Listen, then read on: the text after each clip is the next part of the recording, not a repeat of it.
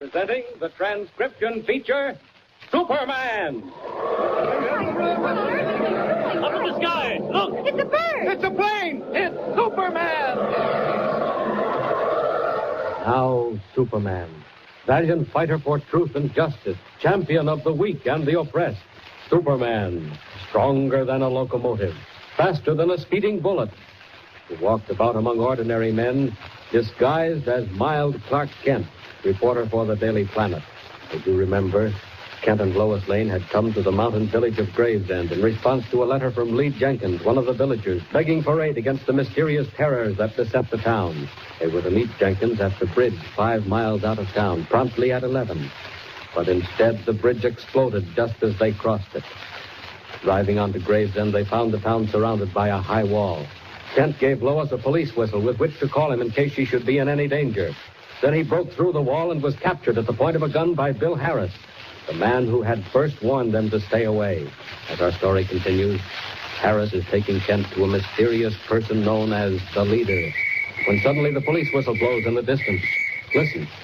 Say, what's that? The whistle. Miss Lane. She must be in some sort of trouble. Hey, where you going? Sorry, Harris. No time to explain. Come back or I shoot. This is where Superman takes charge. All right, you asked for it. He's firing blindly into the dark. Hit me that time, but it bounced off. Well, I guess I'll have to take care of you, Harris, before anything else. Hey, who are you? Don't let go of me. Not until I take that gun away from you. You might really hurt someone with it. Hey, no, hey, out, don't. There. That blow on the jaw will put you to sleep for a while. Now, back to the car to find out what's happening to Lois. Up, and away!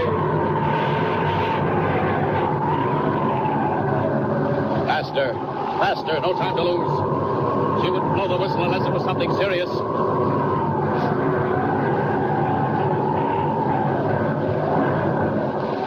There's the gate. The car in front of it. The one there. Oh, yes, there she is. Sitting on the running board, crying. Down. Where are you? Mr. Kent! Mr. Kent, where are you, Mr. Kent? Here I am, Miss Lane. I heard you blow the whistle. Oh, what happened? Oh, he came out from behind a tree. He grabbed him. What? He shook me. I didn't know what to do. Now, wait a minute. Who came out from behind a tree? Now, Miss Lane. Just try to relax and tell me what happened here. It was that old man with the bells. The one we saw on the road. Oh, it was awful, Mr. Kent. Now, take it easy. Oh, what did he want? I don't know. He struggled, and I managed to blow the whistle. He disappeared as suddenly as he came. Oh, didn't he say anything? Yes, he called himself Old Man Smith. Old Man Smith? Yeah. Said he was going to teach me not to meddle in other people's business. Oh. Well, that sounds like Harris had something to do with it. Just another warning. Do you think that's all it is? Oh, I'm sure of it. Harris is the man who telephoned the Daily Planet this morning, warning us to stay away. He and this Old Man Smith want to keep us out of Gravesend. Well, why? Now, Miss Lane, they have something here they want to hide. Well, what should we do? Well, there's only one thing to do, Miss Lane. Stay here overnight and investigate in the morning. Are you willing? Yes, I guess so. We can find a safe place. Yes, our first step is to find some shelter for the night. Someplace where you'll be safe. I have it. There must be a village elder here. Let's find his house. Village elder? Yes. The elder usually acts as mayor in small villages like this one. He could tell us where to put up for the night. But Mr. Kent, how will we find him? Yeah, that's so. I know. Harris will take us to him. Harris? Sure. Where is he? Oh, he's just inside the gate. I had a little run-in with him. He stumbled over a rock and knocked himself out. Come on. He'll still be where I left him.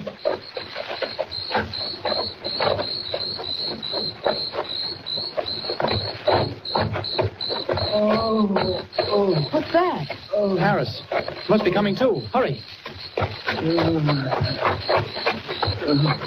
All right, Harris. Get up. You aren't hurt. Oh, no, please, don't hit me no more. He thinks I knocked him out.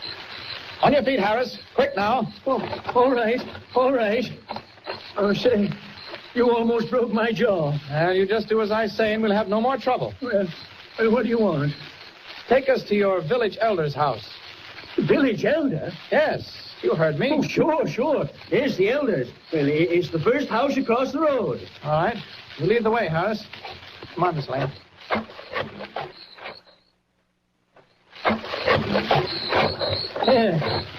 There it is. You see it? Oh, the one with the light burning in the window? Yeah, that's it. It's a good thing he isn't asleep yet. Well, the elder hardly ever sleeps, miss. Well, here we are. Now, upstairs.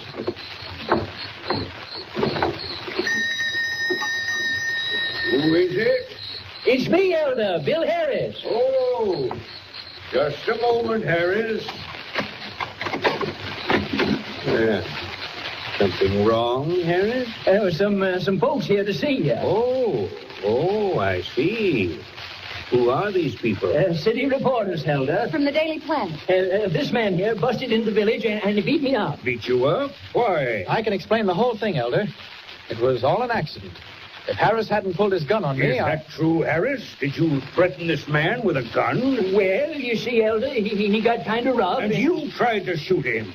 Harris, I've told you time and again to keep your gun in its holster. But if this happens again, I'll take away your badge. Now go on home. You've caused enough trouble for one night. Well, all right. Oh, and another thing, Harris. You'd better stop and see the old man first. The old man? Oh, the old man, eh? Okay. Good night. Well, we're sorry to have caused this trouble, Elder. On the contrary, I should apologize for my constable's bad behavior, Mr. Clark Kent is my name, Elder. And this is Miss Lois Lane. How do you Miss do it? Lane. Yes, indeed.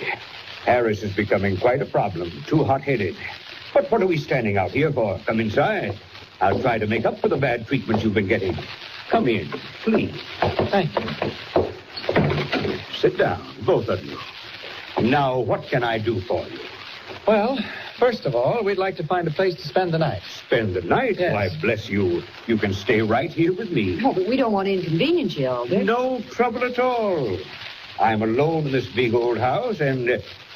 Miss Lane, you look ill. Lois. Miss Lane, what's the matter? Oh, you're dizzy. Must be from that long drive and that old man. Frightened. Old man? Yes, Miss Lane had an unpleasant experience a few minutes ago. She was badly frightened by one of your villagers. Oh, that's too bad. I'm sorry. Miss Lane, you should go to bed immediately. Yes, I think I'd better. Here, let me help you. Yes, come along. I'll show you to your room, straight down the hall. Elder, do you know of someone called Old Man Smith? Smith? Yes. Of course. Wears a white robe and carries a string of bells. That's him. He's a little unbalanced, Mr. Kent, but perfectly harmless. Oh, I see. He's the man that gave Miss Lane her scare. Yes, he warned us not to come to Gravesend. Poor old Smith, he's a sad case. Suffers from delusions. That's the reason for his odd costume. So, Elder, please forgive my curiosity, but why do you have that wall around your village? My boy, that wall has been here for 100 years. Built by the first settlers to protect them from the Indians. I see. I think Miss Lane ought to get to bed. Yes. Here we are, Miss Lane. This is your room. Oh, thank you ever so much, Elder. Oh, don't mention it. Good night. Good night, Miss Lane. Good night. Now, Mr. Kent, those questions you wanted to ask? Oh, yes, about the pillar of fire. Where is it? Nowhere, my boy. Nowhere at all. To my knowledge, it does not exist. But Mr. Jenkins of your village said it did. In a letter my editor received, he said the people were in deathly fear of it. Mr. Kent, that is ridiculous. Well, he wrote something about a leader. Said the pillar of fire was a sign that all the residents of Gravesend should leave. A leader? Yes. And who might he be? Well, don't you know? Why, I never heard of any such person here. Mr. Kent, I think I can explain. You see this house? It's over 300 years old. Yes. And almost all the houses in Gravesend are as old as this. As a consequence, the people who live in them get strange ideas born of ignorance and old age. Your Mr. Jenkins included. There is no leader, no pillar of fire. And they're able to stay here as long as they like. Oh, I see. But we were supposed to meet Jenkins at the bridge. Instead, the bridge was blown up, destroyed. The bridge blown up? Why, that's incredible. But Jenkins has been acting peculiarly lately. Perhaps he... Elder, one thing more. What about the disappearances among your people? The terror. Well, I really can't say. This is all beyond me. Say, that's Miss Lane. Bless my soul. That noise is coming from her room. Something's wrong. Come on, hurry. Lois, Miss Lane, what's the matter? Doesn't she answer, Mr. Kent? No, and the door is locked. We'll have to break it down. Impossible. It's too heavy. I'll run and get help. Yes. Good thing the elder's gone. Now Clark Kent can give way to Superman. And I don't need help to get through this door. There. That did it. I'm through. Lois, Miss Lane, where are you? Miss Lane! Miss Lane! Why, she isn't here. Not a sign of her. The windows are barred, and the door was locked. And yet she's gone. Another mysterious disappearance. Lois Lane gone from a room with no exit. How will Superman find her? Where will he look? Is the old elder right? Are the dangers of Gravesend only the delusions of crazed minds? If not, where is Lois gone? What are Harris and Smith hiding? Who is the leader? Above all, what is the secret of the walled village? Tune in next time and hear the thrilling climax of this strange story. Up in the sky, look! It's a bird! It's a plane! It's Superman! Superman is a copyrighted feature appearing in Action Comics Now, magazine. Roma Wines present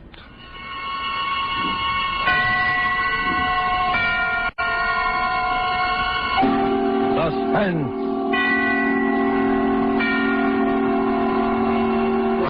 Tonight, I Had an Alibi, starring Keenan Wynn. Suspense is presented for your enjoyment by Roma Wines. That's R-O-M-A, Roma Wines. Those excellent California wines that can add so much pleasantness to the way you live, to your happiness in entertaining guests, to your enjoyment of everyday meals. Yes, right now a glassful would be very pleasant as Roma Wines bring you Suspense.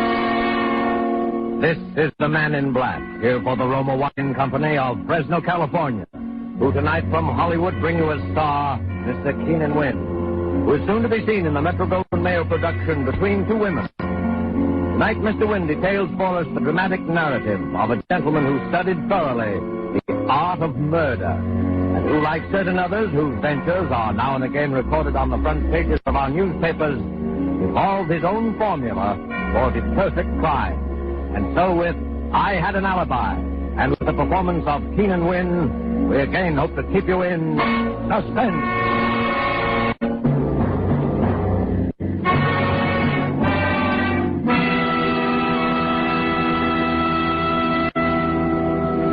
Miss Lamson? Yes? Come in. Sit down. Ever take dictation for a writer before? No. Well, that's okay. I've never written a novel before that I finished.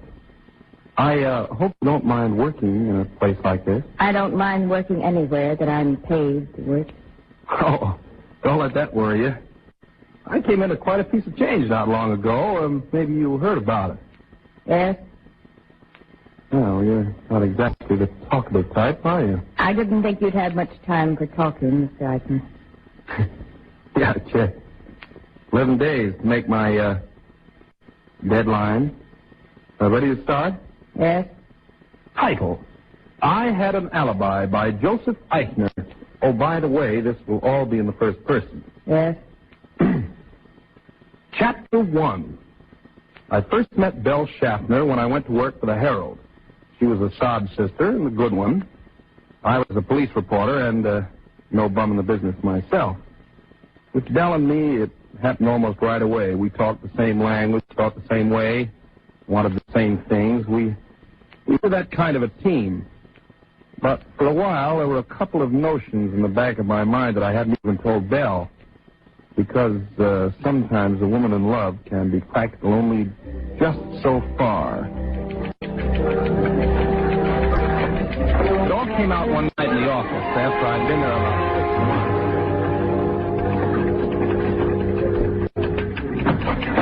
Hello, handsome. Hi, Sugarfoot. Busy? Can I see? Why not? Dimly through the gray curtain of fog, Alice saw the phantom figure. It was closer now. She tried to scream, but her throat... Is Alice still having trouble with her throat? She's been trying to scream for 2 weeks now. Look, I know. There's the reason right there. City desk, Eichner. Yeah. Uh-huh. Yeah. Yeah. What's the address again? Okay, I'll go right down. Well, what did I tell you? President want to see you? Some guy carved up his wife. If I have to cover one more family brawl ends fatally for this sheet... Well, what's the matter? You like to write about murder. And here they pay you for it. Well, not the kind of money I want, they don't. Have you any idea what they pay a guy like James M. Cain? A James M. Cain girl never has any trouble screaming when she wants to. Hey, listen, Joe. You'll never write a decent book until you get down to something you know about. Well, this stuff sells, doesn't it? Agatha Christie sells. Leslie Charteris sells. Yeah, but that's not your racket, Joe. You've seen plenty of the real thing. Write about that. Stick to your trade. Oh, yeah. Well, look what it's got me. You just can't be a writer and a newspaper reporter at the same time, Belle. That's all. All right. Quit. On what, relief? Well, darling, it isn't leap year, but I'll always support you. Oh, I can't even live on my own salary. How are we going to both live on yours?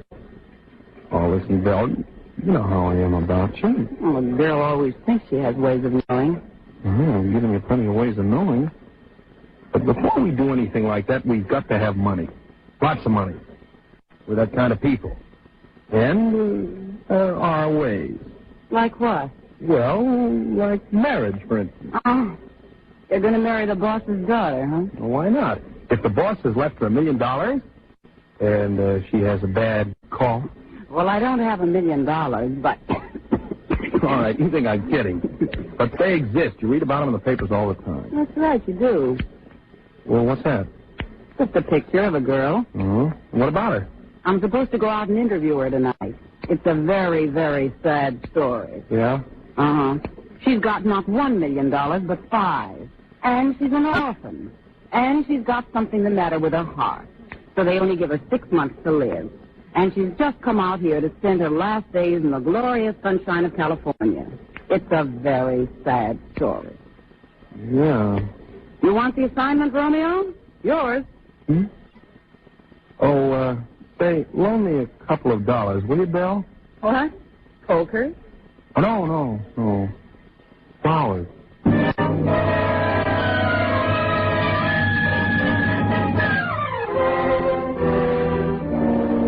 Tonight for Suspense, Roma Wines are bringing you as star Mr. Keenan Wynn, whom you've heard in the prologue to I Had an Alibi, a radio play by Mindred Lord, tonight's tale of suspense.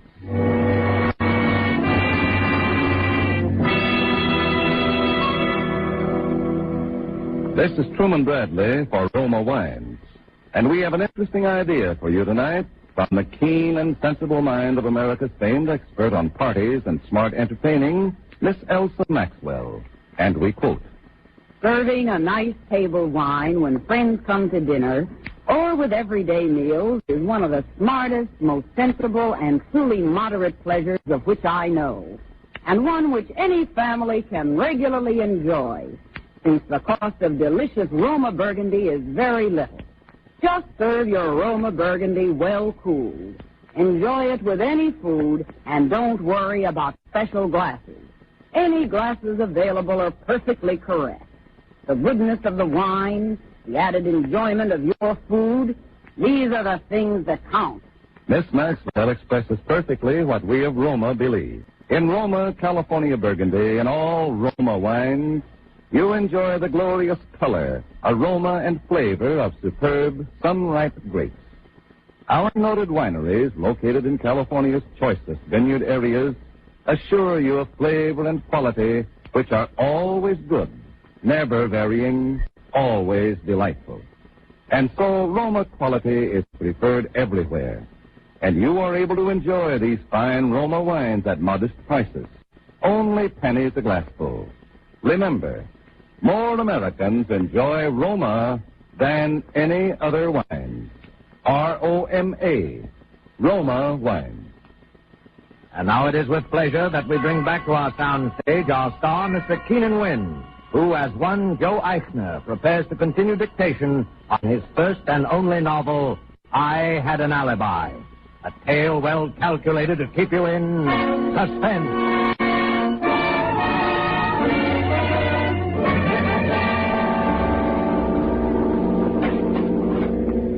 You're, sure you don't mind coming here, Miss Lamson? No.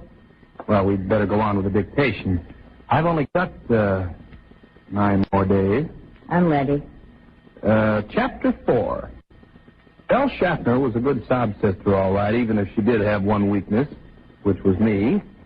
The story she'd given me about the girl was the real McCoy.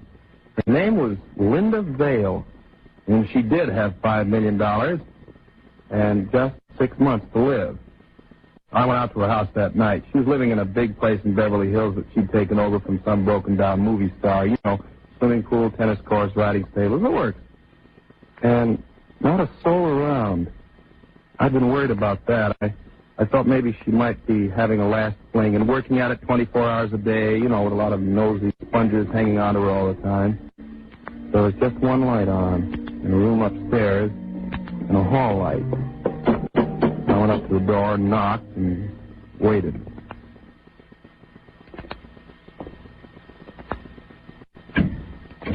Yes, sir? I'd like to see Miss Vale, please. I'm sorry, sir, but Miss Vale has given orders that... Well, would you just give her these, please? I'll wait. Very well, sir. A press card will break the ice with almost anyone, and I knew the flowers would do the rest. Pretty soon I heard steps and a voice. The flowers are simply lovely, but who... Miss Vale? Yes? Well, my name is Joseph Eichner. Yeah, he was a nice enough kid and lonely. Because, like a lot of people on a spot like that, the thing she was afraid of most was having anybody pity her. That's a mistake that nearly everybody made. But not me. I played it for a switch. I'd figured every move for days ahead. Yes? What's the matter? Oh, nothing. You've been awfully subdued lately. You've always been so gay. Linda, Well, I've got to go away. Go away? Linda, I've been trying to keep it from you, but you must know how I feel about you, and seeing you every day and knowing that... Oh, Joe. It's not fair to you, Linda. And, well, I can't take it anymore. Joe. Yes? I don't want you to go. I don't want to. I don't want to, Linda, but... Then promise me. Promise me you won't leave me. Just for the little time that's left. Oh, Linda. For my sake. All right, Linda. For your sake. After that, it was quick and easy. 3 days later, we went to see her doctor, the best heart specialist. You must be frank with us. Doctor, we're in love. I see. You want to be married. But, Doctor, if I could make Linda happier, if I could give her all the love and tenderness, well, isn't it just possible? Now, Roy, all that medical science can do is go on the basis of experience. We can't make certain prophecies. But on the basis of experience, the prognosis for Linda remains unchanged. But, Doctor, once you told me that anything is possible. And I say it again, my dear. Anything is possible. That's enough for me, too. Yeah, me too. Do you, Joseph, take this woman to be your lawful wedded wife to have and to hold in sickness and health, for better, for worse, for richer, for poorer, forsaking all others, until death do you part? I do. Do you, Linda, take this man to be your lawful wedded wife?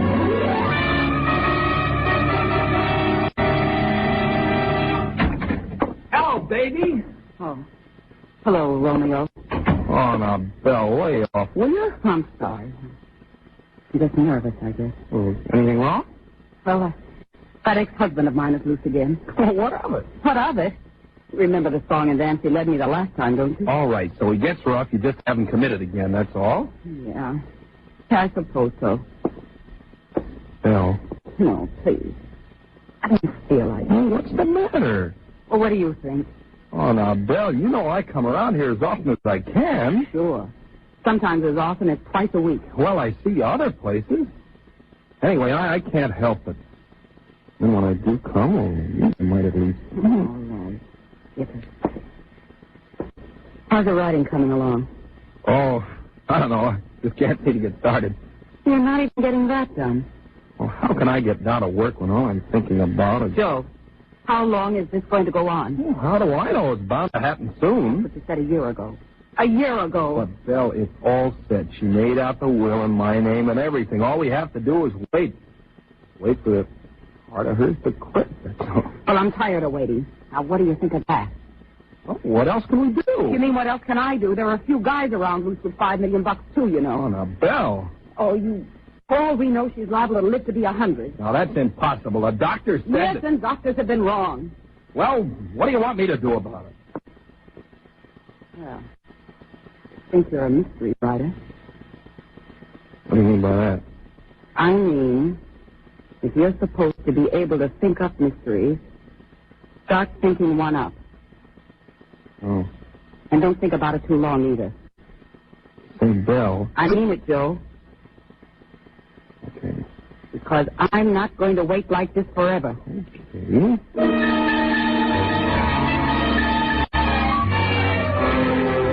Okay. Well, that was when I first began to think about it. Then all of a sudden I began writing again. Linda was a little surprised, but I kept right at it, and every so often I'd show her what I'd done. It was pretty terrible, but it didn't matter because nobody but her was ever going to see it anyway. After about 2 weeks of this, I was ready. That night I came out of the study and went into the drawing room. Working hard? Yeah. Say, Linda, you want to do me a favor? Well, of course I do. Well, you know the place in my story where Lillian pretends to commit suicide and leaves the note? Uh-huh. Look, I suddenly thought, why not have the note reproduced right in the book as though we're in her own handwriting? You know, Exhibit A, you know, along with the map of the grounds and so on. Hmm? Well, that would be good. Yeah. Only, of course, it's got to be in a woman's handwriting.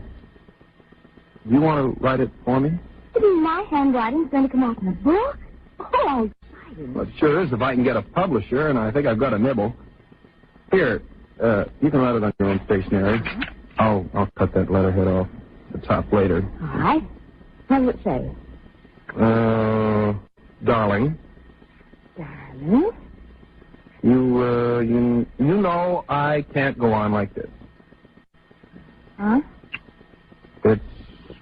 It's got to end sometime. It's got to end some time. It will be easier for both of us if I end it now. If I end it now. Please try to forgive me and sign it L. L. Wouldn't you sign it? Oh, no, you see, all Lillian's letters to Dick are signed L, remember? Oh, yes, Yeah. I remember now. There. Oh, thanks, darling. Is it all right? Oh, sure. Perfect.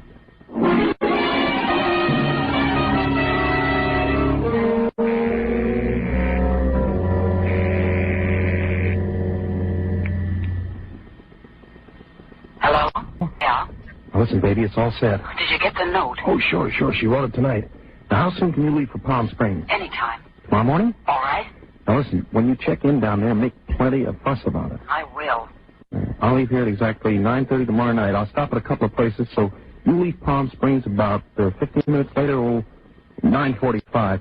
Better check your watch at Western Union. I'll do the same. Okay. Hey, be sure to bring plenty of stuff. Everything you can lay your hands Oh, on. don't worry. I will.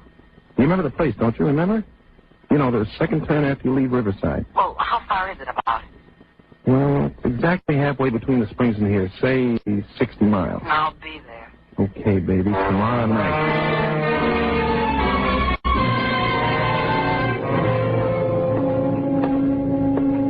What time is it, Linda? Oh, it's just about 9:30. Well, I guess I'd better be going. Gee, darling, I hate to have to leave you this way on such short notice. It's all right, dear. I'll be going to sleep in a few minutes anyway. You know, I don't know why this guy has to see me in such a rush, in Palm Springs of all places. But if he wants to publish my book, Of course, you have to go. well, I'll be back tomorrow afternoon, maybe even earlier. You won't worry, will you? No, I won't. Doors onto the terrace locked? Yep. Yeah, they're all right. You know, I know how nervous you are sometimes when I'm away for the evening. I think you're the one that's nervous. Yeah. Yeah, maybe I am at that. Well, good night, darling. Good night, Joe. Oh, Saunders. Yes, sir? But, Saunders, I've got to drive down to Palm Springs tonight. Excuse me just a second. Linda? Linda, you'd better put the snap lock on your door from the inside, just in case. I've got the key. Ooh, all right. Here you are. Okay, darling. Good night. Good night. Saunders, let me see. Oh, yes. I wonder if you'd mind checking the doors from Mrs. Eichner's room onto the terrace to see if they're locked from the outside. A little later when she's asleep so as not to disturb her. You know, she gets nervous sometimes when I'm not here. Saunders, you won't forget, will you? Oh, no, sir. I shan't forget.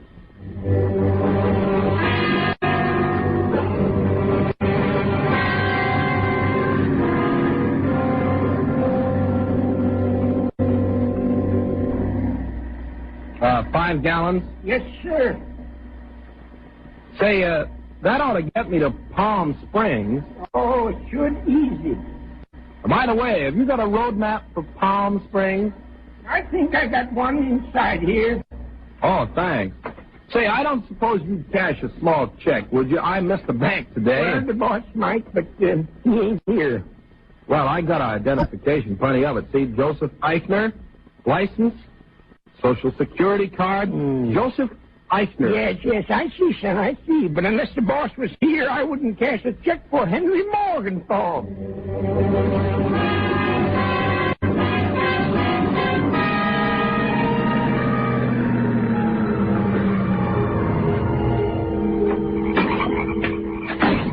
Belle?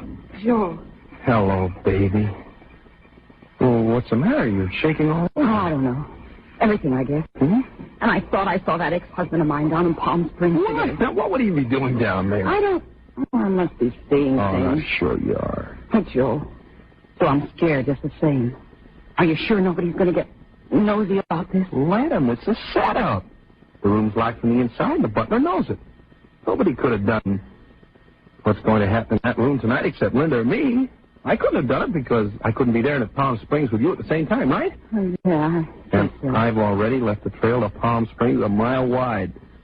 Did you get away all right? Yeah, off the back of the hotel. Nobody saw me. Everything else go okay? Oh, yeah. I got the maid in this afternoon and raised a fuss.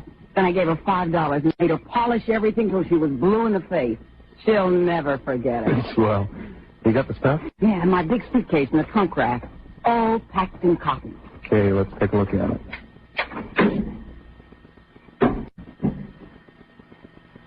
There you are.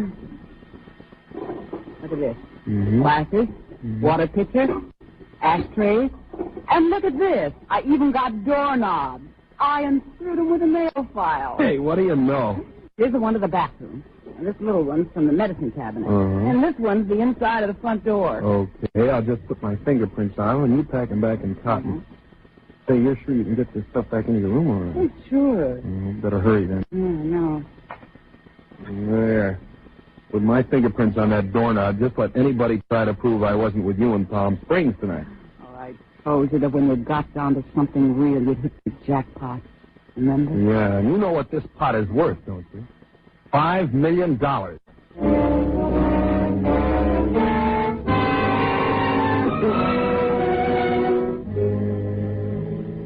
There were no hitches. I got back to town a little before 2. I drove the car into a little side road about a half mile up the canyon and walked back. I didn't meet anybody, and the places I passed were all dark. So was mine. I slipped through a hole of the hedge and crossed the lawn and went up onto the terrace. I checked to see if I had the suicide note in my pocket, and then I pulled on a pair of gloves and opened the terrace door with my key and went inside. The gun was in my overcoat pocket. It was hers. I had the flashlight in my hand. I went over to the bedside and I flashed it on just for a second. She was lying on her side, turned away from me. I put the gun against her temple and pulled the trigger. She didn't make a sound. I reached over to put the gun in her hand, and then it hit me. Her hand was stiff and cold as ice. I flashed the light in her face. It was blue. While I was away, she'd had her heart attack at last. For the last 3 or 4 hours, she'd been dead. Well, for about 10 seconds, I didn't know what to do. And I realized I had to get out of there. Saunders might have heard the shot. Before it wouldn't have mattered one way or the other because the coroner would have established the time of death anyway. Now it made all the difference in the world. I went out the terrace door and I locked it behind me. I crossed the grounds and I started walking up the canyon. Walking, thinking. I don't know how long I walked. But what I was thinking was enough to drive me crazy. I'd planned the perfect suicide. I'd planned it so nobody could have fired that shot but Linda or me, and I had a perfect alibi. But now it had to be me that shot her. Because any fool of a doctor could tell she'd been dead when that shot was fired. And then it came. What was the difference? Let the Palm Springs alibi go. Let them think the shooting was an accident. Let them think anything they wanted to. I had the money. And what can you do to a man for shooting a dead body?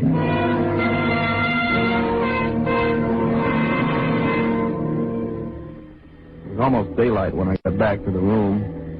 The house was still dark, so Saunders hadn't heard anything. First I burned that suicide note. Then I turned on the lights and unlocked the door. Then I fired another shot into the wall for Saunders again, just in case he was awake. Then I went over to the inter-house phone.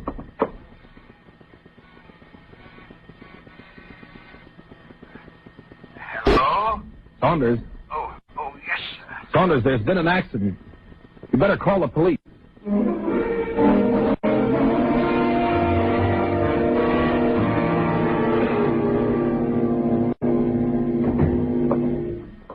Well, have you seen everything you want to, Lieutenant? Yep. Well, you're living kind of different than you used to when you were a police reporter downtown, huh, Joe? Yeah. I suppose you want to ask me some questions. Oh, a couple. I hear you were going to Palm Springs last night.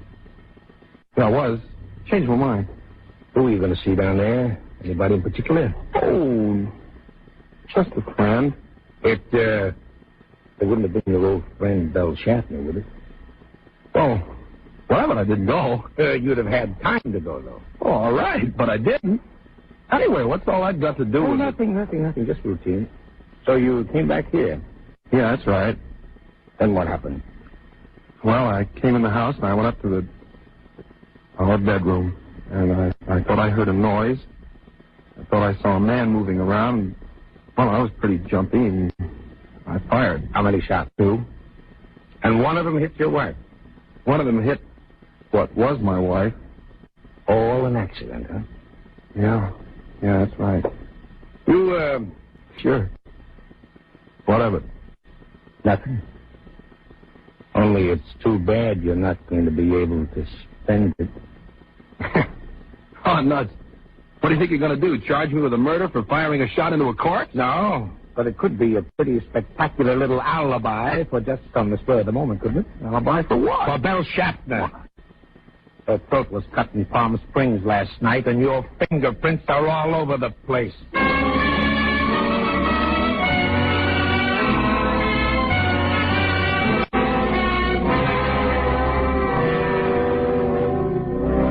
It was her ex-husband who killed her, of course. But what's the difference now? Bella was right about one thing, though. You can't write a decent story unless it's something real. I know. The end. Well, Miss Lansing, we made it. Just. Yes. Do you believe it? Yes. Gee, that's funny. Nobody else did. The judge, the jury, not even my own lawyer. Maybe they believe what I believe. You ought to die for it anyway. Can't check. I've got a date for that right now. Right, Warden? You ready, Agnew? Yeah, let's go.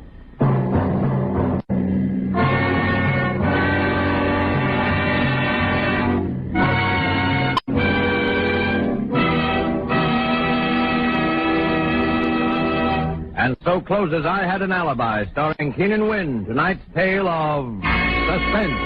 Suspense is produced, edited, and directed by William Spear. The other day, Elsa Maxwell told us about a friend who had lived many years in wine-loving countries around the world. I gave him some of our delicious Roma, California Burgundy at dinner, and he confessed to me that he thought it every bit as enjoyable as any he had ever had. So I say, you people who do not regularly serve Roma wine are missing one of the most delightful treats daily living can offer. It's so good, so smart, and yet so very simple. Take Miss Maxwell's advice. Enjoy Roma wine regularly. It's always good, unvaryingly fine in flavor and quality, and only pennies a glass. Remember, more Americans enjoy Roma than any other wine. Roma, R-O-M-A, Roma wine. Next Thursday, same time, Miss Nancy Kelly will be your star of Suspense. Presented by Roma Wines, R-O-M-A, made in California for enjoyment throughout the world. This is CBS, the Columbia Broadcasting System.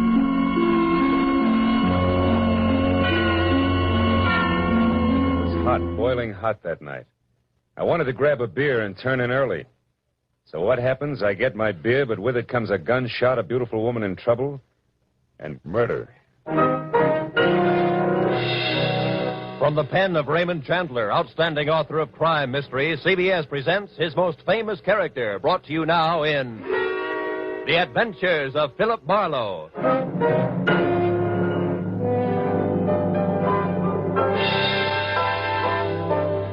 With Gerald Moore starred as Philip Marlowe, we bring you tonight's unusual story, Red Wind.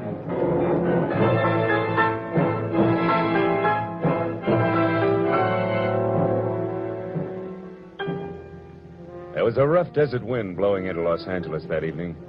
It was one of those hot, dry Santa Anas that come down through the mountain passes and curl your hair and make your nerves jump and your skin itch.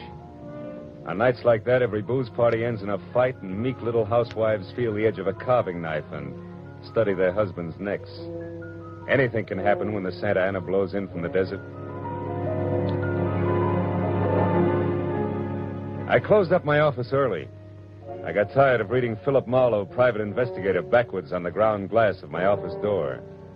So I locked up and decided a nice cold beer would taste good before I went up to my apartment.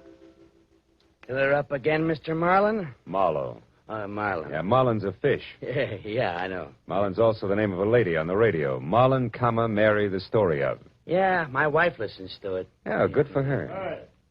Hey, you bartender. Another ride. Yeah, that drunk again. What do you expect in this business? Autograph hounds? Major Sappy. You hear? Be right with you, sport. Gotta draw this man a beer. Crying out loud, these stumblebums. Hey, Bud. You got another customer, Backus? Hey, Bud, you seen a lady in here lately? A lady? Tall, good-looking, brown hair, a print bolero jacket, and a blue silk dress. No, sir. No, sir. Nobody like that, Spinion. All right, straight scotch fast. Yes, sir. Yes, sir. As the man drank, I noticed the drunk was grinning at him. And then, without changing his grin, the drunk swept a gun from somewhere so fast it was just a blur coming out. Made a couple of hard snaps and a little smoke, buried. You other guys, don't move. So long, Waldo. Don't move, you two. Poor Waldo. I bet I made his nose bleed. So long, boys. Drink up.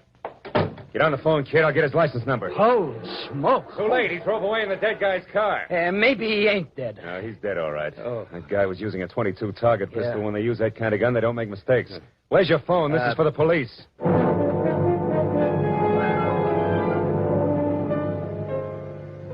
Prowl car boys were there in 5 minutes. Waldo was out of business, all right.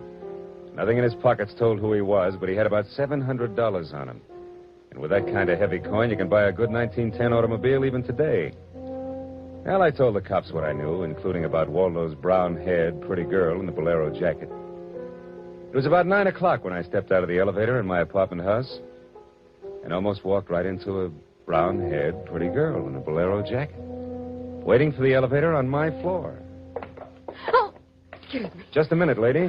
What is I'm it? a great admirer of bolero jackets. What? Now, take the one you've got on, for instance. I'm sorry, but I'm in a hurry. No, wait. If you'll be good enough to let me... Oh, you've made me miss the elevator. It's just as well. What? Well, it's better you don't go out in those clothes. What do you mean? Tall, good-looking, bolero jacket, blue silk dress. Mm-hmm. Lady, might I take the trouble of telling you that you're in trouble? Trouble. Yeah, the cops are looking for you. In those clothes. I haven't done anything. Maybe not. But if I were you, I'd have a little talk with me. I've all the I'm in nerve. room 41 across the hall. I know things about you. Well, Good girl. Come along. It took a firm grip on her arm, but I managed to get her to my room. I rustled up some drinks, but when I turned to give her hers, I saw she held a small automatic. She looked at me steadily. I put down both glasses slowly so I wouldn't be misunderstood. Look, sister, I know it's hot tonight, and heat does funny things to people, but let's put that little thing away and have a nice cool drink, huh? don't move. Oh, I'm strictly frozen in my tracks. Stay that way. Okay. But wouldn't you like to know that I'm a private detective? Private detective? Yeah, I can prove it if you'll let me. Yeah, that's better. Yeah, I don't like those things pointed at me. I'll have that drink. Oh, good. I don't often give good liquor away like this. I can't afford it.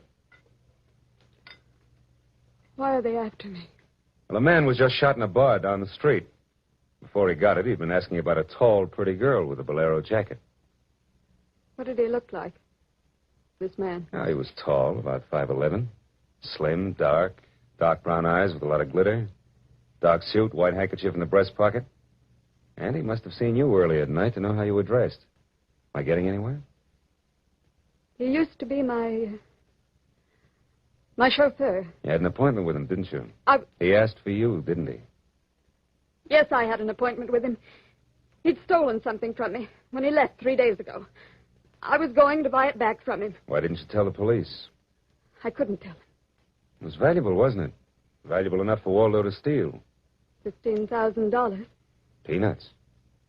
But it wasn't the value. You see, it meant something to me. The man I loved gave it to me. And now he's dead. We shot down over Germany. Now go back and tell my husband that. He probably hired you. He did? How much is he paying me? And where is this husband of yours? He's at a meeting. This late at night? He's a very important man. The hydroelectric engineer. Never mind about him. What about Waldo? Why was he knocked off? You mean he's dead? Waldo is dead? Yes, sister, he's dead, very dead. Screaming won't bring him back. I'm not going to scream. Who would that be? There's a dressing room behind the door. Hide there. Take your glass with you. All right.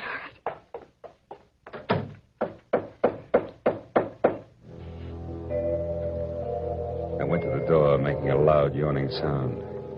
Foolishly, I didn't have my gun. That was a mistake. Because when I opened the door, the guy on the other side certainly had one. A .22 target automatic that had already killed one man that night. And I knew the bald head, the flat, shiny eyes, and the face like a poisonous lizard. Baldy put the muzzle of his gun lightly against my throat. I backed into the room, and Baldy kicked the door shut. You alone? Look for yourself. I'm asking, not looking. I'm alone. You and that dumb bartender saw me dust off Waldo. What did Waldo do to you? Who's asking? Just making conversation. He stilled on me on a bank job we did together. Got me 4 years in Michigan Penn. How is he? Dead. Well, it's still good. Drunk or sober. Tell me why I came here, pal. You heard the barkeep and me talking. I told him my name and where I lived. That's how, pal. I said why. Skip it. The hangman won't ask you to guess why he's there. You're pretty tough at that, ain't you, pal? But you're slamming off. All right. But, could you get that gun out of my neck and try somewhere else? Just any place. This better? This suits you all right? Yeah, just so it isn't my neck. Say when, pal.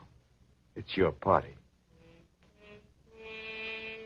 I leaned against the gun weakly. The door of the dressing room showed a crack of darkness. The crack widened. I began to shake a little in spite of the heat. The girl came quietly into the room, but there was white all around her irises. She was scared. She had a gun in her hand, but I was sorry for her. Dead sorry. She tried to make the door a scream. Either way, it would be curtains for both of us. Scared, mister? Worried about any little thing? I couldn't talk. The girl floated in the air somewhere behind Baldy. And her horrified face was drifting toward us. My mouth was as cold and dry as yesterday's toast. Well, kid, how's it feel? You ready yet? Say the word. Well, don't take all night about it. If you're going to do something about it, do it. Why not, pal? I like this. Suppose I yell. Go ahead. Yeah. Put up your hand. Hey, look! Thanks, sister. That buys me. Everything I have is yours, now and forever. Is he dead? You flatter me no end, lady. I only punched him. Now get out of here while I call the cops down on this killer. Good night. Wait a minute. That jacket marks you for the cops. Leave it here. You don't need it in this kind of weather. Oh, yes, here. Okay. See you again. Why? I don't know. Who am I to be the rival of a dead flyer and things like that? No, on second thought, forget the whole thing. I'll see that the police get Jesse James here. Good night, lady.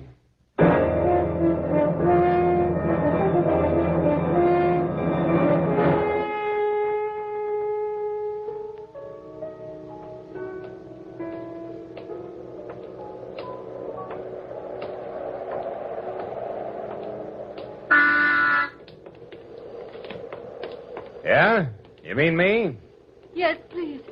Oh, you again. Get in. I want to talk to you.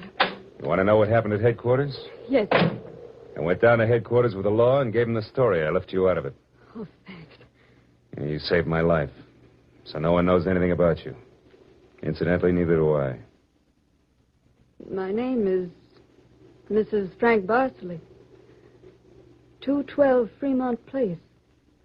Olympia 24596. That what you wanted? I guess so. Well, there it is. Now, why'd you really come back? I wanted my pearls. Oh, no. Pearls, too? Yes. All right, tell me about the pearls. We've had a murder, a beautiful mystery woman, and a sadistic killer, and an heroic rescue. Now we will have pearls. I was to buy them back from the man called Waldo. Well, I saw everything that came out of his pockets. There weren't any pearls. Could they be hidden in his apartment? It's possible. Waldo lived on the same floor you do, in this apartment house. And why didn't I know him, at least by sight?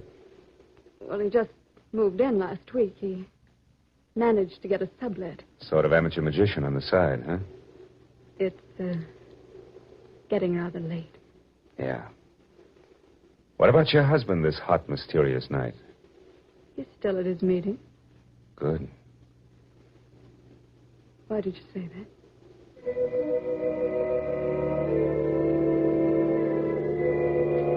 I didn't have any answers. We just sat there looking at one another. I was suddenly aware of the hot desert wind stirring up the night.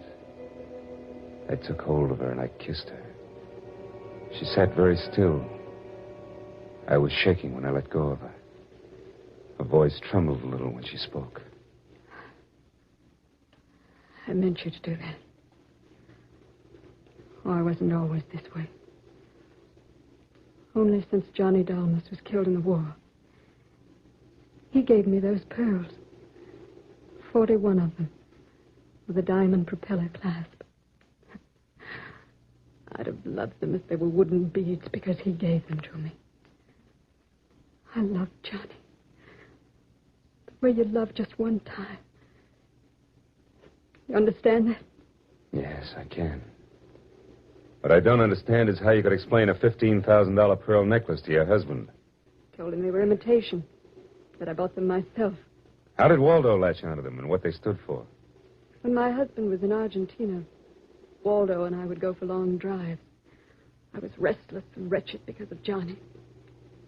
Sometimes Waldo and I had a little drink together.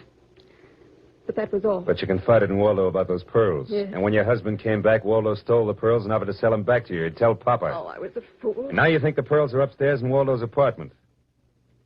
I suppose it's a lot to ask. I've been paid. I'll go look.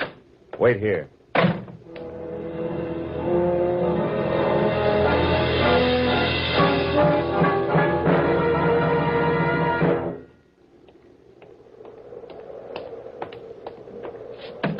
Was I gone long, No. Lola?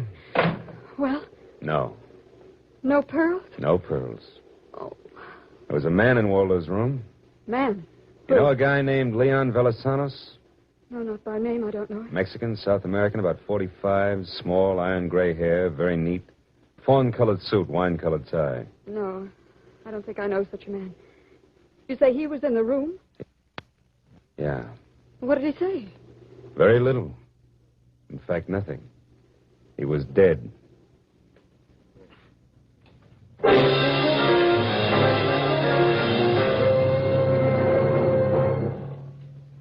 You are listening to The Adventures of Philip Marlowe, created by one of America's most outstanding writers of crime and mystery fiction, Raymond Chandler.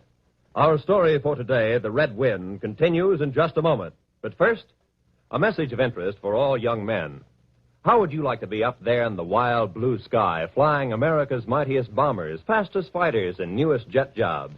Believe me, it's a great feeling to know that you have the skill, the courage it takes to become a pilot officer in the United States Air Force, the Air Force that's second to none. Keep your eye on the local newspapers and your nearest Army Air Force recruiting station. An aviation cadet recruiting team will be in your community soon. If you're between the ages of 20 and 26 and a half years of age, single and a high school graduate, plan to see the aviation cadet interviewing team. If you pass the mental and physical examination, you'll be accepted for the 52-week aviation cadet training program. When you graduate, you'll be a second lieutenant in the U.S. Air Force, the mightiest of all. And now, back to the adventures of Philip Marlowe. With Gerald Moore as our star, we continue today's adventure.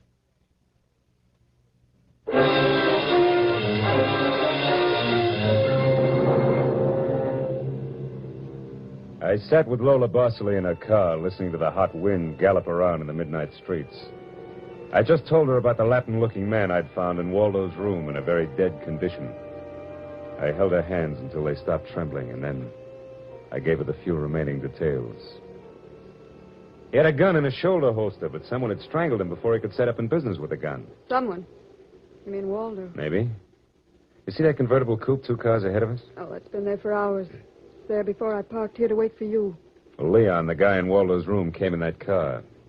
But according to the key container he carried, it isn't his car. Well, whose car is it? And does it matter? Yeah, it belongs to a lady, according to the tag on the car keys. Eugenie Kolchenko, West Los Angeles. Never heard of her. Mm-hmm. Well, you better go home now.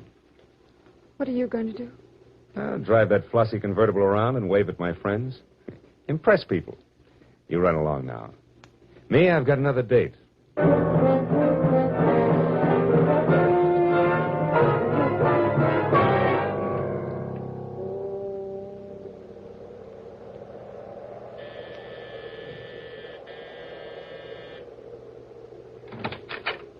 Yes. What is it, please? Miss Eugenie Kolchenko?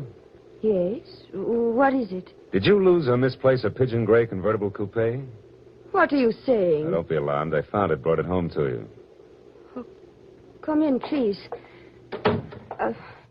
It is a reward you wish. Shall we say... Snap out of it, dragon lady. Who was he?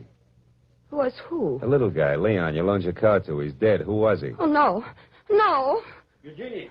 Darling, come here, please. What's the matter, my dear? Who is this man? I came about Miss Kolchenko's car. What about a car?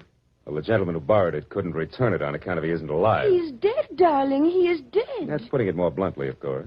Dead, huh? Yeah, completely. Who are you? Philip Marlowe, private investigator.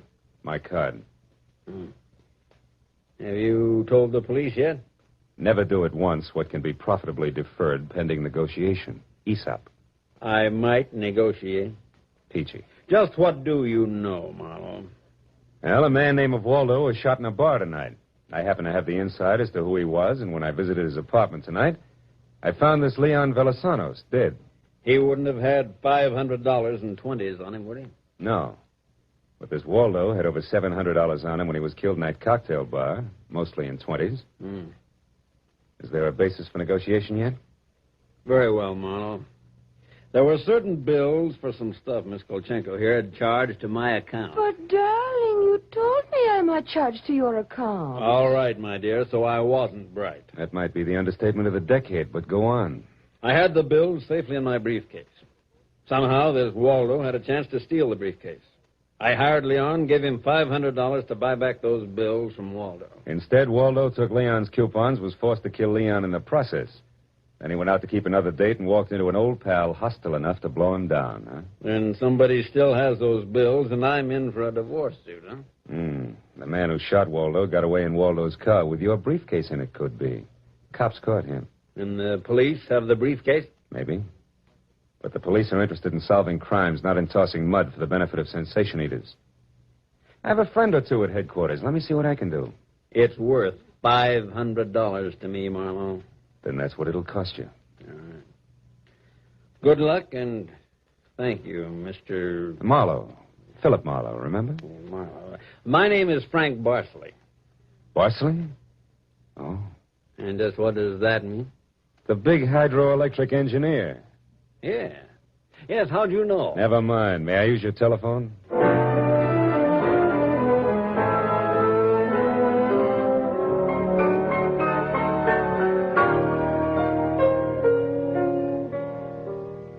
Someday I must tell you about Ibarra. Oh, he's a salt of the earth, Ibarra. Detective lieutenant over at Central Homicide. Well, I phoned Ibarra from Miss Kolchenko's house and told him where he could find a well-dressed cadaver named Leon, and furnished a few small details.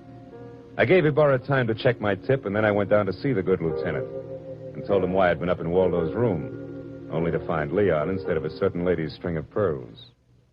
Pearls, eh? Yeah, I thought Waldo might have had them up there. Whose pearls were they? The ladies? Go on. Or they might have been in Waldo's car that Waldo's killer drove away in. Yeah. What, yeah? They might have. Yeah.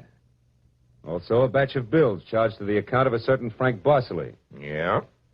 The police aren't interested in domestic scandal. They want to prevent or solve crimes, right? So? So I've got $500 for the police fund. If those pearls and those bills are returned to their rightful owners. Quit your kidding. It's a valuable necklace. Yeah. There's your necklace. Take it away. On the level, Ibarra? Just tell me straight what it's all about. All I ask. Sure. Well, you see, this Waldo was blackmailing a wife with the pearls and her husband with the bills. Barsley, that's the guy's name, sent Leon to get the bills from Waldo. Waldo killed him and then stepped out and got nailed by that guy in the bar he'd stool pigeoned against once. Well, if Barsley's name stays out of the papers, I get $500. It goes to the police fund. Thanks. We'll keep them out. I'm not in this case for money. I just want to get back the bills and the pearls. Sure. And like you say, Marlowe, the police aren't in business to sling mud. Look, you can deliver the pearls to the lady yourself if you like. No, you better take them to her, Marlowe. You see, except for that diamond propeller clasp on them, they're phony. Phony? But look, Marlowe, I know pearls. Real pearls feel gritty between the teeth. These are hard and glassy. Try. Yeah. They're phony. All but the clasp, Marlowe. All but the clasp. I took the pearls and had them appraised the next morning at a gilt-edged place in Beverly Hills. Phony all but the clasp. An imitation as good as these couldn't have been made that fast. These were the pearls that Waldo had stolen. I took the glass pearls to a dive on Melrose and had them duplicated for $20. I had the jeweler attach the diamond clasp to the $20 duplicate string of pearls. Then I called up Lola. Hello, Lola. Okay, you're in? Oh, Mr. Marlowe. Yes, it's okay here. I have a string of pearls for you. Oh, really, Philip? Really? Did you get... Now, wait a minute, Lola. Waldo was getting set to gyp you. He sold the real pearls and made up a string with the diamond clasp. Oh. Well, may I at least have the clasp? Sure. Meet me at 4 at Nikolaev's. Nikolaev's at 4. I'll be there.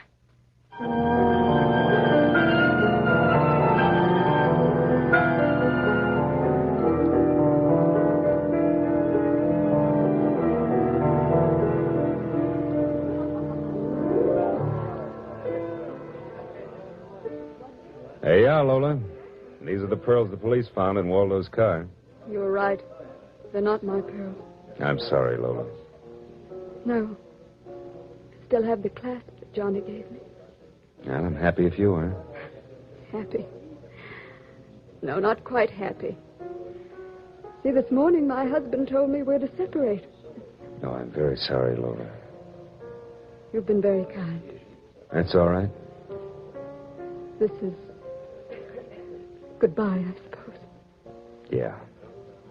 You'll never get over Johnny Dalmas. Goodbye, Lola. And if anybody ever bothers you again, let me know, huh? Name's Marlowe. Philip Marlowe. I'll remember. Philip Marlowe.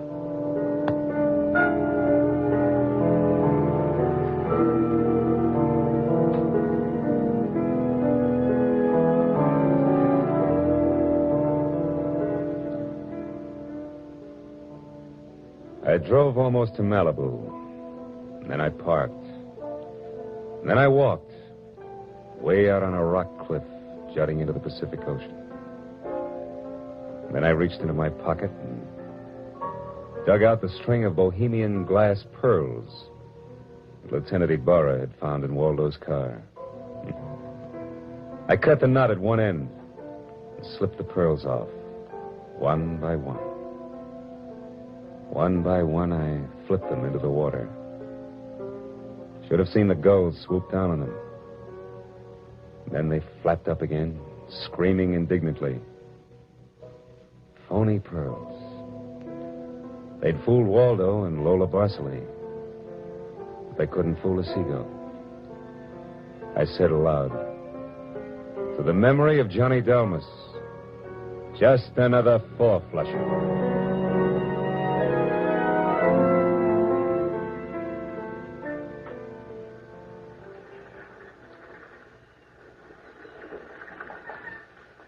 I listened a while to the wheeling seagulls. All at once, I realized that the wind had died. The Santa Ana had blown itself out. The red wind was done. It was over.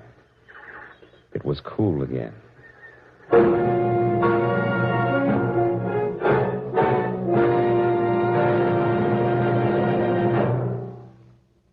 The Adventures of Philip Marlowe, created by Raymond Chandler, stars Gerald Moore and is produced and directed by Norman McDonald.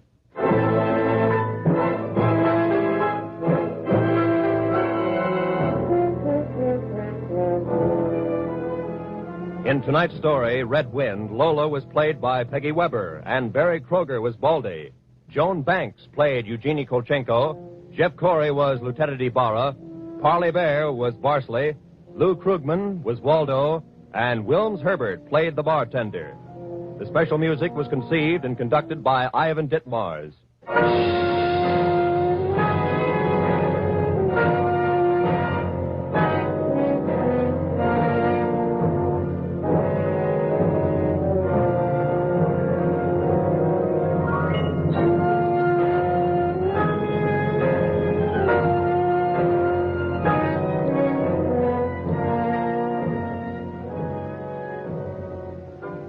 Philip Marlowe will be back in just a moment. Young man, be a Marine. Combine travel, adventure, and education at no expense to yourself. When you're a Marine, you can travel to the far places of the earth and carry on at the same time your own educational program through free Marine Corps Institute correspondence courses. You have plenty of courses to choose from, and an ideal way of studying geography or history is to take a course dealing with the background of the area in which you are stationed, or any of the more than 160 Marine Corps Institute courses. Thanks to this Marine Corps Institute, thousands of Marines are making continual educational advancements during their service in the U.S. Marine Corps. That opportunity, upon becoming a U.S. Marine, is yours for the asking. Check with your nearest Marine Corps recruiting office tomorrow for complete information.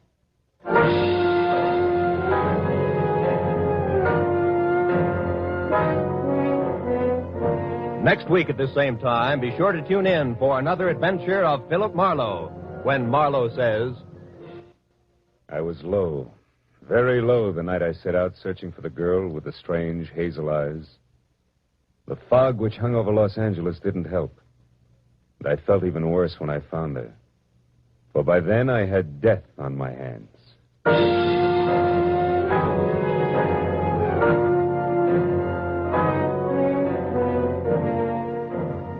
If you like your laughs mingled with spicy music, be around tomorrow to hear the premiere of Alka-Seltzer Time, featuring Herb Schreiner and Raymond Scott's quintet. There'll be guest stars, too.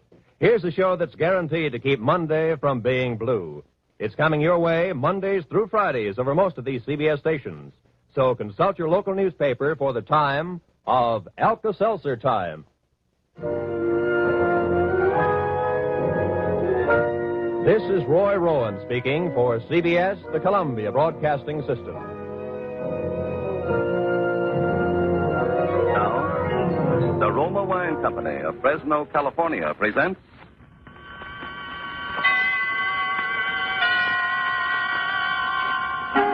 Suspense.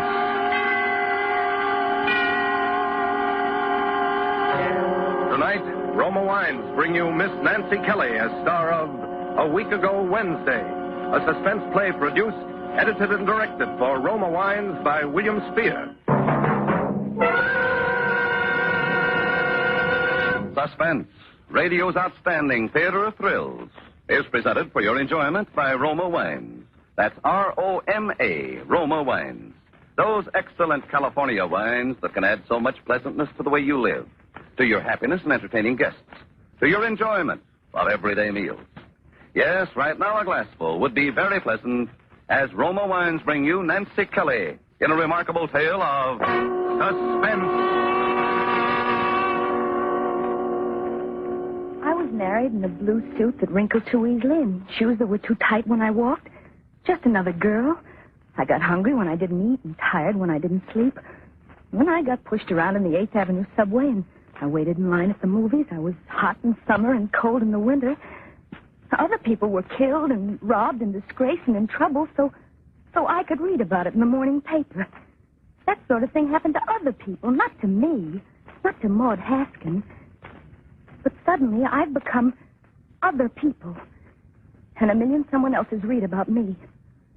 I'd like to tell you how it was.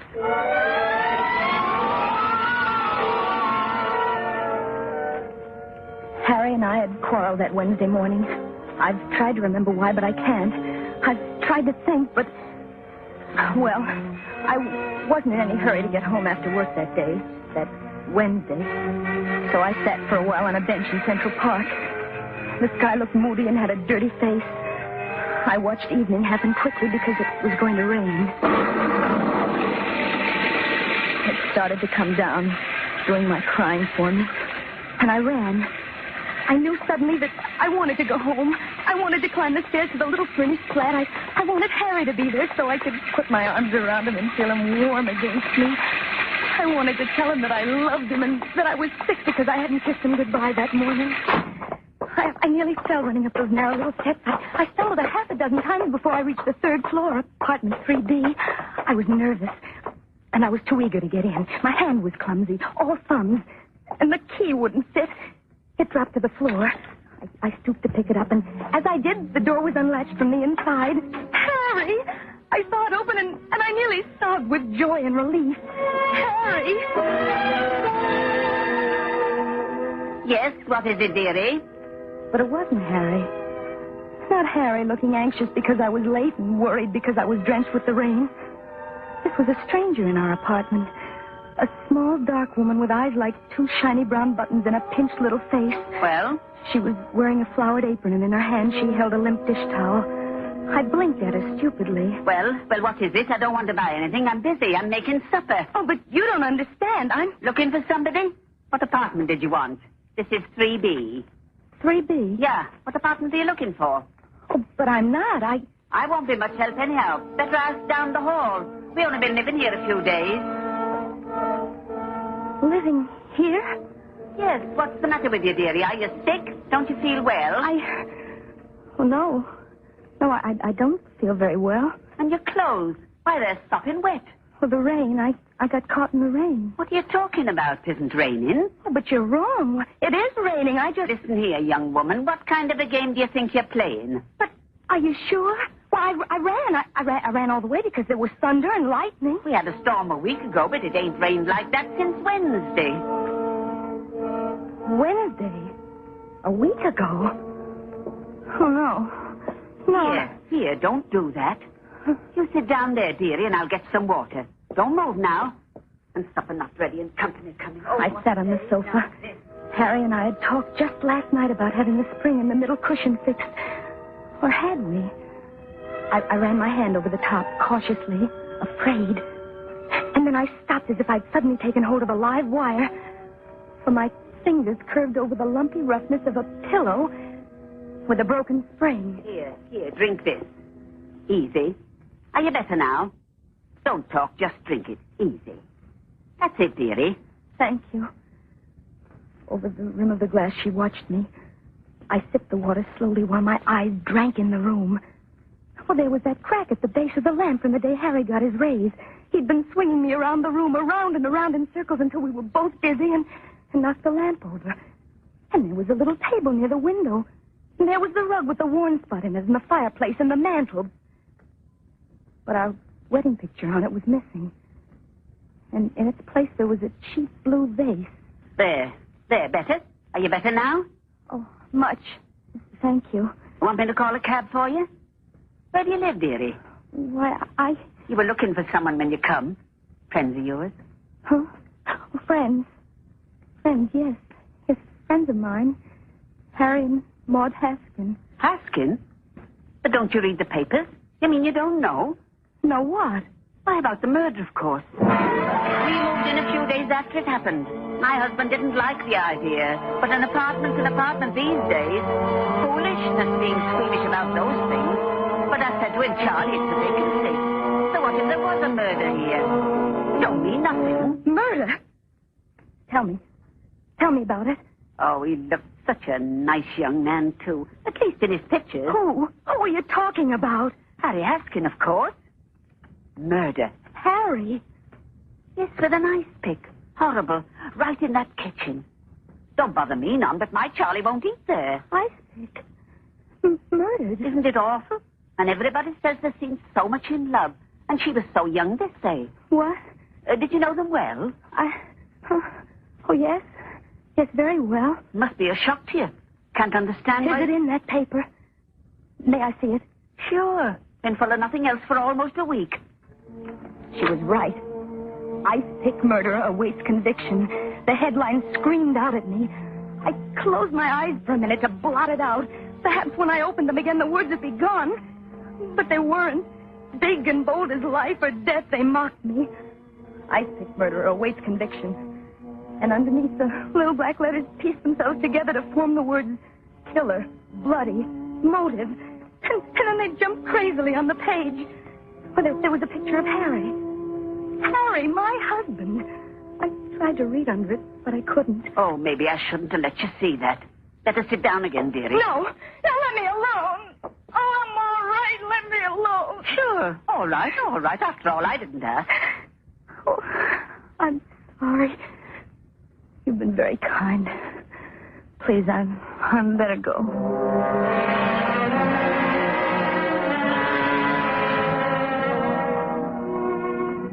I don't remember leaving, walking down those stairs out of the door. I just remember finding myself on the street again, half walking and half running, wanting to curl up on the pavement and let my head burst with the ache and the fright that was growing inside. Toot, toot, I'm a fireman. Watch out, I'm a fireman. Toot, toot. I was back in Central Park again. Toot, toot, I'm a From out of fireman. nowhere, a little boy on a scooter came tearing around the bend. He turned sharply to keep from running into me. I watched him lose his balance and try to regain it dizzily. I'm a fireman. Watch out, lady. Hey, lady. Watch out. Watch out. He toppled over and fell in a pathetic little heap on the ground. His knee was bleeding. I ran over to pick him up. Oh, my knee. It hurts. Oh, my knee. Help me up, will you? I bent over him, my arms outstretched to lift him to his feet again. And then I remembered. I was dead. I'd been murdered by my husband almost a week ago. I was dead. Help me up, lady. Will you? I froze. This little boy, If it were true, and it was because I'd read it in the paper myself, if I were really dead, I knew I couldn't touch this child. I was afraid for him. So I ran again. Hey, lady! I ran faster and faster till I couldn't hear him anymore. Then it was later somehow, and really dark. And I was so tired.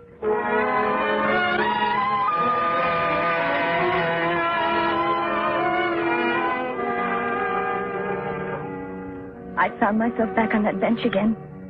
The same bench I'd been sitting on earlier that evening. No one was around. I stretched out and tried to sleep. I knew I was awake before I opened my eyes. It smelled like morning, fresh and clean, and I felt the sun soak into me. I thought when I open my eyes, I'll be back in my own bed again. I'll reach out my arm, and I'll find Harry there beside me, and everything will be all right when I open my eyes. I did, and it was still Central Park. I sat up stiffly, and I smoothed out the wrinkles in my skirt. I wondered where I was going to go or what I was going to do. I tried not to think of Harry, where he was now. Maud, darling. Are you all right? Harry, you. Oh, golly, baby, I've been worried sick about you all night. Where have you been? Honey, I'm sorry about yesterday. Will you come home with me? Home? Look at your clothes. They're still damp from the rain. Oh, if you get sick, I'll never forgive myself. How do you feel? Are you all right? Rain. Yes. Yes, I'm all right. Oh, good. Come on, then. Let me take your arm. His big hand and long, strong fingers pressed against my arm. My head still ached, so I let him lead me. We left the park from the entrance on 72nd Street as a little boy on a scooter came tearing around the bend. Shoot, shoot! I'm a fireman! Watch out! Shoot, shoot! I'm a fireman!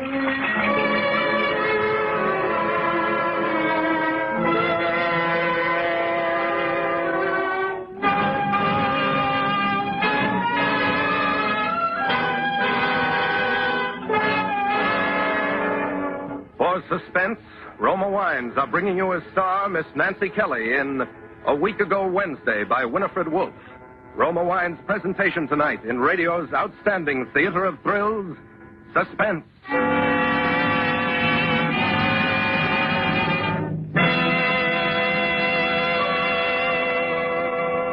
Between the acts of Suspense, this is Truman Bradley for Roma Wines. With the holidays ahead, here's good news to all who enjoy fine Roma wines. To all who serve Roma wines for gracious hospitality and for mealtime pleasure, Roma wines are now featured at new low prices. In plentiful supply, too. Roma California wines offer you full selections. Sherry, port, muscatel, or tokay for entertaining, Burgundy or Sauterne for mealtime enjoyment, and champagne to make any happy occasion unforgettable. Each of these fine Roma wines brings you taste luxury at new low prices. So be sure to have plenty of Roma wines on hand. Roma wines are grown from choicest grapes, unhurriedly perfected by age-old skill, bottled at Roma wineries in California's choicest vineyards. Remember, because of uniformly fine quality at low cost, more Americans enjoy Roma than any other wine. Roma wines make perfect gifts, too. So insist on Roma wines for good living and good giving. Roma wines offer you so much for so little. That's Roma, R-O-M-A, Roma wines. And now, Roma Wines bring back to our Hollywood soundstage Miss Nancy Kelly as Maud Haskin in A Week Ago Wednesday, a play well calculated to keep you in suspense.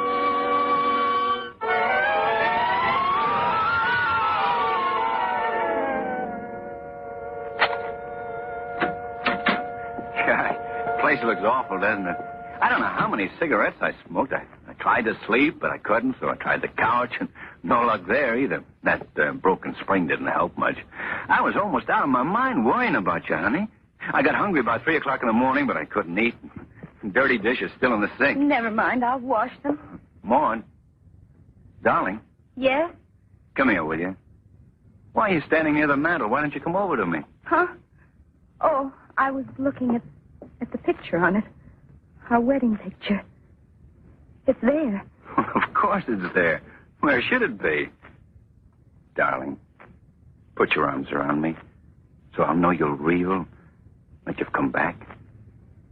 Where did you go? Where were you? I don't know. All right, I won't ask questions now. Just put your arms around me tight and tell me you still love me.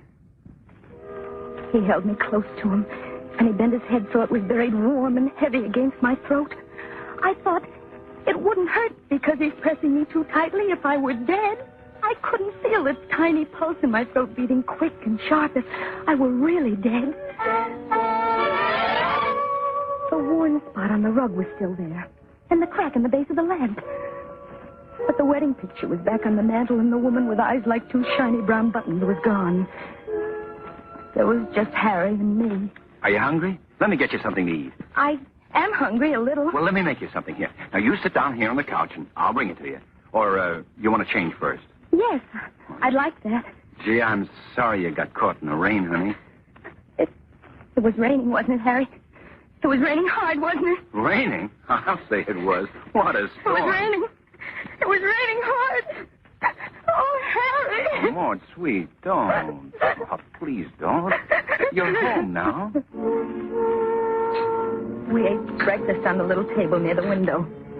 He leaned across the table, his large arms resting on the cloth, his eyes steady and serious, watching me. Why was he being so kind? Why should he be so good to me? What were the thoughts behind those eyes watching me, watching? I love you. Oh, I'm sorry. I didn't mean to drop. Don't worry about it. I'll get the broom. Sweep it up. Maud. Yes? Don't bother about it now. Come here to me, will you? No. What? I mean, it's glass. I'd better sweep it up. I'll only be a minute. Okay. I went into the kitchen, glad to be alone for a minute, safe for a minute. I knew with a dull, sick realization that I was afraid of my husband, afraid of Harry. Want me to do it for you? No, I can do it. I'll sweep it up. Maud, don't go into work today. Stay home and rest. You don't look well. Oh, but I am. I want to go into work.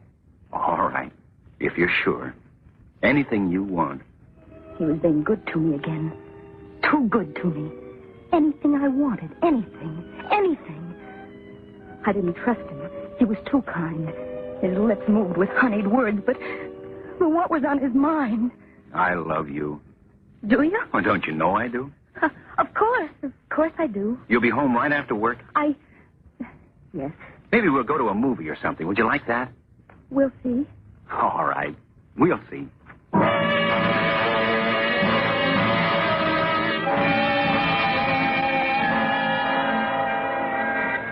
He walked me to the 8th Avenue subway like he always did. And when he kissed me goodbye, a slim tremor of fear went through me. See you tonight, darling.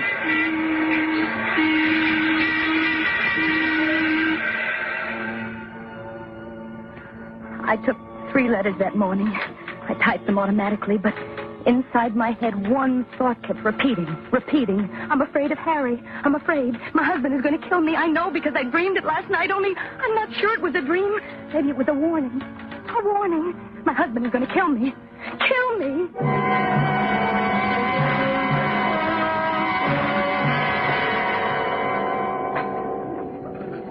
Fry 2, looking at the moon. Wheat down.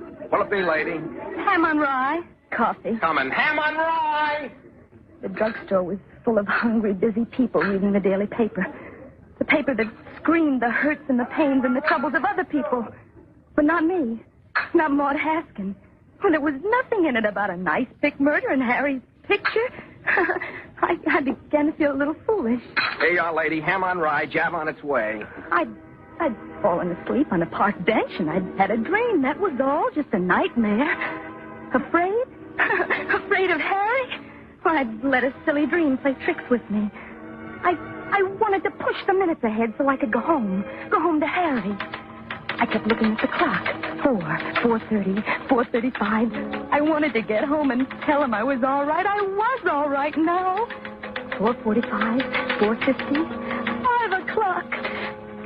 This time I knew I wasn't dreaming. This time I could run fast all the way from the subway to 69th and down and home, and Harry would be there. Down 69th and up those brownstone steps I climbed 1 flight, 2 flights, out of breath, hurrying. One more. Excuse me, dearie. Do you know where I can find the landlady? It was that woman. The small, dark woman with eyes like 2 shiny brown... You know where I can find the landlady? What? What did you say? You live here, dearie? Yes, I... Well, tell me then. Do you happen to know if there's any vacancies? Vacancies? No. I'm sure there aren't. Oh, me and my husband's been looking for weeks. What a job.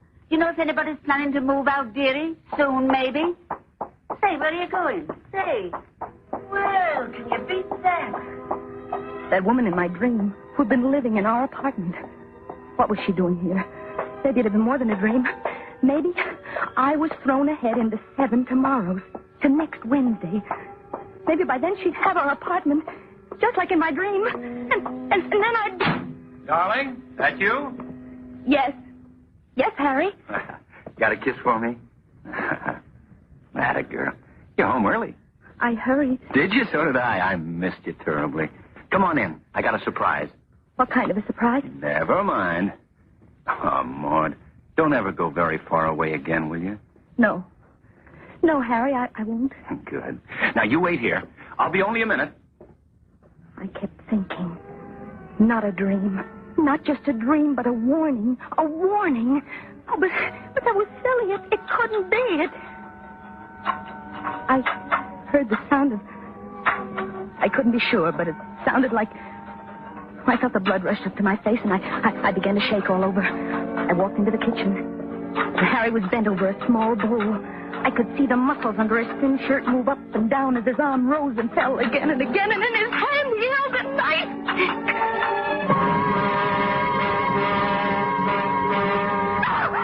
Maud, what is it? What's the matter? Nothing. What are you doing? Oh, why did you come in? This was going to be a surprise. You're not angry because I spent the money, are you? We've got to celebrate. No, I'm not angry. I wish you hadn't come in, though. You spoiled it. I'm sorry. I didn't mean it. Doesn't matter. Nothing matters as long as you're here. He put the ice pick beside the bowl, and he took me in his arms. And all the time he kept telling me he loved me, I was looking fascinated at the ice pick, thin and sharp. The ice pick. Spoil his surprise. Yes, I'd spoil it. He thought he was going to kill me, but I wasn't going to let him. I wasn't going to let him. Gee, I love you. I love you. I'd smothered the lying words in his throat before he could say them again. I'd been warned, and I wasn't going to let him do it. I reached out, and I felt my fingers creep around the handle of the ice pick. I was strong and safe now. That dream wasn't going to come true. I'd make sure. I held it tightly, and I raised it behind his back, and I saw it over his shoulder, poised like a serpent ready to strike. Ready. Darling, I love you. I'd done it. I put all my strength into that blow, and the ice pick half disappeared into him. What?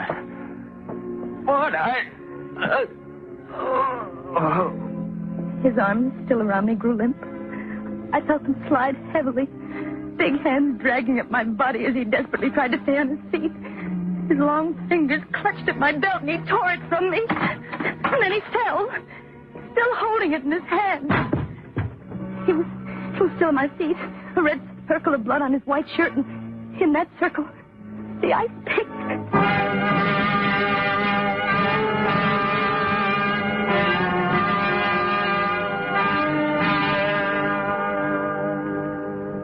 No one saw me leave the house. It was a clear, cold night. Overhead, a plane made its way past the stars. I remember looking up at it and thinking, you can't even see me. You don't even know I'm here. And that I've just killed my husband and left him lying dead on the kitchen linoleum. But I knew. And somehow I didn't care. All I kept thinking was, not me. Not me. It wasn't me lying dead with an ice pick in my back. I'd been cleverer than he. I'd done it first. I stumbled into the park. And then I dropped from exhaustion. slept all night on the grass.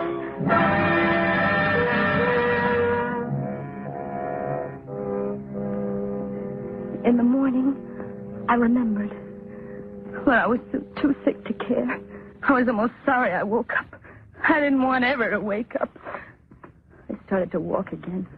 I kept on walking until I couldn't go anymore. There was a bench. I sat down. Someone had been there before and left a newspaper. I picked it up and I read it. And then I knew. As big and bold as life or death, it mocked me. Ice pick murder and the words killer, bloody, motive jumped crazily on the page. And Harry's picture just as it had been in my dream, only this time I read on. Harry Haskin dead, murdered, police searching for wife Maud Haskin. And then I knew. What? Harry never wanted to kill me. Harry loved me. I tried to run away from a dream, just a dream, and instead I made it live, and now Harry was dead.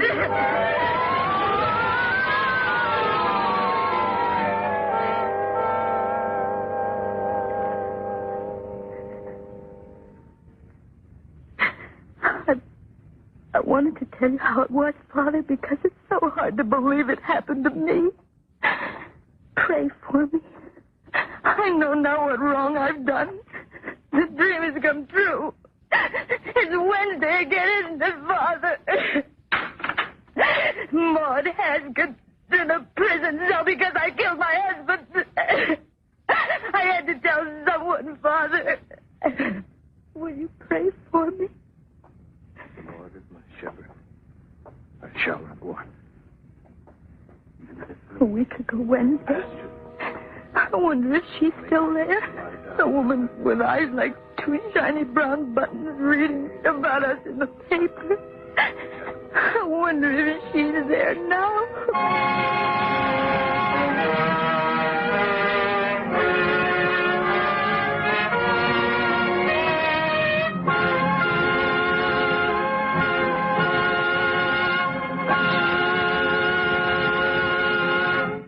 Roma Wines have brought you Miss Nancy Kelly as star of A Week Ago Wednesday. Tonight's study in suspense. This is Truman Bradley for Roma Wines, the sponsor of Suspense. This is the time of the year when unexpected guests and old friends drop in for surprise visits and joyous reunions. To make the evening more pleasureful, famed hostess Elsa Maxwell makes this suggestion. Serve guests a wine that adds warmth to the welcome. Such a delightful wine is Red Roma California Port. A heartening wine, a gracious wine that adds so much to the enjoyment of an evening with friends. Roma Port is vibrant with the rich brilliance of a precious ruby, the softness of velvet, with the fruity fragrance of the fresh grape, and a delicious nectar-like taste of natural sweetness. Roma Port is a proud wine in a family of California's finest. A true wine, always unvaryingly good. Priced so reasonably low. Try Roma Port soon, won't you? That's R-O-M-A, Roma Port. Nancy Kelly will soon be seen in the Paramount picture, Follow That Woman. Next Thursday, same time, Roma Wines will bring you Mr. Glenn Ford as star of Suspense, radio's outstanding theater of thrills. Presented by Roma Wines, R-O-M-A. Made in California for enjoyment throughout the world.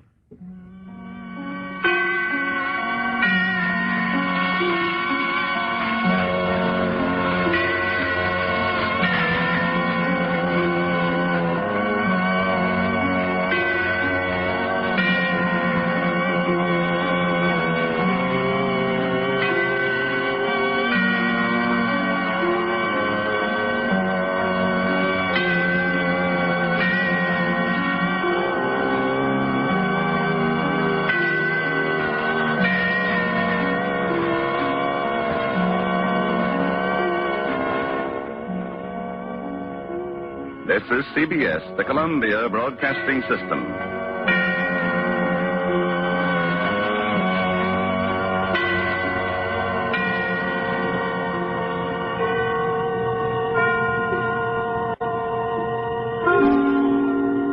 Thanks.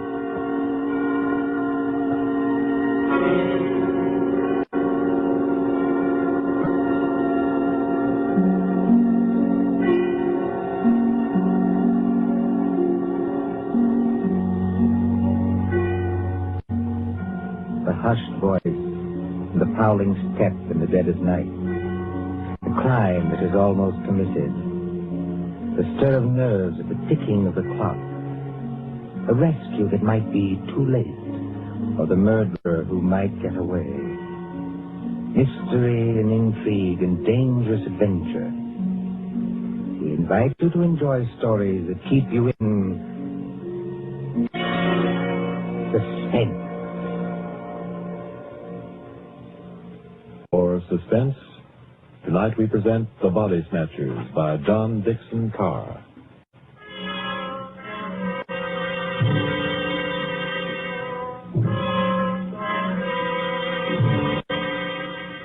Beware of the body snatcher who prowls after dark.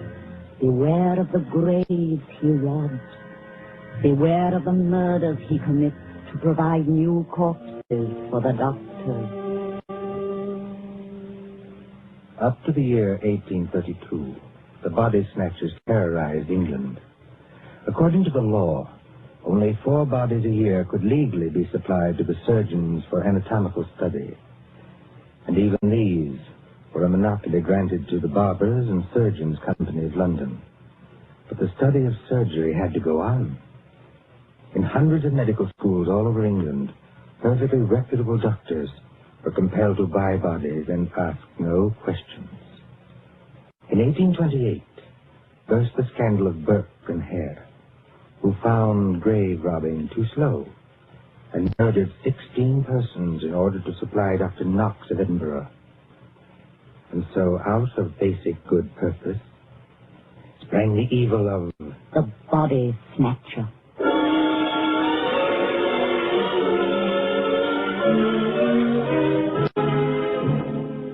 Turn back the clock now to a cold night just 110 years ago. Look into the brick kitchen of a house on Wandsworth Common, not far from London. There, in the light of a tallow dip, sits old Mother Slade in her draggled body. What's a keeping them? 2 hours. 2 mortal hours for the Dutch clock. And they're not here yet. Mother Slade? And the graveyard not half a mile off. And once I thought I heard church bells ring. And one... Mother Slade, did you call? No, my girl, I did not call.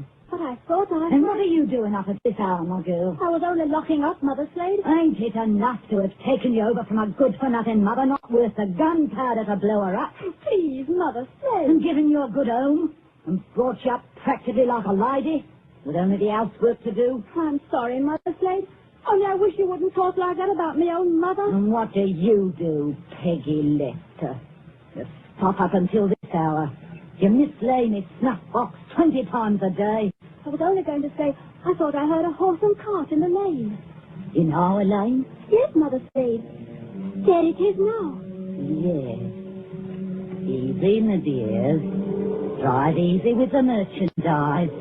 The doctors don't like it if you bump the merchandise. Merchandise, Mother Slade? What's that? I'll tell you what it is, my girl. I didn't mean anything, Mother Slade. It's your Uncle Matt and your cousin Rob are coming home from their business. That's what it is. You hear that, Piggy Lister? I didn't mislay your snuff box. It's on the table. And if you don't want me to take my fingernails to you instead of a strap, you get on up to bed this minute, dear. Yes, Mother Slade. I'm a-coming, my dears. Don't be impatient. I'm a-coming. Nasty dim light this candle gives. Oh, Mother Slade has got the rheumatics so cruel she can hardly move. Just pull back the bar, open the door. Well, Matt, did you get it? Did we get it? Strike my blind, but that's a good one, ain't it, Rob? Go the gad, cause you get inside and close the door. They ain't after you. Ain't they? Can't you hear anything? I thought I heard church bells. More like a person funeral bell if you asks me. Take it easy, Rob, take it easy. We've shaken them off. Had we? I wish I was as certain as some people. The spades and sack is still in the cart. Let 'em stay. Who's a-coming to find 'em? Then you didn't get it after all, you thick-skulled Peter. Now, don't you start a blaming us. Yeah, you shut your potato trap, Mother Slade, or that'll make you shut it. What happened? I'll tell you what happened. He was too quick, that's what. The girl was only buried this afternoon. The sooner the better, my dear. What's the good of the merchandise if it ain't fresh, eh? You hold your noise and listen. We left the horse and cart outside, like we always do. We creeps up to the lit gate of the churchyard. Walk softly, Matt. Walk softly, Rob, in your oily beaver hats and neckties, under the starlight and the white-frosted elms. Take care of the graves, too. Spring guns may be set in some of them to protect the dead from marauders. And if the coffin is one of those new iron ones, all your labor will be in vain. Open the gate softly. Haven't made such a bloody row with them shovels. I can't help it. I'm loaded down with all this stuff. Oh, and who'll do all the work when we do get there? I will. Matt. Aye? Listen. I can't hear nothing except your teeth a chattering. Matt, there's other people besides us in this here churchyard. Aye, 200 or 300 deaders. But they won't bother us. I mean living people. Don't talk so. Somebody's got a dark lantern. I see it flash past the gravestones. Oh? Where? Can't you see it now? It's coming straight toward us. Yes, I see him. Come on. They've seen us, Matt.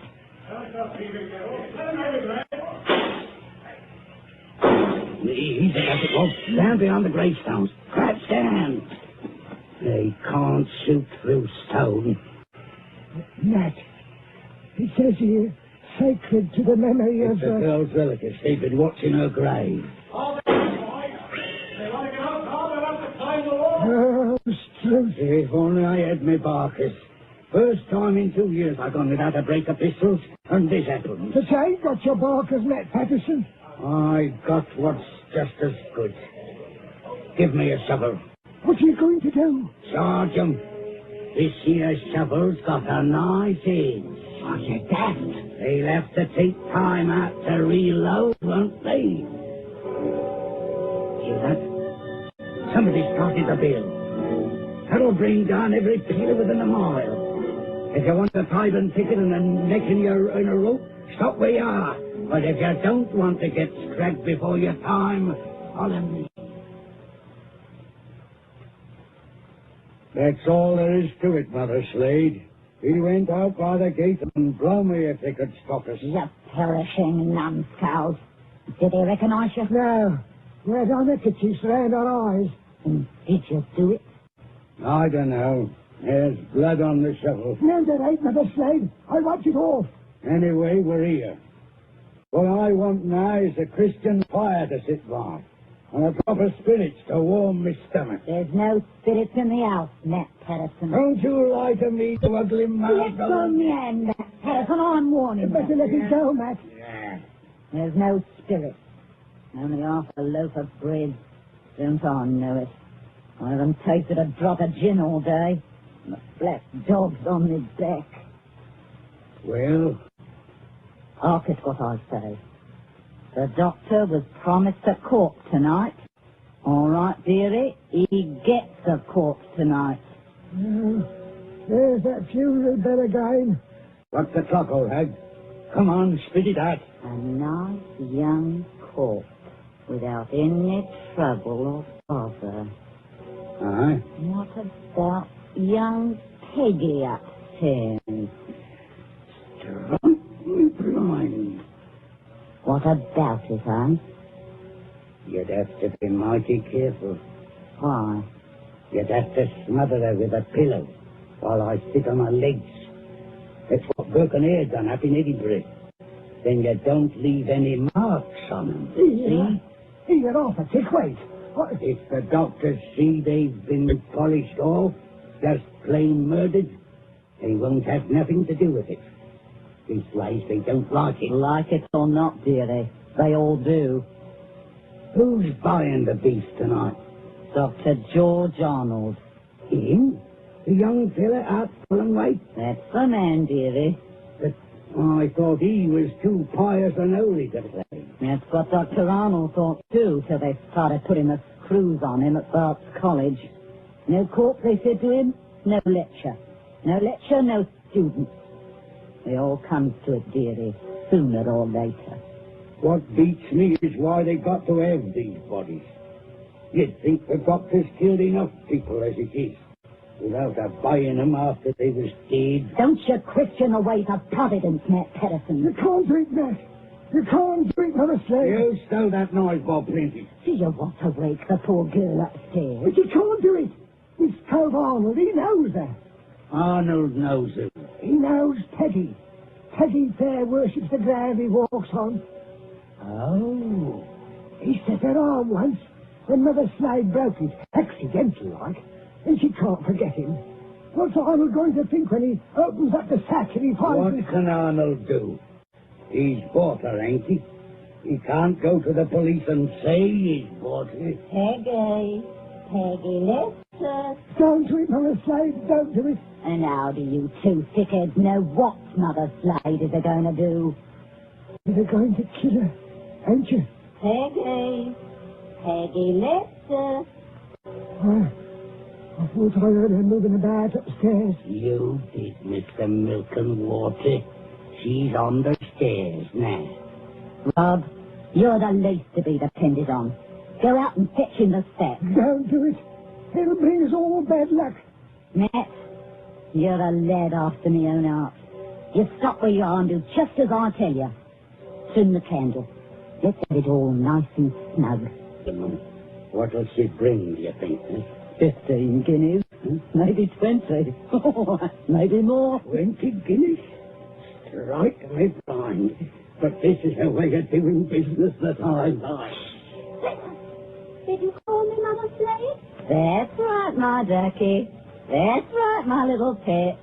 Put your wrap around you and your slippers to keep your feet warm. And come right down here to Mother Slade. I'm coming, Mother Slade. I'm coming.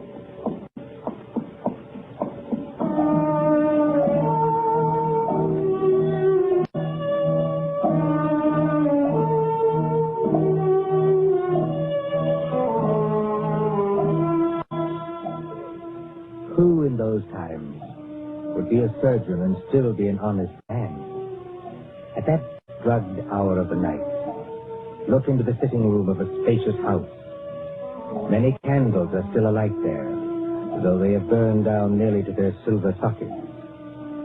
There is Chinese paper on the walls, and a turkey carpet underfoot. In front of the fire, now almost out, sits Dr. George Arnold with his bottle green coat and heavy hair.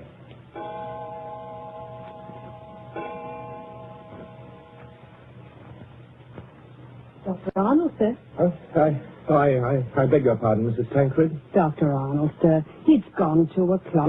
Yes, so it has. You've got a lecture to deliver tomorrow, and you'll be all worn out. Why don't you go on up to bed? Mrs. Tancred. Yes, sir? You're a jewel of a housekeeper. I admire you, and I can't do without you, but would you please go away and let me alone? Sure, I'm very sorry, sir. No offense intended. Stop. I shouldn't have said that. I'm thinking too much, perhaps. Smoking too many cigars, if you'll excuse me. Why must they keep tolling that bell at Easthill Church? Why must they keep it up all night? Well, sir, Elsie says the parson told them to do it. Elsie? Wait. Who is Elsie? Dr. Arnold, sir. I know you're always up in the clouds, mooning over books and whatnot, but I did think you'd recognize the name of your own parlour maid. Oh, that Elsie. I see. Well? Elsie says it's because of the murders in the churchyard. What murder? 2 resurrection men. Body snatchers, sir. Oh, you wouldn't know anything about such people. No, of course not. They were caught trying to rob a grave, but they got away. One of them was a horrible big fella. that Willie Kendrick's head opened with the edge of a shovel. Is anything wrong, sir? No, not exactly. Well, I thought for a second, seeing how you looked. Did they get the body? Yes, sir. It was Willie Kendrick.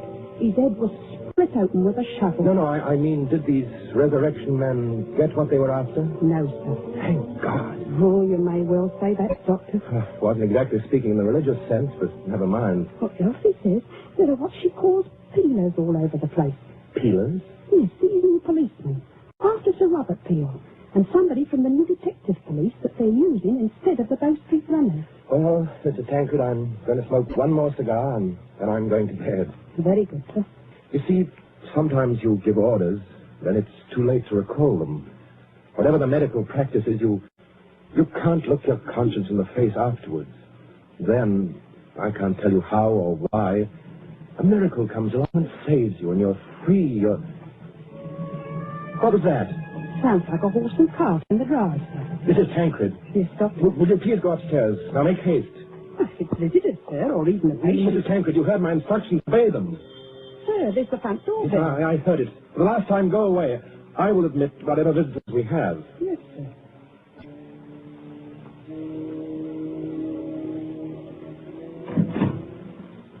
Good evening, dearie. Oh, come into the sitting room here, Mrs. Slade. No, sir. Just call me Mother Slade. You don't hardly seem natural or friendly to hear anything else. It's a pleasure to curtsy to you, Doctor. Cool.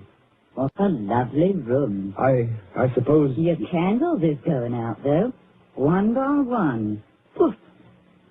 Then you'll be in the dark. I suppose you've come to report failure. Failure, dearie? I understand you didn't get what you went after. Bless you, dearie. We got something just as good. Finest piece of merchandise you ever saw. You haven't got it here. Bless you, dearie. Mother Slade always keeps her word. Bring the merchandise in, you dears, so the doctor can see it. Please. Oh, of course, dearie, I forgot. The big fellow with the black eyebrows is Uncle Matt. The little fellow with the watery eyes is Cousin Rob. And between them, in that sack, they're carrying... Who is it in the sack? 19-year-old girl, dearie. Finest anatomical specimen you ever saw. Where do you want this here thing dumped, Governor? Easy now, Matt. Why did you bring it here? That's where you told us to bring it, dearie. I mean, why did you bring it to the front door? Why not to the surgery? Only place in the house where there was lights, Governor. Hurry up now. Where do you want it? Well, take it... Yes, dearie? Take it over and put it in the cupboard there, where I'm pointing. This cupboard here, sir. Yes, then close the cupboard door. Shame on you two. Tracking your muddy boots over the doctor's lovely turkey carpet. Easy, my dears, easy now. All right, Robin. Keep up. Don't bruise the merchandise. Whatever you do, don't bruise the merchandise. Right, me blind. What's the odds? She can't feel it now. There's your body, Mr. Sawbones. Now, let's see your money. Well, just one moment before I give it to you. There ain't no itch in this, is there? There better not be. No, I made a bargain with you, and I'll stick to it. Thank you. That's uncommon genteel of you. Kindly stand back, sir. You're 2 stone of fat heavier than I am, and you don't impress me. Easy, Matt. Take it easy. I want to ask only one question. Where did you get that body? That's a question, dearie, what people in your profession don't ask. Why not? 'Cause they don't dare. That's why. Would the police be interested in where you got the body? No, dearie. Not half so interested in as where we brought it. To your house. It's your responsibility now. Yes, I suppose it is. The victim wouldn't be, by any chance, that pretty little girl you used to treat so unmercifully? You hold your noise about how I treated her. I was rather fond of Peggy. Strike me blind. I think the Sawbones... Oh, get out of this house. All of you, go on, get out. Not without that money, dearie. It's 20 guineas now. There's money on the table under that newspaper. Take what you want, and get out of here before I... Oh, what was that? Ah, what was it? A late visitor, I imagine. Was you expecting anybody? Eh? No. Don't drop the lovely money, Rolf. Don't drop it all over the carpet. Pick it up. To the back way of these. Yes, it's the way you should have come. Through that arch and down the passage. Thank you for the rhino, Governor. And no games, mind you. If you know what's good for you. Good night, dearie. Remember, you've got the body now. Yes. I've got the body now. Poor little devil. Dr. Arnold, sir. In heaven's name, Mrs. Tancred, haven't you gone to bed yet? I had to get up, sir, to answer the bell. Yes, of course. I'm sorry. Dr. Arnold, what's the matter with you? Matter? What is a ghost? And you're almost crying. Am I? Well, we must remedy that. It's so dark in here, I can barely see you sitting there. The candles going out, one after another. Nothing but smoke and an ugly smell of grease from that cupboard door. What about that cupboard door? Oh, I always declare, sir, it won't keep shut without any latch or bolt. If you'll excuse the lid. Mrs. Tancred, keep away from that cupboard. Dr. Arnold, sir. Are you ill, are you? No, but keep away from that cupboard. Who rang the bell? Oh, dear, I was almost forgetting. It's that man Elsie was talking to us about. What man? The officer of the detective police, sir.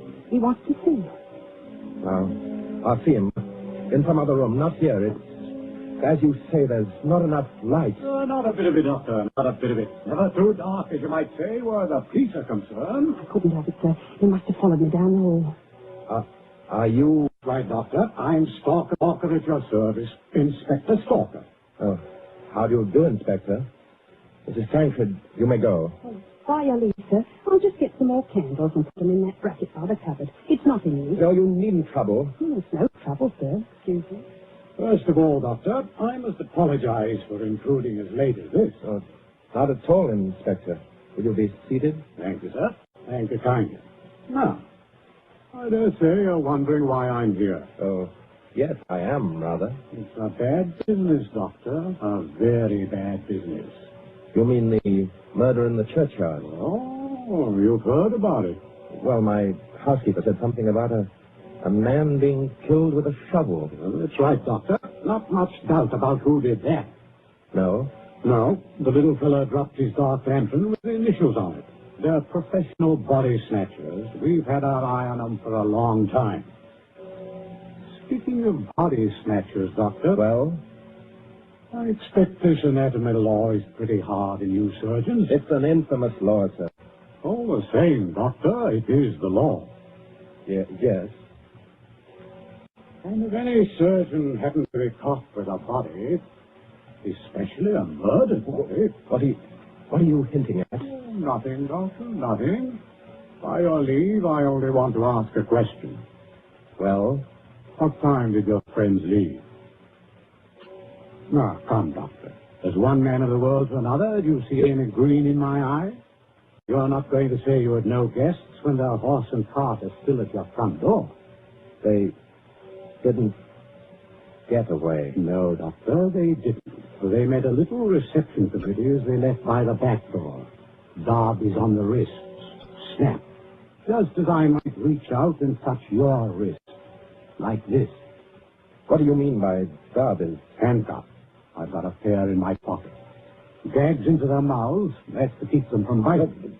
Do we have to go on with this? You already seem to know everything I could tell you. Not exactly everything.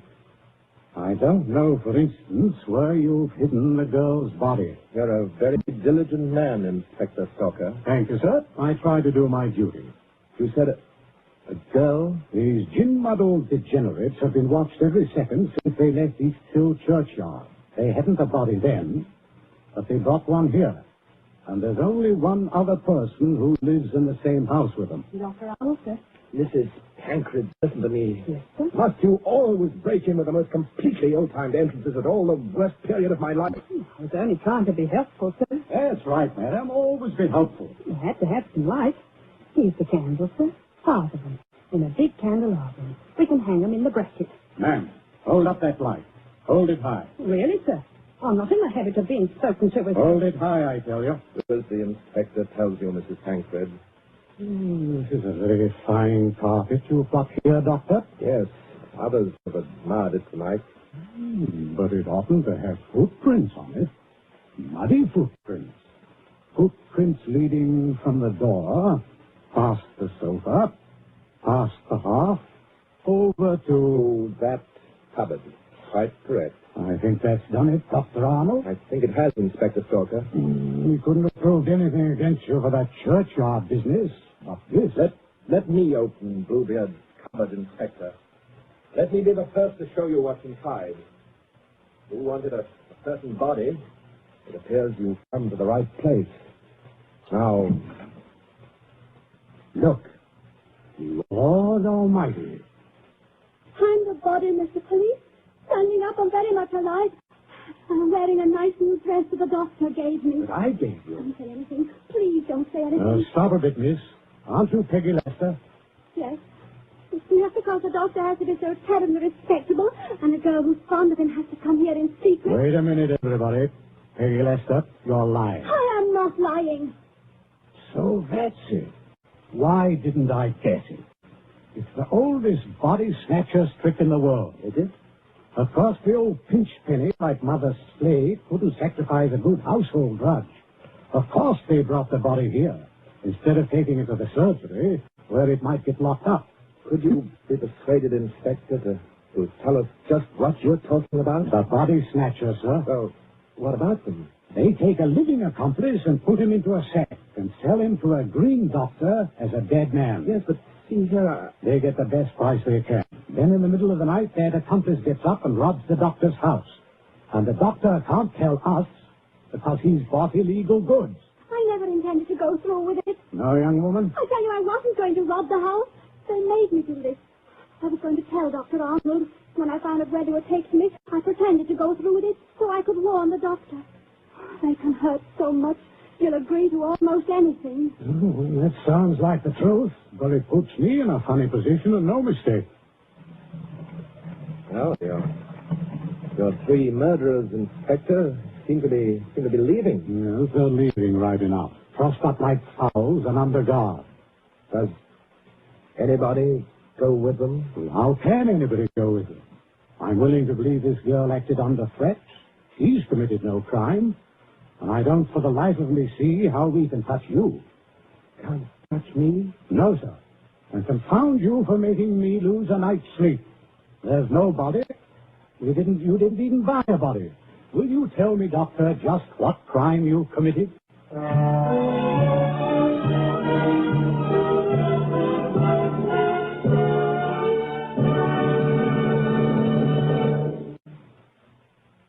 And so ends The Body Snatcher.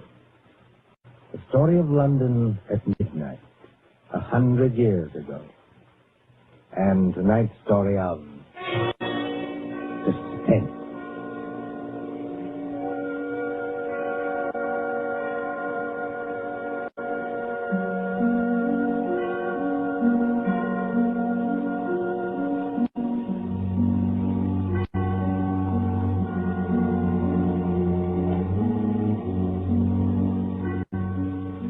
Columbia presents these tales of mystery and intrigue and dangerous adventure for your relaxation and enjoyment. Next Tuesday, there will be another in this series. Same hour, 9:30 Eastern Wartime. William Spear, the producer, John Dietz, the director, Alexander Semler, the composer, conductor, and John Dixon Carr, the author, are collaborators on Suspense. This is the Columbia Broadcasting System.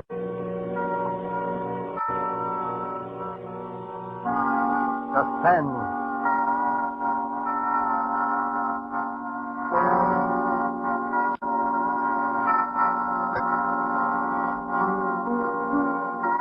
This is the Man in Black, here again to introduce Columbia's program, Suspense.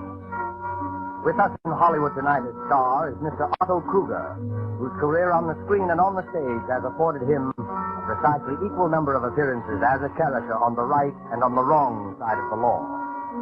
Whether the man Mr. Kruger portrays tonight is devil or saint, we shall leave for you to judge when the play is over. It is called After Dinner Story. The author is Cornell Woolrich. the radio adapter, Robert L. Richards. And so, with the performance of Otto Kruger as Mr. Hardecker, who told this extraordinary after-dinner story, we again hope to keep you in suspense.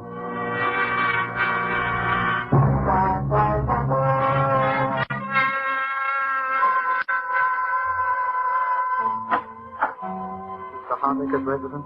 I believe I'm expected for dinner. Your name, sir? Henshaw, sir. Very good, sir. Mr. Hardecker? Mr. Kenshaw, sir. Ah, number one. Good evening, Mr. Kenshaw. Is this where Mr. Hardecker lives? My name is Lambert. Mr. Hardecker?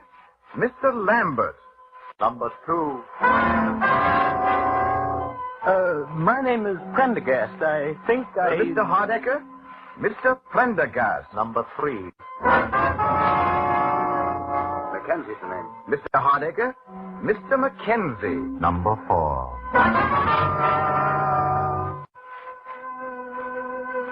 One, two, three, four. So you're all here, gentlemen? Yes. Then suppose we go into dinner, and after dinner I shall tell you why you are here, what I have in mind. In fact, I shall tell you in the form of a story, a sort of after-dinner story.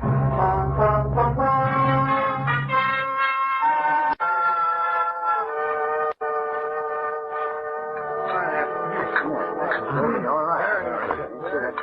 Coffee. Enjoyed it. You passed that? Well, gentlemen, did you enjoy your dinner? Yeah, well. Then, if you'll excuse me for just a moment, I have certain instructions to give the servants, and after that I shall rejoin you. I shan't be long. Certainly. Well, what does that crack mean? Certain instructions to the servant. How should I know? I don't like the looks of the whole thing. Why all the mystery? Well, I suggest that you have patience, Mr. Prendergast. Mr. Hardecker clearly intends to tell us in his own good time. Yeah. And another thing. I don't eat in those fancy Park Avenue joints of the room myself, but I've seen them in the movies. They always pass the food around to everybody. They don't bring it out of the kitchen already on your plate and just hand it to you. Well, what possible difference can that make? Well, I don't know, but I know it ain't right. No, none of it's right. Why did the man invite four perfect strangers to dinner? What is this thing he has in mind for us he keeps talking about? Well, all I know, he says he'll make it worth our while, and your wild stuff, the way business has been lately. Obviously, the connection between us is that we were all in that elevator a year ago. Oh, what of it? There's no mystery about that. The police cleared that up the very next day. Maybe Mr. Hardecker doesn't think so. Sorry to kept you, gentlemen.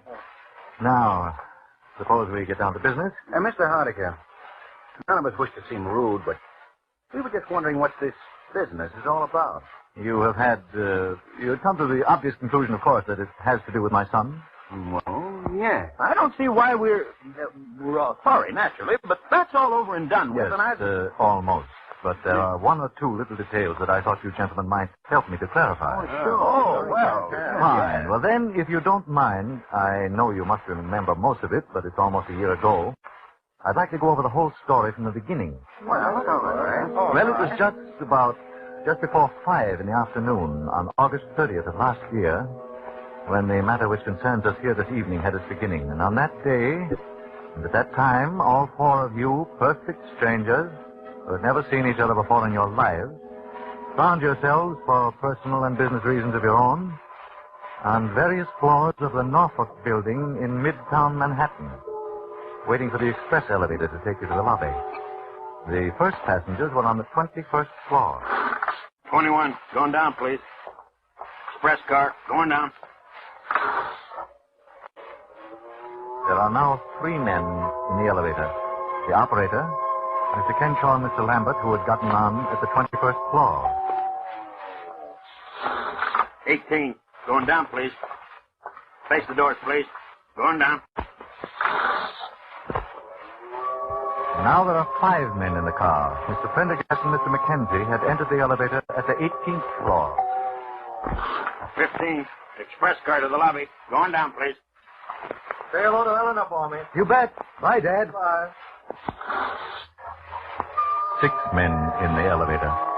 The last to enter, I had accompanied to the elevator door myself. He was my son, These things drop pretty fast. Too fast for me. Hey, this baby is moving. Look! We can't stop it. We're out of control. Look out, we're going to hit. Oh, Come on. Stop it.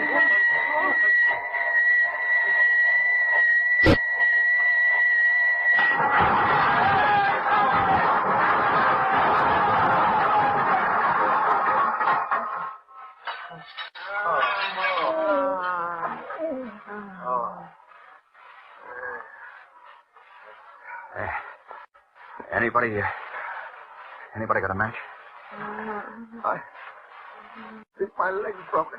Get me out of here. I got a weapon. Somebody get me out of here. Get me out Shut of up here. a minute, can't you? You're not the only one with a wife and kids. Has anybody got a match? Gotta get this door open. Yeah. Liable to suffocate in here. Things are practically airtight. Where's the operator? Operator, he's over here. I can feel the braid on his coat against my hand. Oh. Hey, what about it, Bud? You got a match so I can see what I'm doing here? Hey, operator. He's dead. Dead? Why doesn't somebody come? What's the matter with him? Why doesn't they come? Pipe down, will you? Pipe down. Yeah, I got it. Now we'll get a little air anyway. Oh, there's a light up there somewhere. Yeah, I can hear voices. Say, there's no use taking your head off. They know we're down here. I wish my leg didn't hurt so bad. Oh, see, try wrapping your shirt around it tight. May stop some of the pain. Thanks. There, easy. Now what? Nothing. Just sit and wait. That's all. Why don't they hurry? What are they waiting for? Why don't they hurry? Take it easy. You could be worse off. Worse off? Yeah. Like this poor guy, the operator. He's dead.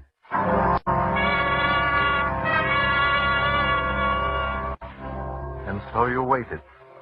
6 men, 5 living, 1 dead. I know how it must have been for all of you, the minutes dragging by, there in the darkness, with nothing to do but wait. How's your leg? How long do you suppose we've been down here? That's hard to tell. Maybe they think we're all dead. Maybe they're just taking their time. Don't worry. They heard you hollering all But right. he's the poor guy. I wonder if he had any kids. The operator? Yeah.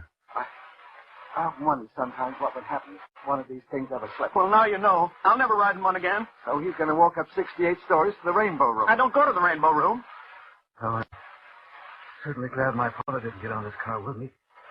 He was going to, but he changed his mind. Wish I'd changed my mind. You know, if I hadn't gone back to make a phone call, I'd have been on another car. What's the use of wishing? It's happened, and here we are. Yeah, listen, Daddy, they're going to get us out. Yeah. Hello. Hello up there. Yeah, where's comfort there? Yeah, take it easy. Hurry, can't you hurry? Hurry. Oh, wait, everybody hurry? Yeah, one guy's dead. We'll be through to you in a minute. Okay, everybody, let it on now.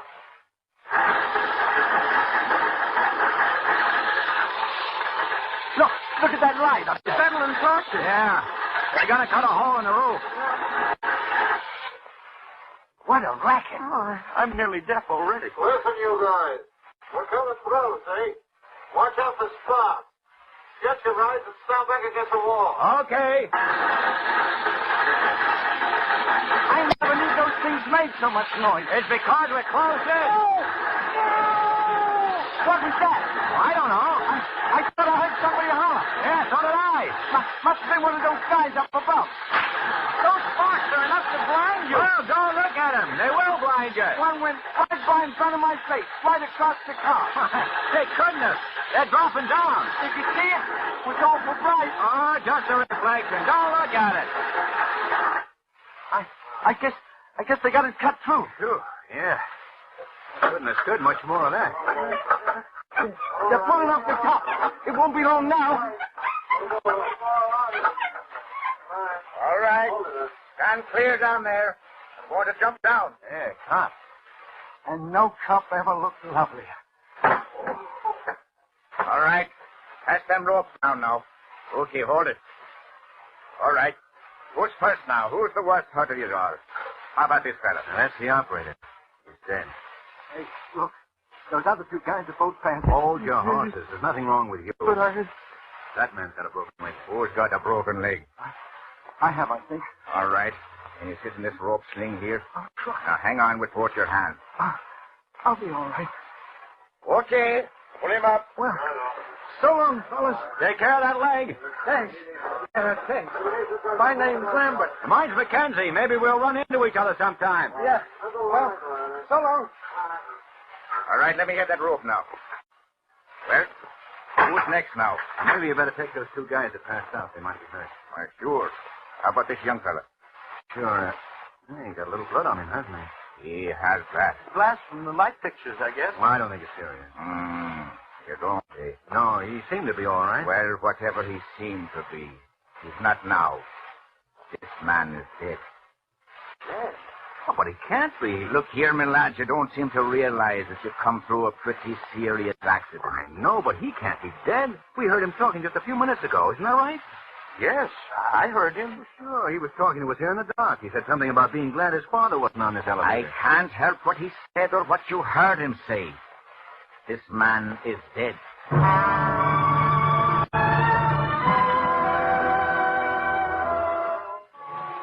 My son, who had survived the original accident without apparent injury, was dead. You gentlemen were more fortunate. You lived. 5 days later, you four met again at the police headquarters, about 2:30 on a Friday afternoon. The last to arrive was Mr. Lambert. Here, Mr. Lambert. Thanks. Hello there.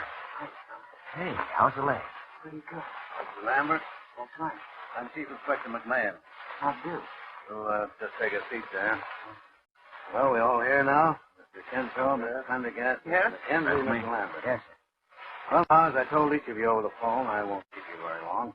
I just wanted to ask a few routine questions about that business of the elevator the other day. What's the matter?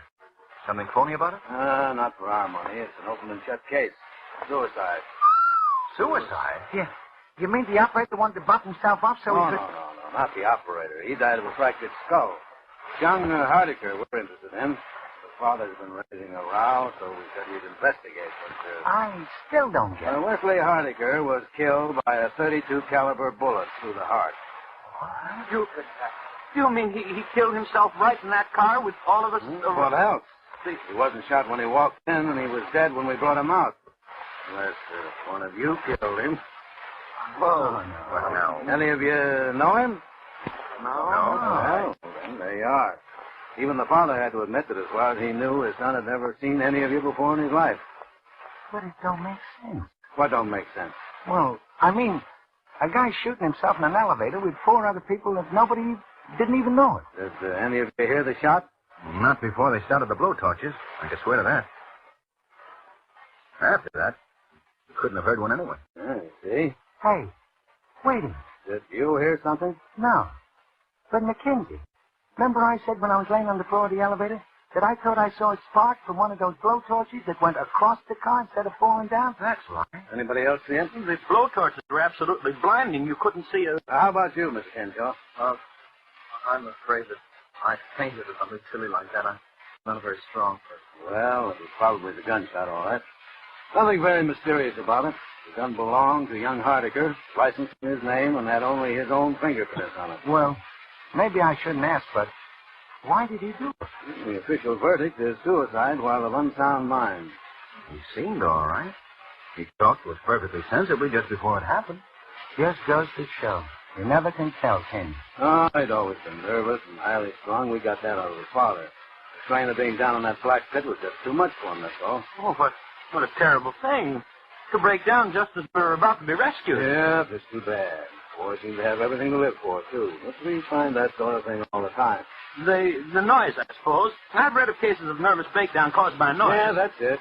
Well, I guess I don't need to keep you gentlemen any longer. Well, I'm certainly glad there were no complications. Oh, don't worry. If one of you had anything to do with it, you'd be back in the cell right now.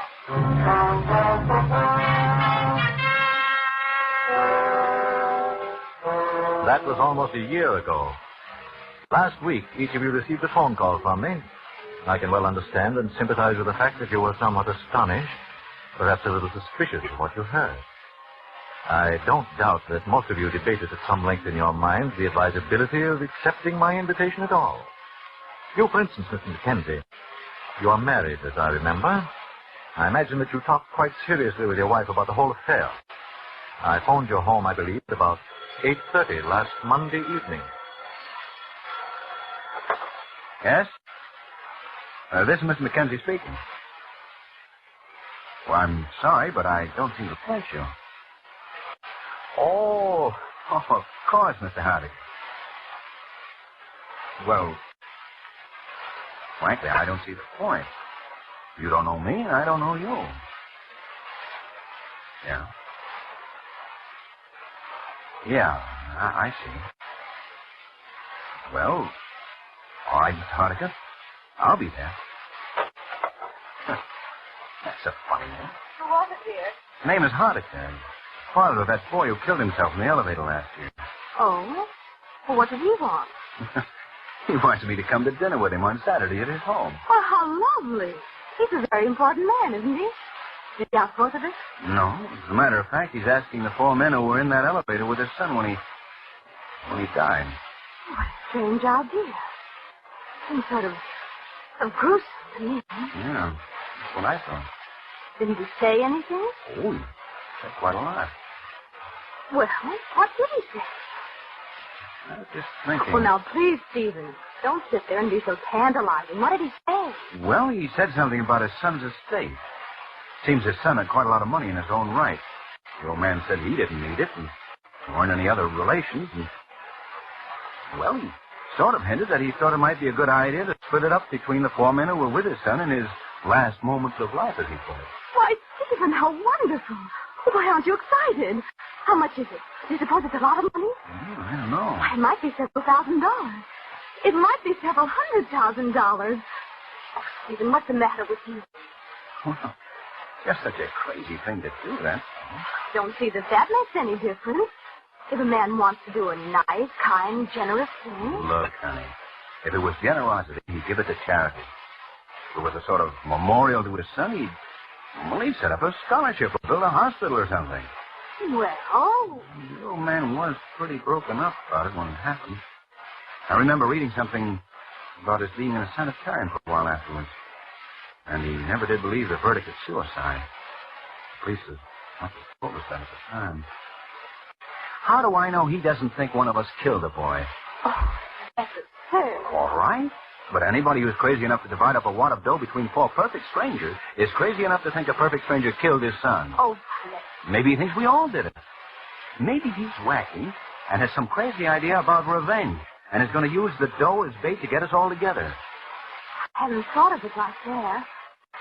Perhaps you ought not to go. I already said I would. Anyway, maybe it's on the level. Stephen, do you still have that gun you used to have when you worked at the bank? Yeah, I have it there. I think you ought to take it with you Saturday night. Honey, I think you've got something there. I think that's a very good idea.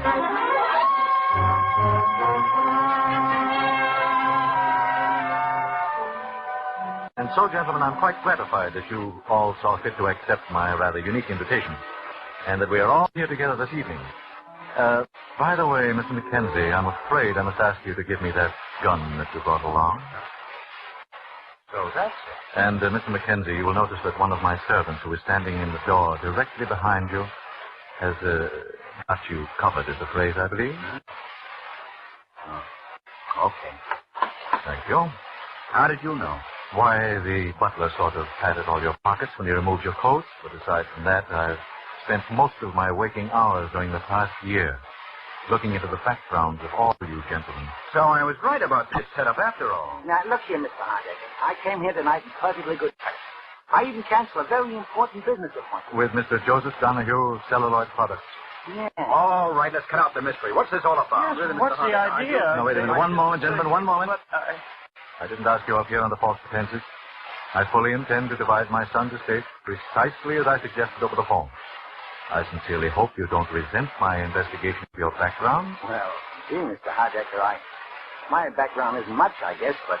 Perhaps we all owe you an apology, Mr. Hardiker, but you must admit the whole thing's been a little strange. It has indeed been very strange. I think, however, that phase of the matter is about over. Now, before we get down to business, there is one detail that I'd like you to help clear me up.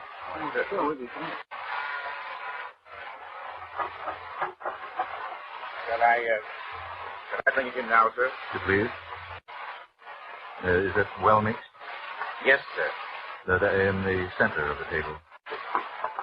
Thank you, Johnson. Now, please see that we are not disturbed on any account whatsoever. Yes, sir. That looks good. What is it? Oh, it's got quite a number of things in it.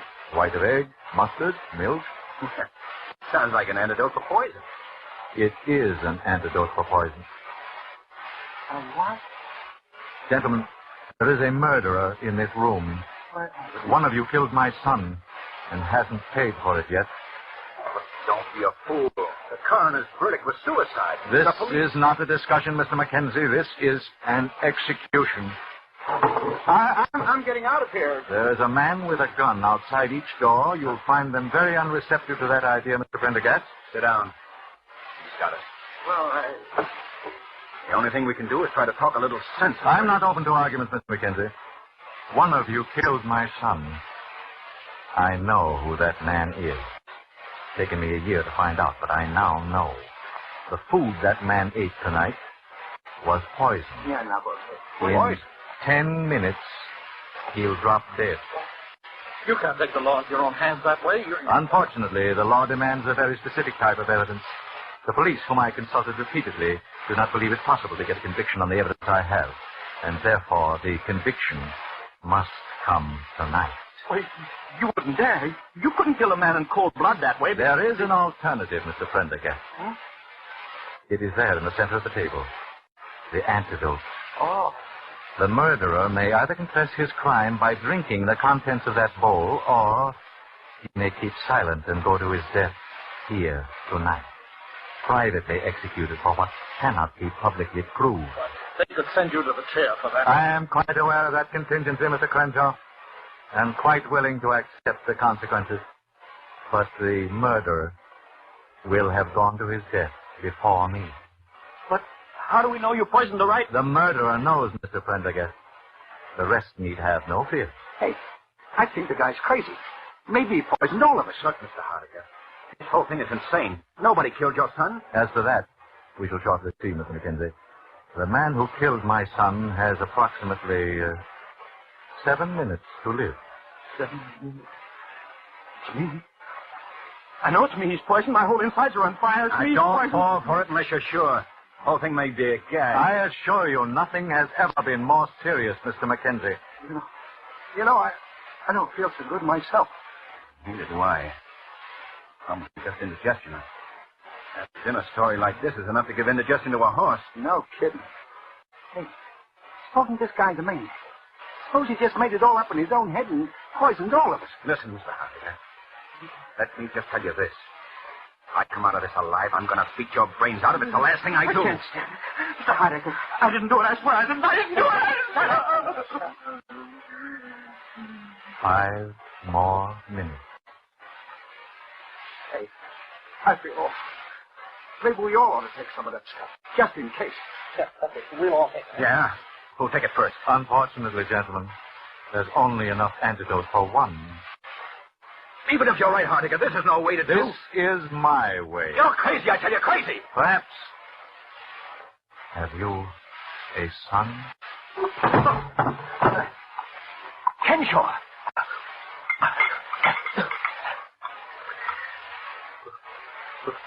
Could it save me? Well, gentlemen, now you know. All right. All right, what do I care? I care. Can I do it again? I hate it all my life. School, college, he never even knew that I existed. It's too good for someone like me. They had money, everything. Then he married the girl that I loved. She didn't know how I felt. I never told her. You know? And then she died. Pneumonia, they said. She wouldn't have died if she hadn't married him. So I killed her. I saw him get into the elevator. And then it fell. It fell.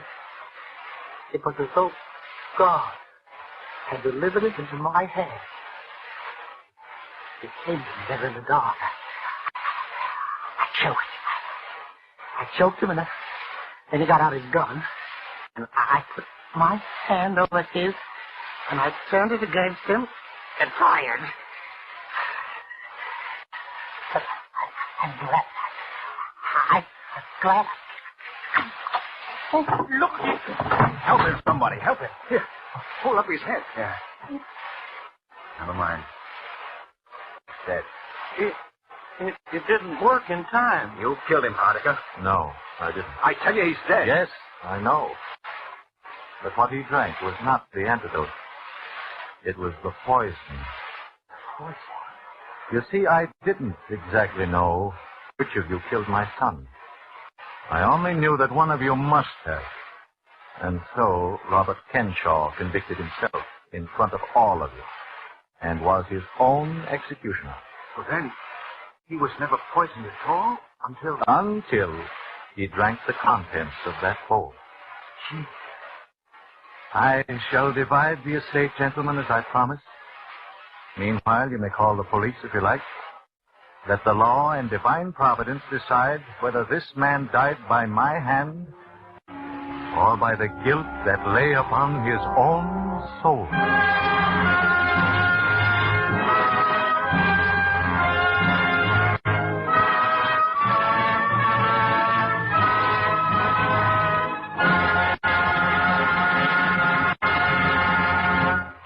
And so closes After Dinner Story by Cornell Woolrich, starring Otto Kruger. Tonight's tale of suspense. This is the Man in Black, who conveys to you Columbia's invitation to spend this half hour in suspense with us again next week, same time, when our star will be Gene Lockhart in the suspense play called Statement of Employee Henry Wilson. The producer of Suspense is William Spear, who tonight also directed the broadcast, and who is Matt Gluskin and Lucian Mollowitz, conductor and composer, and Robert L. Richards, the radio author.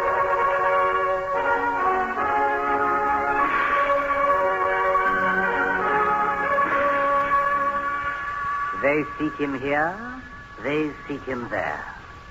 Those Frenchies seek him everywhere. Is he in heaven? Is he in hell? That damned elusive Pimpernel.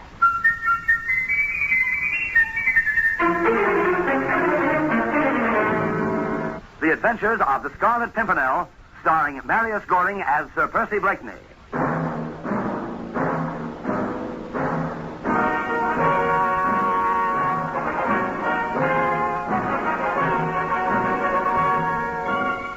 There was no telling how it had happened or what had happened. The League of the Scarlet Pimpernel had been on an espionage mission in France that was completed without incident. But when we reached our rendezvous near Calais to return to England, Tony Dewhurst was missing. We waited for 1 day, and 2, but by nightfall of the 3rd day, we were faced with a cold realization that Tony was not coming. Something must have happened to him, Blakeney. I know, Harding. Where did you say you'd seen him last? In Marseille, just as we'd finished mapping the harbor defenses. Did you leave Marseille together? No. Why not? Well, it was Tony's idea. I took a duplicate plan of the fortifications and we separated. He said if one of us got caught, the other might get through with the information. But you'd had no trouble up to that point? Not a bit. Oh, of course, there was that girl. What girl? Colette. It was her father's fishing boat we rented to get around in the harbor. Did she seem to suspect anything? No, but she was rather smitten with Tony, I thought, and, well... Yes, go on. Well, she knew when we were leaving...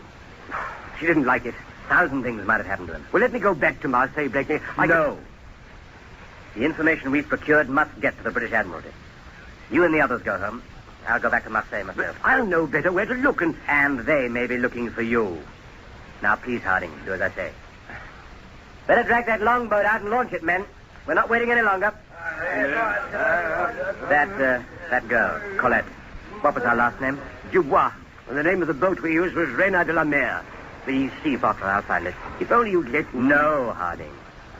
You know how close Tony and I have always been. You could be walking into a trap. If he's been captured, they may be waiting for somebody to come for him. Which is precisely why I must go alone, Harding. If I don't come back, the League will need a new leader. The road to Marseille was a long one. Days of hard riding through enemy territory. And I decided on a gamble. I shed my French disguise and posed as an American. It was a pose I maintained when I reached Marseille and started to comb the waterfront, looking for the Sea Fox. I found her, finally, moored to a small and rotten pier. Hello? Anybody aboard? Bonjour, monsieur. Something I can do for you? I understand this boat is for rent. You are mistaken. This is a French boat. That doesn't mean it's for rent. It is not for rent, the English. How come you here? How would an Englishman come here, old man? If I were English, I'd be rotting away in one of your dungeons. Or searching for my head at the feet of Madame la Guillotine. I'm an American. American, eh? And what need has an American for my boat? To fish, to enjoy the sea. There are other vessels about, but, well, look here, a French comrade told me of this one. He and another comrade made use of it about 10 days ago. Those two. Name your price, old man. You will have to talk to my daughter, monsieur. Ah, yes. Your daughter. Mademoiselle Colette, isn't it? You are well informed, monsieur. I'll be better informed if you tell me where to find her. You are familiar with the Cathedral of Notre-Dame de la Garde? Yeah? Behind the cathedral is a cemetery. You will find her there. Why, you mean she's dead? No, monsieur. She merely visits one of the dead. The grave of one of your French comrades who rented this boat. I could feel the blood drain from my face, and my knuckles whitened where I grasped the rigging of the boat. Tony Dewhurst dead. Tony lying in a strange grave in an alien land. I made my way through the city in a daze until I came to the cemetery behind the cathedral. There was a girl there, standing alone in the dusk. You seek something, monsieur? Your name is Colette? Oui. Your father told me I'd find you here. I'm an American. I'd like to rent your boat.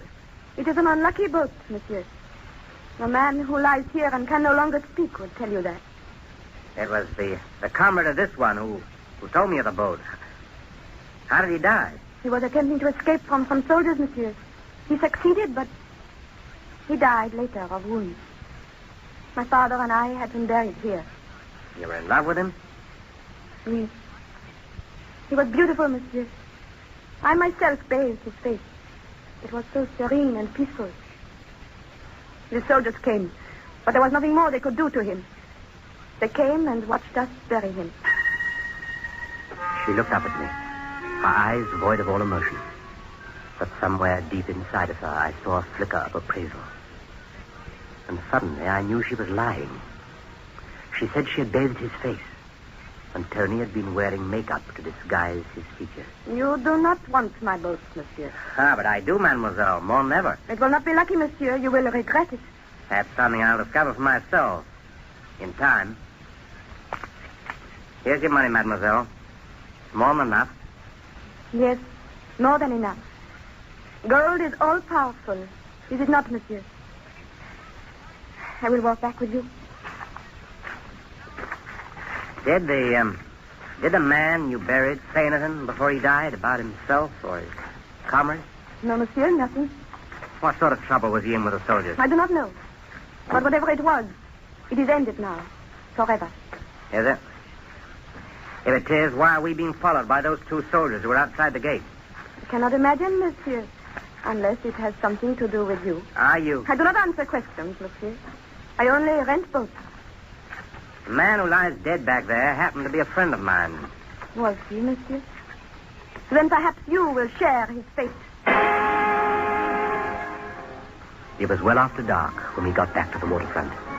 And with every step, I was aware of the soldiers somewhere in the shadows behind us. Colette and her father turned the boat over to me. I climbed into a bunk and tried to sleep. But sleep would not come. There was something wrong, something too secretive about Tony's death. Common sense told me to slip away quickly into the night. But something instinctive told me to stay. Finally, drowsiness came. But it seemed that I'd only slept for an instant before I was awakened sharply by something against my ribs. Wake up. What? Oh. What are you doing here, soldier? Sergeant, if you please. And I will ask the question. Your nationality? American. American, huh? What brings you to Marseille? I'm a businessman, monsieur. Promised a great trade between your country and mine. And so you take up your quarters on a fishing boat, huh? That's so difficult to understand. Man must have quarters someplace. I prefer a hotel, but I've not found a concierge as charming, as Mademoiselle Colette Dubois.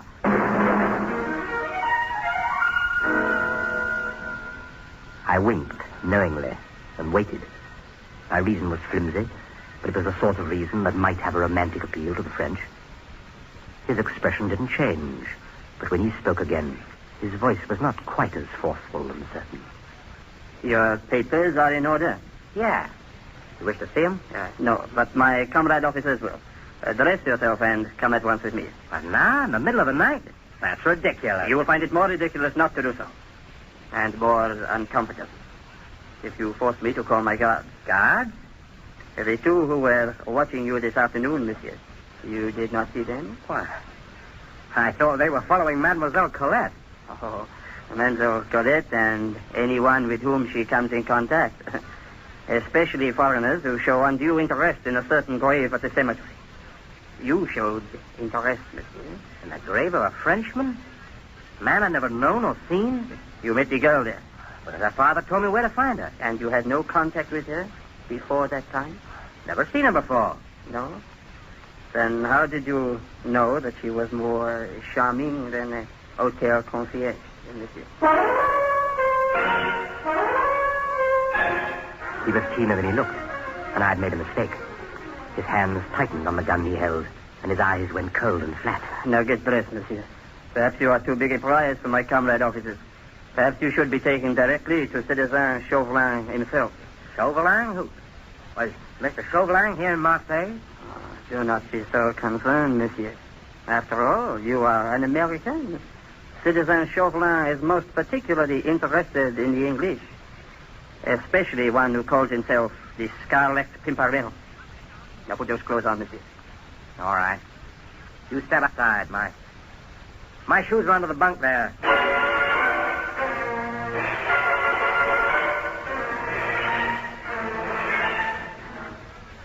He stepped on one side, raising his gun slightly, and automatically looking down as I stooped over. I swung hard at the pit of his stomach and heard him grunt. His face purpled as he struggled for breath and his nerveless fingers relaxed on the gun. I hit him again on the side of the jaw and he fell across the bunk, but the butt of his gun hit the floor and the impact discharged it. And a moment later, I heard the sound of running feet from the dock and the excited voices of the guards. Sergeant. Citizen Sergeant. I had to answer them before their gun butts came crashing against the door. I prayed that I would be able to imitate the voice of the sergeant. Then I answered them. Do not waste time. One of you go for the doctor. The other summon Citizen Chauvelin at once. At once, or I have your head. Oui. Come on, Sergeant. Come, Jack. You have the sergeant.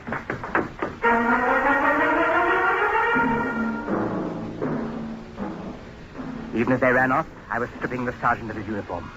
My American disguise was no good now. It was about as dangerous as my American accent. I had to get away. The uniform might get me out of Marseille and out into the country, where I could make a run for Calais and a channel crossing. I completed the change, put out the lantern, and stepped outside on the deck. Stand where you are, monsieur. Mademoiselle Colette? I said stand. I know how to use this gun, and if I miss, my father stands behind you with another. Father, tie his hands behind him. No risk, daughter. There is a better way than tying him. There's no need. A way that will also still his mouth. Now we shall have no trouble finding out whether or not this be the Scarlet Pimpernel, huh?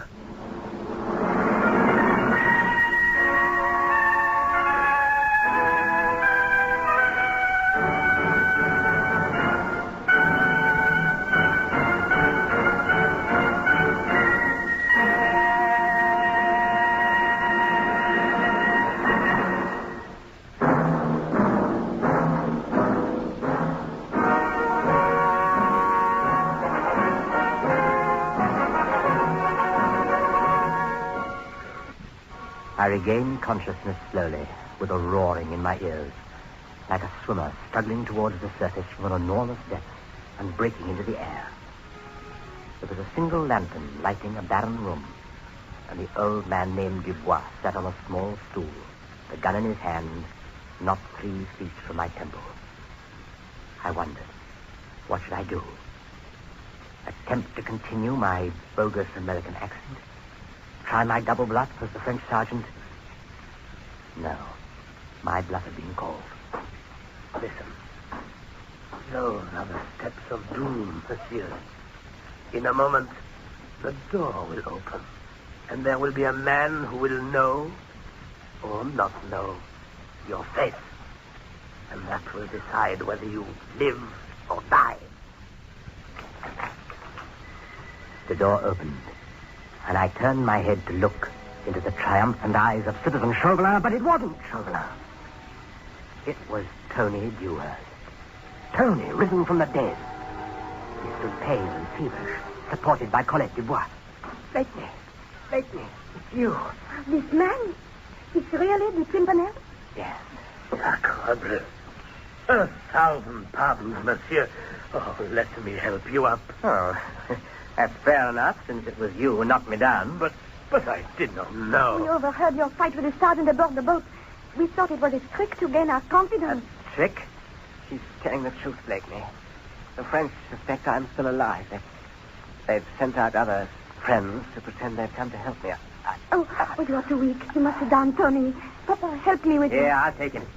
Get that stool. Now, what happened to you? I was shot twice. My shoulder and my side. It hadn't been for Colette. Well, I can see that, but the man in the graveyard, the one you buried, who is he? We do not know. What? She speaks the truth, monsieur. He was a seaman who had been in a brawl in one of the inns. I found him dying on the docks the same night your friend came to us for refuge. The soldiers who were after me had never seen me close up, Blakeney, so when Dubois found this man dying, they took him in and moved me to a hiding place. By the time the soldiers came, the other chap had died. The soldiers were suspicious, though. They started to follow me. That is why I went every day to the graveyard. I see. But what put them on you in the first place, Tony? I was challenged by a sentry when I tried to leave Marseille. I showed him my papers, but he insisted on searching me. He found my copy of the harbor defense plans. Well, that's when the chase started. And that sentry saw you close to? Yes. But I killed him getting away. The ones who managed to hit me never got closer than 30 or 40 yards away at night. Come, let's have a look at your wounds. Of course, when they checked up, they found out that 2 men had been using the Sea Fox. I suppose they figured that my companion might come back to look for me or find out what had happened to me. We knew it had to be that. Our suspicion that Tony was not dead when they started to follow me. Then there was a rumor that Citizen Chauvelin had come here from Paris. I see. Well, what made you and your daughter protect him after you realized he was an English spy, Monsieur Dubois? 2 reasons, monsieur.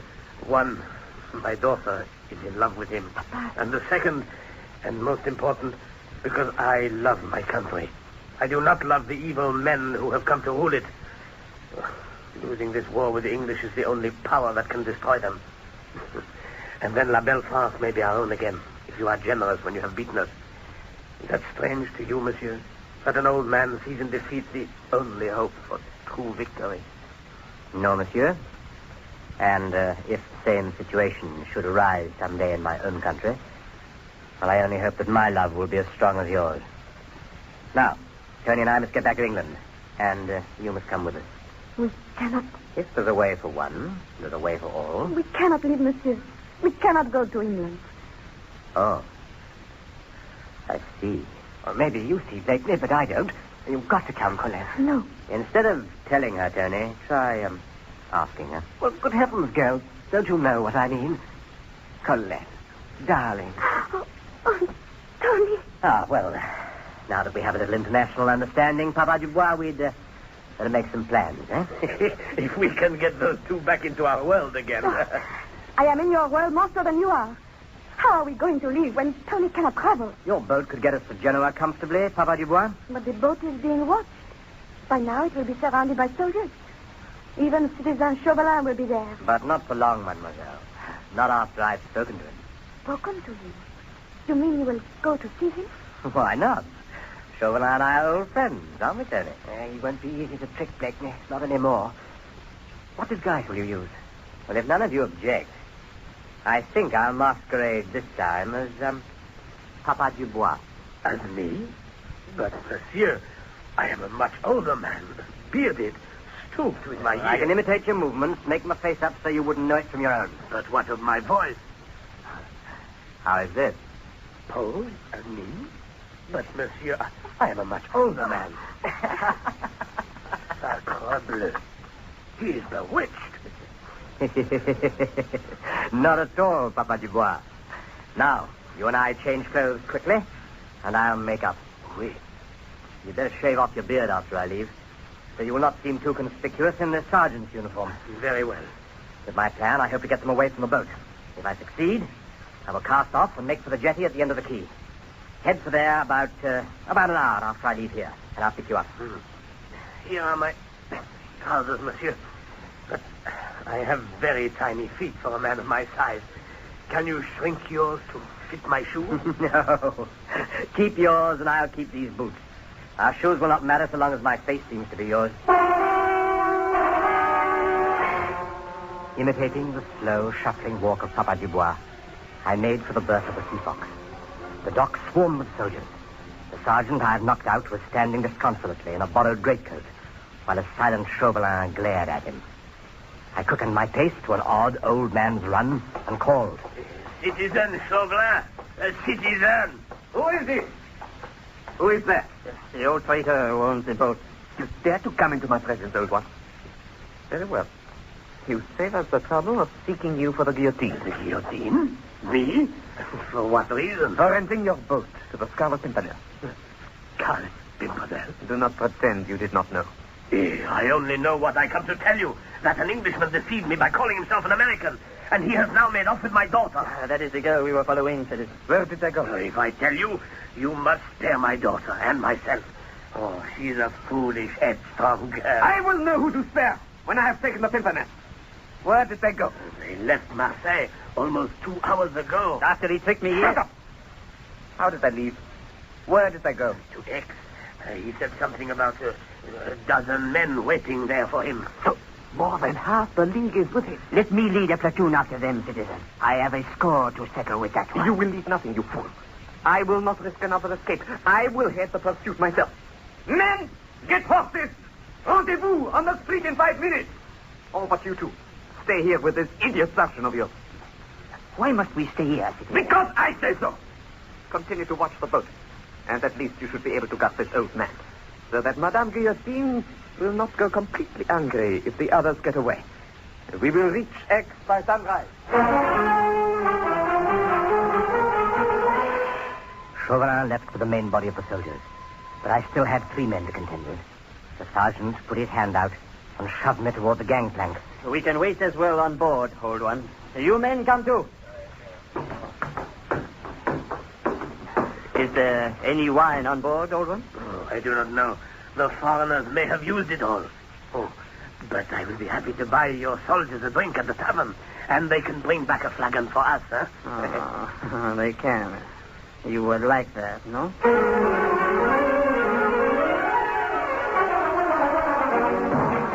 Something was wrong.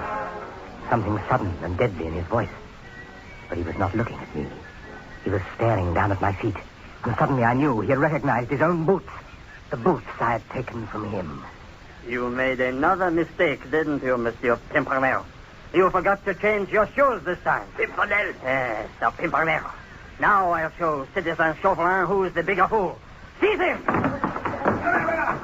The 3 of them were upon me like animals. I lashed out with both fists and felt them hit, but my own head ached with the fury of heavy blows.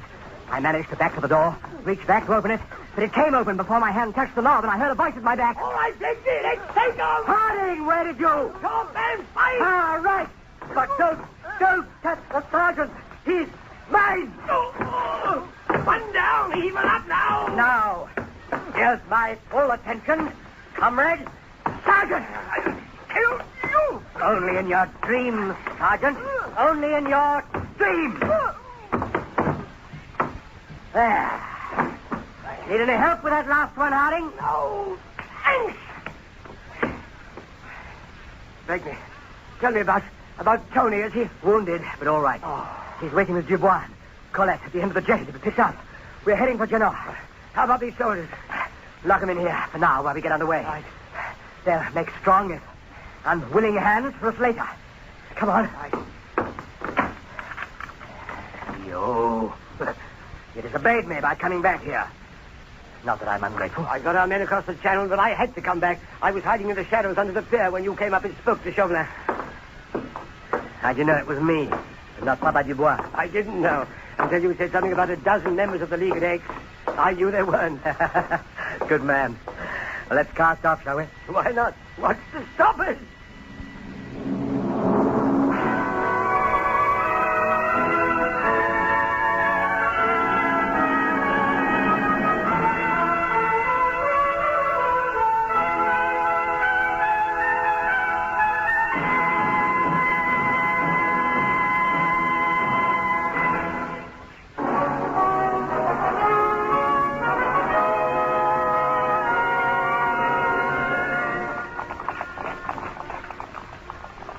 How far to us then, Victor?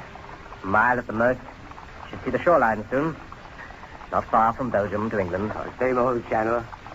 Been a long ride. Tony's better, though. Take a look at him. All right. Yeah, it's all okay. The old man's sleeping, as usual. How about Tony and the girl? Also, as usual. Very bad case of love blackness. She'll make a good wife for him. He can be proud to bring her home. And, speaking of home. What? Just see it now. That streak of silver up ahead. Moonlight on water. It's the channel. Soon we'll be on an English boat. Then on English soil. Sleeping in English beds, in English houses.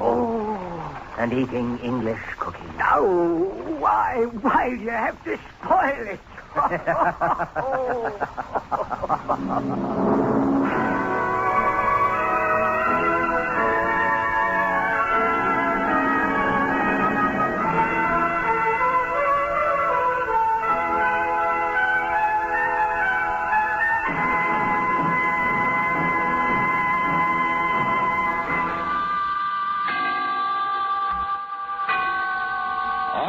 And its 98,000 dealers bring you Mr. Elliot Lewis in tonight's presentation of Suspense.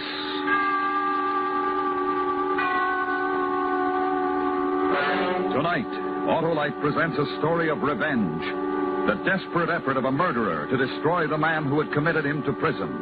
The story is called Concerto for Killer and Eyewitnesses. Our star, the producer-director of Suspense, Mr. Elliot Lewis.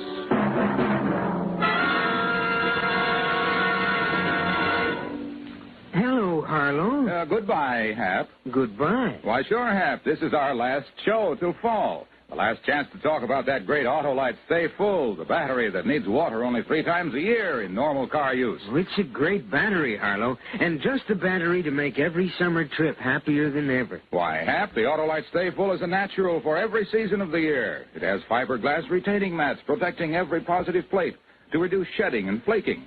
And it gives longer life, as proved by tests conducted according to accepted life cycle standards. The Autolite Stay Full is the battery for me, Harlow. So, friends, see your neighborhood Autolite battery dealer soon. He services all makes of batteries, and when replacements are needed, he has an Autolite Stay Full for your car. To quickly find his location, just call Western Union by number and ask for Operator 25. That's me, and I'll gladly tell you the location of your nearest Autolite battery dealer. where you can get an Autolite Stay Full, the battery that needs water only 3 times a year in normal car use. And remember, from bumper to tail light, you're always right with Autolite.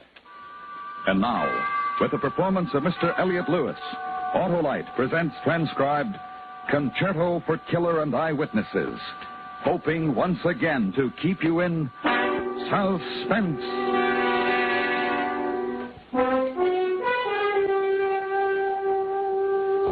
My name's Jesse Crandall, Detective Sergeant, Central Division, Chicago Police Department. I was assigned to a special detail along with Detective Sergeant Abe Delaney on the first day of this week.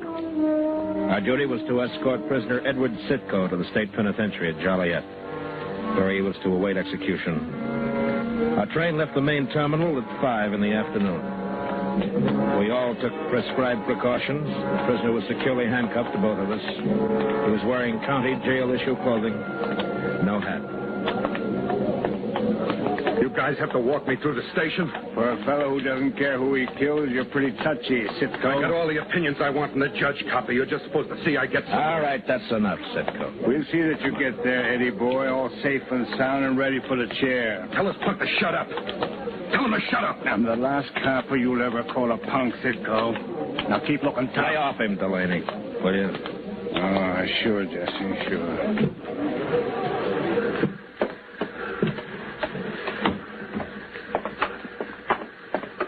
Sitko. Yeah? How come you're so stupid, Sitko? How come you trusted Dallas Kenyon when nobody else did? I never trusted anybody, ever. If you didn't trust him, Sitko, how come he knew who you killed, where you killed, when you did it? Car 64, compartment A. This car, sir, second door to the right. Watch your steps, sir. Thank you. Come on.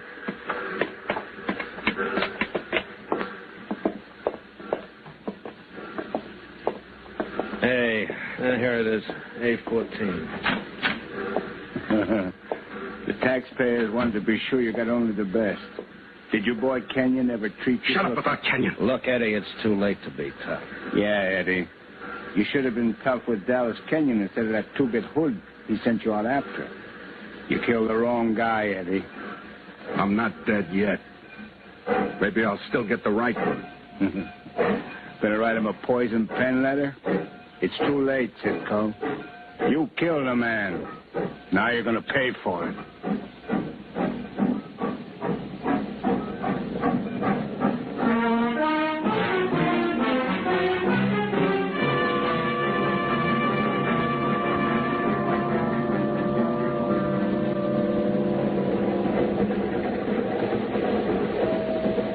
Dinner now being served in a dining car. Dinner now being served in a dining car. Place called for dinner. Place called for dinner. Place called for dinner. I'll get a bite now. Jesse, key. No. Here you.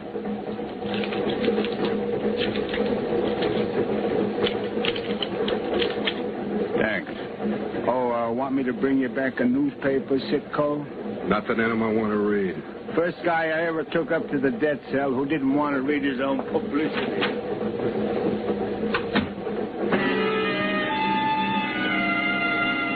Sergeant Delaney was in the dining car as we pulled out into the outer yards. That's when the train lurched forward. I went off balance for a moment. Sitko threw his weight on me, and we crashed to the floor. This is where I get off, copper. He brought his knee up into my face. One for you. I was momentarily stunned. He went through my pockets, found the keys, and unlocked the handcuffs. Sergeant Delaney returned at that moment. Sitko slammed against the door, locking it. And then he struck me across the temple with the handcuffs. One for your friend. Open up. Open up, don't shoot. Before I lost consciousness, I saw Eddie Sitko open the train window and jump.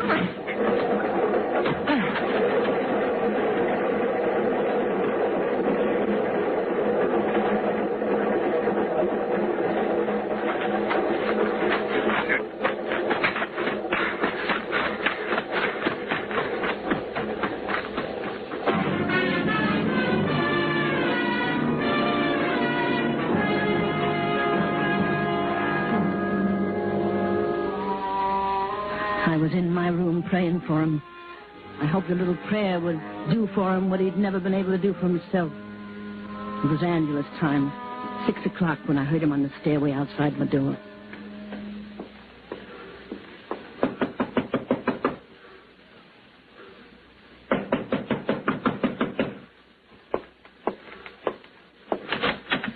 Yeah? Let me in.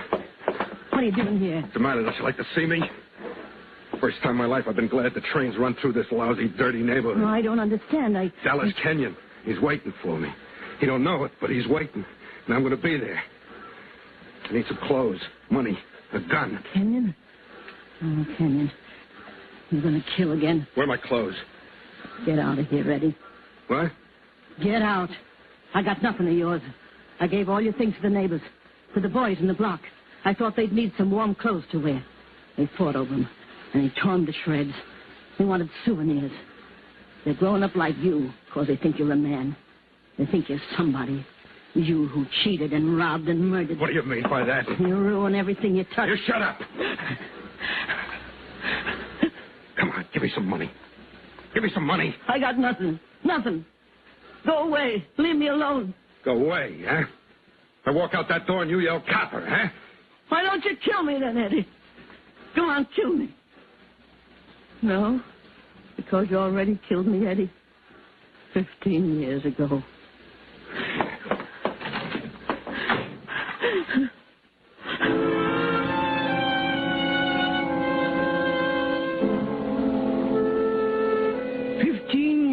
I've operated a legitimate business.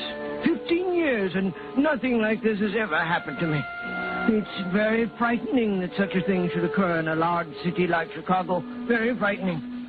I read the newspapers, and I know all about Eddie Cisco. I read about his threats against this man, Dallas Kenyon, and all that, but I never thought that I, George Bartlett, would ever meet the man. What? Back inside. Well, it's 6:30. Time to close. I said back inside. I'm warning you, don't yell, don't do anything. Yeah, I don't want to yell. What do I want to yell and get killed for? Where are your guns? Where are your guns? The gun? Every hot shop has guns. Where are they? A gun? Oh, what's a fellow sticking up a store? Where are your guns? Sitko. Eddie Sitko. I saw your pictures in the paper. You shut up. Over there in the case. Yeah, that case. All the guns you want, all of them. Anything here is yours. Take all of it, but please leave me alone. Please, let me alone. Cartridges? On your right. On your right. Second drawer. It's all yours. Please, just let me alone. I gotta change clothes. On the rack. There. On the rack, there. You can see I'm trying to help you. Can't you see that? Yeah, this'll do. Yes, it'll fit nice. It's nice in the shoulders. I know it'll fit. Pull those shades. Yes, sir. Yes, sir. You expecting anybody? A friend of mine, Albert Hennessy. He runs the barber shop 2 doors down. We have beer sometimes after work. But if he comes, I'll send him away. I want to help you. Honest, I hate to see anybody get a raw deal. And that man you talked about during your trial at Dallas Canyon, he gave you a bad deal. I'm sure he gave you a bad deal. Did you hear me? I said I hate to see anybody get a raw deal, and that Dallas Canyon... Yeah, this suit'll do. It fits perfectly, like it was made just for you. I helped you, didn't I? I believe in giving a man a chance. I'm a little man. I can't hurt you. Kenyon, he's the one you want. That's right, yes. You need money. Here, take it. Take it, all of it. Anything. Please, just take it. You might need it if you have far to go, and Oh, my car! You can trust me. Please, Mr. Sitko. I don't trust. No. I'm a grown man. Please don't beat me up. It's humiliating for a grown man to cry. Don't beat me up. Please don't. Everybody ought to give a little man a break. I'll give you a break, little man. No, please. No. You just got your break.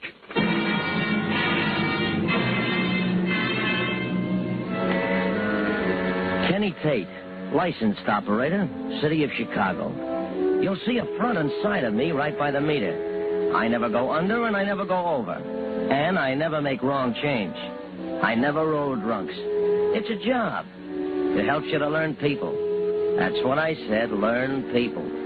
You can tell a lot by the way a woman lights a cigarette or a man reaches to pay his fare. I was just cruising when I saw Eddie Sitko. I didn't know it was him at first. Cam! Hey, Cam!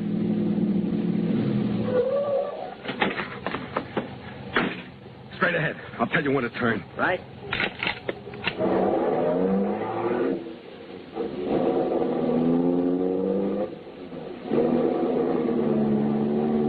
Swell night, isn't it? Want the radio on? No. Turn right, next corner. Yeah, sure.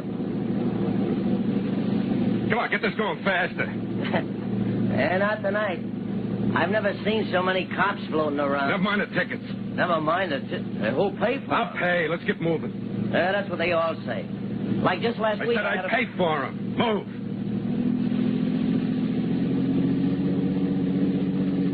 Yeah, trying to make the fights?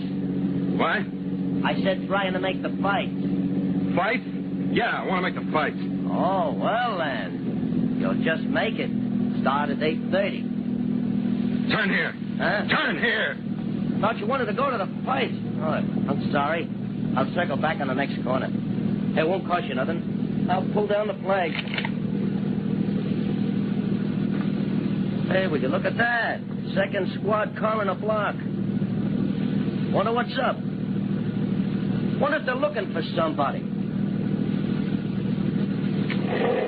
What are you stopping for? The signal, mister. It's red. Can't make a right turn in the downtown district against the stop signal.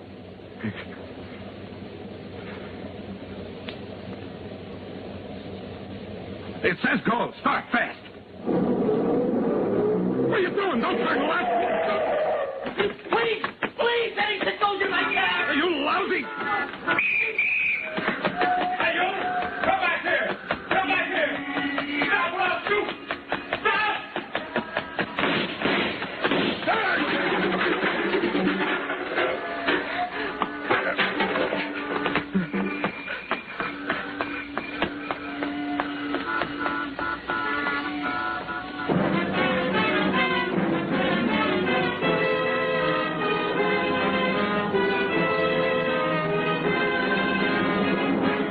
Autolite is bringing you Mr. Elliot Lewis in Concerto for Killer and Eyewitnesses. Tonight's presentation in radio's outstanding theater of thrills, Suspense.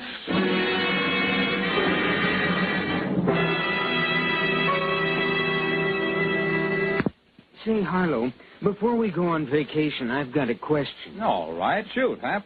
Does the Autolite Stay Full battery really have everything? You bet it does, Hap, including fiberglass retaining mats to reduce shedding and flaking, and give the Autolite Stay Full longer life, as proved by tests conducted according to accepted life cycle standards. But doesn't the Autolite Stay Full need something, Harlow? Well, yes, it does, Hap. It needs water only 3 times a year in normal car use. Only 3 times a year in normal car use, Harlow? Yes, Hap, only 3 times a year in normal car use.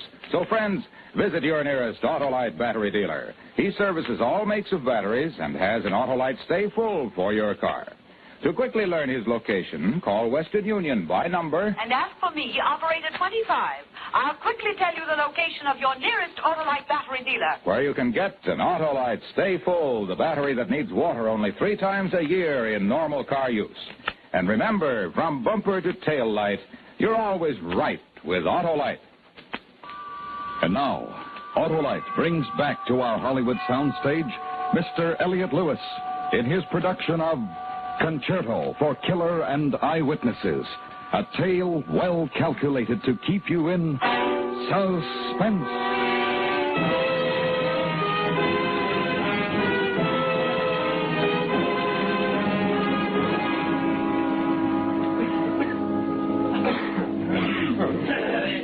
And next, ladies and gentlemen, number 18 in your catalog. This beautiful mean type box. Put it up under the light, boys. And turn it for the folks. That's right. Now, can we start the bidding at $60? Do I hear $60? $50? Do I hear $50? All right, then, $45. Do I hear $45? I tell you, folks, it's worth your life getting anything sold here tonight. Now, look at this mark. Now, Can I help you, officer? Anybody come in here in the last 10 minutes? Well, a lot of people. The auction's just starting. A tall man, heavy build. Maybe had a bullet wound. Limp, maybe. Bullet wound? No, we haven't seen anyone like that. He's Eddie Sitcomb. He's dangerous. If you see him, notify the police. All right, I'm sorry. Then we'll have to pass it. right, take it away, boys.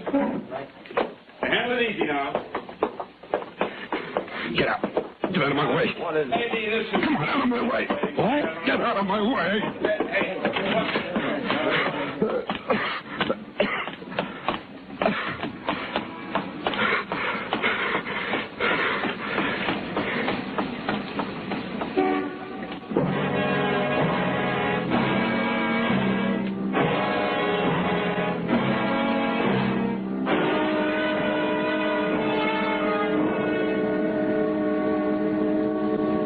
Cougat's great. Great! I seen him once when he was at the Roxy, and Oh, yeah.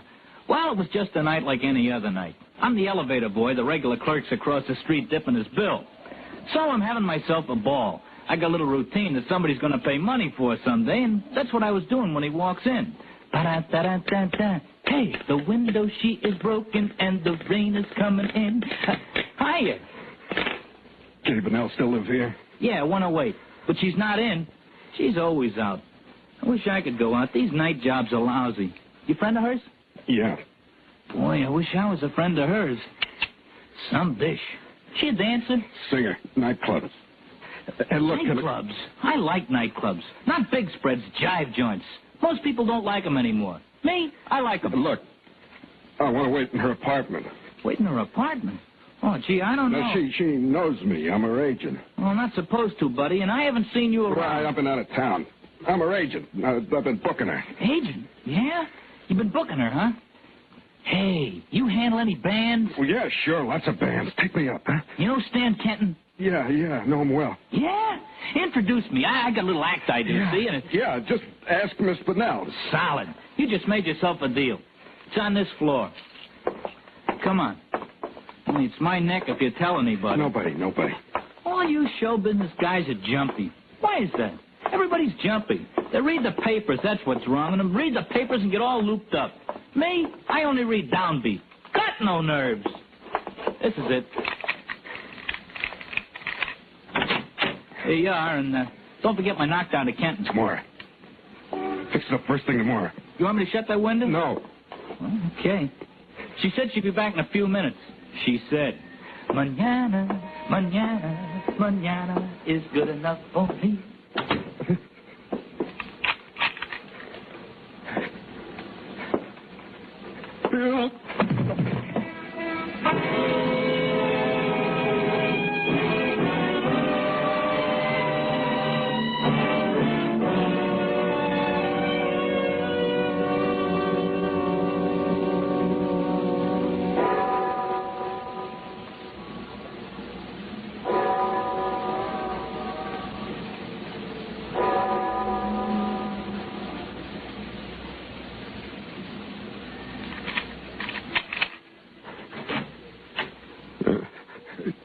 Who's that? Eddie. Eddie. Oh, Eddie, I can't believe it's really you. Didn't he tell you outside? Didn't he tell you I was here? Nobody told me anything. Eddie, how? Never mind now. You're going to help me the rest of the way. That's why I came here. Eddie, you're bleeding. Take your hands off me. Eddie, you're hurt bad. I know a doctor who can help you. I'll call Stay him. with the phone. Eddie, I don't understand. Never expected to see me again, did you? Nobody expected to see Eddie Sitko again. He's all through, isn't that it? Good old Eddie. Wrapped up in a murder rap, isn't that it, Kitty? No, Eddie, no. That isn't it at all. You're wrong. Well, I'm right about one thing. Kenyon sent me up there. Eddie, I've got to get you out of here. They'll be looking for you everywhere. They'll come here, too. Kenyon sent me there. Kenyon told the cops. That's where we're going. Going? We're going? Going where, Eddie? See Dallas Canyon. Well, that's where they'll be waiting for you. That's the first place they'll go. They wouldn't stop you, Kitty. You could just drive right through the gate, an old friend. Crazy. And I'm right behind you on the floor of the car. Look, Eddie, I hate him as much as you do. I hate him for what he did to you, but I haven't seen him or heard from him since the trial. I hate him, Eddie, but You got lots of reasons to help me, huh? But don't you see it wouldn't work? They'd search the car and they'd start shooting. Please. I had lots of time to think, Kitty. Please. Well, I was waiting to be set up. It's funny when I remembered. Well, we could get away. Something my ma used to say. You and me. Way back. If you forgot When I Kenyon. used to sit around on the steps talking My with him. car's downstairs. If we started now, Eddie. The only thing I do remember, besides gang fights and reform school, and the way they did things. They wouldn't look for me, don't you see? They wouldn't look for me if I were to There's disappear. a line from something. It said, There's a time to live and a time to die. Eddie, please listen to me. Kenyon's time, baby. My time. He sits in his big house and lets everybody else get dirty for him. He promises big payoffs. And then he pays like he paid me off. Eddie. Just to stand in front of him and watch him be scared. Like I've been scared. I want to see him die. It's his time. Eddie, I love you. Things could be the way they once were if you forget him. Killing him won't do you any good. I love you. I love you. I love you. We could have each other again. I can get a doctor. He'll fix this. And then we can get away together, you and me. It's a big world. They don't catch everybody they're after. Hear what I'm saying, Eddie? Forget Dallas Kenyon. Forget about killing him. It's a miracle that you got away, but you are away. Don't let this destroy you, this hating him. There'd be nothing after that. We have time, darling. My darling, you and me, we have time. Baby, Claire. Yes, darling. You love me. Wherever you want me to go, Eddie. You'll go anywhere with me? Yes, darling, yes. Here, my car keys. Drive around the back and I'll pack. What's wrong? You want me to leave you alone? I don't understand. You want me to leave you alone? You don't love me. What? You still love him. No, Eddie, no. I told you I haven't seen him or heard from him since the trial. Not a word. You still love him. You always loved him. No, Eddie. Right now, you wanted me out of here so you could call and turn me in, so you could save him. You're not going to hurt him. We got rid of you when? And we'll get rid of you again. You and Kenyon. You and Kenyon. You and Kenyon. Eddie.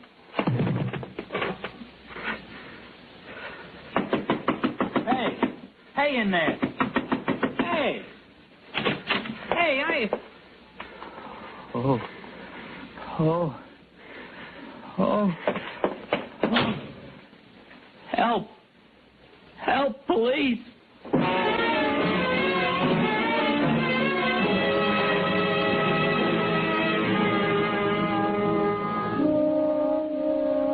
I was in the Kenyon home that evening in reply to an urgent call. I became alarmed when a police cordon was established, but I never dreamed that it would come to what it did. Of course, this man Sitko had no way of knowing that I was in the house. I don't know how he got in without being seen. I was standing on the top of the landing in front of Mr. Kenyon's room when I first heard him in the hall below. He'd entered, I imagine, through the basement. He looked about to see if anyone would interfere with him. Then he saw me. He was wounded in several places. The shoulder, chest, I believe. His face was extraordinary. A mask of pure hate. I stood and watched him as he came up. You. Where is he? Do you mean Mr. Kenyon? Which room is it? Come on, move. This is Mr. Kenyon's room. Out of my way. Come on, get out of my way. The sheet. What's the sheet covering him up for? I'm the undertaker.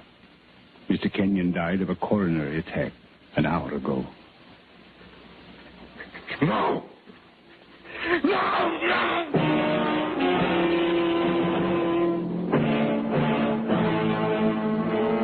He lurched across the room and ripped back the sheet covering the face. Then he turned and walked out of the room, the gun still in his hand. The police, meanwhile, had entered the home, and seeing them, he again became enraged and began firing.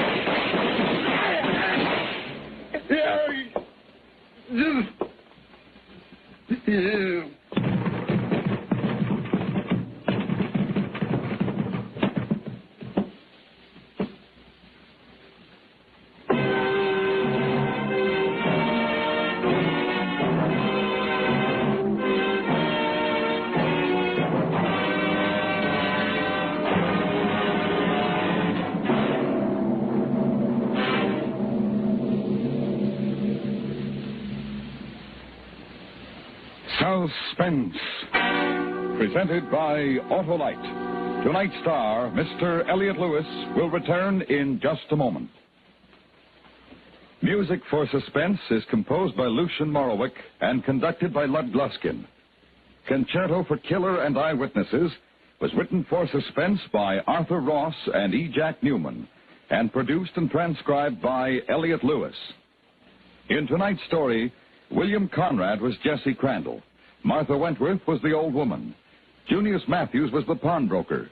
Sidney Miller was the cab driver. Gil Stratton Jr. was the bellhop.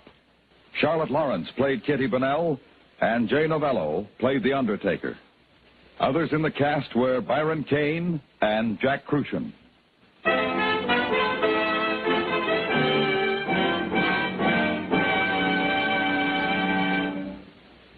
This is Harlow Wilcox speaking for Autolite. And here again is the star of tonight's play, Concerto for Killer and Eyewitnesses, the producer-director of Suspense, Elliot Lewis. Thank you very much, Harlow. Ladies and gentlemen, we of the Autolite family hope you enjoyed our show this evening. This is our last program of the season, but we'll be back on CBS Radio in September. We hope you'll join us.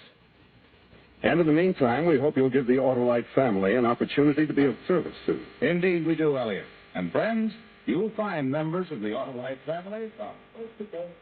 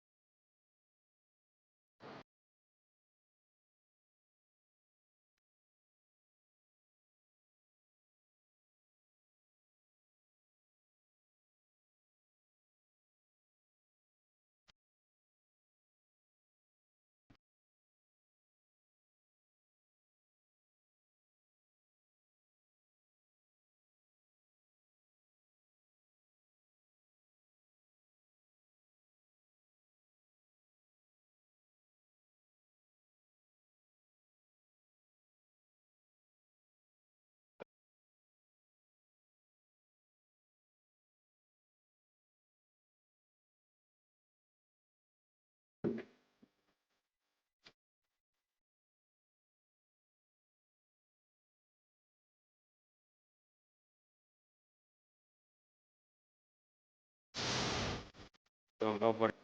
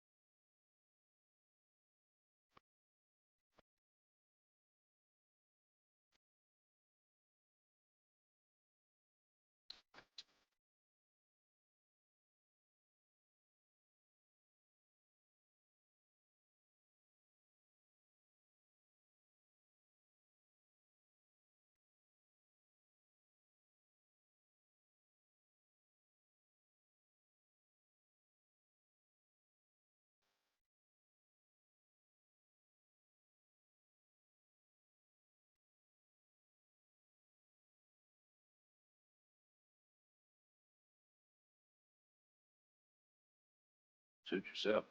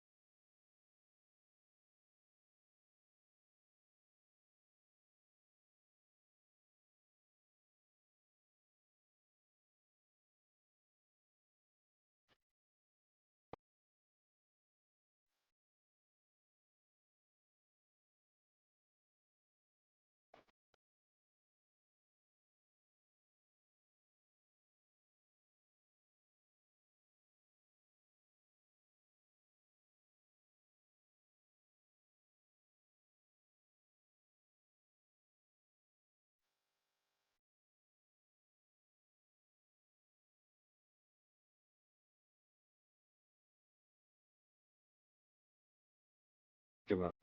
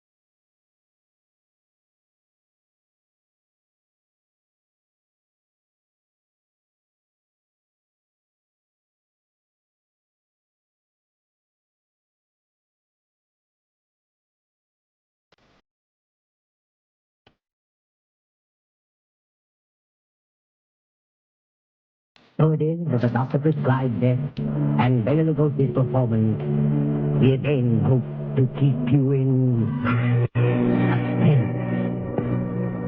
Professor Antonio Basile has a theory, but let him tell you about it. As a psychologist, I have worked out a theory I know to be sound. I contend that a person who has decided to kill himself can very easily be turned from this desire to the desire of taking the life of another. I can prove my theory, and if necessary, that is exactly what I will do.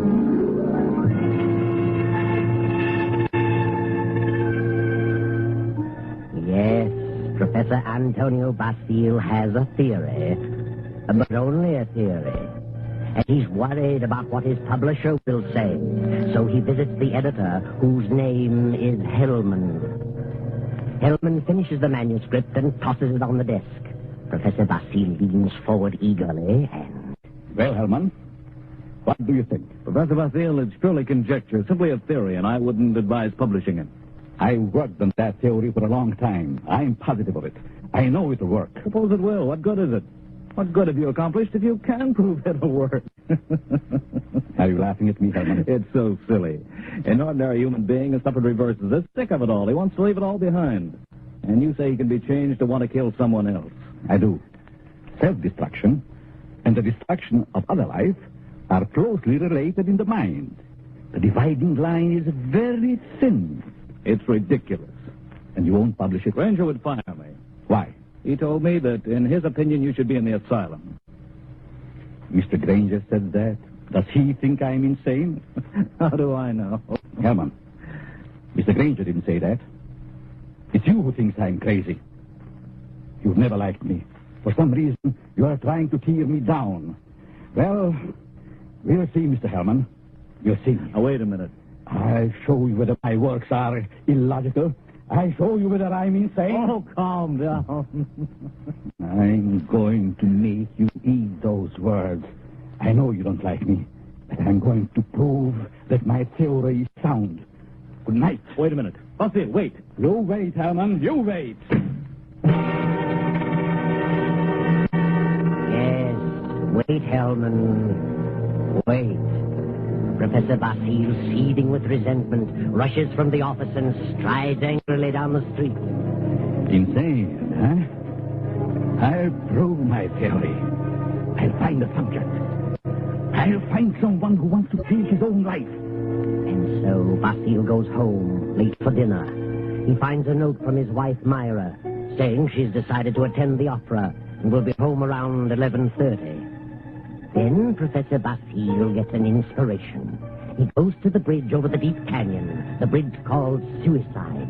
And strangely enough, he hasn't long to wait. As he stands against the railing in the fog, a figure appears a few feet beyond, stops, prepares to leap. Don't do it! Wait a minute! Listen. Huh? That's very silly. Let go of me. Oh, no. I couldn't do that. I need you. I don't need you. Don't you know this is against the law? You're not an officer. You can't stop me. It's 500 feet to those tracks below. Hard steel rails. And don't believe what they all tell you about not being conscious of what happened. You'd know. People don't die instantly. Let loose. They lie in agony for minutes and sometimes for an hour. It's a horrible death, I know. How do you know? I'm a doctor. Doctor? Yes. I can tell you much simpler ways, much less painful ways and quicker. You're a nice young girl, an intelligent girl. You wouldn't want it to happen this way. Maybe after I talk to you a while, you wouldn't want to do this at all. No? No. Now, come on. Let's talk it over. Maybe a few minutes' talk will change the entire picture for you. What could you do to help me? If you'll come, I'll tell you. There's a motive back of your wanting to do this, and I'd like to know what it is. Nothing doing. Haven't you any relatives? Any loved ones you'd like to do something for? Yes? Then if you talk with me for a while, maybe I can find my way clear to help those people.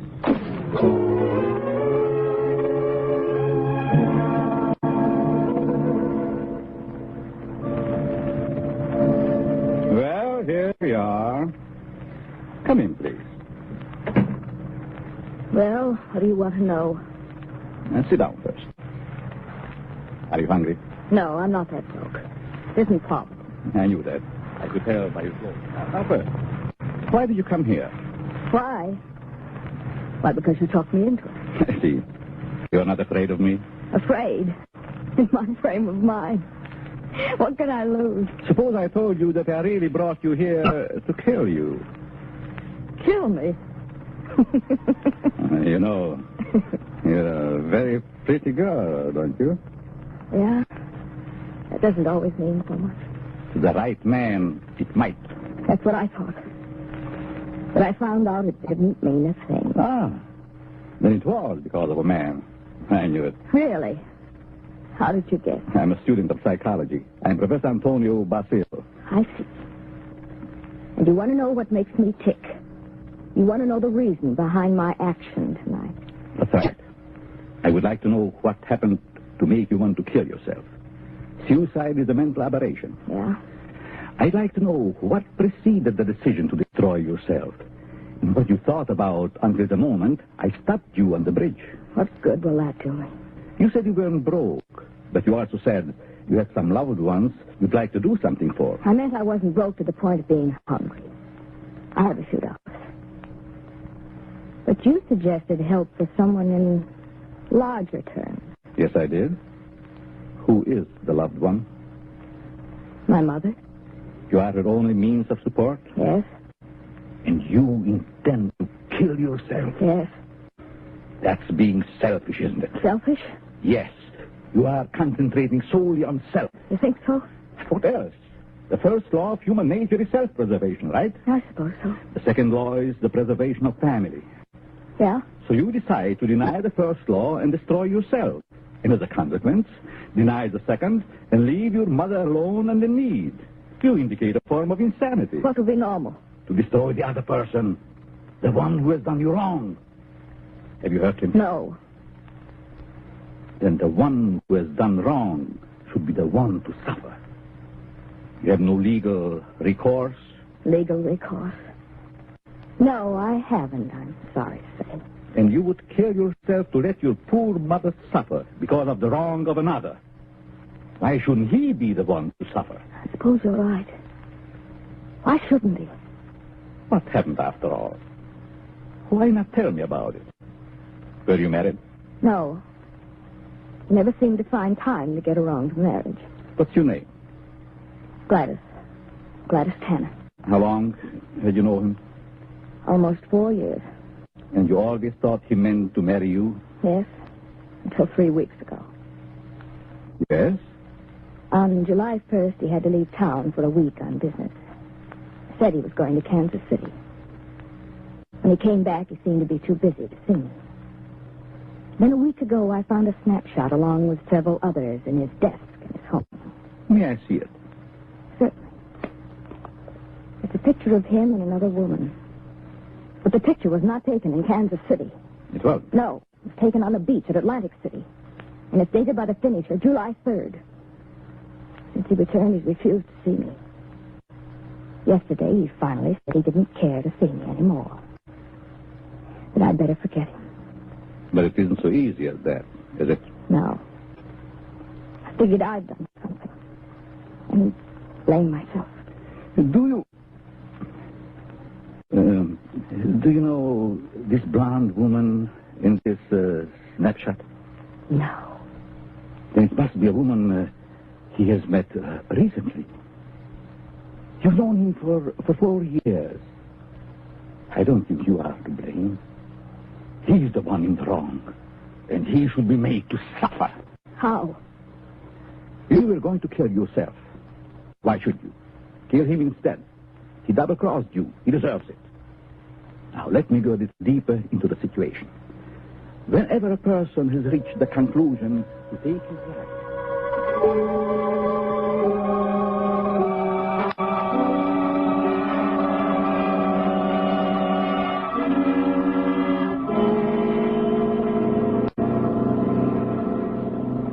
sure you have made up your mind, Miss Tanner? Positive. Now, if you're careful, you won't be caught. No. But whether you are or not, I'm giving you this check for $1,000 made out to cash to be sent to your mother only after the man is dead. Write his name on this pad. There you are. I don't know what has happened by the newspapers. And I will withhold payment until I learn that you have gone through with it. It'll happen tonight. Very well. You are sure? You are determined? Absolutely. Nothing could stop me. Very good. But just what would happen if I did get caught? You won't get caught if you follow my instructions. I know. Now, here is a small revolver. It'll fit easily in your purse. That's all you need. Be sure to wipe your fingerprints off and leave the gun near the body. Well, goodbye, Dr. Basile. Goodbye, Gladys, and good luck.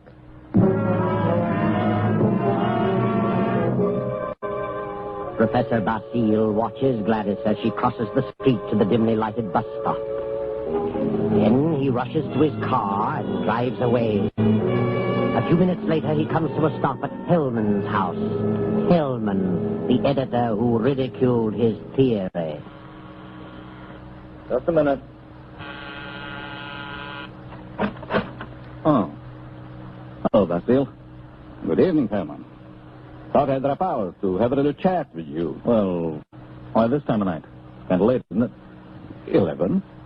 Didn't think that was late for you. No? Come in. Thanks. Sit down. What's on your mind? I want to talk to you about my theory you ridicule so definitely. My theory about suicide. Oh. Well, I just don't believe it, that's all. And I said I'd prove it, didn't I? Yes, but what are you getting at? It's going to be proved. My theory is going to be proved tonight. Well, that's fine. Go right ahead and prove it. I don't like you, Hellman. I never liked you. And I know you don't like me. I can't help that, Basile. What are you staring at? Is there someone here with you? Certainly not. Why? That's a woman's purse on the davenport.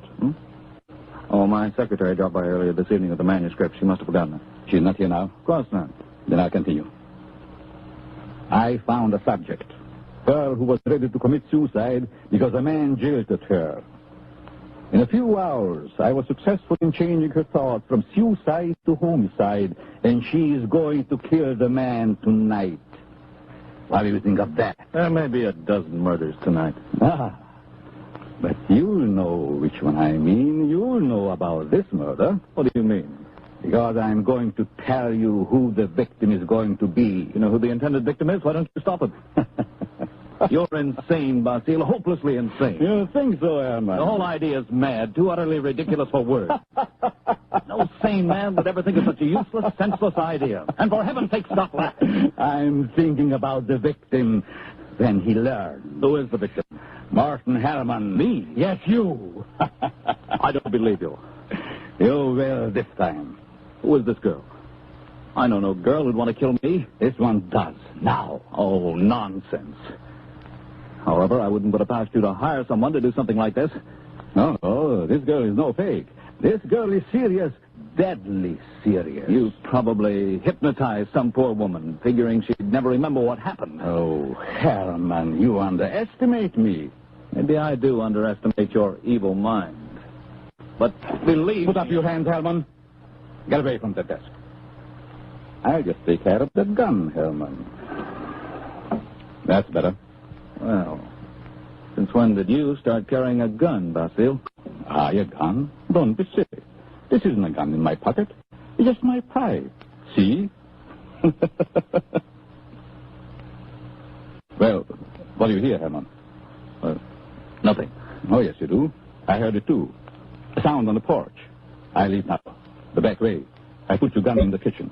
And I'll be very careful to remove all my fingerprints. You insane fool. Oh, fancy you.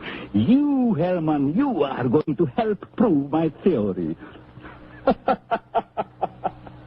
Good night, Herman. Crazy devil. I'll have him locked up before he gets across town. Good evening, Mr. Hellman. Huh? How did you get in here? Through the patio door. What do you want? I wanted to talk to you. Very strangely. You're just imagining things. And what are you doing here? I wanted to tell you something. Yeah? What?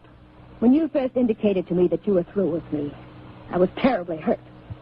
I thought all along that we were to be married. I couldn't understand. I tried and tried to think of something I'd done to cause our breakup. And then I happened to find this snapshot in your desk. Snapshot? Take a look at it. Kansas City. No, Atlantic City, New Jersey. You and a blonde. And the date is stamped on the back. A business trip. Ha! Well, what about it? I just wanted you to know that you weren't so slick. I wanted you to know that I knew about the blonde. That I knew you'd lied. Now that you've told me, what good does it do you? A lot of good. First, I thought you came here for money. How could you think such a thing? Well, I think you'd better go now. I'm going. Goodbye, Morton. And good luck in your new venture. What venture? This one. Gladys. Gladys! And wish me luck in mine.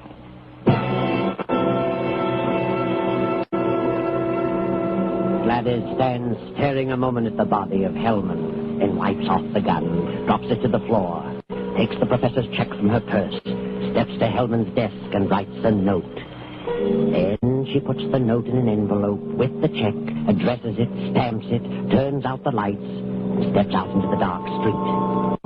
At the corner, she drops the envelope in the mailbox and disappears. Professor Basile heard the shots. His theory worked. Hellman will torment him no more. The perfect crime. So he can go home to his wife now and go to sleep. Myra. Myra. Huh? What? Oh, Antonio. What are you doing asleep on the Davenport? Do you know what time it is? It must be after midnight. I've been waiting for you. How was opera? Oh, fair. Nothing to brag about. Who sang the lead? Belchiati. He wasn't very good. Belchiati? Mm-hmm. He's a poor Othello. Othello? I thought we were doing Aida tonight. No, they switched because someone was ill. Ooh, I just as soon as stayed home. Have a night, Myra? No, thanks. I'm tired. I think I'll go to bed. I belong presently. Good night.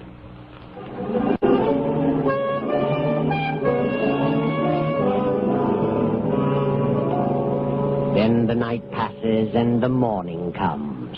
The professor rises cheerfully and prepares for breakfast. Then... I get it, Myra. Yes? You, Professor? Professor Basile. Yes. May we come in? We'd like to talk with you. Of course. What is it you want? Is your wife in? Yes. We'd like to see her, too. Myra! But what's this all about? What is it, Antonio? These men are from detective headquarters. They want to talk to us. Really? What about? May I ask where you were last night, Mrs. Basile? Certainly. I went to the opera. What time did you get home? Oh, I imagine it was around 11 or shortly after. Mm-hmm. Were you at home last evening, Professor? Well, I was at the club and got home about 12:30. By the way, do you know a Morton Hellman? Certainly. What about him? He's been murdered. Murdered? Good Lord. When? Around midnight last night. I found him this morning. How terrible. Why, I've known him for years. He was editor-in-chief of the company publishing my writings. I'm a psychologist, you know. Yes, I know. But what do you want to know from us? We weren't connected socially with Hellman, just in business. Did you know him, Mrs. Basile? Yes, I knew him very slightly. Do either of you know of anyone who'd have reason to kill him? Certainly not. Everyone thought highly of him. Did you ever hear of a girl named Gladys Tanner? Gladys Tanner? No. Did you know of a Gladys Tanner, Mrs. Basile? No. Is this your purse, Mrs. Basile? Why, of course it is. That's the one I gave you last Christmas, Myra. Oh, yes. I must have lost it downtown. Where did you find it, Lieutenant? At Hellman's home. Hellman's home? Well, how in the world? Heavens, but... We found it on the sofa. Well, I can't imagine how it could get there. And this is the revolver that killed Hellman, found on the floor beside him. What? No fingerprints on it, however. What? May I see it? Why, Myra, this is your gun. I bought this for you 2 years ago when I went on the lecture tour. Yes, I think it's mine, but it just doesn't make sense. Did you have the gun in your purse when you lost it last time? Well, perhaps I did. I'm so confused now I can't remember. I think, Myra, I think it's terrible. Oh, I know. Oh, dear, I feel ill. Did you ever fire this gun? Yes, once last year up in the mountains. I wanted to see how it worked. Ever reload it? No, I've never reloaded it. I just didn't think about it. Maybe I did put it in my purse. Why, I don't know. And whoever found the purse may have used the gun to... Oh, I just can't seem to think. This gun misfired on the first 2 shots. The other 3 killed Hellman. This is the most amazing piece of coincidence I ever heard of. Why would my wife want to do such a thing? Why should she get to Hellman? She hardly knew him. Are you sure about that, Professor? Of course. Well, sorry to say that I don't believe her. What? This is ridiculous. This is going to be a shock to you, Professor, but here's a snapshot we found on Hellman's desk. Taken in Atlantic City last July. Good heavens. Why, this is you, Myra. You and Hellman. You were at your mother's in Florida in July. Myra, look at me. What does this mean? I can't. And I can't believe such a thing. May I have the purse, the gun, and the photo? Thank you. I'm sorry, but I'll have to take her down to headquarters. But I didn't kill him. I didn't. I wouldn't. I loved him. Myra. Better pull yourself together. You'll have to go back. You want photos and fingerprints? Yes. Better get it ready, Myra. Certainly looks bad for her. Afraid it does. Looks like an open and shut case. Oh, will you come along too, Professor? Certainly. And so it all worked out beautifully. Not quite as the professor had planned. But then he changed his plan from the moment when Gladys Tanner showed him the snapshot taken in Atlantic City. And he realized that the girl's fiancé was Hellman, and the blonde was Myra, his wife. He had no intention of allowing Gladys Tanner to kill Hellman until he saw that snapshot. And when he recognized Myra's purse in Hellman's home, he decided to let Gladys kill him and the blame be placed on Myra. The perfect crime. But several hours later, after fingerprints and many questions, the professor is just about to be dismissed when Sergeant Rankin steps into the room and speaks quietly to Lieutenant Davis. What is it, Rankin? I stayed at Basile's place, as you said. Well? A few minutes ago, a special delivery letter came for the professor. This'll knock your eye out. Read it. Oh, this fits perfectly with the writing we were trying to make out on Helm's desk blotter. Professor, here's a letter sent special delivery to you a few minutes ago, postmarked last night. Read it. Dear Professor Basile, Your theory worked a certain degree. You convinced me I should kill him.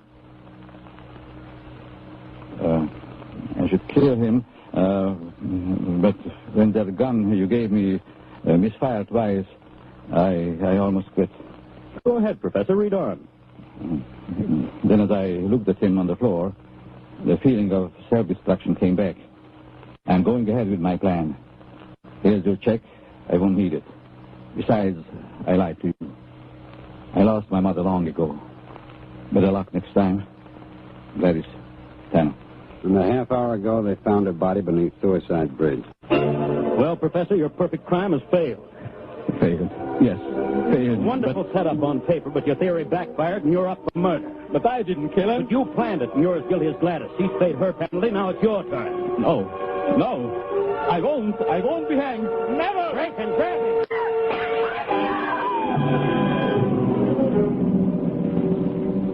And now the doctor lies on the sidewalk 17 stories below. His entire theory worked in reverse.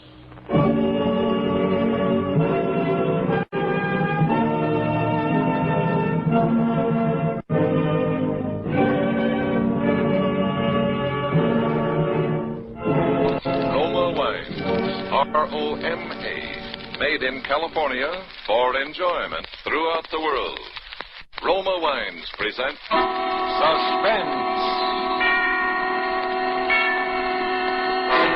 Tonight, Roma Wines bring you Mr. James Stewart as star of Consequence, a suspense play produced, edited, and directed for Roma Wines by William Spear. Suspense, radio's outstanding theater of thrills, is presented for your enjoyment by Roma Wines. That's R-O-M-A, Roma Wines. Those excellent California wines that can add so much pleasantness to the way you live, to your happiness in entertaining guests, to your enjoyment of everyday meals. Yes, right now a glass full would be very pleasant, as Roma Wines bring you James Stewart in a remarkable tale of suspense. Maybe the costume was the decisive factor. Or maybe it would have happened anyway. In any event, the occasion was the 10th reunion. And the class of 29, as such occasions demand, were all dressed identically in cowboy suits. And there was Ted Wolfe, whom I hadn't seen in 10 years, although in college he'd been by far my closest friend. And so, of course, I brought him home to dinner. Gwen managed to be quite charming, even though it was the maid's night out. She didn't even kick about the oven. And that's how it started out, just like that.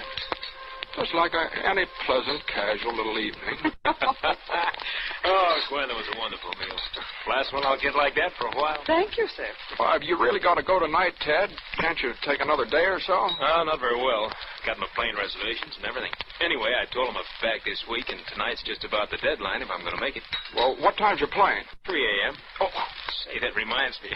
I can't go aboard in this thing. Well, you probably will. I think you're both kind of stuck on yourselves in those cowboy outfits. Worse than a couple of kids. Sure, I'm going to wear them up to the hospital tomorrow. No kidding, no. People will think I'm nuts. All right, spoil sport. I'll call the hotel later. They'll bring your bags over here. You can change here. Although I should think a cowboy suit would be a sensation in Ecuador. Are you really going to Ecuador, Ted? At first I thought it must be a joke. No, well, you heard me talk about the work Ted's doing down there. No, but Ecuador. Well, you got to have medical care out on those plantations some way. And I like it. I don't see how you stand it. Living like a hermit, cut off from civilization and not making... Well, I mean, they can't possibly pay you. No, Gwen. Oh, what time is it? Oh, goodness, I've got to run. Oh, are you leaving us, Gwen? Yes, I promised Mother I'd come out to the country tonight. Anyway, I know you two would much rather talk over old times by yourselves. I'm sorry. Well, in case I don't see you again, thanks for everything. It's been swell. Well, you're coming back sometime, aren't you? Maybe 5 years, maybe 10, maybe never. Oh, silly. You come back next year and kind of stay for a while. I am sorry I have to go, but you two have a nice evening. Oh, there are eggs in the icebox, Phil. Did he always have to have fried eggs at night when he was in college, Ted? That's Phil, all right. So, goodbye, darling. No, don't even get up to come to the door. Now, I'll phone you tomorrow night. Goodbye, Gwen. Have a good trip, Ted. Bye. Bye. lucky man, Phil. Am I? I suppose you know that the main reason I came to this shindig at all was to see you. Why me? It's been a long time since you and I had the same dreams, Ted. You haven't lost them, though. You're still in there pitching. Oh, yes. Private practice. 2 cars in the garage, 2 chickens in the pot. That's the kind of ball I've been pitching the past 10 years, and it's the kind I'll keep on pitching until some other doc says coronary thrombosis and they carry me out. You can't kid me, Phil. You're happy. And I'd just about given up the idea that there was such a thing as a happy man. And now you think you found one. I know I have. I knew it the minute I came into this room. I knew it the minute I saw her. Gwen? Yes, Gwen. I hate Gwen. You what? And what's more, she hates me. Oh, it's nothing that shows on the surface. We get along because we have to, because my reputation would suffer if we didn't. Phil, you can't be serious. No? Why do you think I've given up every dream I've ever had? Why do you think I spend my life treating the imaginary ills of a lot of wealthy hypochondriacs? So Gwen can have this and Gwen can do that. So Gwen can satisfy every greedy instinct and every petty, rotten ambition any woman ever had. Good Lord. I never realized. Well, you've got to do something about it, Phil. You got to get out. Go to another city. Go to another country. Yeah, she'd be after me like a hawk. She'd have me up before the medical association. Oh, there are 1,001 things she'd do and would do. I've thought every way there is. There's no use. Well, now I've got that off my chest. Now you know. I'm sorry I disapproved. Dr. Martin. Oh? Yes, well, now? Oh, right. I'll be right down. Hey, you're not going out now. I want to talk to you. No, I'm still a doctor. Even Gwen can't stop that. I'll be back before you leave, though. If you want to stick around, I'd sort of like to ride out the airport with you. Is it really important, Phil? Yeah. Now, just make yourself at home. You can fix anything you want out in the kitchen, but look out for that oven, though. It leaks when you turn it off wrong. I won't be long. Okay. I'll wait, Doctor. Thanks, Doctor. Kind of hoped you would, Ted.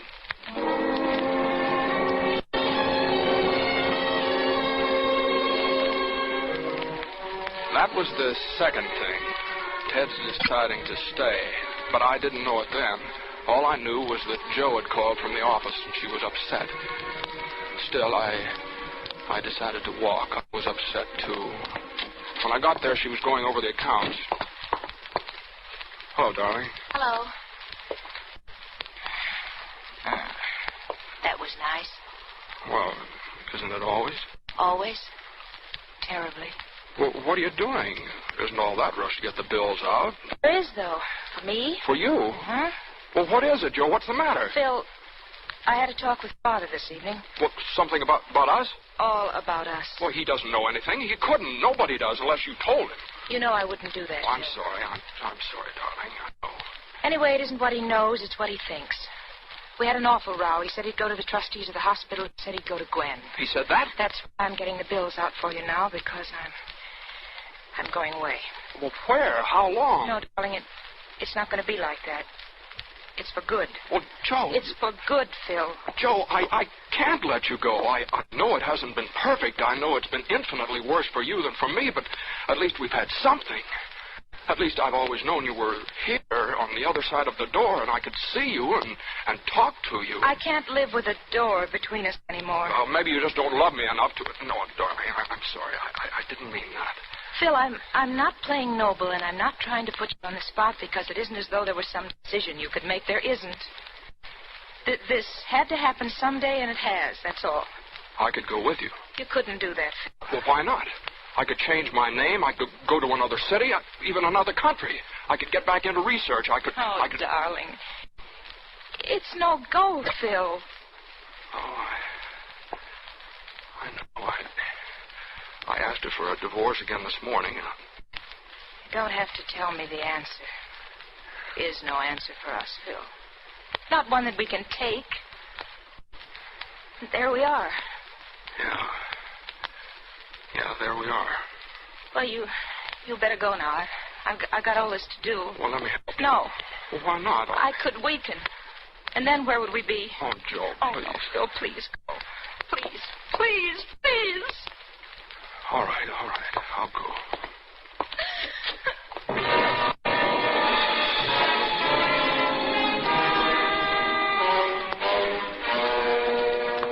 I don't know how long I walked that night or where. Perhaps most men are weak and never know it. But when you're losing the woman you think you love, that's when you'll find it out. That's when you'll see yourself at last in the pitiless glare of all your poor, frightened, childish helplessness. And so I walked, and I was sick to the depths of my soul. And I walked some more.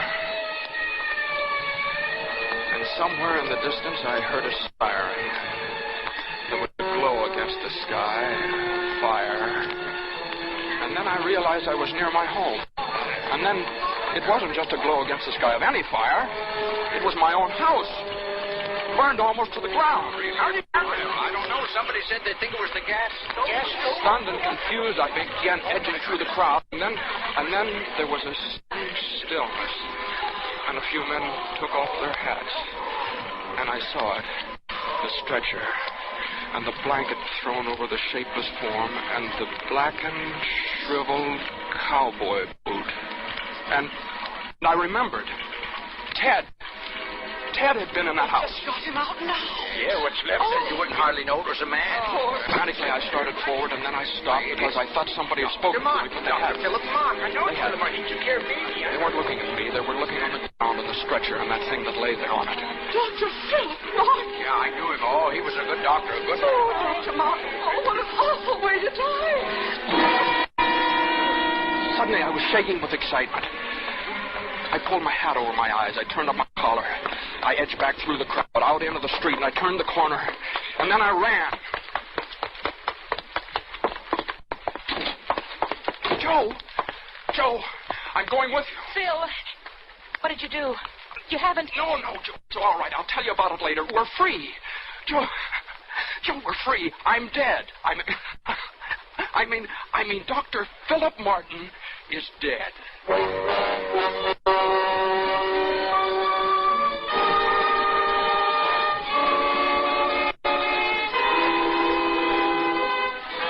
For suspense, Roma Wines are bringing you as star James Stewart in Consequence by George Sklar and Vladimir Posner.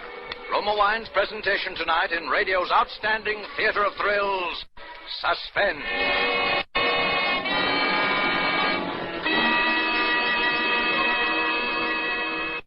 Between the acts of suspense, this is Truman Bradley for Roma Wines.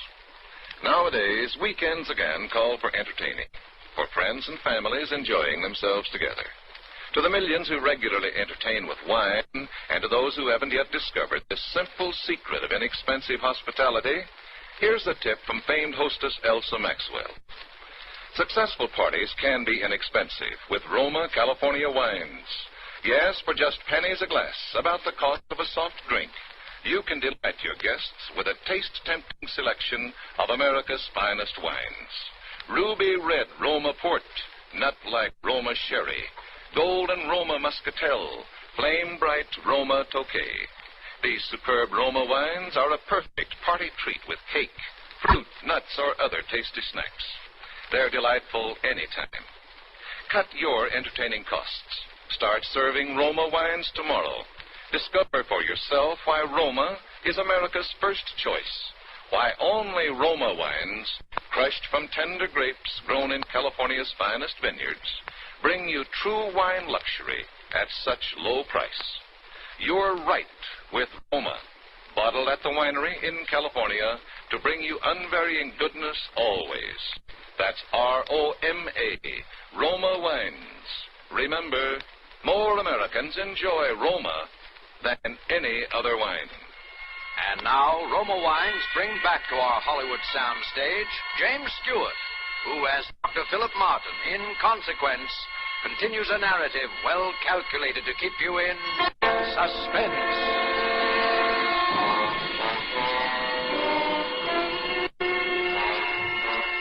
There must be something of the criminal in every man, because it seemed that I knew automatically everything I would have to do. and how I was going to do it. Hotel Wilson? Dr. Wolf, please. Dr. Theodore Wolf. Thank you.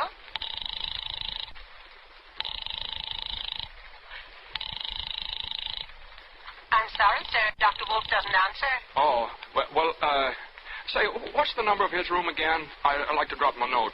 Dr. Wolf is in 502. 502. Thank you. I knew in a big hotel like that, the chances of anyone remembering exactly what Ted looked like were pretty slim, and I figured that they'd give me the key all right as long as I didn't stumble around asking for the number. I let myself in at 502, and I snapped on the light. I found the plane ticket on the bureau, and then I pried open his luggage and changed into one of his suits. I put on his hat and his overcoat, just in case. I packed my own things away. There were a pair of dark glasses on the bureau, too, and I put them on. Then I went down and checked out, paid cash. I knew he'd bought the plane ticket at the airport, so the travel clerk at the hotel, why, he wouldn't know Ted Wolf from Adam. Yes, sir? I'm Dr. Wolf. I've been staying at the hotel. Oh, yes, doctor. I have a through plane ticket here to Ecuador, Pan American, for tonight. I'd like to turn it in. One moment. Oh, that's Dr. Theodore Wolf. Thank you. Hello, Pan American, Wilton Hotel. Say I got a through ticket to Ecuador. Dr. Theodore Wolf. Will you take it? All right. That'll be quite all right, Doctor. Oh, and while you're at it, you might as well get me a couple of train tickets. Yes, sir. Where to, sir? Huh? I said where to, sir? Oh, Los Angeles.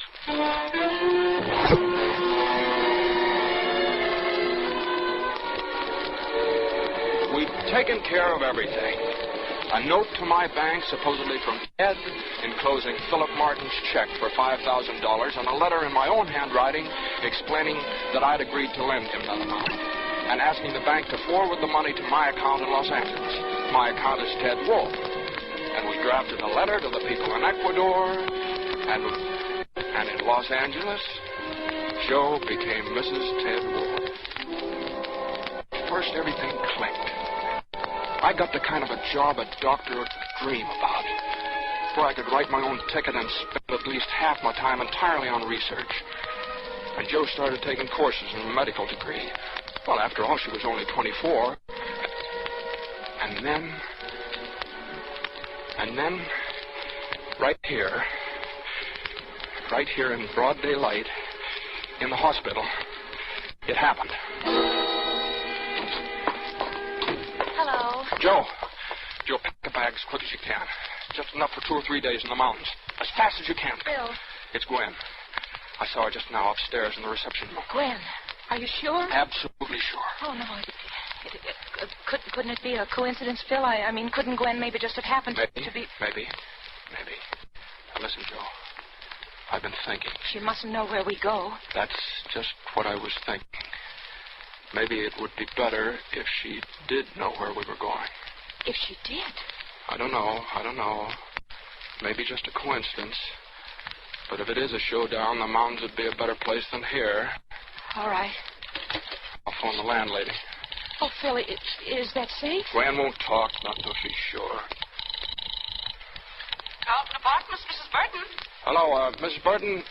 This is Dr. Wolf. I wonder if you'd do me a favor. Oh, I'd be glad to, Dr. Wolf. We're going out of town for a couple of days, and I just remembered that some friends said they might stop by. We thought they might like to join us, so I wanted them to know where we were. All right. Maybe you could just stick a note on our door where they could see it. We're going to Caribou Lake, and we'll be in the cottage at the very top of the mountain. It's straight up a dirt road from the lake. They can't miss it. Caribou Lake, the cottage at the top of the mountain, up the dirt road from the lake. Is that all? Yes, thank you, Miss Burton. That's all.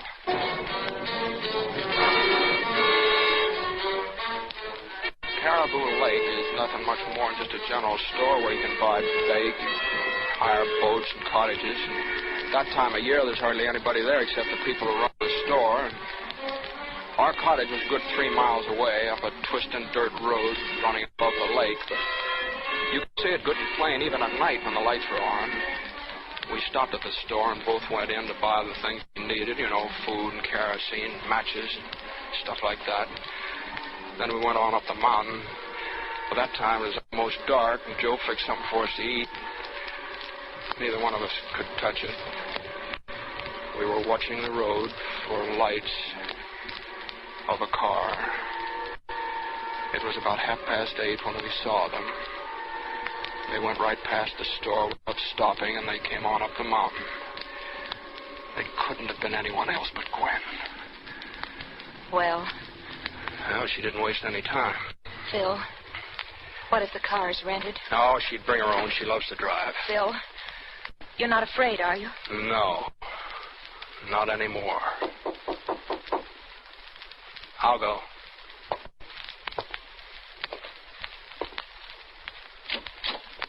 Well, this is a surprise. Hello, Gwen. Dr. Martin. Always poised. Nothing surprises you, does it? I suppose it was the check. Partly. And then I happened to notice that a Dr. Theodore Wolfe had married a Miss Josephine Reynolds in Los Angeles. And it did occur to me that your idealistic friend must have been an awfully fast worker. Well, aren't you and your bride going to ask me in? Come in, Mrs. Martin. Thank you. Quite cozy, aren't you? We have been. Well, I'm sorry to break up your little idea. Cut it out, Gwen. What do you want? Why, my dear man, what do you think I want? The way things are now, you've got $200,000 worth of life insurance coming to you. Why don't you let us alone? Philip, I don't know whether you realize how much worry and anguish you've caused me. Sure, I know. I know just exactly how much. Then perhaps you also know exactly how you stand with the law in this matter. I don't know about all this impersonation business, except that it would permanently ruin your career. But I do know that the laws covering bigamy are quite drastic. I used to think that money meant everything to you, Gwen.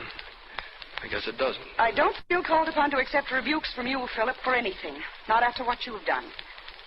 I feel that I'm being most generous to both of you. What is it exactly you want, Gwen? Either you come back and we'll explain the whole thing as amnesia or something, or you'll both go to jail. How could you? You shut up. Listen. Does anybody else know about this? Of course not. Nobody knows you came out here, or why. After all, Philip, I do have some pride left. I just said I was taking a little trip to New York to forget. All right. Now just give us a couple of minutes to talk things over, will you? Alone. Very well. Although I don't see that there's very much to talk about. Will you go outside, or shall we? I'll go. I'll wait in the car. Oh, Phil. It's all right, Joe. I don't mind now. Neither do I. Do you think you can do it? Me? Yes, I'll have to have an alibi. Have you thought about how... Yeah, all day, I guess. But it's all right. It's good. She'll disappear the same way I did. Fire? Yeah. Only I'll have to be down at the store when it happens. This place will go up like kindling. And when they pull her out, they'll think it's you. Nobody knows she's here. And I'll be there to say it is you. How are you going to I got that all fixed. It's down in the cellar. All you have to do is... Here. Use this hatchet. Can you? Yes, I will. And then go out to the car and get on the floor in the back seat under a blanket. Lock it from the inside. I can probably get away right afterwards. All right, Phil. I'll see you in the car. The whole thing shouldn't take more than a couple of hours. Phil, you're not afraid. Are you? No. I'm glad. Gwen? Yes? Come on in. Well, have you decided? Yes. You might as well eat with us. There'll be a few details to talk over. I'm not sure I feel much like eating in this house, Philip. Well, I'm not going to start back hungry. Give me the keys to your car, will you? It's blocking mine. I've got to go down to the store and get something for dinner. Really, Philip? Oh, stop griping. You've won. Give me the keys. Very well. But I wouldn't try any mad dashes if I were you. Oh, don't be a fool, Gwen. No, I don't suppose you would. Alone. She went in. I took the keys. first I went around back and down the cellar. I put a lot of old newspapers around the wood pile and doused the whole thing with kerosene. Then I cut a stub of a plumber's candle and set it on the papers and lit it. I knew just about how long it would take the candle to burn down, about 45 minutes, something like that. And then I went out and got in Gwen's car and started down the mountain without lights. At the drop above the lake, I put it in low, crammed on the wheels, and jumped out.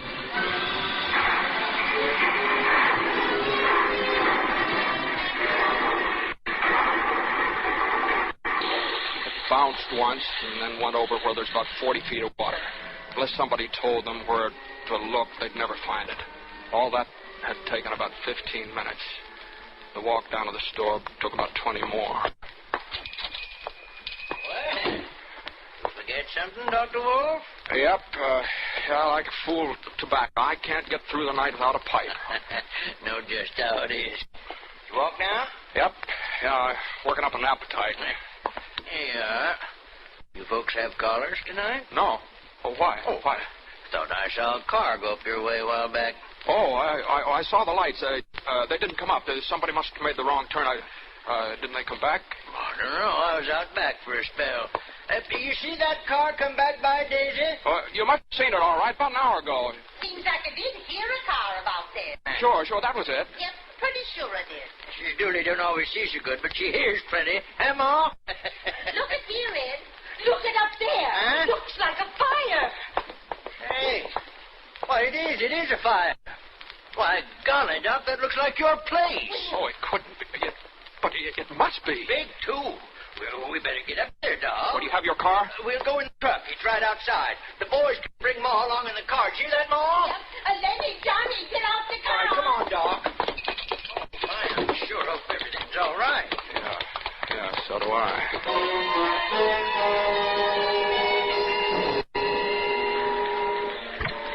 The cottage was all wood and dry, and it was completely gone by the time we got there. It was the boys who dragged her out of the embers. I wouldn't look if I was you, Doctor. Oh, Joe. It must have been quick anyway. She's burnt almost to nothing. Hey, Ma, you better go on, Doc. We'll take care of everything. All right. Want one of the boys to go with you? No, I'll get in touch with you from town. I'll make the arrangements down there and send down for the... Yes, well, you just go on. We'll see to everything. All right. I'm awful sorry, Dr. Wolf.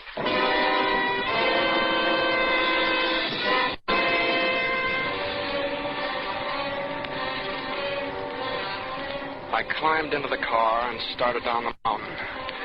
When I was around the first bend, I reached over with one hand and touched the blanket on the floor behind me.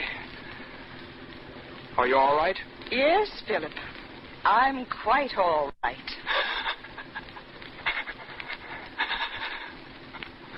Gwen.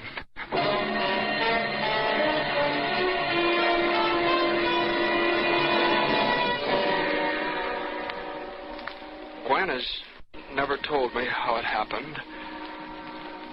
But of course she killed her. We both killed her. I know that I'm trapped.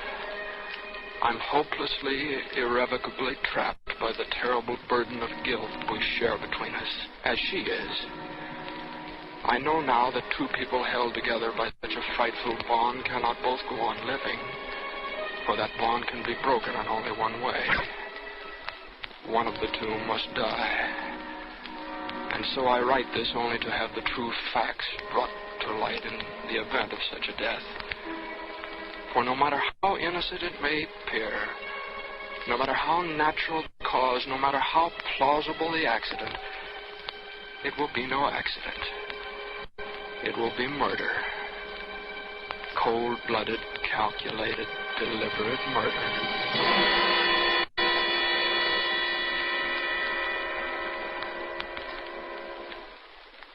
And now the local news. Dr. Philip Martin, who has been in ill health the past 3 months while recovering from an attack of amnesia, died today in his home from an overdose of sleeping sedative. He is survived by his widow, Mrs. Gwendolyn Martin.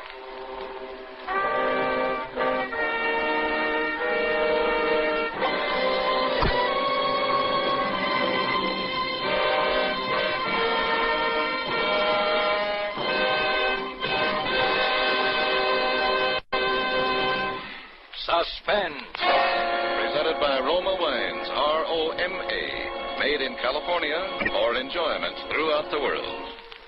Before we hear again from James Stewart, the star of Consequence, tonight's suspense play, this is Truman Bradley for Roma Wines. Here's a suggestion that will make tomorrow night's fish dinner a meal to remember. Delight your family by serving delicious pale gold Roma California Sauterne. The delightful bouquet and delicate, tempting taste of Roma Sauterne bring out the flavor fullness, the real appetizing goodness of fish or fowl. Lend an air of friendly companionship to the meal. And best of all, you can enjoy Roma Sauterne often. It costs so little, actually only pennies a glass. Join the millions who have made Roma America's first choice. The reason? Roma gives you true wine taste luxury at low price. Make Roma Sauterne with seafood a regular Friday night custom. Get several bottles of delicious, inexpensive Roma Sauterne tomorrow. Insist on Roma, R-O-M-A, Roma Wines, made in California for enjoyment throughout the world. This is Jimmy Stewart again. Suspense is a radio show that got started just about the time I first found myself overseas. And with everybody, it has always been one of the 2 or 3 top favorites. I've been looking forward for a long time to my appearance with the show tonight. And next Thursday, a very swell actor, Richard Green, will be your star in his first broadcast since he joined the British Army 4.5 years ago. Next Thursday, same time, Roma Wines will bring you Mr. Richard Green as star of Suspense, radio's outstanding theater of thrills. Produced by William Spear for the Roma Wine Company of Fresno, California. This is CBS, the Columbia Broadcasting System.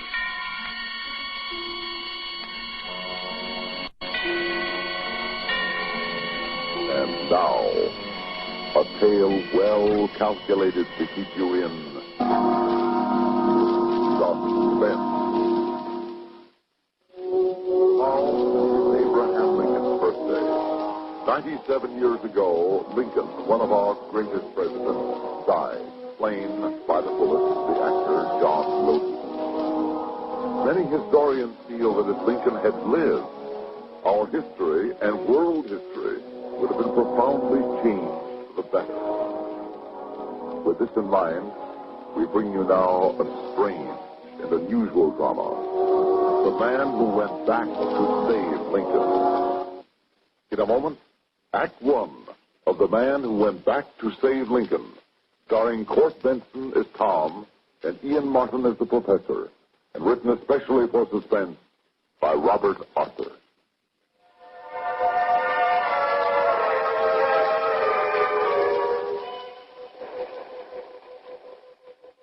All right, now, Tom, give me the readings on that gauge, please. It's calibrated in years. In years? Right.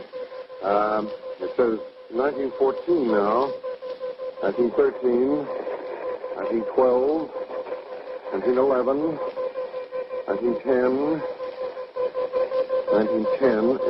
It stopped moving.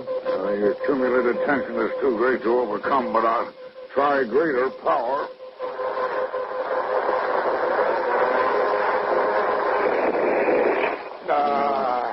That's what I was afraid of. Field coil blew out. But at least I added a couple of years.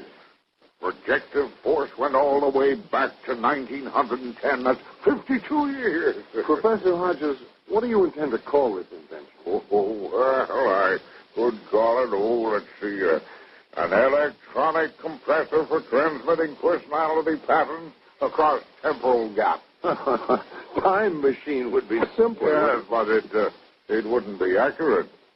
In one sense, a time machine is a total impossibility, believe me. But in another sense, everyone travels in time constantly. I'm not sure I'm following you, Professor Hodges. All right, what happened on your 10th birthday? Well, I had a big party. I got a pony for a present, and I rode him all over the lawn. I can still feel the licking I got for rooting the lawn. Now, you see, you just traveled back 28 years in time. Mentally, of course. Yeah, I did, didn't I? Exactly. Now, suppose I connected this apparatus to you. Suppose I then focused it on some special date in history and at some special point where I knew people were present. Are you following me?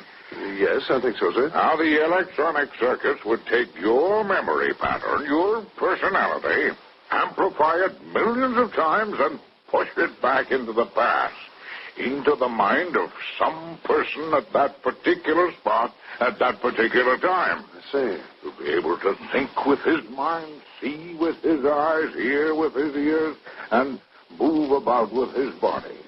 Put it that way, it doesn't sound quite so impossible. Oh, it's very much possible. Of course, there are difficulties. I imagine there must be a lot of them. Oh, the technical difficulties can be overcome, but... Well, now, for instance, suppose your mind finds itself inside the mind of a very strong-willed individual who fights you. Ah, yes, I see the problem. He might dominate you, make you helpless. Yes, it's all very uncertain. Well, uncertainty is one of the natural principles of existence, Professor. Oh. Then, would you be willing to take the risk, Tom? Risk? You mean of a trip into the past? That's just what I mean. Now, look, Tom, you're only 38, but you're already one of the world's foremost authorities on Abraham Lincoln. Thank you, sir. I think I'm pretty well grounded on the subject anyway. I've read your books, and I've followed your career ever since you were one of my students. I know that you believe Abraham Lincoln's death at the hands of John Wilkes Booth in 1865 was one of the great tragic turning points in history. No, it was. If Lincoln had lived, Professor, why, this would be a different world. He would have healed the wounds of the Civil War and left us a great nation decades sooner. We would have been a world power by 1900. We would have had the strength to prevent both world wars. We'd be living in a world so much better that... I'm letting myself get carried away again, speculating about suppose Lincoln had lived. All right, son. Suppose he had lived. I know, but he didn't. Today is February 11th, 1962. Tomorrow is the anniversary of Abraham Lincoln's birth. Now, almost 97 years ago, on April 15th, 1865, Lincoln was assassinated. How would you like to go back across those 97 long years and save Abraham Lincoln's life?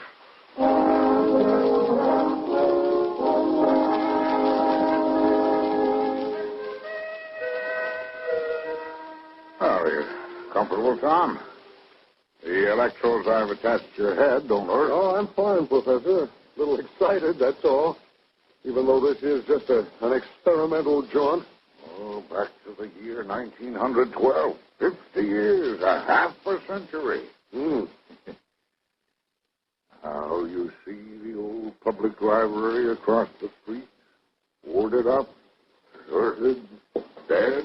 Yes, I used to take books out of there when I was a boy. And so did your father. Yes, he met my mother there. She was a young librarian, and he went in for a book for his family history. He was so bowled over at meeting her, he forgot the book and left it behind. And he also forgot to sign his name on the library card in the back of the book. Look, Tom, I have it here. Henderson's Life of Lincoln. The same book. And it looks as if no one's taken it out in the last 40 years. No one has. Here's the card. Here's the line where your father should have signed. Perfectly blank. Tom, you were going back 50 years and sign that card that your father forgot to sign. I'm going to enter my father's mind 50 years ago? Exactly. You'll see with his eyes, hear with his ears, and think with his mind. Now remember, you're to change the past. You're to sign that library card. Right, Professor. Oh, concentrate on the time. Noon. 10th, 1912. Say it aloud to yourself. Noon, April the 10th, 1912. Noon, April the 10th, 1912. April the 10th, 1912. Sir, what is it? Are you ill? Where am I? Why, this is the public library. And I have the book you requested, The Life of Lincoln. Why are you staring at me so oddly, sir? It's 12 o'clock. What's the date? Why, April 10th, 1912. And today is the first time I ever saw you, isn't it? Yes. But you're Mary Andrews from Philadelphia. Why... You just started working here today. Oh, yes, but how did you know? How did I know? Why, I seem to have always known. It's queer. It's as if there were a voice in my mind telling me things. Are you sure you're all right? Just a little dizzy. The effect of love at first sight. Oh, please, sir. I mean it. Mary, Miss Andrews, will you have lunch with me? Why, Good, that's settled. It's lunchtime. Get your hat. Oh, all right, I will. But this book, don't you want to take it? Don't bother the book. Lincoln can wait. But wait a minute. There's something I'm trying to remember. Something I have to do. That's it. I do have to sign the card. Oh, not if you don't want to. Yes, I do. I must. There's something in my mind. Something telling me not to fail. I have to hurry. Feeling a little dizzy. My name... Tom Morrison. No, not Tom. What's wrong with me? Henry Morrison. There. Card's all signed. Now Mr. Morrison, you're so pale. Can I get you a drink of water? Mr. Morrison? Mr. Morrison? Mr. Morrison?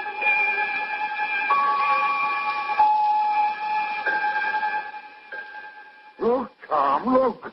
The library card. Now it's signed. My father's name, Henry Morrison. Yes, but he started to sign it Tom Morrison. Then he crossed out Tom and wrote Henry. That proves that your personality was dominant, if just for a moment. I know, but it was all so ephemeral. But the point is that history was changed. You proved it can be done. And if you can do that, you can go back and save Abraham Lincoln's life. But first, we have more tests ahead of us. Tom, how would you like to go back and hear the Gettysburg Address in person?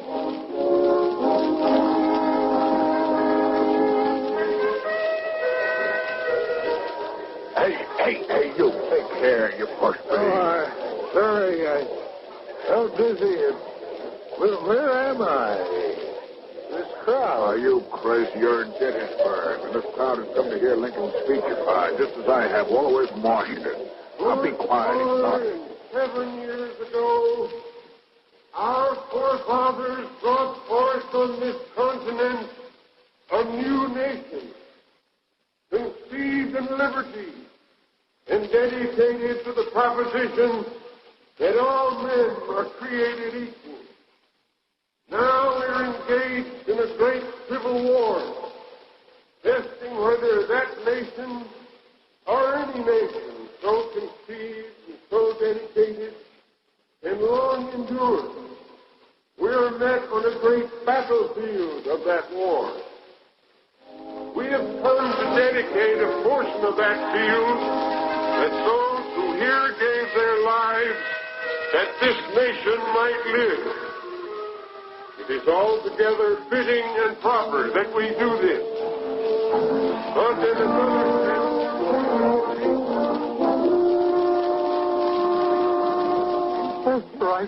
Lincoln. And I heard him deliver the Gettysburg Address. It's strange. His voice was even higher pitched than I'd imagined. You stayed in the past a full hour. That's tremendous, Tom. Now, whose mind were you in? Oh, it turned out to be a farmer named Evans, a simple fellow. After the first moment, I was completely in control. I could have done anything I wanted. His mind couldn't have stopped me. That proves my theory. Now we're ready for the real thing. We'll leave for Washington tomorrow. We'll set up our equipment and instruments in the Ford Theater itself. Ford Theater? Yes. And you are going to return to that fateful night and prevent that murderer's shot from being fired.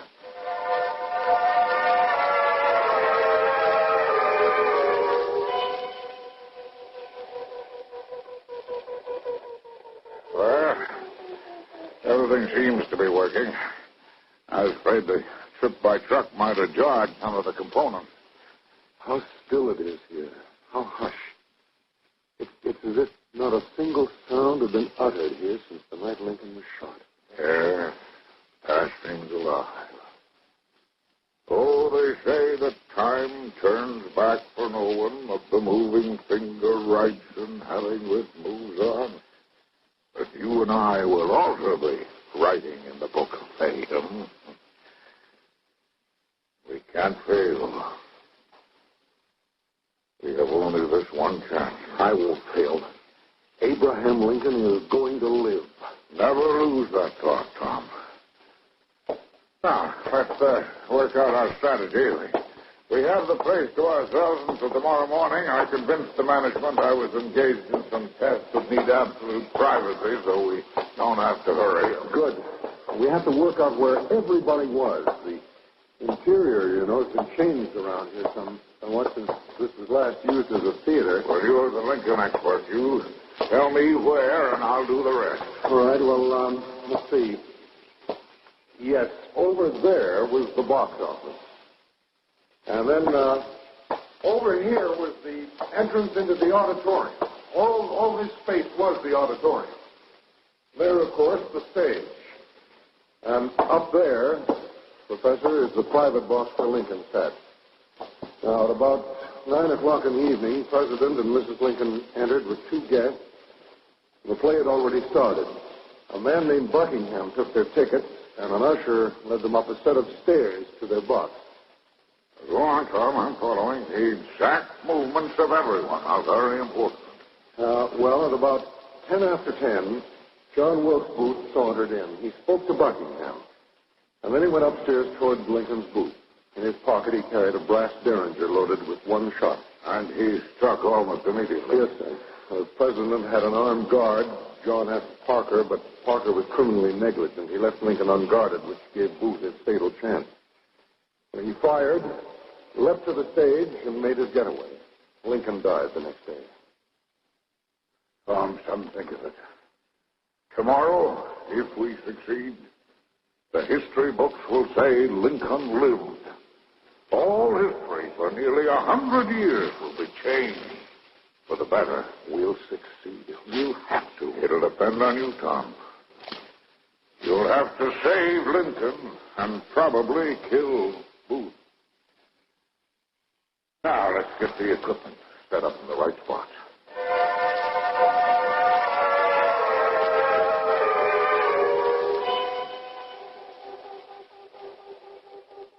Yeah, everything's working. How do you feel? Keyed up, anxious to get started. I can't tell you how excited I am. If anything goes wrong, it can kill you, Tom. I'm willing to take the chance, sir. Also, if anything goes wrong, we won't get a second chance. I know. So let's recheck now everything that I'm going to do.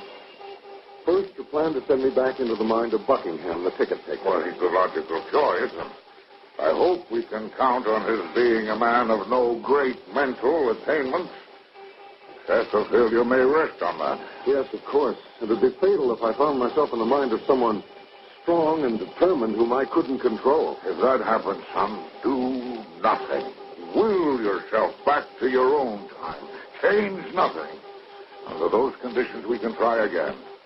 Once you've changed anything, we can never make another effort. Yes, I understand. However, I don't think anything will go wrong.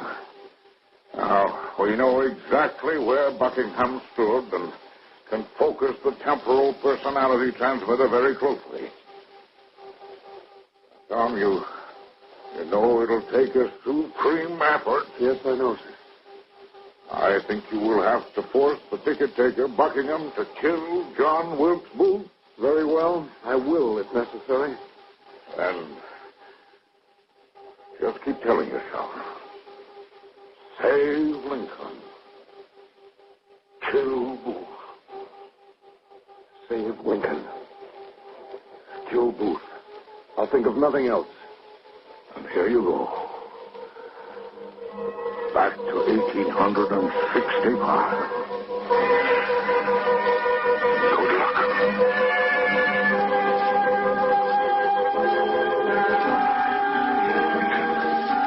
Kill Booth. Save Lincoln. Kill Booth. Save Lincoln. Steady, man. Steady. Well, you almost fell then. What are you mumbling to yourself about? Drinking again, is that it? Where am I? Why, this is Ford's Theater, of course. If you need the date, it's April 14th, Anno Domini 1865. What's wrong with you, man? Just dizzy for a moment. So I'm here, on the scene. Ford's Theater, the night of Abraham Lincoln's assassination. I'm here. What's that about Lincoln? Yes, of course he's here tonight. Everybody knows that. Yes, of course. The lobby of Ford's Theater. And he hasn't arrived yet. We've done it. And I can't fail. I won't. Oh, boy. You're in a bad way, mumbling to yourself. Staggering. Now, look, you better go home, lie down, sleep it off. I'm all right. Yes, I'm quite all right. The play's going on, you know. You mustn't disturb the president.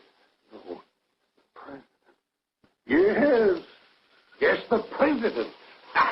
He mustn't be disturbed. I'll see he isn't disturbed. You're certainly acting strangely tonight. Acting? Who are you to be a judge of acting?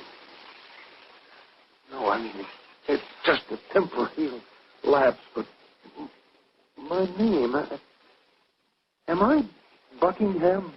Well, that's a good one. Tell him, Harry, is our friend's name Buckingham? Well, I doubt it, since your name is Buckingham. That's right. Say, how much did you have to drink? Somehow we missed. I'm someone else. Buckingham, what the deuce is he muttering to himself? It won't make any difference. I'll find him, kill him. Look, why don't you go in and sit quietly until you're yourself again? Now, just don't make any noise. No, I can't sit down. I've got to find someone. But who? Yes, Lincoln and John Wilkes Booth. Save one, kill the other. Oh. Hey, Buckingham, help me hold him up. Right, staggering. All right. Dizzy, I've got to concentrate. Oh, Lincoln, Booth, concentrate. There's no whiskey on his breath. He's ill. We better get him outside. Yeah. Come along, old fella. No. I'm all right. It's past 10. I have something important to do. Matter of life and death. Tell me, have you seen Booth? John Wilkes Booth, the actor? Have we seen Booth? Yes, I want to find. Come over me. Julia dizzy spell then. Can't let that happen. I have too important a project to carry out. That's strange. He's recovered. Excuse me, gentlemen. I have to go in. I have a very important engagement to keep tonight. Yes, very important. A matter of life and death. Good night, gentlemen. This is a night when history will be made. Well, that was a funny performance. He wasn't drunk, but he certainly seemed to have something on his mind. He talked like two different men there part of the time. Yes.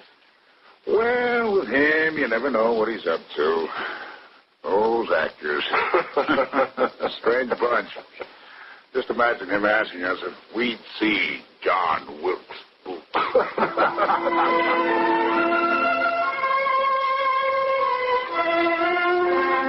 Concentrate.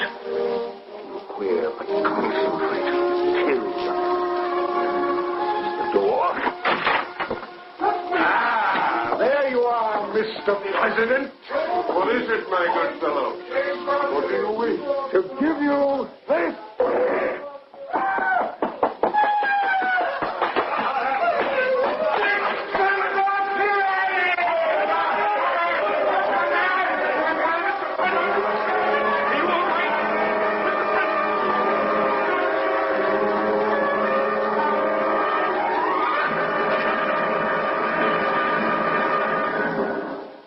Suppose you tell me how much you know. Miss Ann Collins was dead before the Act double indemnity clause in his policy. You won't find out. You could have saved yourself a trip for we.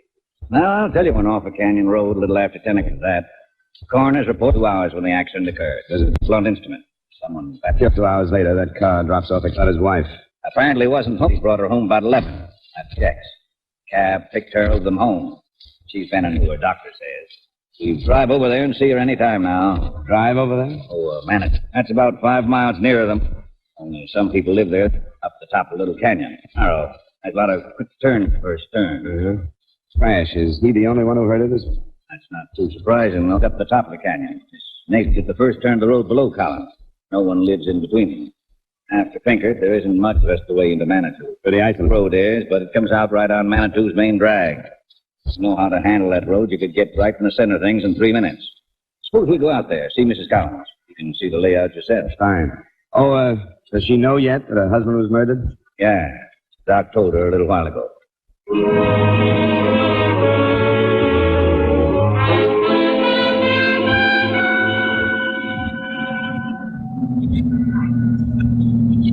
Now, that's where the car went over there. Uh-huh.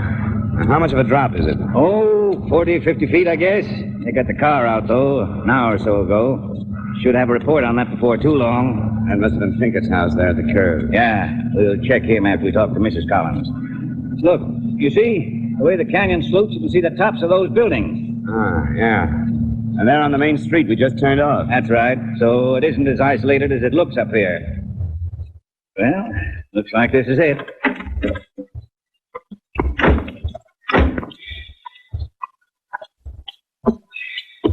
This altitude will cut your wind.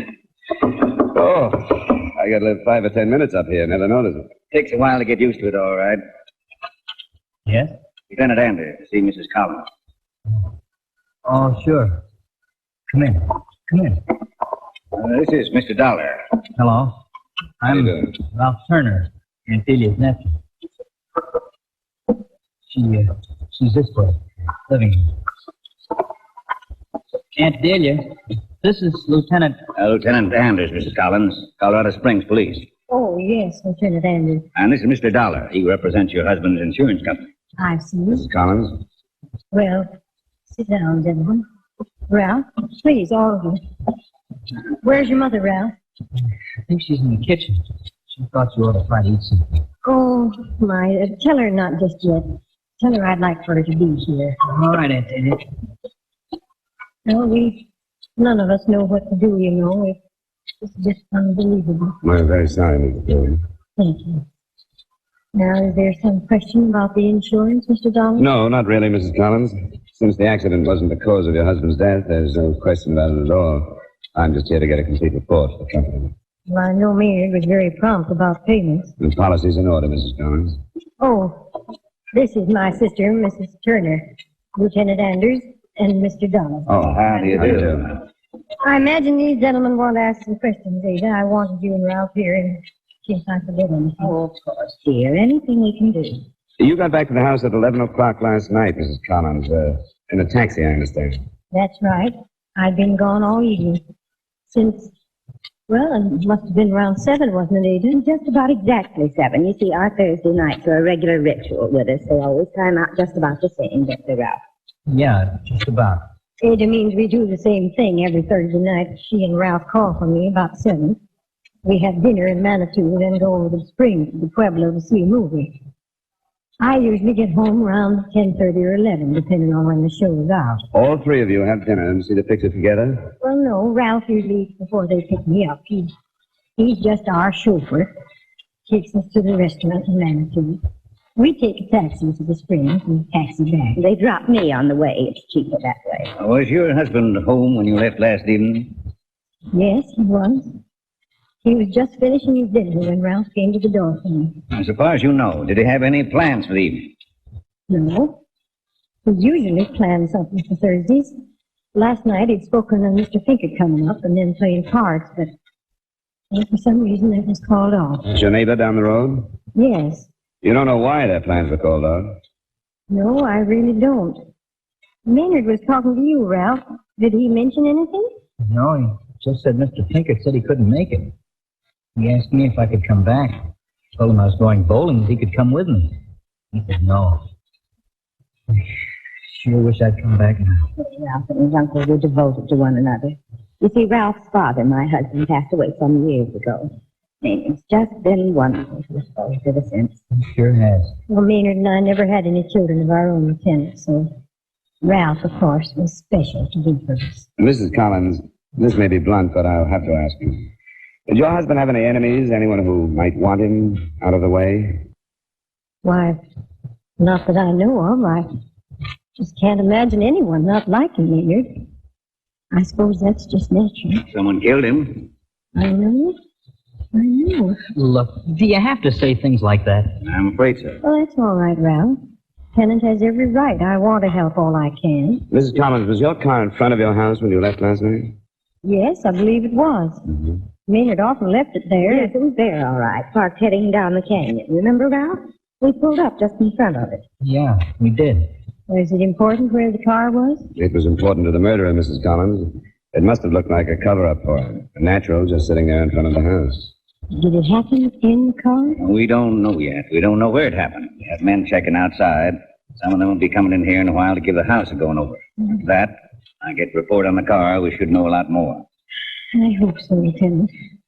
Whoever it was, I hope you find him soon. We'll get back to you, Mrs. Collins. We'd appreciate it if you'd stay here together. We may want to talk to you again. We'll be here. We won't leave Aunt Did. If you think of anything that might help us, let us know. By the way, Ralph, where do you do your bowling? The Clark Lanes in Manitou. Mm-hmm. I was there. You can check. We will. We did, too.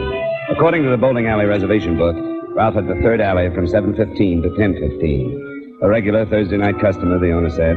Apparently, the whole family spent their Thursday nights in a prescribed manner, and everyone was properly accounted for between 8 o'clock when Maynard Collins was murdered and a little after 10 when Collins' neighbor, Doug Pinkert, heard the crash. It seemed like a good idea to talk to Pinkert. Nope, it couldn't have been any earlier, I know, because the 10 o'clock news had just come on when I heard the crash.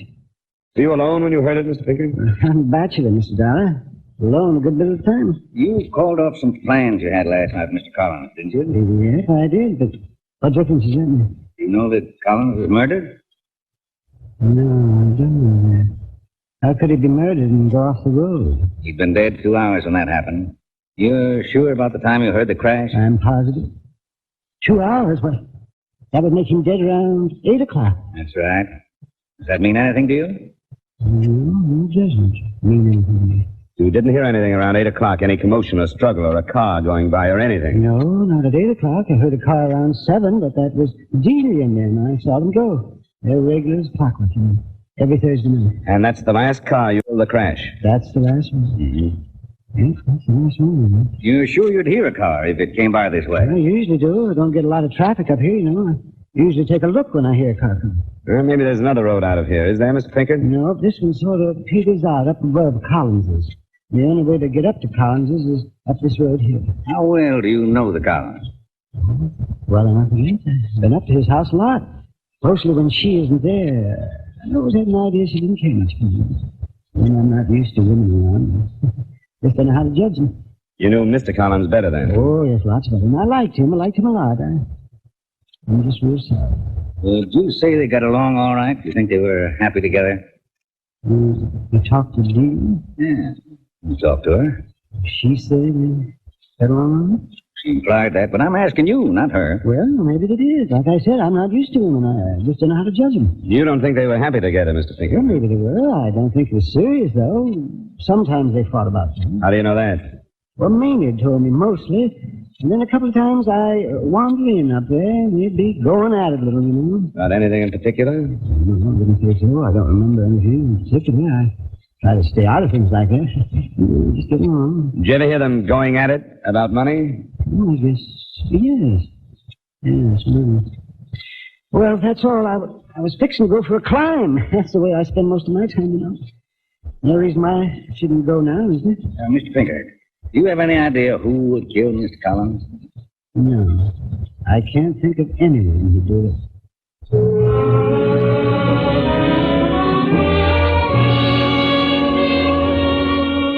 Somehow I had the idea that Pinkett was ordinarily a man of very few words, that he'd said more in the last 10 minutes than he had for the last 10 years, but you never know.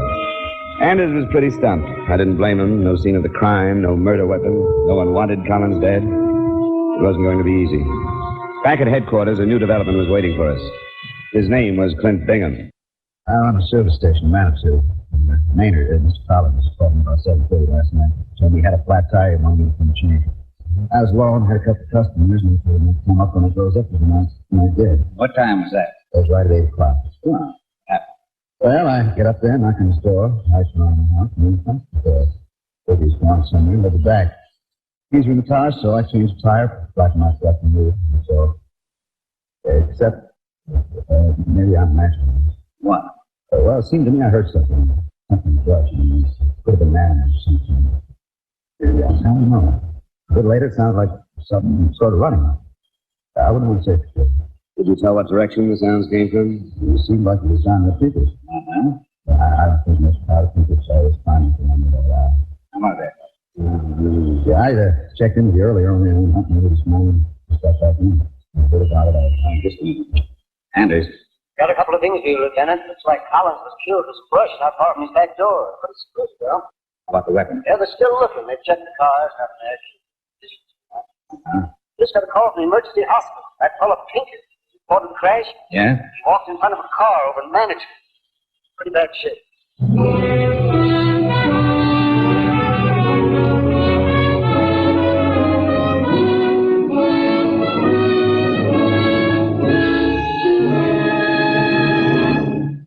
We will return to yours truly, Johnny Dollar, in just a moment.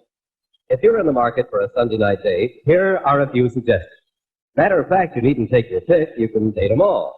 Marie Wilson and Kathy Lewis on My Friend Irma. Eve Arden as our Miss Brooks. Mary Livingston on The Jack Benny Show. Briny-tempered Sapphire on Amos and Andy. And Janet Waldo as Corliss Archer. Stay home tomorrow night and date the whole gang over most of these same CBS radio stations.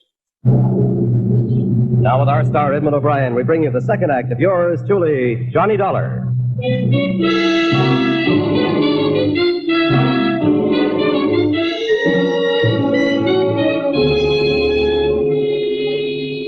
It was going to be a while before Pinkett would be in condition to talk.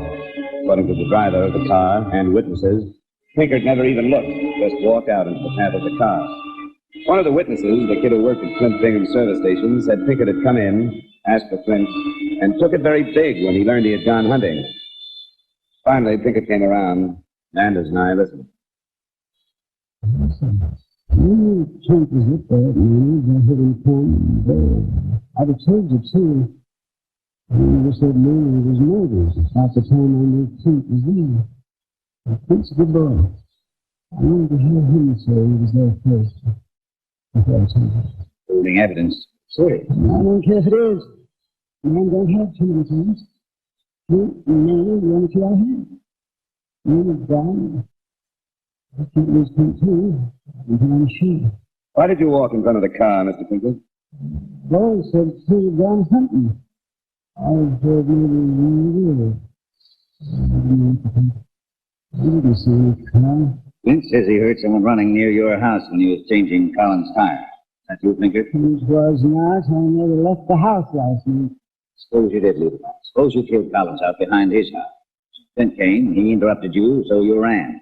You knew he might have seen you, so today you had to get to him before he got to us. Why would I kill Jim? Why would you kill him, Pinker? Ask her, be there. Ask her what they thought about yesterday. I'm not going to say anything. The doctor motioned us out of the room. Anders wasn't buying the quarrel or anything else much that Pinker had said. He decided to stay at the hospital until Pinker could talk again. With his permission, I went back to Delia Collins. She was alone.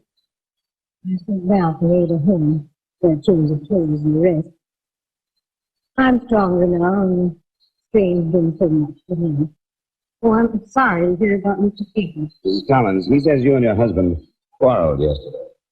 Why, we did. Oh, it wasn't a quarrel exactly. I had my opinion, and Maynard had his. I'd really forgotten that it was rings and nothing. It's about to be important at all now. Anything's apt to be. Might be a big help. Well, all right. I'm glad he didn't Ralph on me. It's better. I'm afraid it would hurt him. Maynard had such plans for Ralph. I tried to tell him no one could live up to what he expected of him. Ralph's not much of a student, and Maynard was paying his college expenses. Yesterday, I guess Maynard went over to talk to the dean. Colleges in town? It was in Springs. Mm-hmm. Maynard said the boy wasn't trying, but the dean didn't think so either. Mm-hmm. Well, I took Ralph's part. I guess I always have. Anyway, Maynard said he told the dean to take the boy out of school, and he wasn't footing the bills anymore. I must admit, I was very upset. I just don't know half what he said. You remember, did your husband say whether or not he told Ralph? No. Well, he hadn't told him. I begged him not to. He said that was up to the dean. I thought maybe he'd send him down there. Change his mind.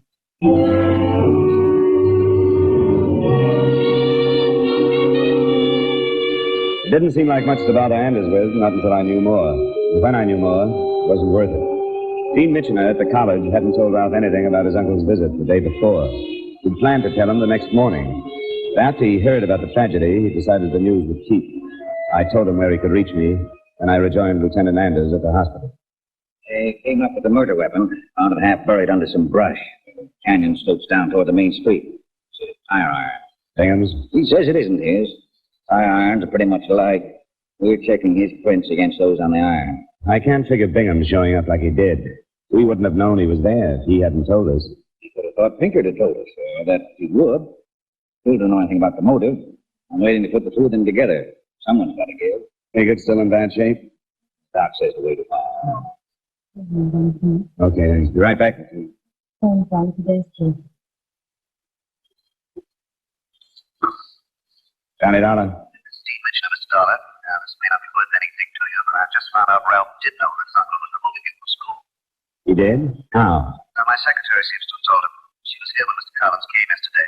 Being a friend of Ralph, she told him late yesterday afternoon. Something about she thought she should warn him. I see. Well, I certainly appreciate your calling me, Dean Mitchell. I'm very upset about this breach of trust, Mr. Dollar. I want you to know that I intend to do something stringent about it. Now, don't be too hard on her, Dean. She may have done us all a favor. And as Ralph did know Collins was taking him out of school, Dean's secretary told him. He did, huh? It's the nearest thing to a motive we've got. Yeah.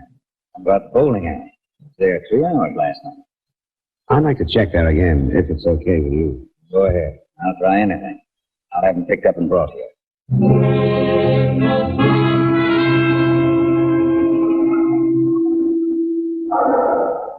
Sure. I got pins for him. He bowls the alley 3 times every week. Wasn't anything different about last night? No. Just knocked the pins down. He set him up, same as any other night. And he bowled from 7:15 till 10:15 last night, huh? Well, I'm not sure of the time. The book had showed that. Well, that's what the book says. Well, then, did you say 7:15 till 10:15? That's right. Well, I quit before 10 last night. You're sure about that? Sure, I'm sure. I was home by 10, a couple miles from here. And I'll tell you something else. No one bowls on my alley from about 7:45 to 8:15. That's when I eat my dinner. My alley's closed then. The time's fit. Ralph could have made it up to his uncle's and back while the Pin girl was eating the dinner. But if he'd driven up the canyon, Pinkett would have heard him. Maybe he hadn't driven up. There's that to consider. Lieutenant Anders was considering a lot of things when I got back. Oh, come in, Dollar. Ralph, he was beginning to open up a little. He doesn't deny he knew Collins was taking him out of school. Why should I deny it? I mean anything to me going to school. Nothing Maynard's idea in the first place. I'd have to have a better reason than that to kill him. Did you have a better reason, Ralph? Suppose I was bowling last night. You weren't bowling from 7:45 till 8:15 when your uncle was killed. Sure of that, Dollar? The Pin girl was having a dinner then, always does, she said. How about that, Ralph? So maybe I wasn't bowling so long. What'd you do in that half hour? I don't know. Nothing important. Did you leave the bowling alley, Ralph? I don't know. Here, Lieutenant, the last set of prints, check. Thanks, Sergeant. Thanks very much. Those are your prints, Ralph. Murder weapon. It didn't have anything to do with school. Nothing bowling anymore. I couldn't stand just walking around knowing what I knew. Then I got a hold of him. After the car. After something heavy went up. Did you walk past Mr. Pinkett's? Up the road and climbed between them. Pinkett always knows who comes and goes. I got up to the back door of the house. The maid was there in the back porch. Mr. Collins. Even the sound. I anchored down the lace. I heard a car out front. The man went back to the train and needed the road needed. But you went back again, didn't you? I thought about him. How did you find him? Maybe you can kill your mom. Yes, I went back. Then with the car out front. Just a minute. Why'd you do it, Ralph? It was just him. He was being such a generous guy, always paying his bills. Everybody ramming down my throat all the time. I knew he wasn't so great. I knew about him and women for a long time. Sorry for him, kid. That was wrong. So I found out he was father and mom. I killed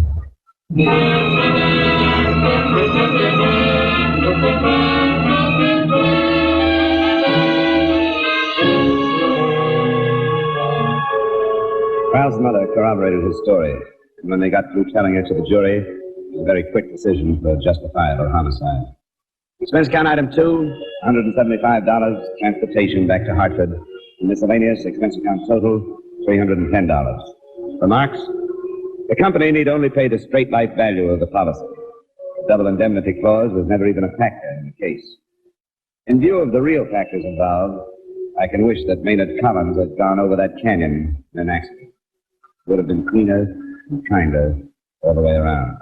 That's true. Johnny Dollar.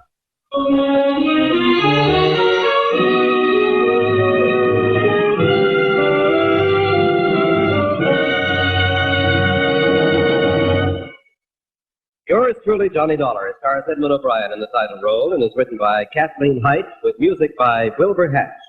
Edmund O'Brien can now be seen starring in the Paramount Pictures Technicolor production Silver City. Featured in tonight's cast were Ed Begley, Gil Stratton Jr., Jeanette Nolan, Virginia Gregg, Howard McNear, and Hy Everback. Yours truly, Johnny Dollar, is transcribed in Hollywood by Jaime Del Valle.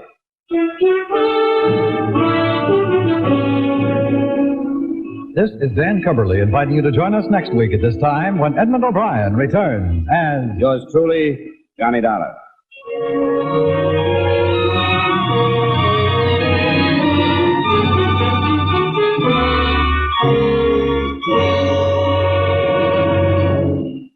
This is Edmund O'Brien again. I'd like to speak to you for a moment about one of the most important duties of American citizens. Today, every American has an opportunity to share in our common defense effort. And right now, this opportunity has become a duty for all of us. The armed forces of the United States need blood, our blood. The Korean campaign has gravely depleted the supply on hand, and this must be replenished if we are to afford our servicemen the protection they are giving us. No matter what your age, sex, or station in life, you can contribute to American defense by donating a pint of your blood to the men of your Army, Navy, Air Force, or Marines. Call your local blood donor center or Red Cross chapter today for an appointment. Remember, your donation of blood may save the life of wounded services. Give your blood today to save a life tomorrow.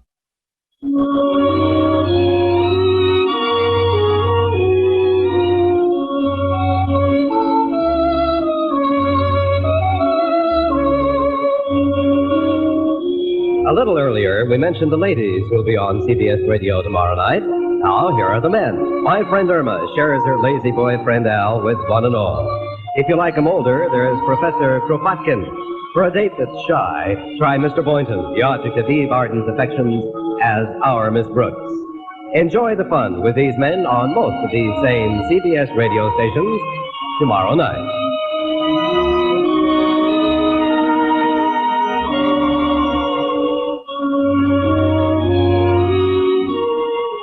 This is the CBS Radio Network.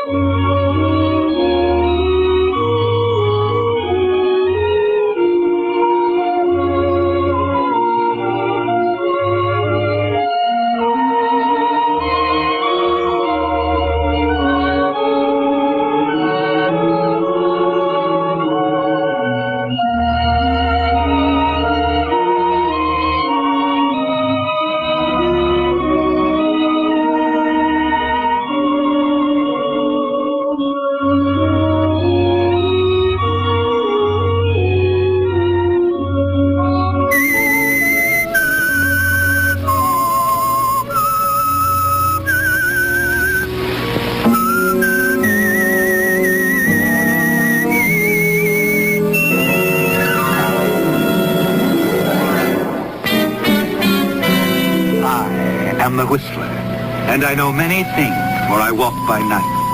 I know many strange tales, hidden in the hearts of men and women who have stepped into the shadows. Yes, I know the nameless terrors of which they dare not speak.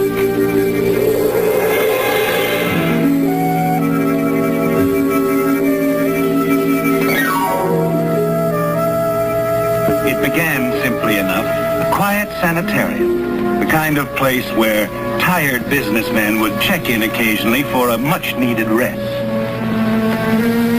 The man expected this time, a man who wanted success at any cost, and seemed willing to dissipate either his ethics or his health.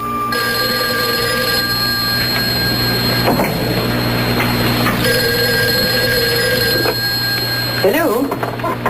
Oh, Dr. Grosvenor, this is she. Yes, we had everything ready for him.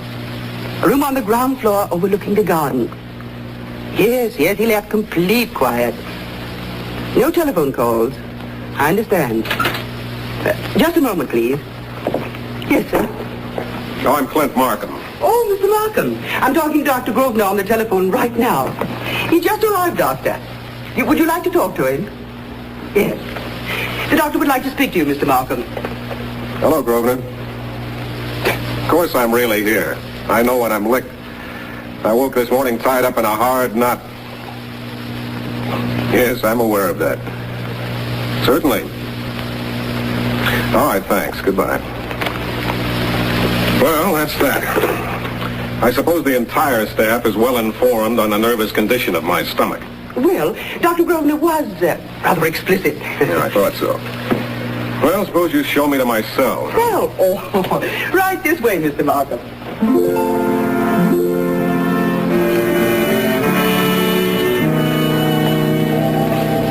I'm sorry, nurse. I can't eat a bite of this dinner.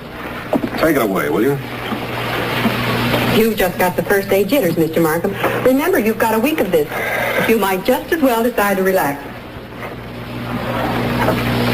What about calls? Anyone try to phone me this afternoon? We've had instructions not to disturb. Oh, come on now. Who was it? Your secretary, for one. Oh. Well, I don't want to talk to her now or any other time. Yes, sir. Anybody else? Miss Susan Forrester. Oh, what did she say? She said she'd be at a place called Rudolfo's tonight at 9.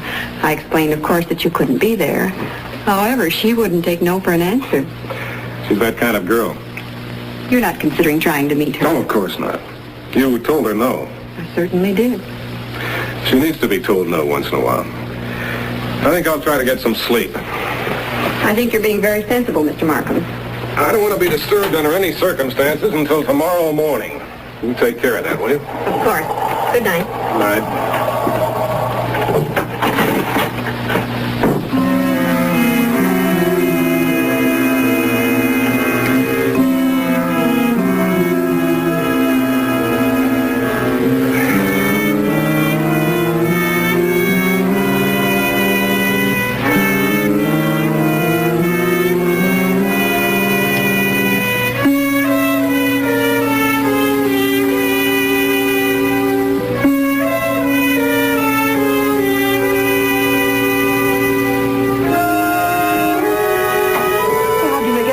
Not too well.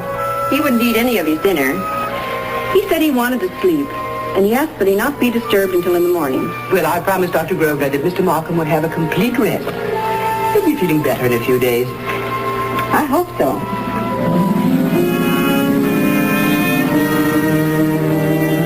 You would like to sleep, wouldn't you, Clint? But your mind clings to thoughts of Susan Forrester. It was ridiculous of her, wasn't it? Expecting you to leave the sanitarium and meet her. Yes, Clint. Completely ridiculous.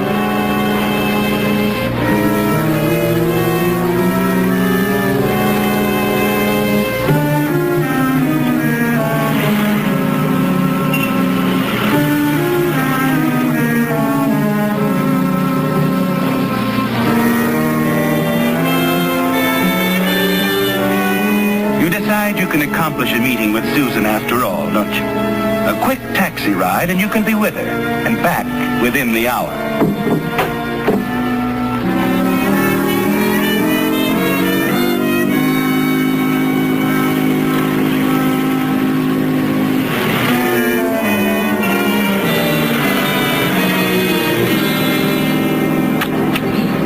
Your picture will be ready in 10 minutes.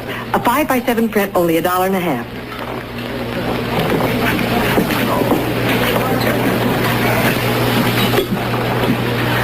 Oh, good evening, sir. A table for one? Oh, I'm meeting someone, Clint.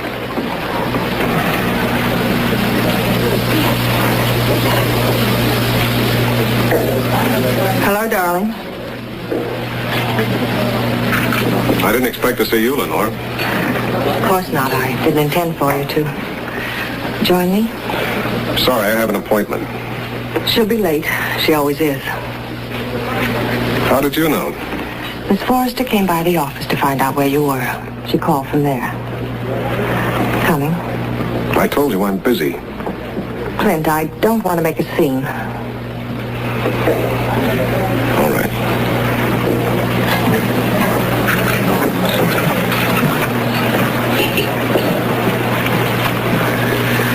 Is it really so bad, darling? Spending a few minutes with your old weather-beaten secretary? Look, Lenore, let's not hash this all over again. You've got to understand that... I know, Clint. You're a sick man. Laying the groundwork for that big contract has been tough. And we're going to be very good friends from now on.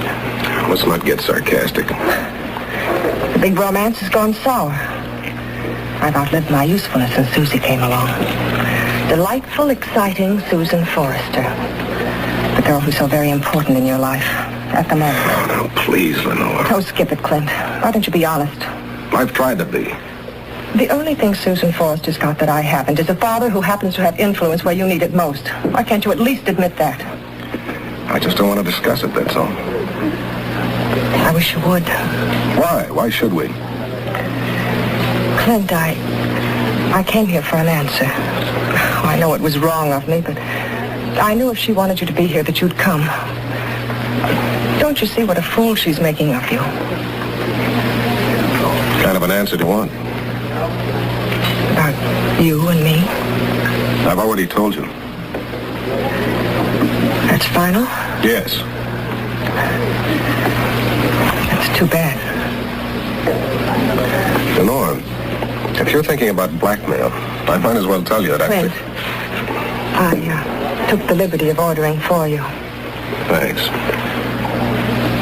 We were talking about blackmail, remember? Well? I should have known it would be this way. My mother ran to railroad men. I run to heels.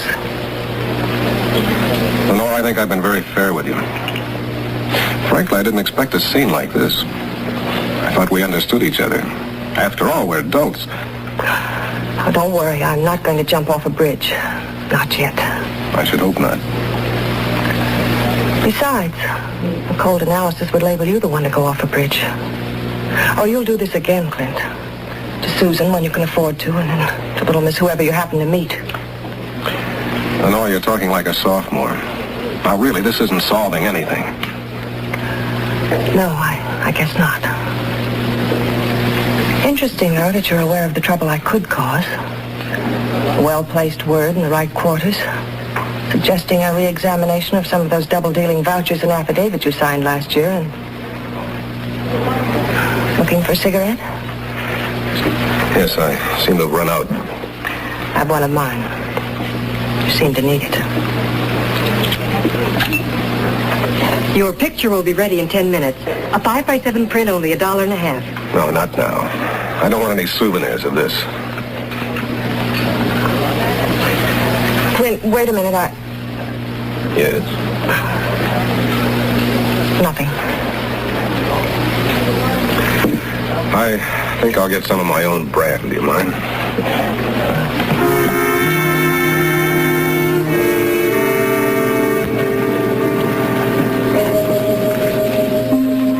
It isn't really the cigarettes, is it, Clint?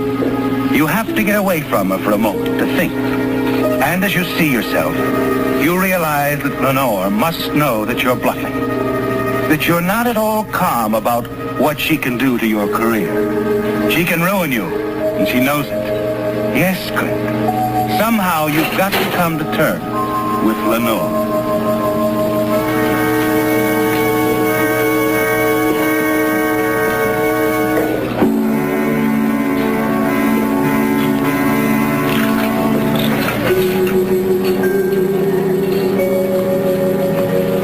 So soon, Lenore? Yes, I really have to run, Clint. Well, let me take you home. No, you better wait for Mr. Forrester. Well, Lenore, we have a lot to talk about. I insist. Come on, boss's orders. If you put it that way.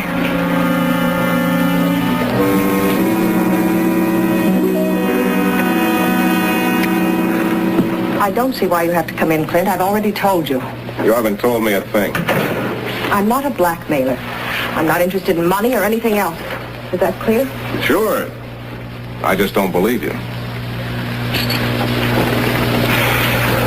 Clint, will you please go? My roommate will be coming home any minute. Hello? Marty, Well, I can't discuss it now. Yes. All right, later. Not a blackmailer, huh?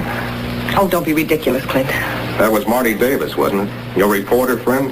He is just a friend. Oh, sure. One who'd do anything for you, including using that cheap column of his to point his finger at me. I thought you'd be a little more subtle, Lenore. You're wrong, Clint. Didn't you hear me? I heard what you said. It won't work, Lenore. It simply won't work. I wish you'd leave, Clint.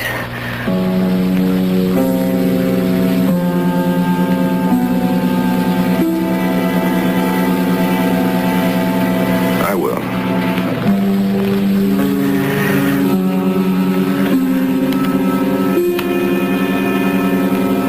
In a minute.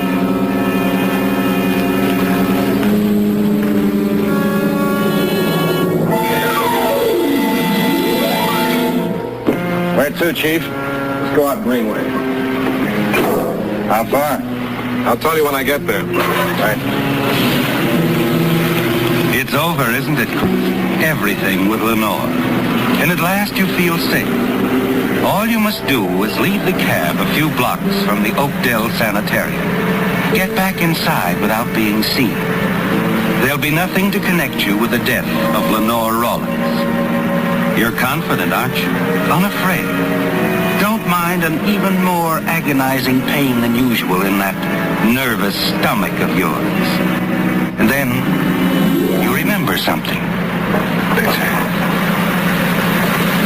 Stop. Stop the cab.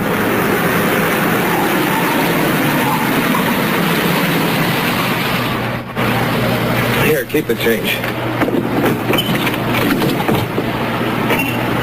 Thanks, Mac. For $5? Anytime.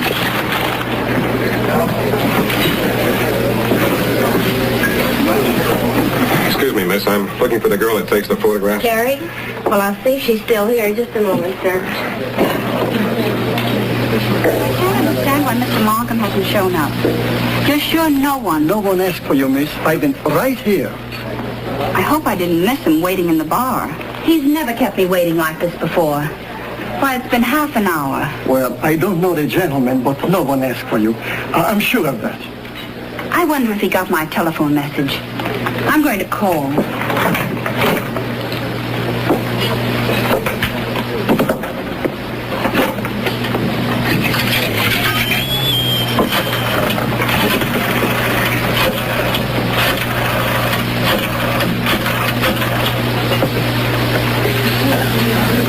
Hello?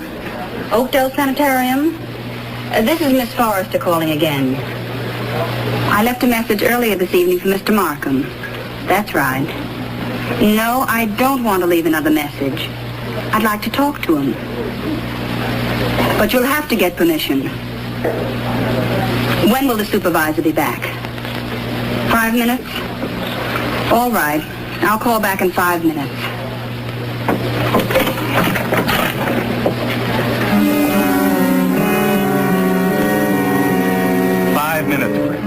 Five minutes before Susan calls the sanitarium again. Talks to the night supervisor. She's a persistent girl, Susan. Used to getting her own way. And supposing she convinces the supervisor that a call should be put through to your room.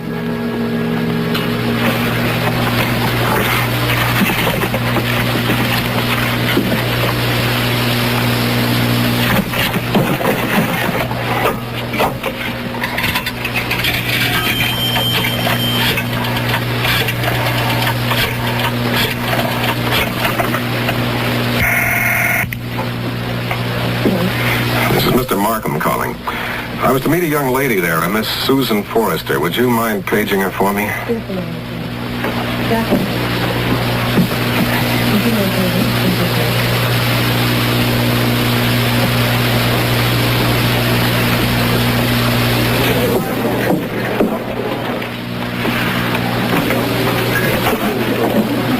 Hello? Hello, Susan. Clint, where are you? Well, I'm at the sanitarium, of course. I got your message, dear, but they're pretty narrow-minded here. They expect the patients to obey doctor's orders. You're as well as I am. Well, Grosvenor doesn't think so. Tells me I've got to rest. But I wanted to see you. I appreciate the fact that you wanted to see me. I want to see you. But there may be something in what they say. Anyway, let's put up with them for a while. We'll make up for it. Do you miss me? Of course I miss you. I'll call you the day they let me out and you can drive out. If it isn't soon, I'll jump out the window, I swear it. Oh, don't do that. As long as you're there, you may just as well take advantage of it. But please don't forget to call me now and then. Oh, I won't, dear. In the meantime, you better not bother them. They're awfully busy. Good night, Susan. Good night, Clint.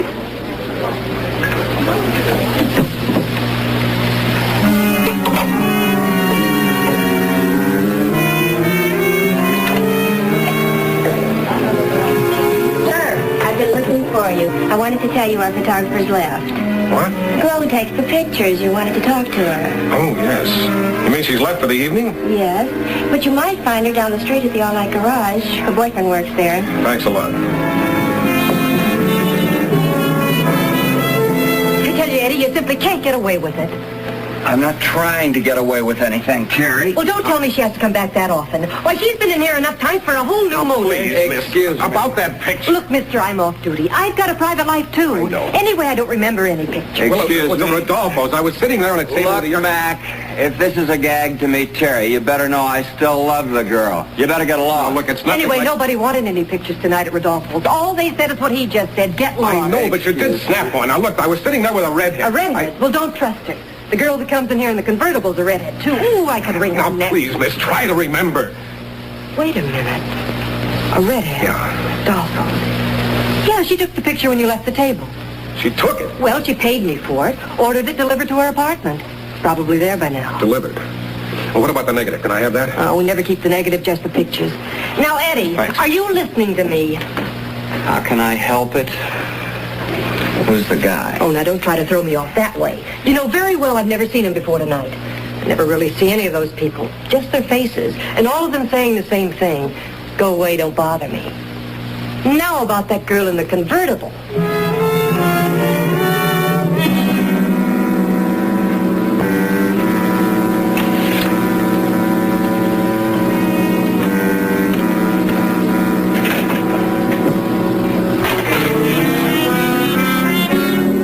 She must be quite a pal to barge in on her like this. Oh, Nora's a dream. You'll love her. Careful, listen. Maybe she'll just sleep. Come in, Fred.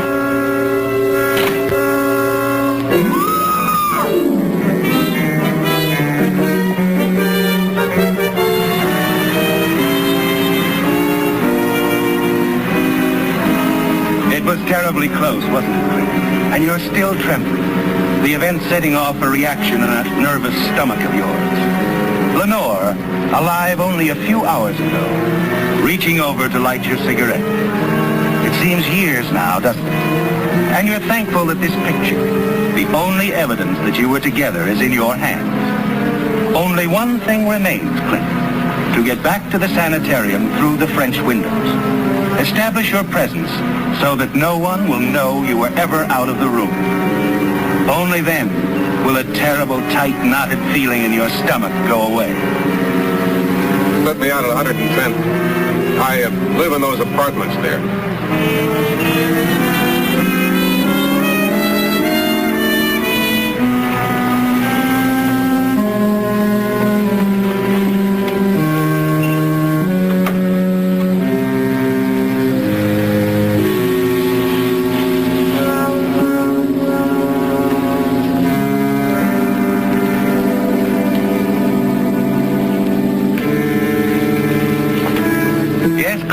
Safe now. But you still can't completely let down.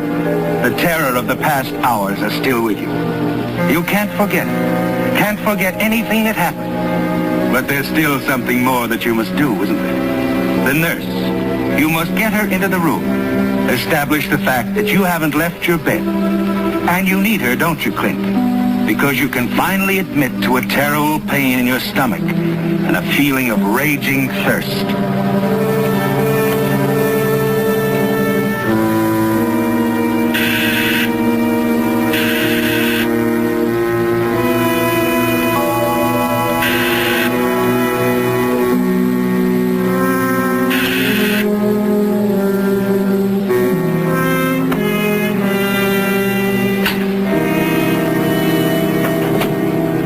Did you ring, Mr. Markham? Yes, nurse. Ooh, it's pretty bright. How long have I been asleep? It's almost 12. 5 hours. That's pretty good. Anybody try to reach me? I believe there was one call, but the supervisor wouldn't let it through. No, and the party didn't call back. However, it's just as well, Mr. Markham. You do need your rest. Really, you don't look well at all. I don't feel very well, nurse. Is there anything you wanted? Well, I'm kind of thirsty and got some pain. Wonder if I can have a glass of milk. Yes, and then I'd like you to go right back to sleep and rest quietly. I will, I promise. I'll be right back.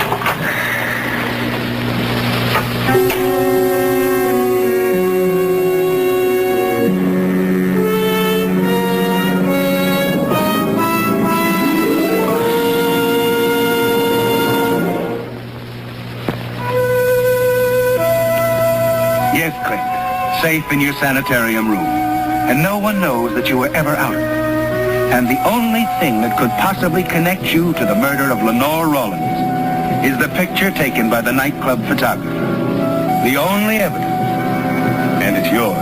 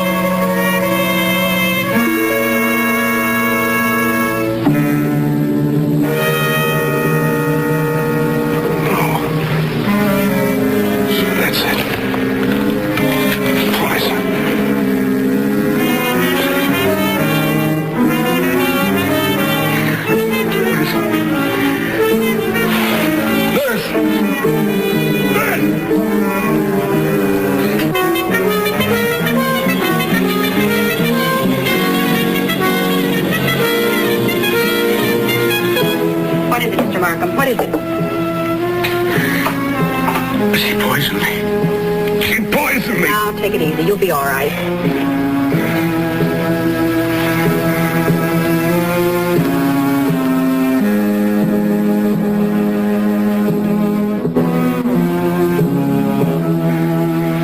Mr. Markham. Mr. Markham.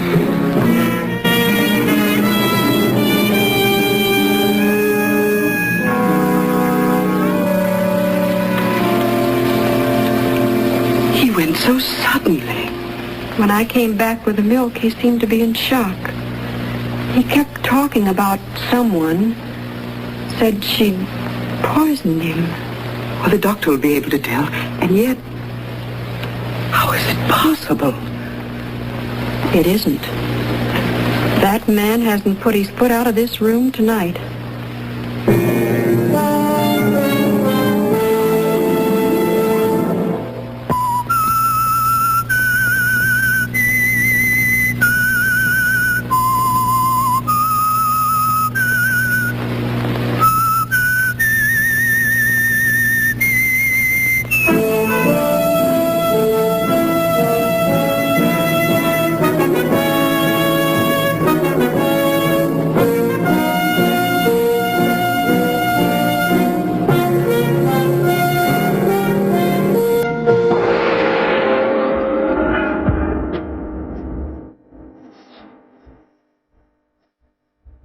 Sunrise and sunset, promise and fulfillment, birth and death.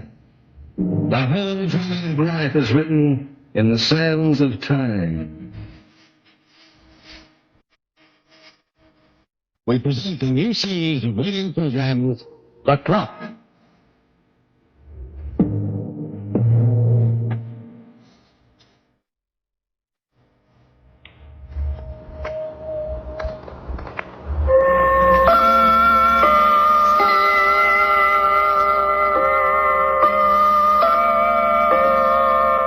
The story of Adam and Eve goes back in time to the very beginning of time, and it's a tale that keeps repeating itself throughout the centuries.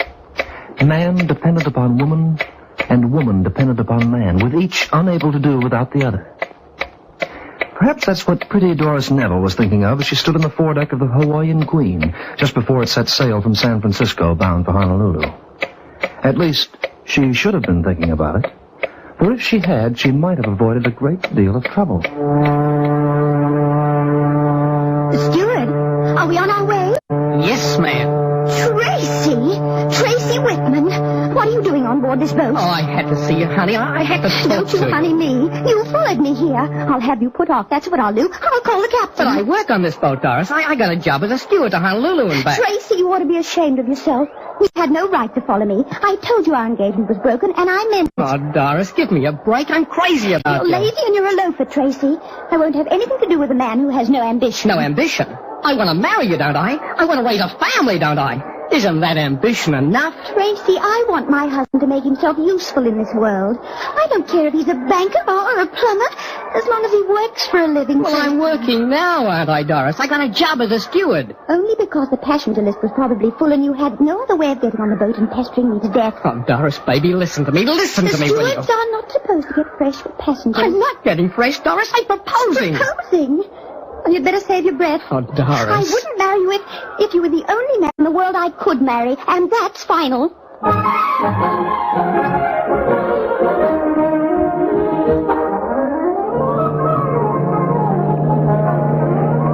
Some moon, huh? Huh? Tracy, will you stop creeping up behind me that way? Well, I got a couple of hours off duty, and I saw you standing here on deck alone, and... Tracy, I want you to stop bothering me. You really mean that, don't you? Yes. I won't marry you now or ever. Well, I guess I know when I'm late. You ought to by this time, Tracy. You've been asking me ever since we left San Francisco 4 days ago. And once and for all, my answer is no. Okay. You've made your choice. Now run back to your work like a good little boy and... Tracy, what are you doing? I don't know. I think I'll swim back to San Francisco. Tracy, get off that rail. Nothing matters anymore, I guess, and you don't care what happens now to me. Now stop acting like a little boy and trying to scare me. Get off that rail before you fall overboard. You wouldn't miss me. Give me your hand and come down before you fall in. Ah, then you do care. Oh, honey, I knew you would. Tracy, you're slipping!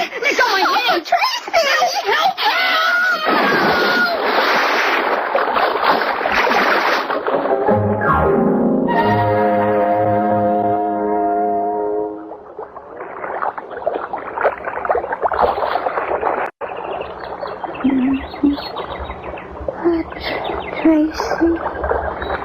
Huh? Tracy, wake up!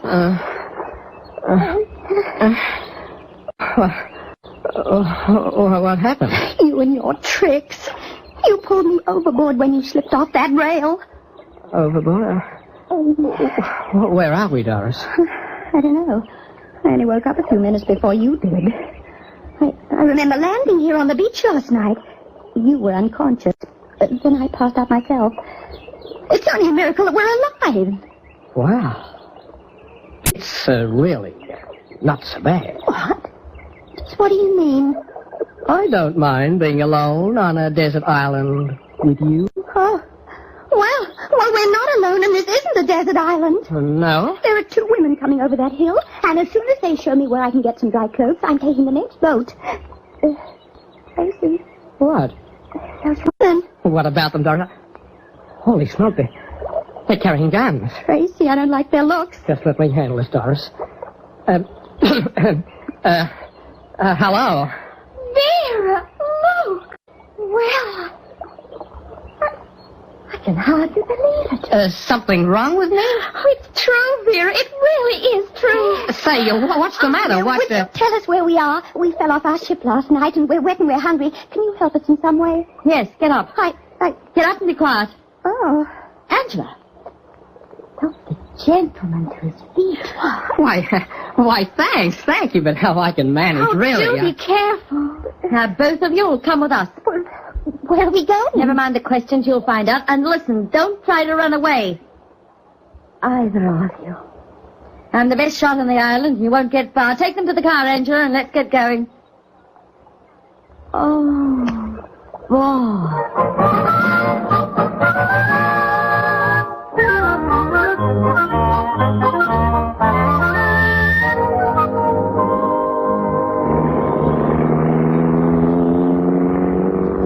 Tracy, I'm scared. Oh, there's nothing to be scared of. What kind of a place is this? Who are these women? Search me, Doris. Look, we're coming into a town. Oh. And the place is alive with people. Oh. There's nothing to be frightened about. Yes, but don't you notice something odd, Tracy? Odd? Oh, there are plenty of people here. But they're all women. Say that. That's right. There isn't a man in sight, Tracy. Oh, look, even the traffic policeman's a woman. Well, where do you think the men are? Tracy, I'm beginning to think there aren't any men. No men? But Doris, that's crazy. Tracy, have you ever heard of the Amazons? Sure. A bunch of women live in the jungle and they killed every man they found. See? Oh, but these women aren't Amazons, Doris. They're civilized. They look just like the girls back home. Yes, sir. Just like the girls back home. Wait, let me ask the driver. Excuse me, lady. Yes? Where are the men in this town? You know, is there a ball game on or something?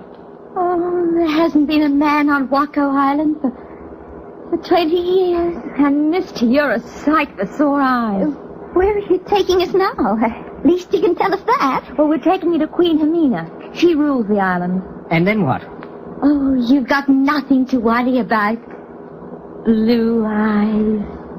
Oh, the Queen will be tickled pink to see you. And how? And what about me? You? Kids, you're just excess baggage. You'll probably go back where you came from. You'll get a welcome, too. From the sharks.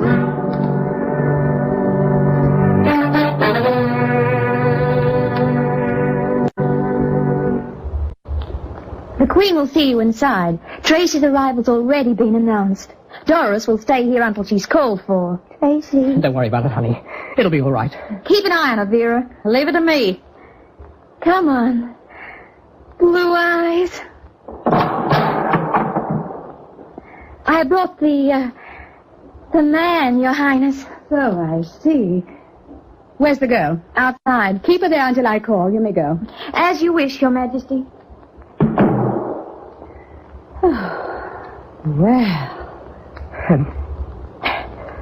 Well? You needn't feel ill at ease with me.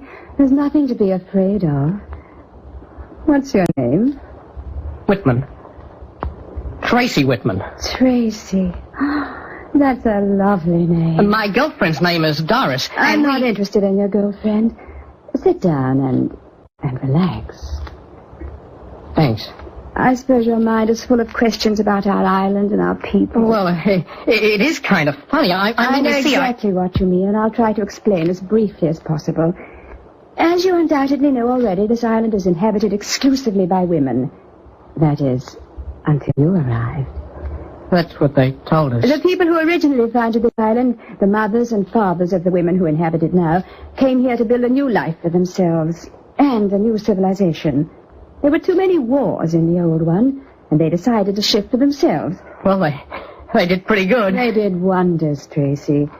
We manufacture everything we need on this island, and we have almost everything you'll find in the rest of the world.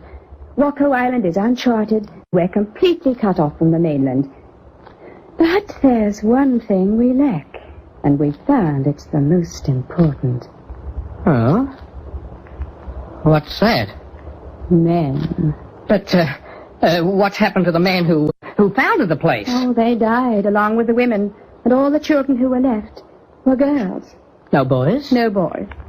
Well, that's a peculiar situation.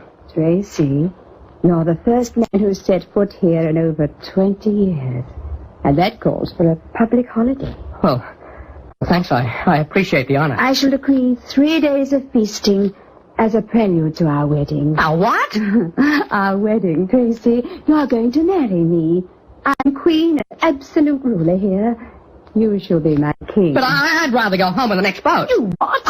I don't mean any offense, Your Majesty. There are no boats. No boat can reach this island. The coral banks are treacherous. Besides, there's no reason for you to go back. I know we can make you happy. But there's Doris. Doris? My fiancée. She's outside, and she's the one I'm going to marry. Oh, indeed. Well, if Doris is your only worry, we'll fix her very quickly. Send the girl in. Yes, Your Majesty. Go in, you. Oh, Tracy. So, this is Doris. This is Queen Hermina, honey. Men haven't changed after all. You offer them a kingdom, and they prefer some washed-out blonde who hasn't the strength of a mouse. Don't you dare talk to me like that. Are you engaged to this man? No. But he said you were. Sure, we're engaged. She's just been stubborn, that's all. Besides, I love her, Your Highness, more than anything else in the world. That's how you feel right now, but you'll change your mind. Not so long as I can see her and know she's near me. Tracy. We can fix that, too. What? Lieutenant. Yes, Your Majesty? Take the girl away. I don't want to lay eyes on her again. Do you understand? Perfectly. Come on. Let go of me. Better come quietly now. Let go of my arm. Hey, what's the idea? What are you going to do to her? I'm just making it easier for both of us, darling. What do you mean? You said that as long as you can see her and know she's near, you'll keep on loving her. Well? I'm going to eliminate that minor problem by having her executed in the morning. Oh, no.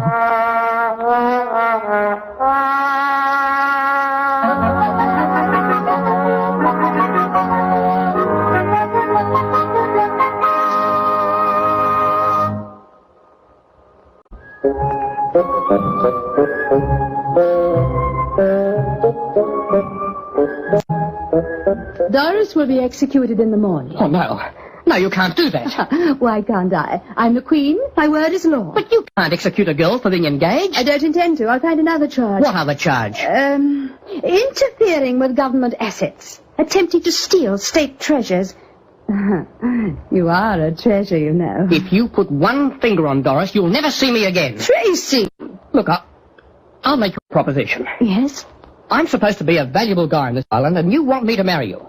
Well, all right. Give Doris her freedom, and we'll get married tomorrow. Do you mean that, Tracy? You have my word for it. Then you've made a bargain.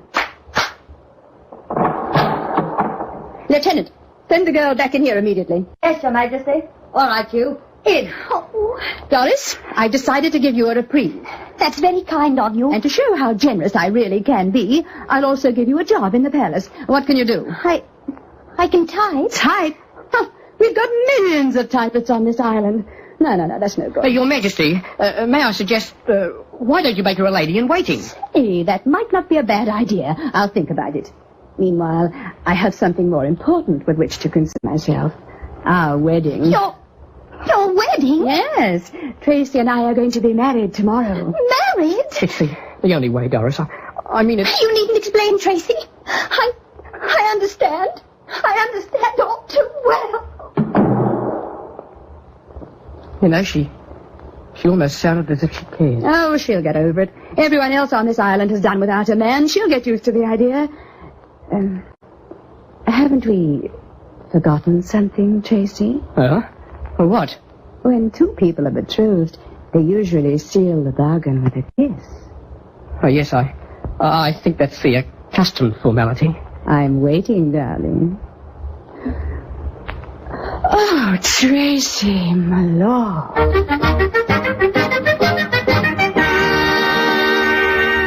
Halt! Who goes there? Angela, to change the guard. Oh, it's about time you showed up. My feet are killing me. Where is he? Inside, and the Queen's orders are that he's not to be disturbed. He's not to be allowed out of his room either until the wedding. The Queen's taking no chances. She's not so dumb. Oh, the Queen always gets the breaks. Do you know what he did when I escorted him in? No? Reach for the sky. Oh, it's a hold-up, Vera. Not a move, understand? Where's the guy? Inside. You go into that room and the Queen will hang you in the city square. Shut up and open that door. Oh. Open it, Angela. She means business. Hey, you! Me? Come out here. Hey, what's the matter? What are you doing with that gun? You're coming with me. And as for you two dames, tie them up, Ruby, and take their mouths shut so they can't yell. Okay. All right, big boy. Let's go. Say, what is this? Where are you taking me? Wow, you're even better looking than I thought you'd be. Who are you? Who is she? Say, what are you, a hermit? He wouldn't know who I am, Ethel. He just got here. The lady on your right, Sonny, is Gladys Peach, the only dame in town who don't take orders from the Queen. I'm the president of the Waco Protective Association. I protect people. For a fee. You mean you're a racketeer? Now, that's not a nice word for a gent to use. Listen, mister. On the south side of town, my word is law. Queen Amina's guards patrol in threes down there. When they patrol at all. What I want, I take, and nobody stands in my way. But, what do you want with me? Are you kidding? Listen, lover boy, how would you like to be Mr. Gladys Keach? You mean, you want to marry me? Got any objections? I guess it doesn't make any difference anymore. It's all kind of funny, though. What is? A week ago, I was on my knees begging every girl to be my wife. Now, I'm getting a proposal every 20 minutes. Oh, don't you worry about it, sweetheart. From now on, your bachelor days are over.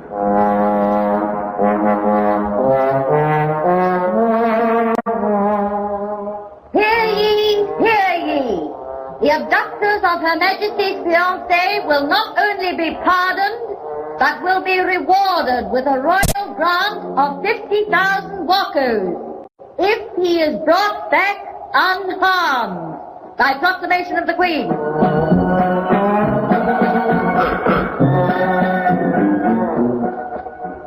I tell you, Gladys, we're going too far. Look, I got him, and I'm keeping him, period. But the mob's getting jumpy. 50,000 is 50,000.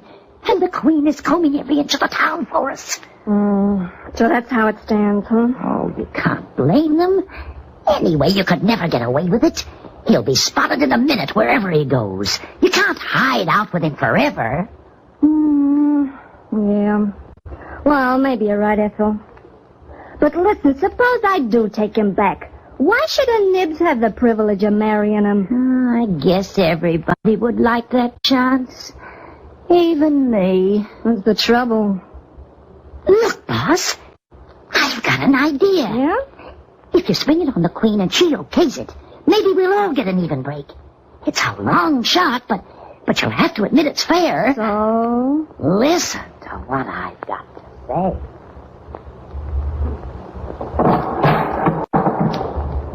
Inside, you, inside. Ah, take that gun out of my ribs, you debutante. You... I came up here in my own time, and without a rod, I expect a little courtesy. And who is this? Gladys Keach, Your Majesty. Oh, the gangster who took my Tracy. Relax, Queen, and get this dame out of here. I didn't have to come see, and you won't get nowhere by pushing me around. Leave us alone, Vera. Okay, Your Majesty. Where is he? Oh, he's safe. Don't worry about it. Bring him here, and I'll pay you well. You'll also receive complete amnesty, as I promised. Look, chum, I've got a little deal to make with you, and it's the only way you'll get him back. I see. What's your offer? We raffle him off. We what? We make it a national lottery. A sweepstake with Tracy as the prize. The lucky number gets the wedding bell. Oh, no. My mob won't stand for nothing else, and neither will your people. You want to start a revolution? If you do, you just try and keep them for yourself, sister. Oh, very well. I'll issue the proclamation today. Everyone will be given a number. Okay, Your Majesty, now you're talking. And may the best gal win.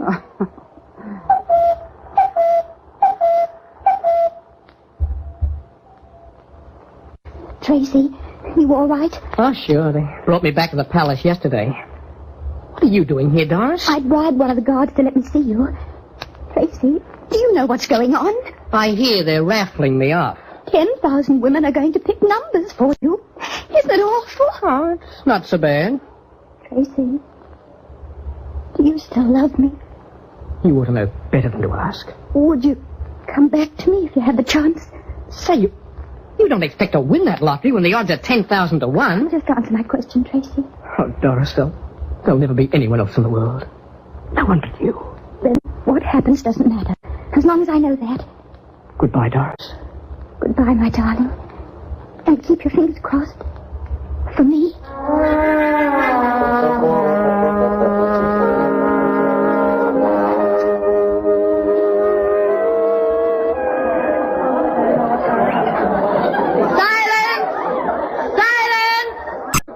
Her Majesty, the Queen.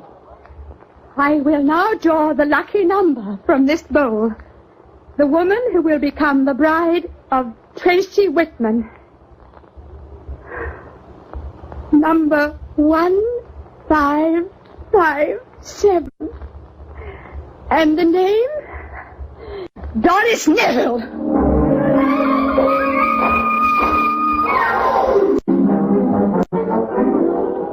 Tracy? Doris, darling, you won. We're going to be married. You haven't got a minute to lose. Come on, we've got to get out of here. Well, I thought that we... Listen, Tracy, it's our only chance. The guards are asleep. I put sleeping pills in their drinks.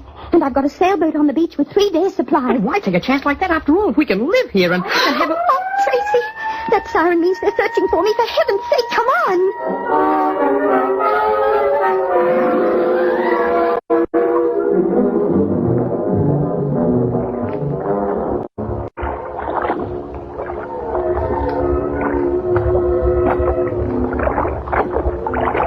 I still think we made a mistake, Doris. We've been at sea 2 days. We can starve to death before we sight a steamer. It was the only way. But why? We'd have had a wedding that would have been stupendous. You won me fairly. Oh, Doris, what was there to run away from? Oh, Tracy. Tracy, look! A boat! Where? Oh, yeah. Hey! Oh, Tracy! Oh! They're seeing us, Doris. Look, they're signaling. Thank heaven! Oh, Doris. Honey, I know you say you want to marry me, but I won't hold you to that. What do you mean? Simply because you won me in the lottery doesn't put you under any obligation, you know. I can prove that I love you, if you want me to. But how? Just by telling you I didn't win you in any lottery. But Doris, that number, 1557, it was yours. Yes, Tracy. But every number in that bowl was 1557. Yes? I made sure of that before the lottery began. What? You mean you... Oh, don't say any more, darling. Just kiss me. Like this. Oh, honey.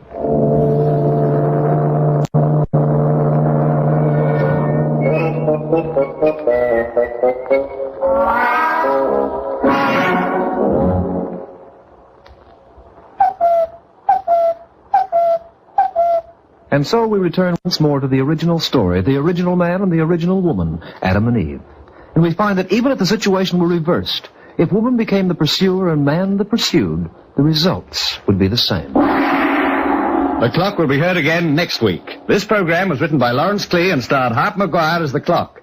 As Tracy and Doris, you heard Rodney Jacobs and Wendy Playfair. Others were Muriel Steinbeck, Diana Davidson, Georgie Sterling, Fifi Vanvard, and Pat Martin. The Clock, directed by John Saul, is a Grace Gibson radio production. The Signal Oil Program. The Signal Oil Company and your neighborhood signal dealer bring you another curious story by The Whistler. Tonight, Seascape.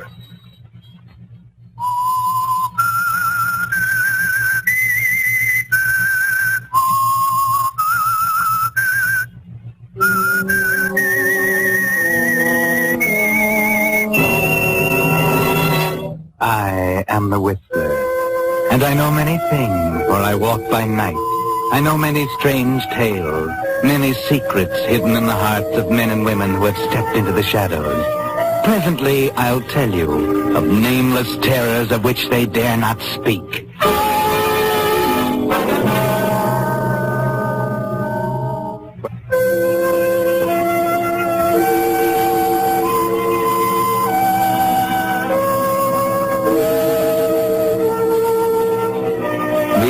Coastline from the Gulf of St. Lawrence south to Cape Hatteras and beyond is a treacherous one, an ever-present threat to the thousands of vessels which have for centuries moved in streams in and out of American ports. And the keepers of the lighthouses there are men with an awful responsibility. Men who must not only fight the perils of the storm, but must battle continually against the loneliness and despair of their vigil.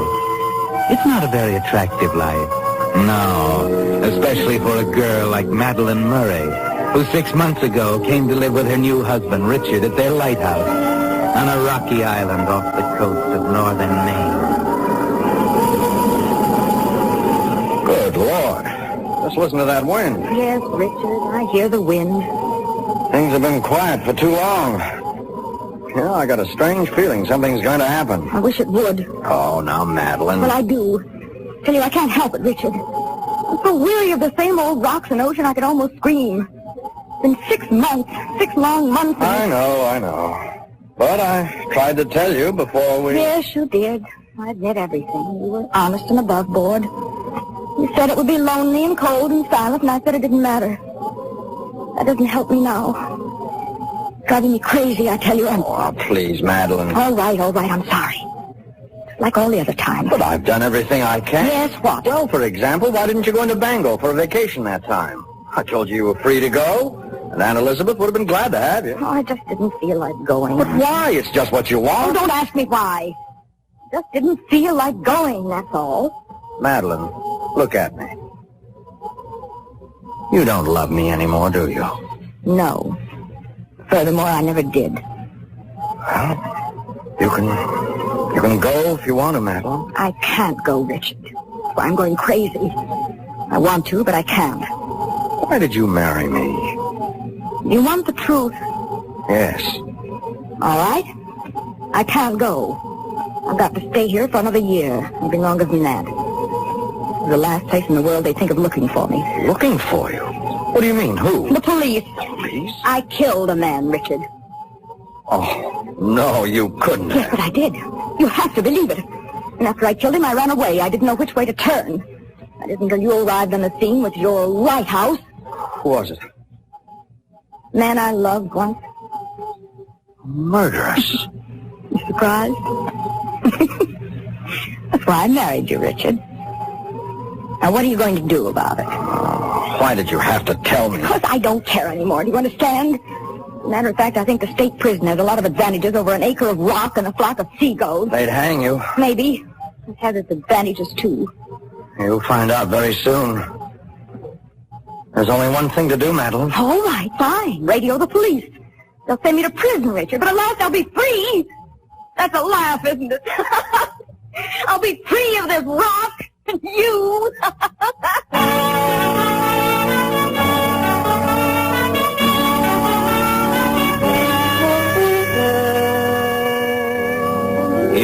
Richard. There's only one thing to do. Radio for the police to come and get her. That's the law, Richard. To do otherwise would be to shelter a fugitive from justice. That's what you're thinking as the long hours tick away in the stillness of your bedroom. You remember a lot of things now. The night you wandered into the Staghorn Inn 6 months ago and found her there at a table, looking as if she'd been crying. And how you had tried to comfort her without much success until, at last, you had explained your lonely existence at the lighthouse. It was a different story then, wasn't it? Almost as if she'd suddenly got an idea. She was interested then, yes. Enthused about the paintings you brought to town, the seascapes you'd painted during the long, lonesome days there at the top of the point. Remember how she said she was tired of the city and longed to get away from it all, just as you did. And it didn't take her long, just 2 days to be exact, before you were sailing back to the lighthouse with your new bride. But that was 6 months ago, and now you know the truth. Madeline is a murderess. It's the next day. The nor'easter hits with full fury, but you hardly hear it as you sit and stare out of a window at the top of the tower. Hello, dear. Lonesome? Madeline, please. Oh, why so gloomy? After all, I'm the one who's going to prison. I still can't believe it. Oh, you will in time. Now, if you were a good husband, you'd be bustling around the house arranging a going-away party for me. You're not going away. You mean you didn't send a radio message? No, I couldn't. Oh, you love me. That's why, isn't it? Isn't it? Go away, will you? Why, certainly that's it. You couldn't bear to see me go. You couldn't take it, could you? All right, so I couldn't. But nobody else will get you, at least. You'll be mine. Look! Up there off the point. Good Lord. There's a man out there in a skiff. He won't last 5 minutes in that surf. What's he doing? He's waving an oar. Give me that megaphone. He needs help. Take the lead, guy! You can't land on those rocks! That wave! Yes, he's going to get it. I'm going down there. Maybe I can help.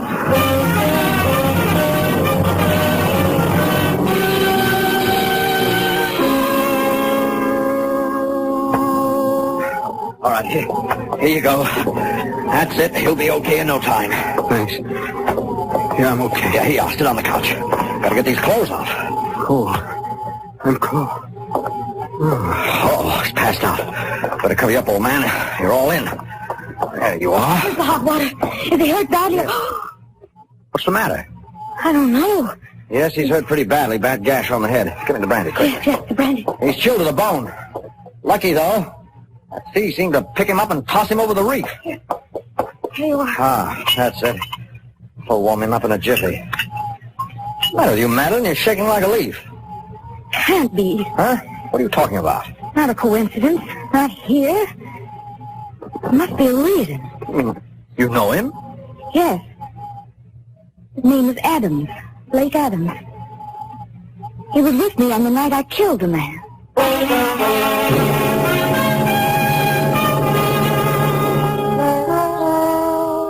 Yes, Madeline, the night you killed the man was a night neither you nor Blake Adams will forget for a long time. You're thinking now, as Blake lies there unconscious, of the afternoon the wire came from Maxie, saying he was just passing through town. Casual he was, just as if he hadn't run out on you, as if nothing had ever happened, just as if he were looking up a dear old maiden aunt. And when you told Blake about it, you were glad you couldn't read your mind, because it was full of murder. The way to do it didn't come to you, though, until Blake suggested you ask Maxie up to the apartment for a drink, just for old time's sake. Then it was as clear as a blueprint. Maxie was strictly a one-drink man, but this time one would be enough.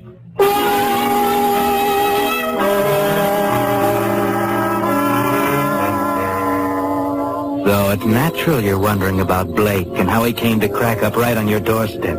It's been 6 hours now since Richard brought him in, and you, Madeline, haven't left his side, and he seems to be stirring. My head. What happened? Don't sit up now, don't sit up. There, that's it. You can't see very well. You're lucky to be here at all. Here, take a drink of this. Thanks. How did you... Madeline? Yes. Surprised? Not exactly. I'm Surprised to see you, Blake. How... What happened? Lie back down now. You're a good patient. You've got a bad gash over your eye. Yeah, the rocks. Now I remember. That skiff. You must have been out of your mind to go out in a storm like that. I had to see you, baby. It's about Maxie. That's it, isn't it? They know about Maxie. What do you mean they know about Maxie? He died of indigestion, that's all. Maybe. Maybe not. I hope that's what they think. I don't know whether poor Maxie could stand a post-mortem. Wait a minute. I remember now. You mixed the drinks that day. Yeah, the glass with the red ring on the top. I was to make sure he got it. Who examined him? Doc Cranston. He treated him before for indigestion. Same symptoms, same everything. So you poisoned him. In the drink. What's so funny about that? Oh, I'm sorry, baby. Couldn't figure out why you ran away. That's funny. I didn't see you do it. You poured all of our martinis out of the same shaker. There were olives in the glasses already, weren't there? Yeah. I get it. Poison in the olives.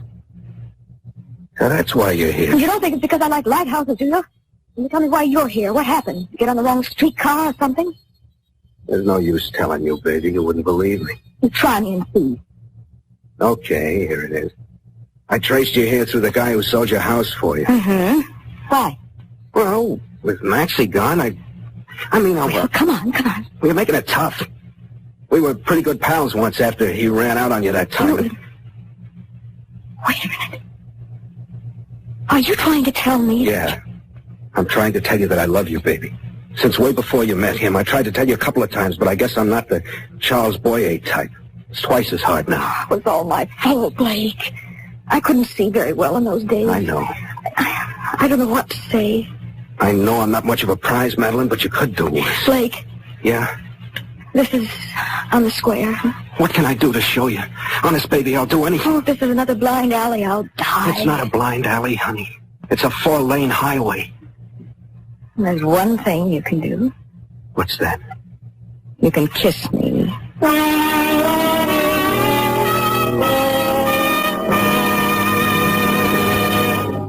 You are listening to The Whistler, brought to you by your friend, the Signal Oil Company, marketers of famous Signal gasoline, your best buy today. Remember to let every go signal remind you, you do go farther with Signal gasoline.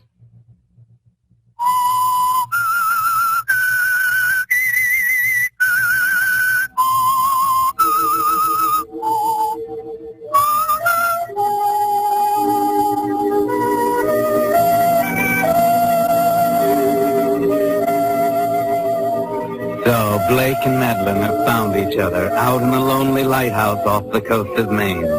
And it doesn't seem to matter now that it took a murder to place their feet firmly on the 4-lane highway leading over the horizon.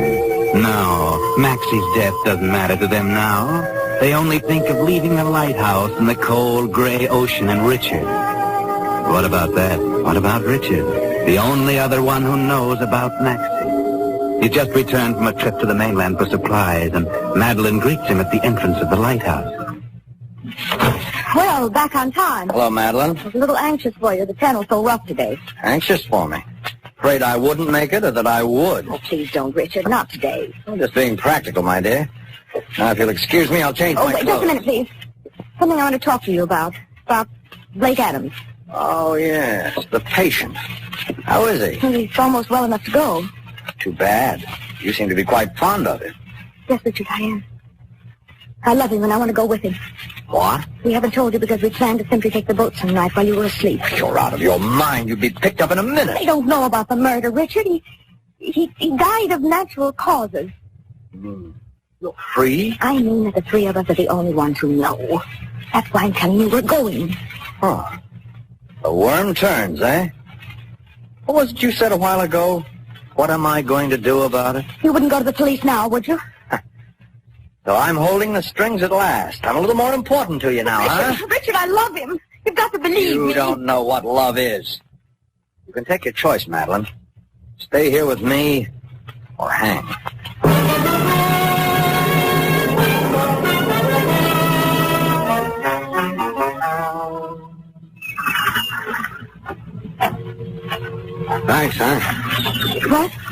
hard to believe today that I cracked up right out there, just like a mill pond. What's eating you, Madeline? I don't know. Maxie, I guess. Oh, forget it. You know, we ought to take off tomorrow. I'm feeling pretty solid. What about Richard? I'll leave him here with his lighthouse. He'll never miss you. I told him about us. Doesn't want me to go. So what? What can he do? Well, he could tell the police what really happened to Maxie. What? You mean he knows? I told him about it the night of the wreck. He says if I leave, he'll go to the police. You see, dear? How could I know you were coming? It didn't seem to matter whether I lived or died. He couldn't testify against you, but... Listen, does he know you poisoned Maxie? I didn't tell him how. Good. He won't be suspicious of his coffee, for instance. What do you mean? Yeah. It's a gamble, but we got a chance. We need 24 hours. Listen, it's about 3 hours from the dock on the mainland to the airport. I got a pal over there with a plane. We can make Miami in 9 hours with luck and catch the Clipper to Rio. I'll leave tonight and get everything set up. I ought to be back here by 8 in the morning. That's where you come in. You mean Richard? Yeah. You gave me some sleeping powder when I first got here. Is there any left? I think so. It's in the medicine cabinet. Okay, you take care of his breakfast. A good long doze won't hurt him. When he wakes up, we'll be halfway to Rio. Just one thing. Don't give him too much. He's got to live.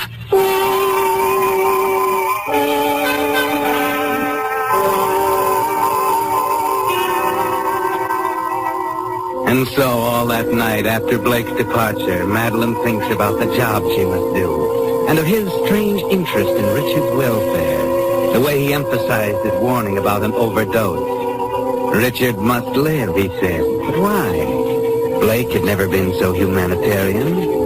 No, Madeline, you don't sleep much that night, and it's about 5 o'clock in the morning when your eyes finally close.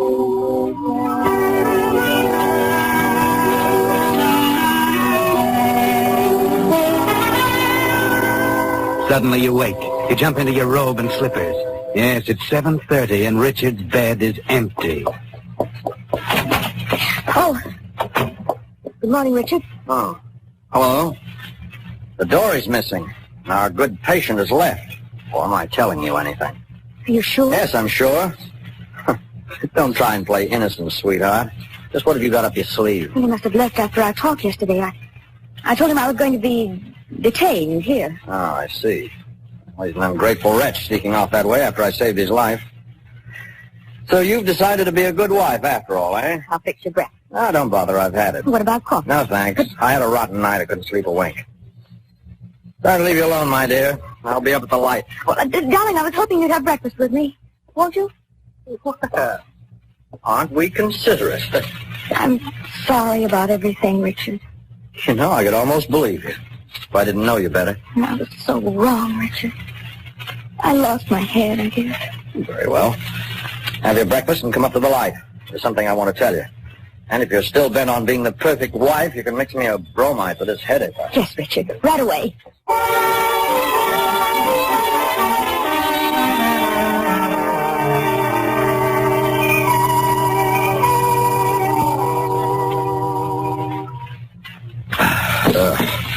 Has a sour taste. This is a different brand. I guess so.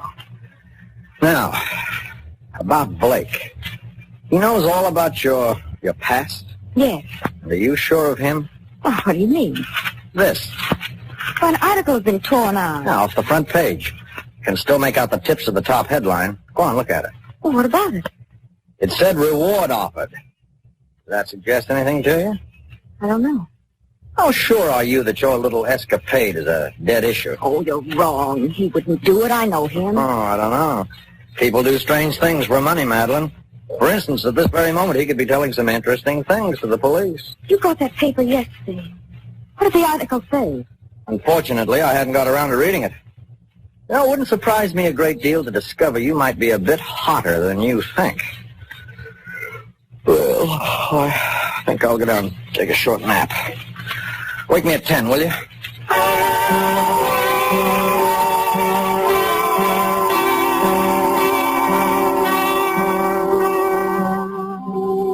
It's almost 9 and still no sign of Blake. Madeline tries to shrug off the suspicion in her mind, but it's there to stay, and it keeps growing, growing, growing.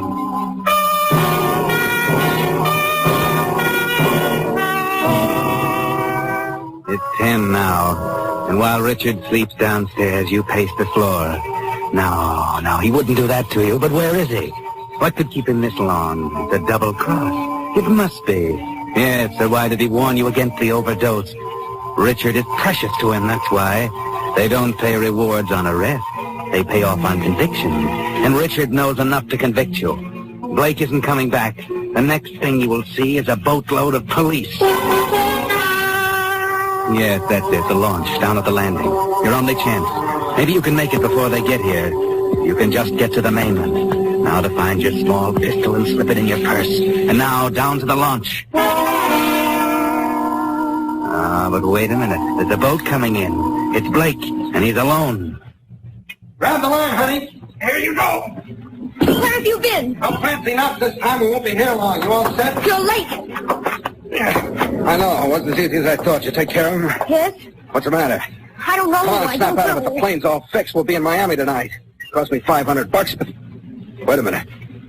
You were careful with the sleeping powder, like I said. Yes, just like you said. Why did you say it? What do you mean? Why were you so interested in Richard's health? Oh, one murder rap is plenty in my league, baby. Come on, we gotta go. Wait a minute, I've been thinking, Blake. Now, wait a minute. Something I found up in the house started me thinking. Well, think on the way. We haven't time to be standing around passing the time of day. Come on. Just a minute. It was a newspaper with an article cut out about a reward. Where did you find that? You tore it out, now didn't you? They're offering a reward for me. No, you're wrong. They're not offering a reward for you. There was something in it I didn't want your husband to see. Here, look. Does this make you feel any better? Receipts for the charter plane and 2 reservations to Rio. Does that look like a double cross? I don't know. You gotta believe me. But we can't stand here arguing. All right, I'll get my bag.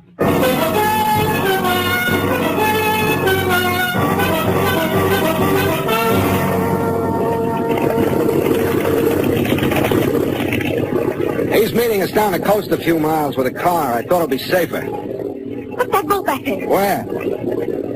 Oh, fishing boat, I guess. It's following us? No, it couldn't be fun. Holy smoke! For sure.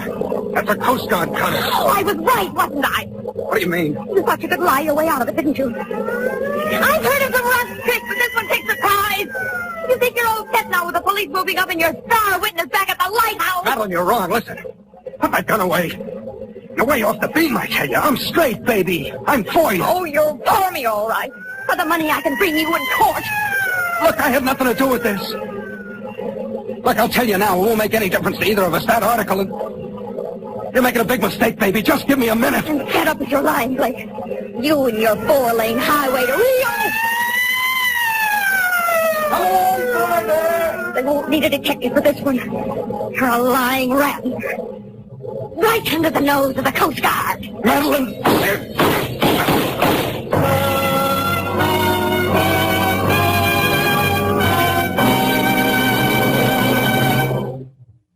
The Whistler will be back in just a moment with a strange ending of tonight's story. Meantime, here's the answer to a question many drivers have asked. Does motor oil have any effect on gasoline mileage? The answer is yes, definitely. It's only logical that anything that helps your motor run better will also help it deliver more power from the gasoline it uses. That's why the 7-way protection which Solvent Refining gives Signal 4-Star Motor Oil is doubly important today. You see, because of Solvent Refining, the latest, most costly process known to oil engineers, pure paraffin-based Signal 4-Star Motor Oil has triple-strength film that clings to motor surfaces, seals in power, retains its lubricating quality for longer miles, and actually forms less carbon. Best of all, while you're enjoying this improved performance, you're profiting in 2 extra ways. 1, in longer motor life, and 2, in helping your gasoline go farther. So make your next oil change a change to Solvent Refined Signal 4-Star Motor Oil. It's one of the famous Go Farther Signal products featured by that lubrication specialist whose permanent business is helping cars go farther. Your neighborhood Signal gasoline dealer. Now, back to the Whistler.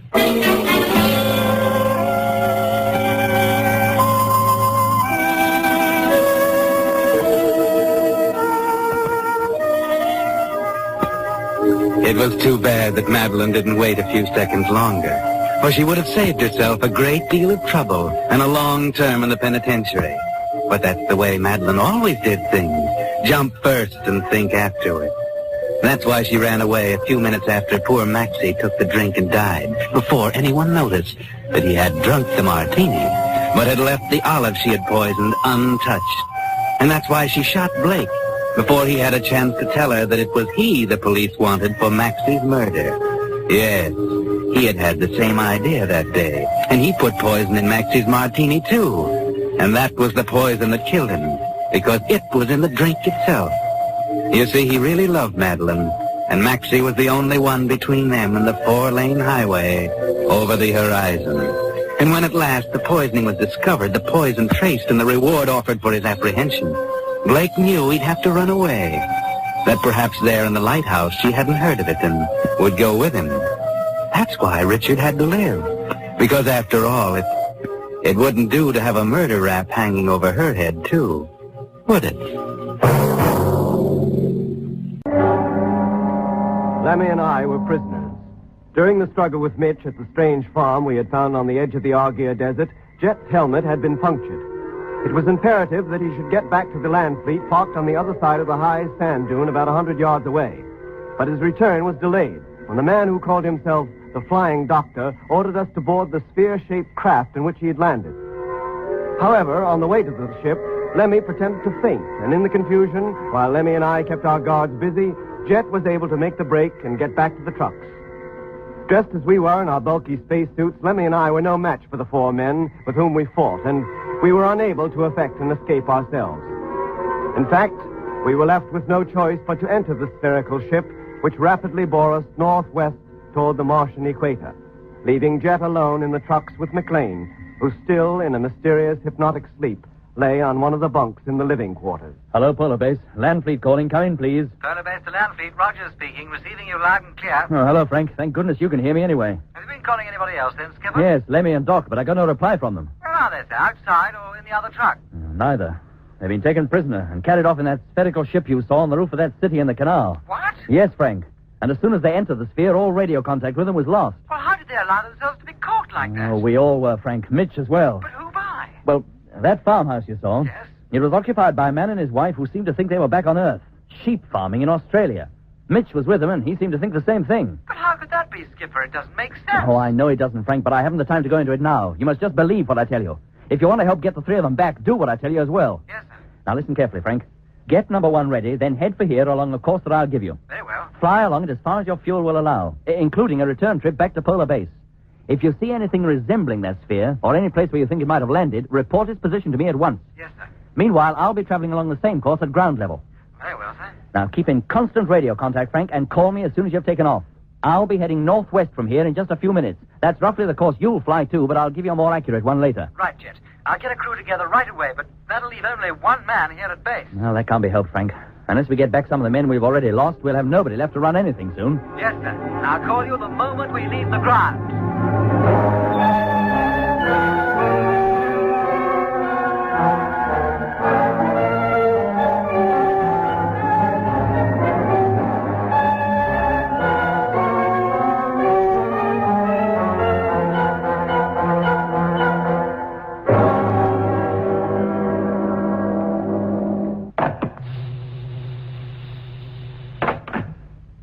McLean. McLean. McLean, can you hear me talking to you? I hear you. Do you know who I am? What are your orders? Orders are that you get off that bed. Do you hear me? Get off that bed. That's it. Now listen carefully. You're to leave this truck and go into the next, into the driving cabin. Once you're there, you'll switch on the truck-to-truck radio and seat yourself in the driving seat to await further orders. Do you understand these orders? I understand them, and orders must be obeyed without question at all times. See that they are. Now leave this cabin and go into the next truck. He's going to. When he's in this state, Doc's not the only one who can control him. How about your suit, McLean? I do not need a suit. To me, the atmosphere is perfectly breathable. He's going into the airlock anyway. Oh, let's hope this works. It's got to work. Now he's opening the main door. And he's going outside. Oh, let's hope he doesn't take the chance to escape. Hello, McLean? Hello, McLean, can you hear me? Of course he can't. With no suit on, how could he? Well, there he goes. Walking over to the next truck. And letting himself in. He's doing exactly as I tell him. At the moment. But if he receives orders from anywhere else, goodness knows where we'll end up. I am now in the driving cabin. Orders have been obeyed. Good. Now switch on the motor. Motor on. In a few moments, I'll be driving this caravan along the course towards the northwest. I want you to follow it until further orders. And keep close behind me. Is that clear? Orders understood. Fine. Now, are you ready? I'm ready. Then let's go. Hello, Polar Base. Land Fleet calling. Come in, please. Hello, Skipper. Grimshaw here. Oh, hello, Grimshaw. Where's Frank? Oh, he's busy getting the ship ready, Skipper. Shall I get him? No, there's no need. Just tell him the two caravans are now underway. I'm in the first and McLean is driving the other. Yes, sir. I shall proceed at maximum rate and expect number one to fly over me on his way out. Yes, sir. That's all, Grimshaw. Thank you. And tell Frank to tolerate no delay in getting that ship ready. Every second counts. Oh, you bet I'll tell him. We'll call you later, Skipper. Good. Thank you.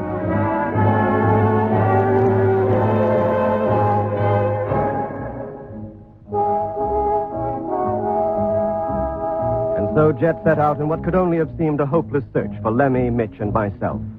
All morning, with McLean following close behind, he plowed his way through the pink sand on a steady northwesterly course in the direction the sphere had taken.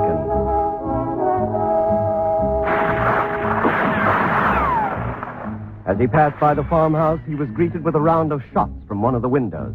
It was the sheep farmer's parting gesture. If he thought he could prevent Jet's departure by this method, he was very much mistaken, for the bullets from his gun were certainly not powerful enough to penetrate the tough, if light, outer skin of the Land Fleet vehicle. An hour later, the farm was out of sight, and for the first time since we got underway, Jet had the call from Polar Base. Hello, Jet. Frank Rogers calling. Oh, hello, Frank. We've taken off, sir, and are heading in your direction now. Good for you. Should be flying over you in a couple of hours. You're quite clear about what you're supposed to do. Yes, sir. Don't worry. We understand it perfectly. Incidentally, sir, we now find we have enough fuel for a flight of 2,300 miles maximum. That should take us a considerable way beyond you and back to base again. Very well, Frank. I'll keep a lookout for you.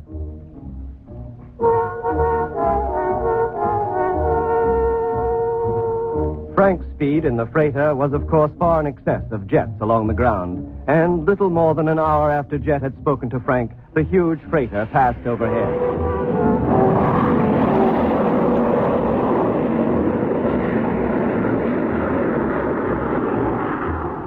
And within a few moments had become a mere speck on the horizon in the direction the sphere had taken. It was about then that the sphere in which Lemmy, Mitch, and I were traveling, Mitch in the lower cabin and Lemmy and I in the upper one, reached the city of Lacus Solus, the great oasis where a number of canals crossed each other. What kind of place is this, Doc?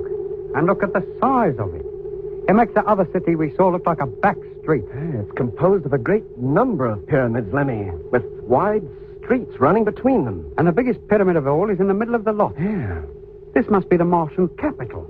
Hey, Doc, do you think it's populated with people brought from Earth, or the real Martians live down there? We're much too high to see people of any kind, Lemmy. Oh, we won't be for long. Not at the rate we're descending. Hello up there. Hey, there's that quack doctor calling from downstairs. This ship must have some kind of intercommunication system. Well, if it has, I didn't see any sign of it. Hello up there. You hear me? Of course we can hear you. And if we could find any instrument to talk into, you might get a reply. You don't have to find anything. Just talk, that's all. Oh. We're about to land. Orders are that you come down to the lower cabin immediately. Orders? Who do you think you're talking to? Quiet, Lemmy. Hello, this is Matthew speaking. Orders, did you say? You heard. The door will be open and you will come down. But supposing we don't choose to come down? The orders have been given and orders must be obeyed without question at all times. We know all that, but we're not used to taking orders from anybody but Jet, and he doesn't happen to be here. You mean you are still able to resist orders? What does he mean by that, Doc? I know exactly what he means. You do? That noise we heard, Lemmy. It was supposed to stupefy us, put us under the control of that flying doctor so that whatever he ordered us to do, we'd do it. Oh, like McLean, you mean? Yeah, but it didn't work. First, because I seemed to be immune to it anyway, and second, because you fought against it and overcame it. Oh, so that was his little game. That was why he sent us up here, apart from the others. Yeah, and that's why he didn't send Mitch up here either, because he's already been treated. You mean Mitch will do whatever that doctor bloke tells him? All right, you needn't discuss it any further. You're not the first case we've had of this kind. They won't make any difference. Any difference to what? To your future. When you know a little more about this place, you'll be glad enough to submit to any treatment. We don't intend to submit to anything, from you or anybody else. That remains to be seen. But meanwhile, if you won't take my orders, I suggest you take my advice. Come down here as soon as we land. And don't forget to put your helmets back on, or you won't get very far. Did he think we'd go without them then? Yeah, Lemmy, he probably did. If we'd been in the condition he expected us to be, I'm sure we wouldn't be needing the helmets. Now, come on, put your headgear on. We must be almost down to ground level anyway. Meanwhile, we have to go along with it. And meanwhile, you might remember that every word you say can be heard. Oh.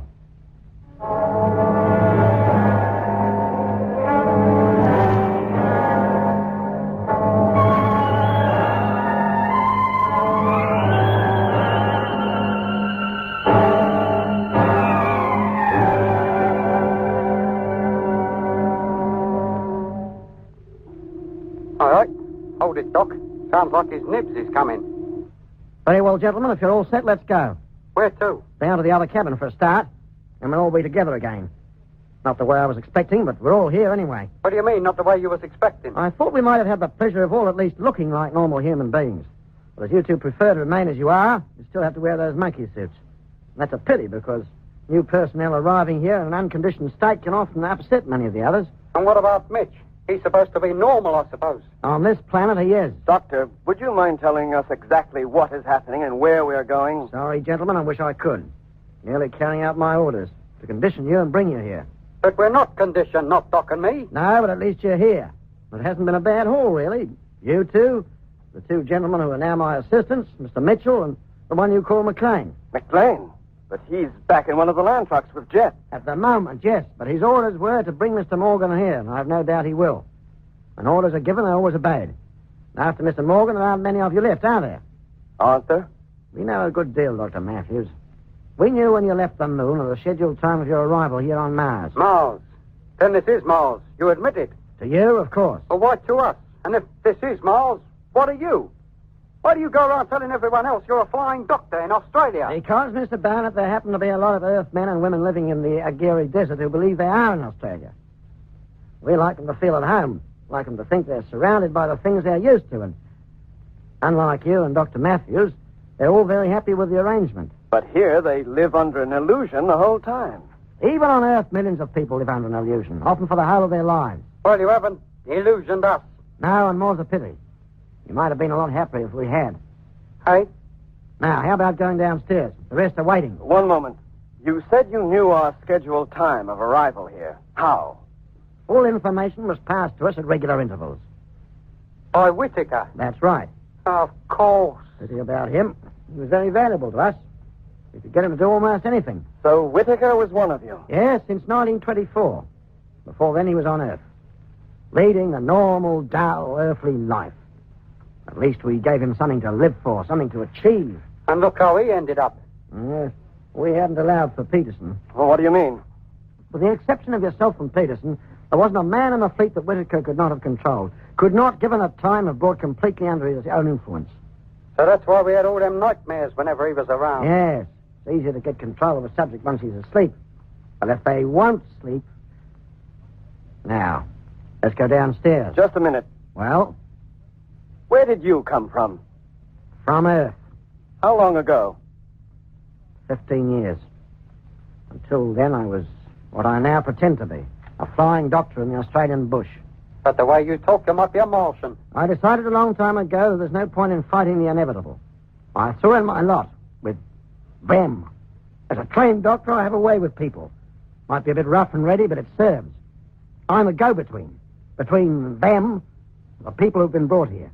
I see to it that their illusion, as you call it, is not shattered. Them? Who are them? The Martians. For whom and by whom the rest of us exist up here. But who are they? What do they look like? I wouldn't know. I've never seen them. Oh. Doctor, supposing you had a chance to go back to Earth, would you go? What prospect is there for me if I return? But how much longer do you expect to remain as active as you are now? I don't know. But I do know that in the city of Orpha, there are people who came here from Earth during the opposition of 1879. The opposition? Of what? The opposition of Mars, of course. When it is close to the Earth. That is when our ships leave to pick up new personnel. Approximately every 15 years. Of course. Whitaker in 1924, that sheep farmer and his wife in 1939, and I expect we'd find people on this planet brought here in 1896, 1909, 1956. And 1971. Yeah, and we, the clever lot, we brought ourselves there. And you were the first. The others came by the usual method, as I did. How did it happen? In those days, there were lots of reports of flying saucers being seen, particularly in America. Yeah, that's right. I remember when I was a kid, a fellow in California wrote a book about it. Said he'd not only seen a flying saucer land, but he'd actually spoken to one of the crew. That's right. And a lot of eyewash, or so I thought at the time. And then I saw one myself, actually down on the ground in the Simpson Desert, west of Bandama. Go on. Well, naturally, I was curious and approached close enough to photograph it. Then the door opened and a man came out. He spoke good English, invited me to look around. 5 minutes later, it took off, with me inside it. And now I'm here. I do as they tell me and make the best of it. Now, if you take my advice, you'll do as I've done and do as you're told. There's no escape. Neither you nor your freak will ever get back to Earth. Now, is there anything else? No, I think that's enough to be going on with. Thank you. Very well. Let's go down, shall we? All right, Lemmy. Down you go. Thank you, gentlemen.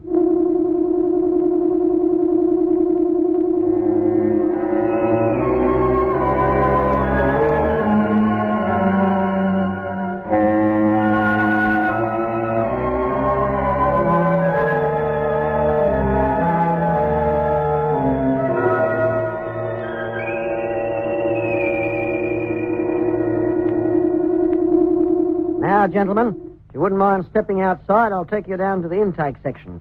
You'll be categorized for work most suited to you. Work? You don't think this is a free hotel, do you? Once you're here, you have to work for your keep. What's that? That is something I don't decide. But you're more fortunate than most people. You're all very skilled in your own particular professions and should be very useful to us. Your long stay could be extremely pleasant. Who are you kidding? Come over here to the terrace wall. Well? Look down at the city. What do you think goes on down there in all those buildings? How should we know? Well, I'll tell you. Each pyramid is a little city within itself, has its own citizens, a couple of hundred in each.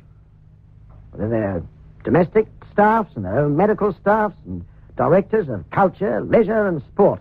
Our aim is to see that every worker is happy, well-fed, properly trained, and highly efficient. Sounds marvelous. Just like a colony of ants. But what are they working for? To go back to Earth, eventually. Hey? For nearly 100 years, they have worked to that end. When they return, they will carry the true Martians with them in the largest space fleet the universe has ever seen. You mean they're building a space fleet to invade the Earth? Mars is a dying planet. If its inhabitants are to live, they must move elsewhere. The nearest and best place for them is the Earth. And what about the people who already live on the Earth? And the people brought up here from Earth, what about them? They will be rewarded for their part in making the invasion possible. And how long before this invasion is possible? The next close opposition. 1986. That should see the beginning. Good grief. So you see how important it is that none of your expedition gets back. It's all too horribly clear. If the Earth knew what was in store for them, they might make preparations to resist. And... what's that? Sounds like a plane of some kind. Hey, Doc! Doc, look! It's one of our freighters. It's number one. Right!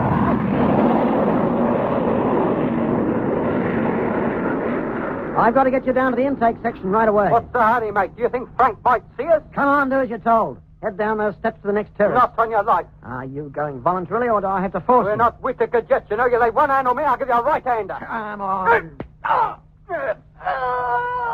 Oh, blimey, Doc. He went over the wall. Straight down to the next terrace. It was a lucky blow, Lemmy. Come on. Lucky? I might have killed him. Look at him. He just lies there and he don't move. Come on. We haven't got time to worry about him. We've Got to get away before someone else comes up here. Hey, what's going on out there? It's Mitch. He's come out of the sphere to see what the ruckus was about. Keep him away from the wall, Lemmy. Don't let him look over. Yes, Doc. What's going on? Where's the doctor? Mitch, boy, he's gone down to the next terrace, Mitch. He says we're to wait in the sphere until he gets back. And what was that flew over just now? It was pretty low, wasn't it? Not as low as we would have liked. What? Hey, it sounds like it's coming back again. Yeah, it seems to be pretty interested in this part of the world, doesn't it? Hey, Doc, Frank must have seen us. And he is low this time. Frank! It's us, Frankie! Lemmy, it's Doc! Number 1. Freighter number 1. Hey, Doc, did you hear what he said? Mitch, do you recognize that ship? Does it mean anything to you? I don't know. I never saw a plane of such size. Yet it seems vaguely familiar. Has its picture been in the paper or something? Certainly has, but not on this planet. On this planet? Mitch, go back into the sphere. But the doctor told you to wait there, didn't he? I'm all mixed up. Hey, what place is this? It's not Adelaide, is it? No, Mitch, no. Now get back to the sphere. Yeah, I guess I'd better. All right, Lemmy, come on. Where are we going? We're getting into that sphere, too. This is our chance to escape, to get back to Jet at least. Hello, Jet. Number 1 calling. Hey, listen, that's Frank, calling Jet up on the radio. And we can hear him. Hello, Frank. Hello? Hello, Jet. Will you repeat that, please? It wasn't Jet, Frank. It was me, Lemmy. Hold it, Jet, will you? I could have sworn I heard Lemmy's voice then, and pretty strong, too. I couldn't hear what you said. Hello, Lemmy. Come in, please. Hello, Frank. It was Lemmy you heard, and this is Doc. We can hear you, but not Jet. Can you hook us up, please? Yes, Doc, you bet I can. Where are you? On the roof of the highest pyramid. You just flew over it. Hello, Doc, I can hear you now. What pyramid? In the Lacus Solis, Jet. A whole city of pyramids. Lemmy, Mitch, Dobson, Harding, and I, and the sphere we came in are up here on the roof. A whole city, did you say? Yes, mate, and we got to get out of here and get back home. Quick, the Martians are planning to invade the Earth. What? And they've got some happy little ideas lined up for us and all. True, Jet. Stay away from this place, whatever you do. Yes, mate, if they get you, you've had it. You might never get back to Earth again. And Jet, watch McLean. He's been instructed to bring you here. But he does everything I tell him. Well, watch out for him just the same. The Martians aim to get us all, to prevent our warning Earth of their intentions. Doc, look. Are you quite sure you haven't been conditioned? Oh, blimey, mate, do us a favor. Do we sound as though we have? Jet, you must believe us. Let me tell Frank the whole story and have him relay it to the rest of the fleet in free orbit so that they can tell Earth. Yes, but supposing it's not true, we'd put the whole world into a panic. Well, that's better than being caught on the hop, isn't it? We must tell Control at least, Jet. What they do after that is their concern, but at least we'll have done our part. Very well, Doc. Go ahead. Frank, did you hear that? Yes, sir. Then hook Doc up. Right. I'll call you as soon as I've established contact. Jet. Yes, Doc? Where are you now? Still crossing the Argia Desert in your direction. Well, don't. Stay where you are. If Frank has enough juice, he can drop down and pick you up. Take you and McLean back to Polar Base. Yes, but what about you and Lemmy and Mitch? With luck, we might make it. But we'll have to hurry. I'll say. Hey, Doc, look. Coming up the steps. 4 men into the sphere. Quick, Lemmy. They'll just come in there after us. Go on. Yes, Doc. Hello, Doc. What's happening? Don't worry, Jet. I'll call you again later. Keep listening out. Right. Come on, Doc. They're running now. Be right with you, Lemmy. There. And how do we close the perishing door? We haven't a clue how this ship works. We haven't, Lemmy, but Dobson and Harding have. Yeah. Dobson, close that door. Will they take orders from you? We'll soon see. Close the door, Dobson. Oh. And only just in time and all. Now what? We'll get them to take us off, Lemmy. Yeah, what's going on? Where's the doctor? Why have you shut him out? Sit down, Mitch, and keep quiet. Hello, Jet. Not before you tell me what's going on. Hello, Frank. Sit down, Mitch. We're all hooked up now, Skipper. Doc can go ahead just as soon as he likes. Did you hear that, Doc? Go ahead. Thanks, Jet. Oh, no. Listen. Look, we ain't got enough trouble yet. Must be their way of trying to stop us taking off. Trying to put us to sleep, you mean? You must fight it, Lemmy, as you did before. Yes, Doc, I will. Whatever happens, I must not go to sleep. Whatever happens... Hello, Doc. Go on. Frank is waiting. Hello, Frank. Can you hear me? Lemmy, you must not go to sleep. Hey, what was that, Doc? That wasn't me yawning, Doc. That was Mitch. Mitch. And Dobson. Oh, good grief. Dobson, take the ship up immediately. Take off and return to the Argia Desert. Do you hear? Aye, aye. Something's happening. And whatever happens, I must not go to Hello, sleep. Frank. Frank. Hello. Doc, Mitch is out, asleep on the floor. Hello, Frank. Hello. Hello, Doc. Jet. What is it, Frank? What's wrong? I don't know. There's that peculiar noise, and I feel so sleepy. Frank, you must fight it. You must stay awake. I'm trying, Doc, but the ship... What about it? She doesn't seem to respond. I can't control her. Oh, no. Take a hold of yourself, Frank. Frank, do as Doc says. You must stay awake. We're off. Doc, we're taking off. And for Dobson, this is a time to go to sleep. Get over there, Lemmy. See if you can control her. Me? What a hope. Go on, Lemmy. Yes, Doc. Hello, Jet. Doc. Yes, Frank. It's no good. We're losing height. I can't control her. You must, Frank. We're almost on the deck now. Here we go. Frank. Frank, answer me. Hello, number one. Hello. What is it, Doc? Frank. He must have crashed.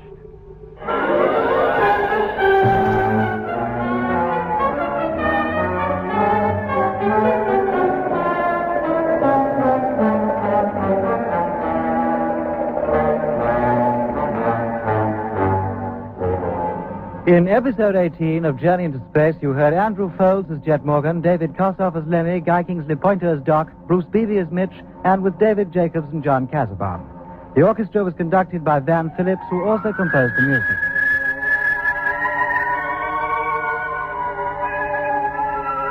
Journey into Space is written by Charles Chilton and produced by him in the London studios of the BBC.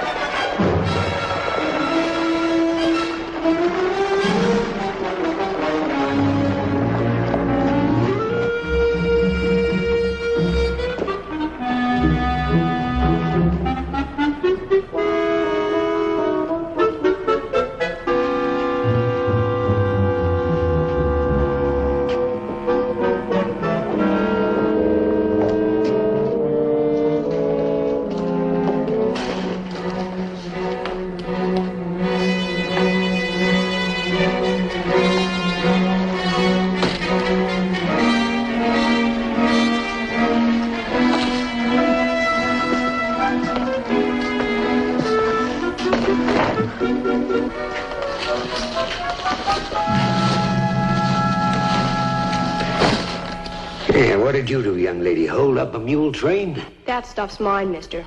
I want to make a swap. What do you want to swap for? I want me a gun. He's got it coming. He killed my pa.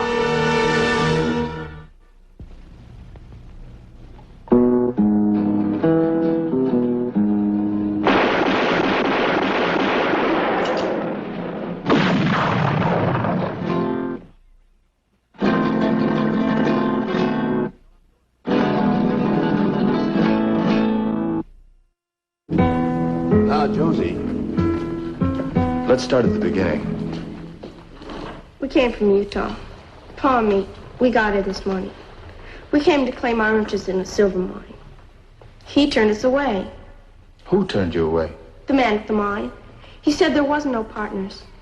That the mine belonged to him and his pa. But that ain't true. He's a liar, Mr. Ringo. Half of that mine belongs to us. She's talking about the stoner mine, Johnny. Can I have that gun now, Mr. Case? Honey, now easy. If someone killed your pa, I'll take care of it. I'm your friend. You sit right up here. Did you care for some candy? No, thanks.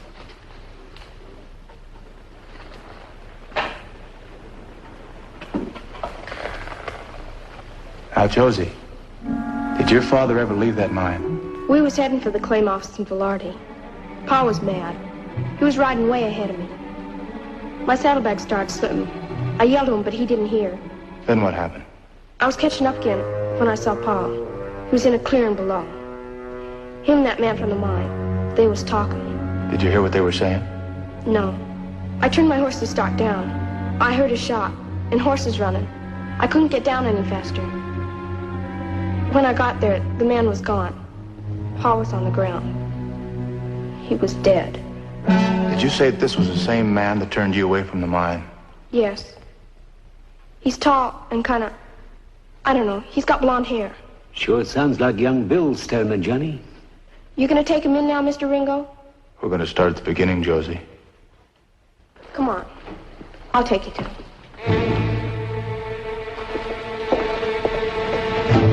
He's right over...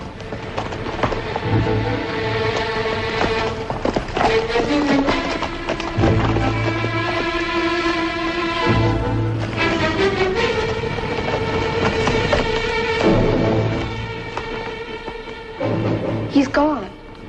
Let's get down and have a look around.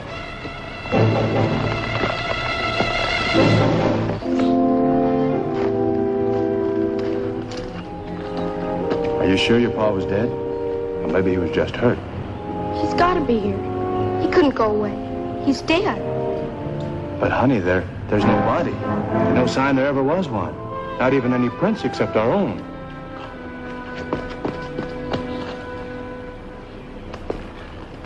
Josie, do you happen to know how your pa got mixed up with that mine in the first place? Pa had a friend. Stopped up to see us about a year ago. They was going to work this mine together. Pa put up half the money. They was partners, like I said. But Pa couldn't go, because Ma was sick. Where's your ma now? She died a month ago. I'm sorry, Josie. Why are we wasting all this time, Mr. Ringo? He's probably at the mine. Why aren't we taking him in? Take who in?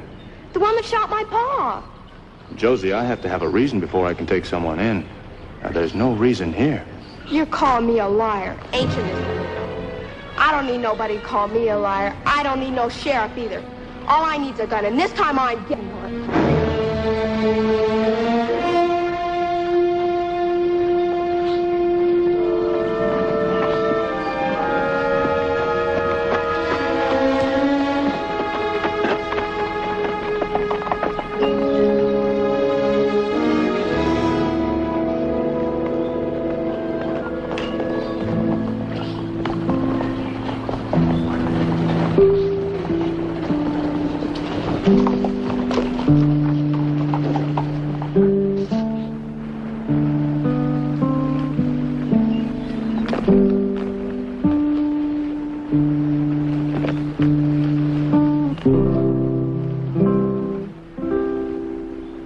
Come on, Josie.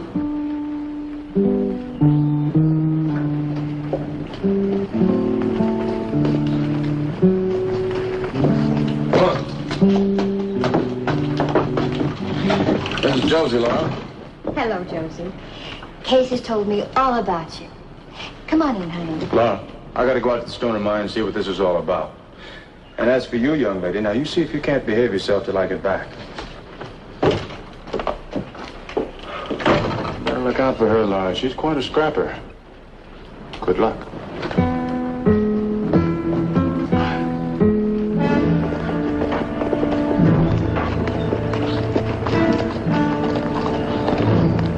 There it is.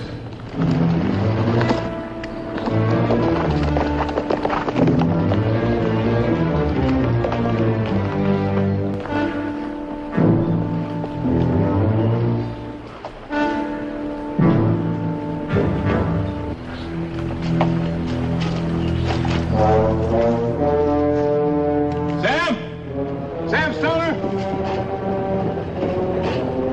Oh, hello, Sheriff. Ellie? Go on, baby. Sam, I know you're busy, but this will only take a minute. Oh, what can I do for you, Sheriff? You ever hear of a man named Wilkins, Fred Wilkins from Utah? No, I can't say that I have. Seems Wilkins was making a claim for a share of this mine. Wish somebody did have a share. Me and Bill have been breaking our backs for a year now. Never give much thought to taking in a partner, though. This Wilkins, he stopped by here this morning. Talked to Bill. Why, Bill ain't been here all day, Sheriff. Left straight from the house this morning. Went into Valerdi for some supplies. Don't expect him back till sundown. What about you, Mr. Stoner? You seen this guy? Had a little girl with him. No, I ain't seen nobody. Been here all day. Ain't been no man around, no little girl neither. Wished I could help you. Sam, this girl, she's in Velarde. We're looking for her father. She claims somebody killed him. Oh, I'm sorry to hear that. He got himself killed. It wasn't around here. Like I say, I ain't seen nobody bill for 3 days. Sorry to hold you up. Come on, let's give them a hand. Come on, girl.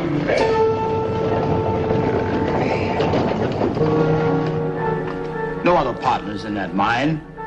It's registered to Samuel and William Stoner, 18th of September. That's about a year ago. The Stoners are a good account. No complaints or arguments. Offhand, Cully, I'd say that nobody else was mixed up in that mine. They never mentioned anyone. No one by the name of Wilkins ever bought any equipment or paid any bills. Okay, George. Thanks a lot. The way it is, there's nothing. Not a scrap of evidence to prove that, or to back up her story. It's Josie's word against Stoner's. You mean you've taken the word of a grubby old miner against hers? Johnny, her mother's been dead a month. Her father was murdered today. Now you sit there and tell me again. It's just her imagination? Laura, I'm not saying it's just her imagination. I'm saying there's nothing to back up her story. Now, what do you want me to do? Go out there and plant a body in the middle of that clearing so she won't look like a liar? Oh, you're not calling it imagination. You're calling her a plain liar. Laura, I didn't say she was a liar. Why don't you shout it louder so...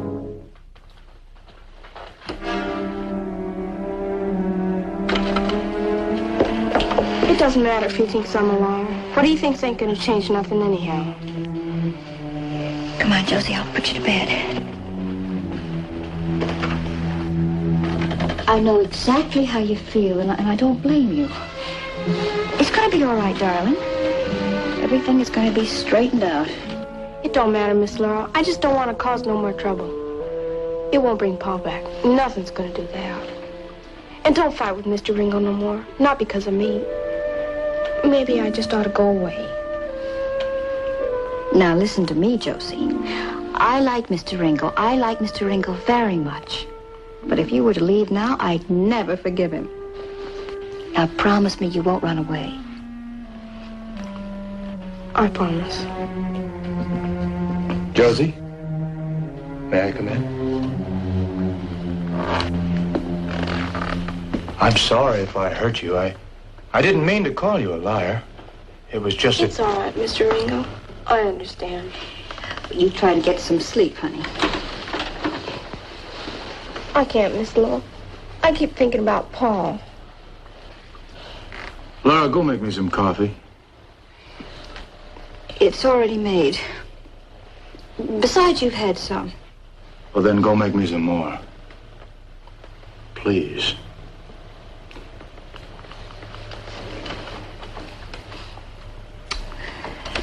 Good night, honey.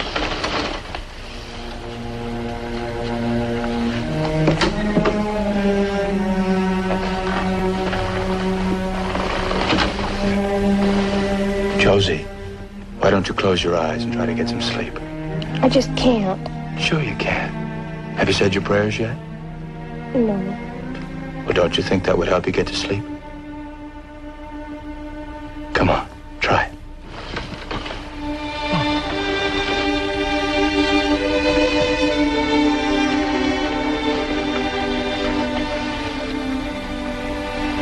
Now I lay me down to sleep. I praise the Lord my soul to keep. If I should die before...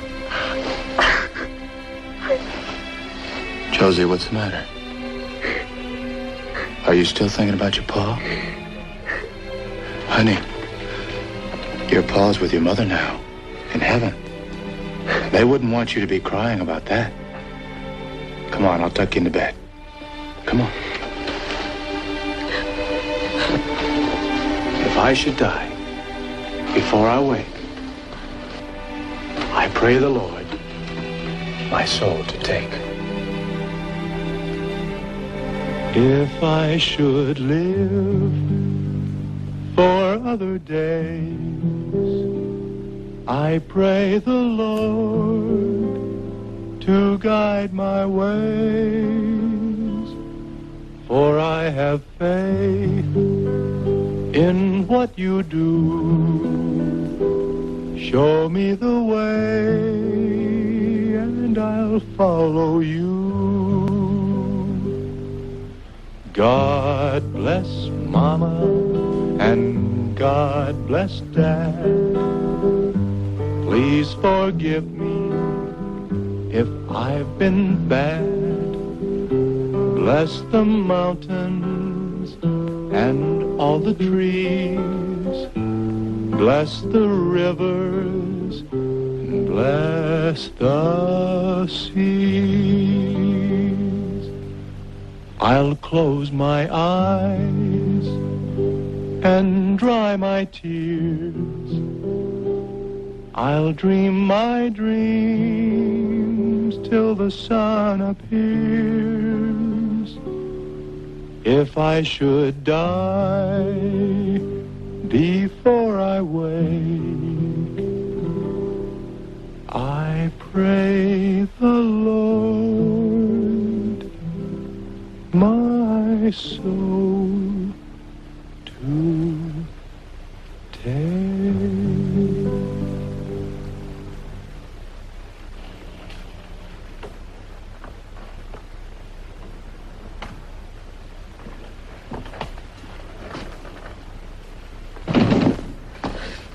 There's been a beating. There's been a beating behind the saloon. Who was it? Young Bill Stoner. Somebody really messed him up.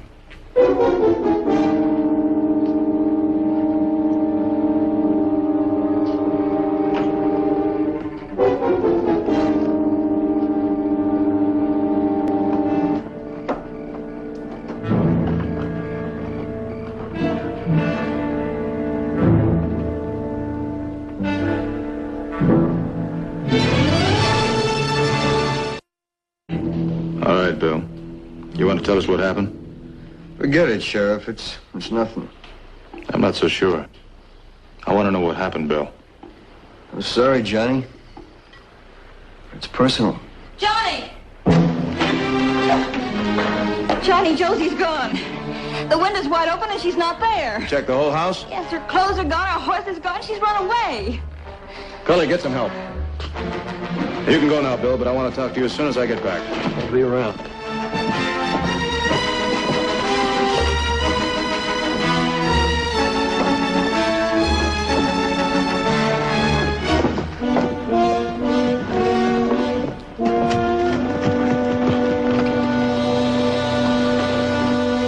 Scout every inch of land for a mile around. Just find that girl. She can be too far. Let's go.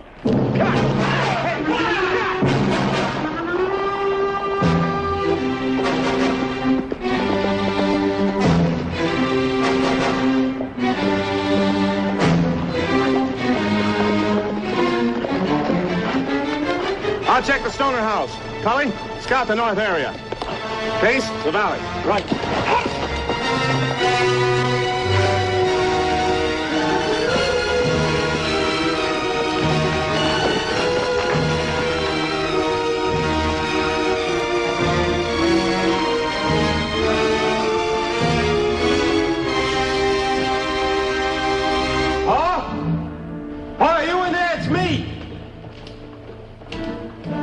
You alone, boy? Yeah. You said if I came with you, you'd show me the man that Just shot sit me. there and shut up. What you packing for? I said shut up. What did you bring her in here for? It was you. You killed my pa. I didn't kill him, Josie. You're lying. You know you're lying.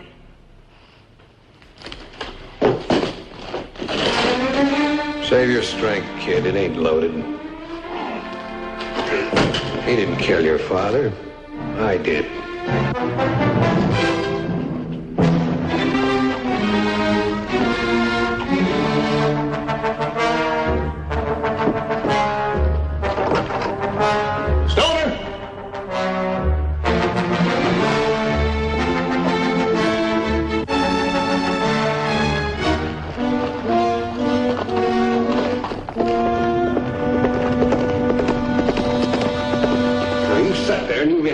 Until we're ready to leave.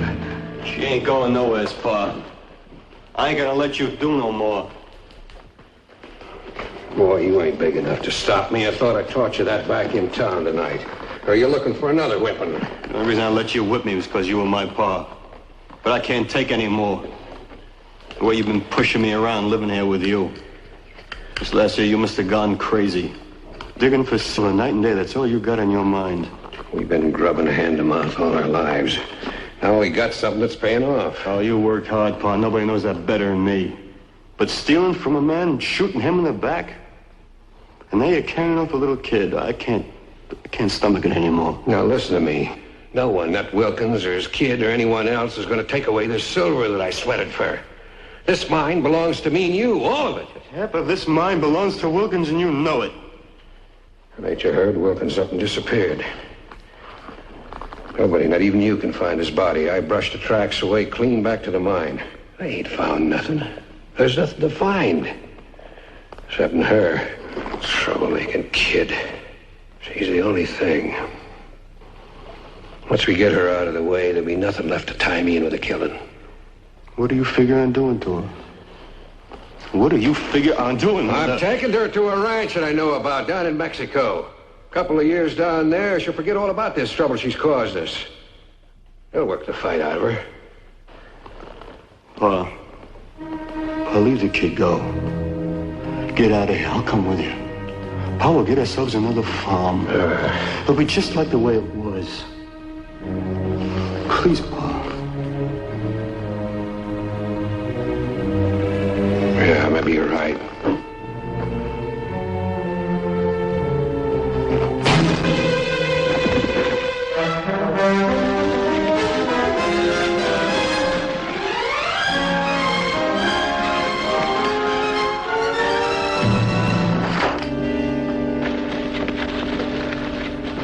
Stay away from my blood.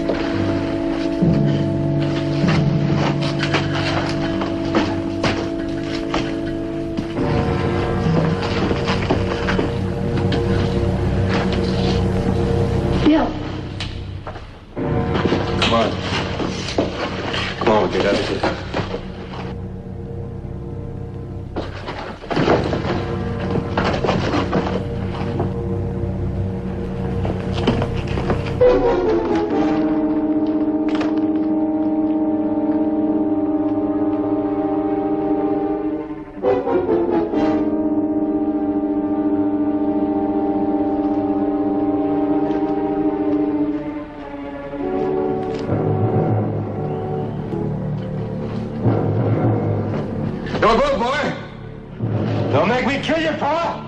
You send the kid out here. You stay put. You're gonna have to kill me first. No!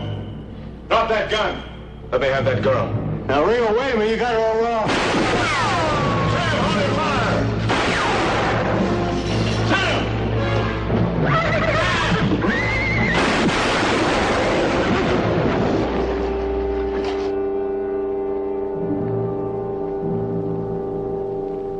You all right, Josie? Yeah.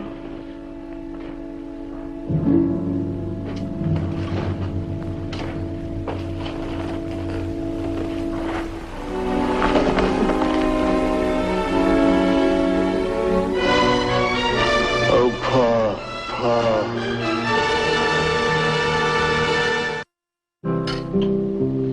After Josie and her Pa left the mine this morning, I got to thinking. It seemed to me Fred Wilkins was awfully sure of himself for a guy that just wanted to cut himself in. Like my Pa said. So I rode after him. I wanted to ask him some questions. And Pa just took one look at Wilkins and just shot him. There was nothing I could do. I think I'll go to bed. Did you get enough to eat, Josie? Yes. Thank Josie, about your Pa. I can't bring him back. I wish I could. But we can sell him on and get ourselves a home, and I can do my best to raise you proper. I'd like to make good on our partnership.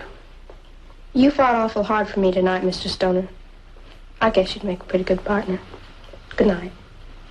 Good night, Josie. Good night, Josie. Good night, darling. Good night, Mr. Ringo. Good night, Josie. You get a good night's sleep, and tomorrow morning I'll come by and we'll have a big breakfast.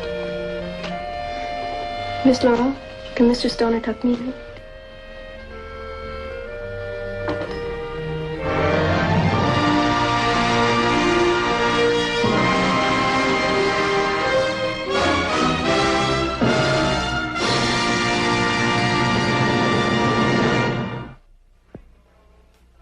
Ringo, Johnny Ringo, his fears were never shown.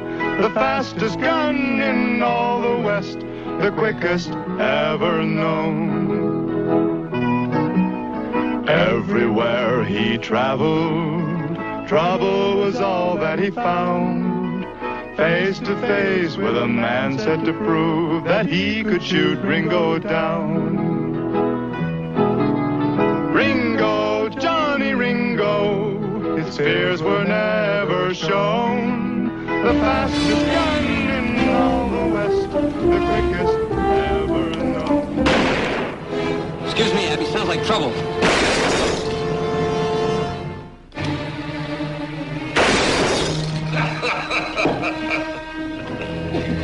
Hit it again, honey. Oh, come on, come on. You know something? You're a real friend. Look.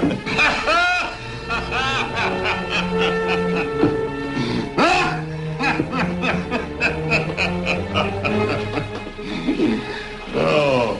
I think you had maybe too much to drink, mister. Are you crazy? I ain't melting the coffee, see? Well, I guess that coffee's a little too strong then. I don't want any trouble with you, so why don't you just go out in the back and sleep it off? I'll have to take that gun, though.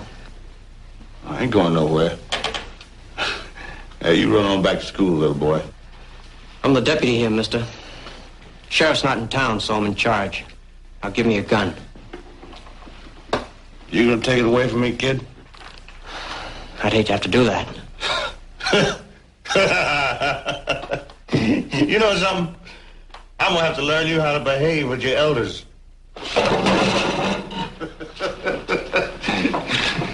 This lesson's gonna kill you.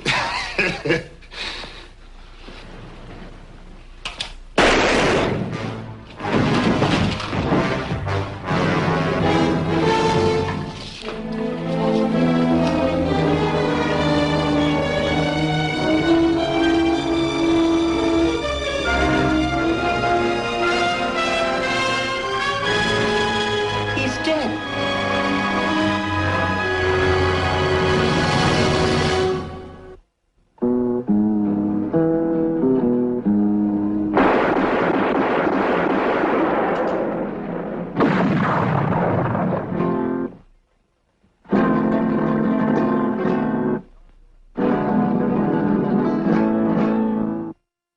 You got a snap out of it, boy. You did the only thing that you could do. You lay there so still, Case. I swear I thought he was fooling me. He looked like a Cupid doll got busted and some kid threw away. I kept thinking he was gonna get up and tell me it was a joke. You've got to stop that kind of talk. Jack Walsh tried to kill you. Like taking licorice stick from a baby. He didn't have a chance. Sucker bait. Oh, so you think so, do you? Well, let me tell you something. Jack Walsh was a mean one. And he was always asking for trouble when he was drunk. He wasn't drunk, Case. He was setting over a mug of coffee when I came in. You're the law, and he drew on you. He was only having a little fun. And I killed him. Now, will you kindly be sensible? This isn't the first time that you used your gun, is it now? It's the first time I ever used it to kill a man. You know why, Case? Because I was wearing a badge.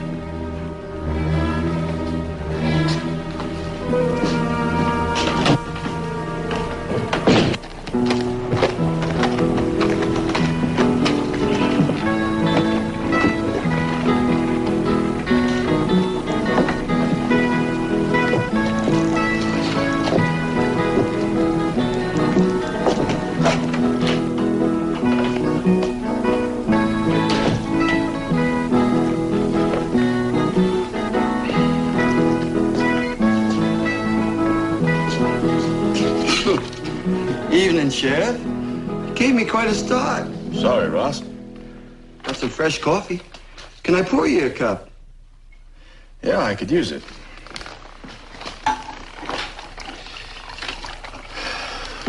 Ever play nursemaid to an old man?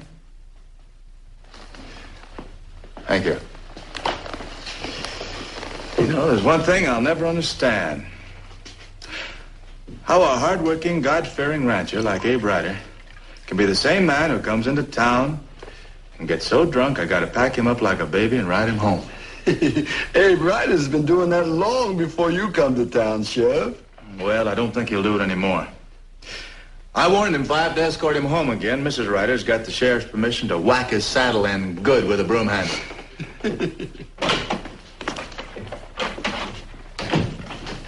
Johnny, I've been waiting for you. I gotta talk to you. Sit down, Case. Like a cup of coffee? Alone, Johnny. It's that important. I'll just set the jug here. Help yourself. I got chores to tend to in the back anyhow. Thank you, Ross. Johnny, there's been a killing in town. Where? The saloon. When? This afternoon. Who was it? One of the Walsh boys came into town. He must have been drunk. Was he? Well, the barkeep said he didn't serve him anything, but... What makes you think he was drunk? Oh, it figures, Johnny. He always picked a fight when he'd been at the bottle. He drew on Cully. Cully? Oh, he's all right. Walsh was spoiling for trouble, Johnny. That the way it was? That's the way it was. Hell, and drunk or sober, there's no problem. Cully was just doing his job, that's all. It's not quite as simple as that, Johnny. Say, where is Cully? Well, that's what I've been trying to tell you. I don't know. I've got Laura out looking for him, too. What do you mean, out looking for him? He took it awful hard, Johnny. Where'd he go? Beats me. I figured by now he'd be hungry and be back for supper, but... Johnny?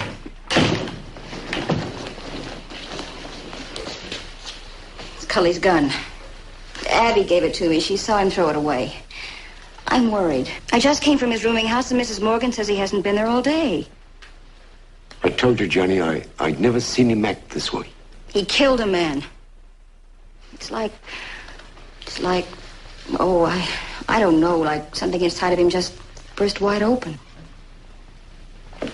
Where are you going? I'm going to find him. Case, take this up to his room, will you? Of course, Johnny. Wait a minute. Johnny, you don't understand. You see, he must know that you're back by now, wondering where he is. You're the one he's hiding from. Then I'm the one that has to find him.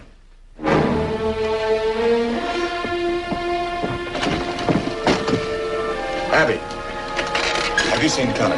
I came to ask you.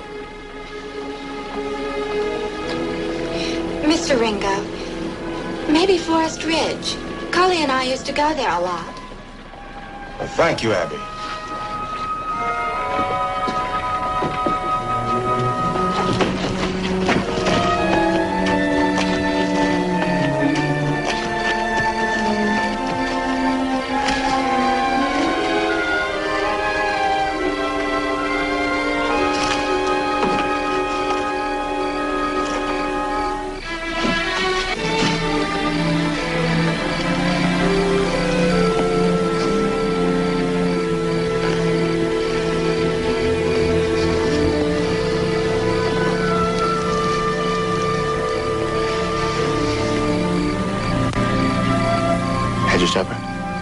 not hungry.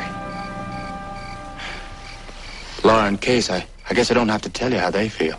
They like you a lot, Cully. Mighty worried when you didn't show up for supper. Why don't they leave me alone? They kind of like you. All right. Look, Cully, I know how you feel. You gotta believe that. To see the life go out of a man, the life you took with your own gun, well, that's not easy to live with. Found that out. But after a while, something happens. You learn to get used to it. I don't want to get used to it. He didn't have a chance. That's all I keep telling myself. Not a chance in the world. You know what happened to me the first time? I got sick. That's right. A fellow was trying to shoot me in the back. He was wanted by the law on 6 counts of murder and armed robbery. Everybody in town cheered me when I was lucky enough to get him first. But that didn't change anything. Went right out and back and got sick. I felt sick. Choked. Like everything inside me was rotten. Look, Cully, that man was trying to kill you. All this time I've been handling guns and not knowing what they do. Okay, folks, step right in and watch Cully, the Wonder Kid, shoot the cigarette out of the lady's mouth. Watch him blow out a candle at 100 paces. Only this time, the candle was a man's life. A man was out to kill you. Cully, do you hear me? Happened so fast. Sitting over a cup of coffee. Then he's dead. He was a vicious-tempered man with liquor in him. You found old man Ryder drunk. What did you do? You took him home. Ryder didn't try to draw on that badge. Piece of tin in shape of a star. No, Cully, it's more than a piece of tin. It's the whole town. And when you wear it, you speak for the people. It's a hunting license. A free hunting license. And I don't want it. Cully.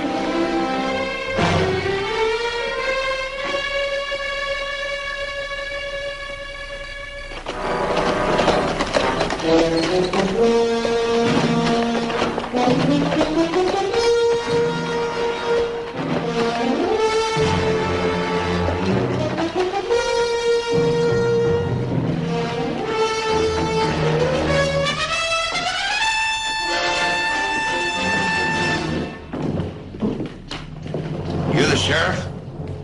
That's right. Our name's Walsh. Don't believe we've met. I'm sorry it had to be this way. We come to see our brother gets a decent burial. I can give you a full report. I'll bet you can. We've been looking forward to meeting you, Ringo. Famous gunslinger like you. We wondered what kind of a man would take on a trigger-happy kid as his deputy.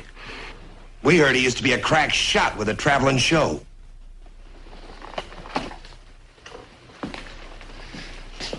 What of it, Mr. Walsh?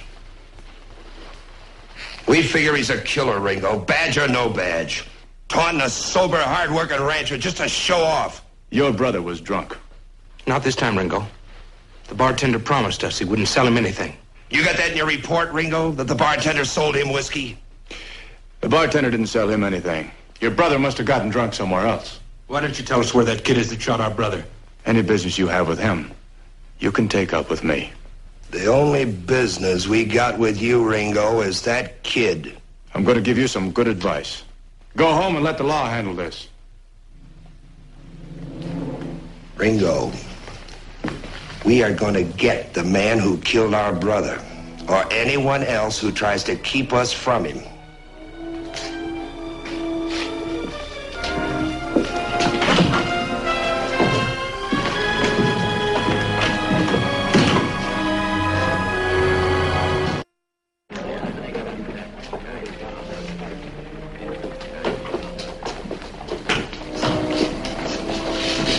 Morning.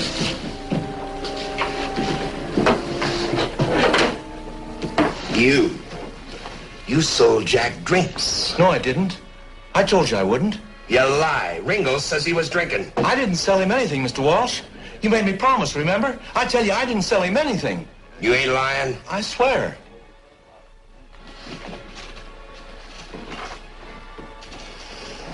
Where's that kid live? Don't ask me anything like that, Mr. Walsh. I don't want to cause trouble for anyone. Take it easy, Red. Kid's gonna come to us.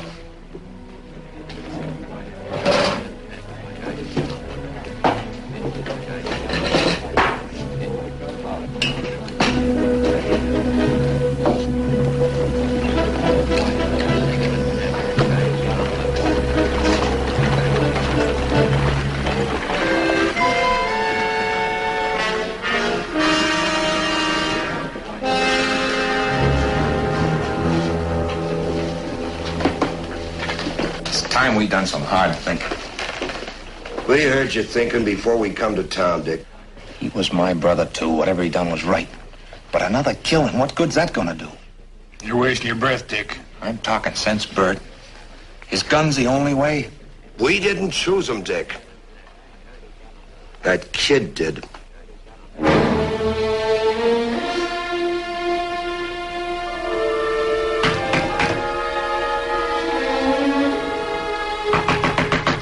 Cully, I've got to talk to you. Now open up the door.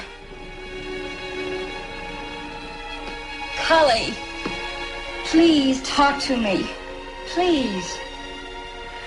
I don't want to talk to anybody. Well, I didn't know I was just anybody, Cully.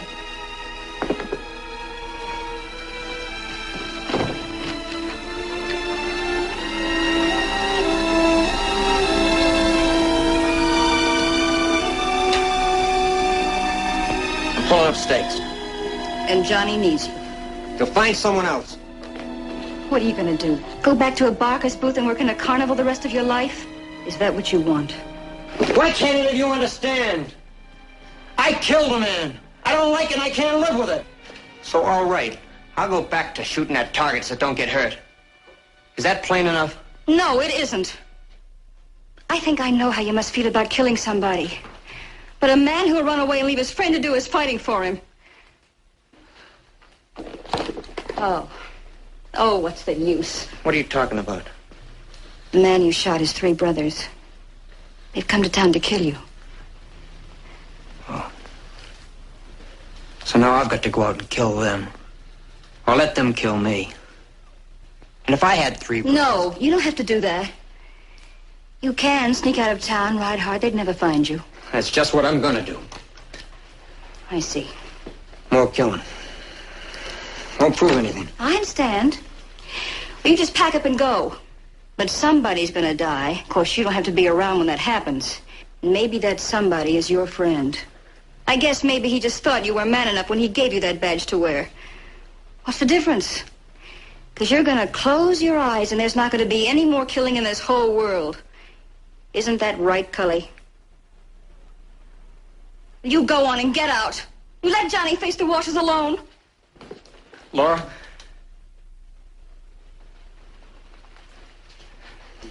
I don't know what to do.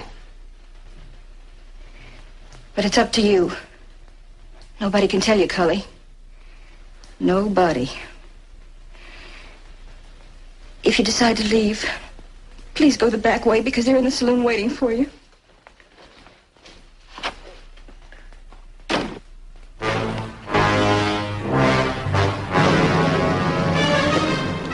No sign of him. He's in town. He was seen riding in. Nobody seen him leave. And what about Ringo? You think he's going to just let us kill that boy and do nothing? Are you afraid, Dick? Afraid of a glorified killer with a badge? Ask him around town, will you, Red? The man's doing a job here, a good job. Stop taking up for him, Dick. I ain't taking his side. No, you get that into your head? Jack was my brother as well as yours. Ringo told us he was making a full report, right? All right, let's hear what he's got to say. He still thinks Jack was drunk. You heard the barkeep. Oh, wait a minute, Bird. Oh, it can't hurt to try. Now, maybe Dick here has a talk with Ringo real reasonable-like. What is it you want to do, Dick? Just talk to Ringo. So? It can't hurt, huh, Bird? Okay. Yeah, you tell him we hung up our guns. We're a mind to hear what he's got to say. All right?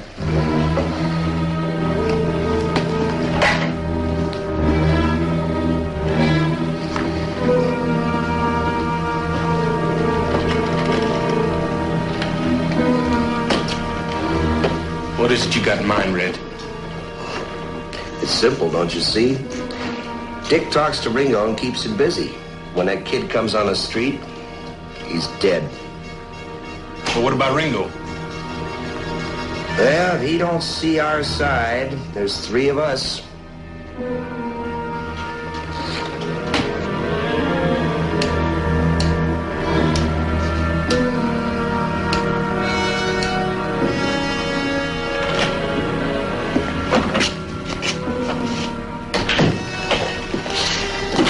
Excuse me, Sheriff. I've come to talk to you about my brother.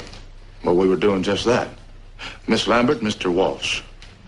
Rose was with your brother when he died. Then I'm glad I come over. The barkeep says he didn't sell my brother anything to drink. That's right, he didn't. You keep saying he's drunk? Yeah, that's right, too. Rose here can explain. Tell Mr. Walsh what you just told me. Well, your brother and we were friends. I had a bottle in my room, and I brought it to him. The barkeep says he saw my brother drinking coffee. I hid the bottle in my bag and filled his cup when no one was looking. After he was dead, I didn't want to say anything. I didn't want to make any trouble. I was afraid. Wish you'd tell that to my brothers, man. We took off our guns, Sheriff. That's why they sent me here to talk to you. There won't be no trouble. They're drinking, Johnny. They're just spoiling for a fight. Not after they hear what you've got to say. Please, Sheriff. I'm trying to avoid trouble. Mister, nothing would please me more.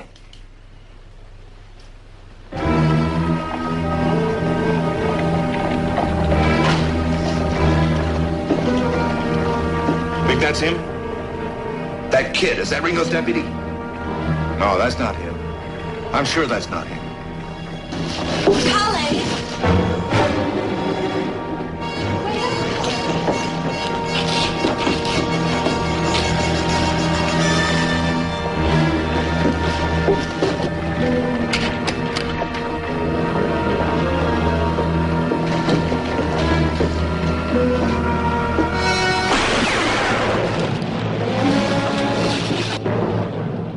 Why didn't you wait till we had dead aim? Bert! No, you don't understand!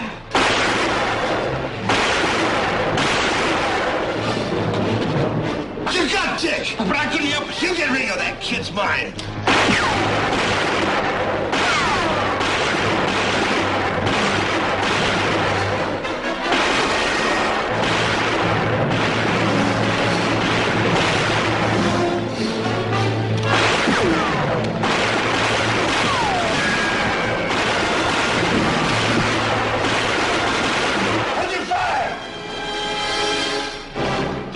Out. Now, come on out.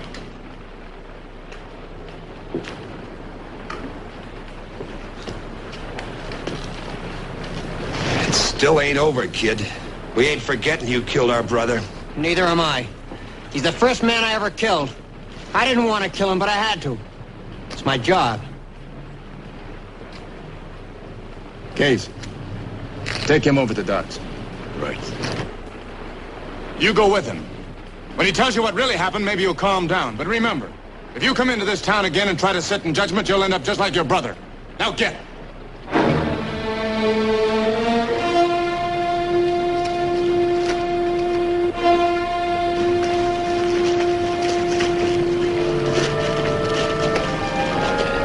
What happens now? Does it get easier? Oh, it'll happen anytime you face a man. The badge will help, but it won't change what happens to you inside. However, it does give you the right to fight for what the badge stands for. The one important thing is, Never abuse that right. I know you never will.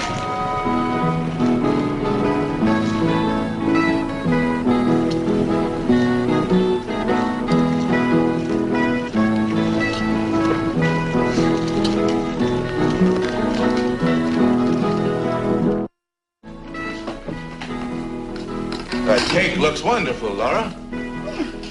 Made it myself. You see, you take a little bit of beeswax and you add a little bit of charcoal. Johnny, trouble. Drunk again. Well, now, it ain't that bad. It's just old man Ryder. He's got another scoop full. This time is yours, Deputy. Me? That's right. On your way. Cully, tell Mrs. Ryder not to forget that broom handle.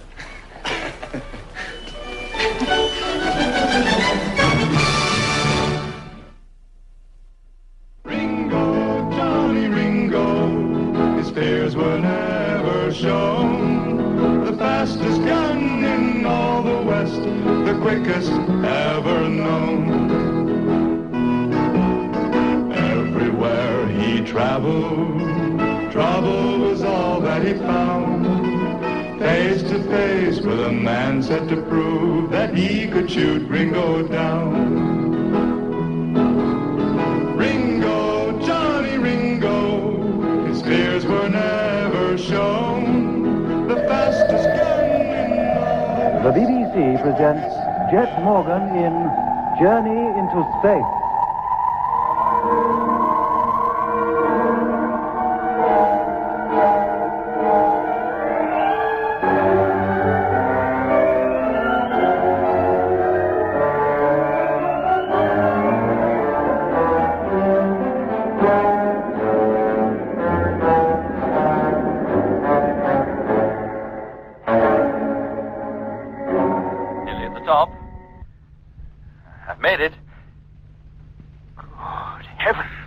What is it, Jet? What can you see, mate? Lemmy, the other side of this hill leads down into a valley, a great wide valley. It stretches from west to east as far as the eye can see, and it's full of plants like giant rhubarb. Rhubarb, yes. Any custard trees growing with them? This must be one of the canals. Then you better come on back here before a barge horse comes along and tramples you to death. It must be at least 15 miles wide and... Yes, there it is. It's there, exactly as I saw it in my dream. What is? What was in your dream? The dream I had when Mitch and I got lost in the fog. When you dreamed about seeing a city, you mean? Yes, Lemmy, and it's here. What, the city? Yes, identical in every detail. Jet, are you sure you're not dreaming again? No, Lemmy, it's there, I tell you. Even to the plants growing on the rooftops of the houses. Then if there are houses, there must be people. Or were passes for people on this planet. Now, come on back, Jet, before anybody sees you. Oh, just a few more minutes, Lemmy. I must take in all I can. Look, mate, in a few more minutes, the sun will be setting. Now, are you coming back, Jet, or do I have to come out there and drag you in? All right, Lemmy, I'm coming. I should think so and all. Now, let's get back to Mitch and Doc, or we won't make it before dark.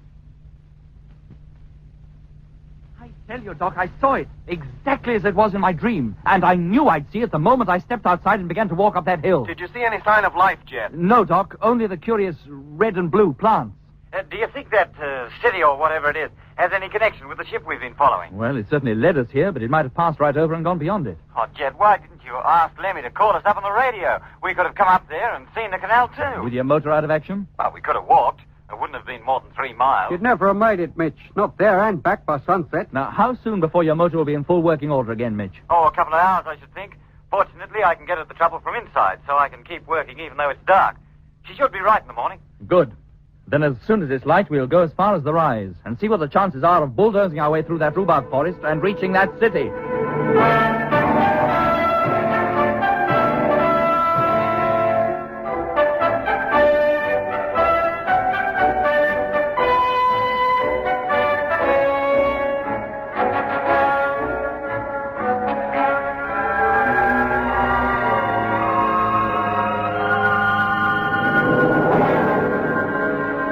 How far now, Jet? We'll stop at the summit and take a look round before we go on. Right. Stand by to stop the motor, Lemmy. Yes, mate. Any moment now. Yeah? Blimey. Is that it? Well, that valley must be all of 20 miles wide, and at least 1,000 feet deep. Can you see the city, Mitch? Oh, how could I miss it? It is like one of those old Indian pueblos. Yes. Just as you said. Except that it seems to be constructed like a great step pyramid. Only it doesn't rise to a sharp point. The top is flat, about half the area of the base. Yes, Doc. I should think the base, the platform of the whole thing rests on, is about a mile square and 50 feet high. The terrace wall's about 20 feet high. Yeah, if there is a way into that place, it must be through that bottom platform. But we can't see any opening because the rhubarb jungle gets in the way. How tough do you think those plants are, Doc? If we drove the trucks at them, do you think we could plow our way through? I don't see why not, Jet. We could try anyway. How about the soil? Is it firm, boggy, or what? Oh, plants are so thick I can't even see it. But I should think it'd be okay. Okay, Doc, then we'll go down there. Take it easy, Jet, and go slowly. Of course, Doc. Lemmy. Yes, Jet. You drive. Maximum speed 5 miles an hour. Yes, mate. Motor on. And here we go. All right, Mitch. Keep close behind us. Righto. Hello, Land Fleet, Space Fleet calling. Oh, hello, Frank. Lemmy here. Will you hook me up to Jet, please, Lemmy? Yes, mate. Hold on a minute. Hello, Frank. Morgan speaking. Hello, Skipper. Number 1 is fully loaded, and I've got McDonald and Hammond aboard. We're ready to make the descent. Very well, Frank. You can come on down as soon as you think fit. How is it with the fleet? All right, sir. But when I leave, there'll be only 2 men left up here. We can't expect them to handle all the work. They'll have to do the best they can. The photographing of the planet's surface must be carried out whenever possible. And constant radio watch on polar base and Earth control must be maintained. Oh, they understand that, sir. Now, which ship are the 2 remaining crew manning? Number 4, sir. The rest are empty. Men, anyway. And how many more trips can you safely make back into free orbit, Frank? Only 1, sir. That's all we can spare the fuel for. And that is if we intend to take the rest of the fleet back with us to Moon Base. That's the intention. Yes, sir. Very well, Frank. You better come down and report as soon as you've landed. Oh, and listen. Yes, Skipper? We have now crossed the Argia Desert, and our position is 40 degrees, 14 minutes longitude, and minus 30 degrees, 27 minutes latitude. At present, we're about to cross a canal. What? Yes, Frank. It runs almost directly west to east, and it's full of peculiar plants, some 6 feet high. Then it is vegetation that colors the canal. Yes, Frank, and very luxuriant it is, too, but that's not all. Oh? We're about to attempt to plow through it to investigate what appears to be a walled city situated in the middle. Are you sure it's not an odd-shaped natural rock formation or something, sir? Well, there's nothing natural about it, Frank, I can assure you. Now, you have our position. I want you to pass over it before you land. Have one of your crew observe it and another photograph it. Now, is that clear? It certainly is, Jet. Very well, Frank. Well, that's all for now. Thank you, sir. Hey, Jet. Yes, Lemmy? That rhubarb. We're nearly up to it. Hello, Mitch? Jet. Slow down to 2 miles an hour. Okay. And you, Lemmy? Reducing speed. 4 miles. 3. 2. Good. Now head straight for that jungle. Keep a steady course and plow through it if you can. Right. Nearly on it. Just a few yards now. Stand by. Here we go.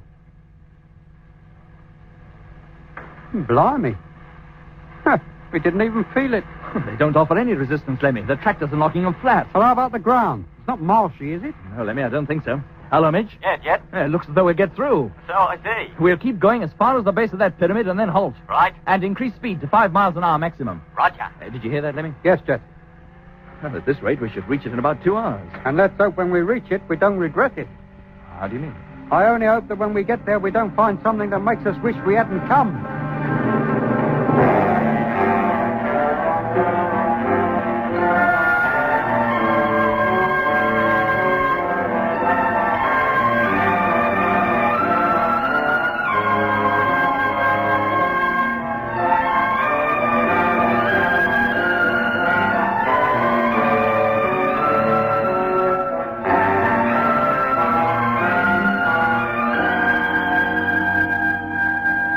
Hello, Jet. I'm outside now.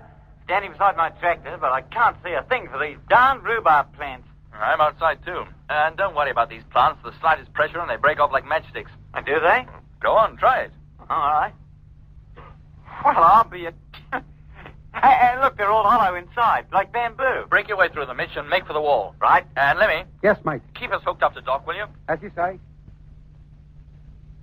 Well, Jet, how about it? Well, this wall's solid enough, Doc. What's it made of? It's difficult to tell. Is it of a brick formation? If it is, they must be covered with some kind of plaster. The wall's smooth. Is there any way into it, or through it? Not that I can see, but we'll walk right round the base. There may be an entrance in one of the other sides. I think we're wasting our time expecting to find a way in from down here. Why? Well, it stands to reason. Anybody approaching this city from the valley would have to fight their way through this jungle, and there would be paths leading through it. But there ain't a sign of a path. They must fly in. Hey, Jet, look what I found on the ground. Good heavens. You sure it's not yours? Mine's still attached to my belt. Jet, what is it? What have you found? A safety line, Doc, exactly the same pattern as we wear. What? Yeah, it's uncoiled, too. It must have been dropped by one of the crew of number 2, either accidentally or as a sign to us. They must be here, then. And why don't they show themselves? I don't know, Lemmy. Perhaps they can't. We've got to find a way into this place. This wall is pretty high, Jet, and solid. There are 3 others to examine yet. Let's keep going. If there's no kind of opening to be found when we've walked right round the place, then we'll think up some way of scaling that wall. Did you hear that, Lemmy? Doc? Yes, mate. Yeah, Jet. Then recall that line, Mitch, and let's keep walking. Too right.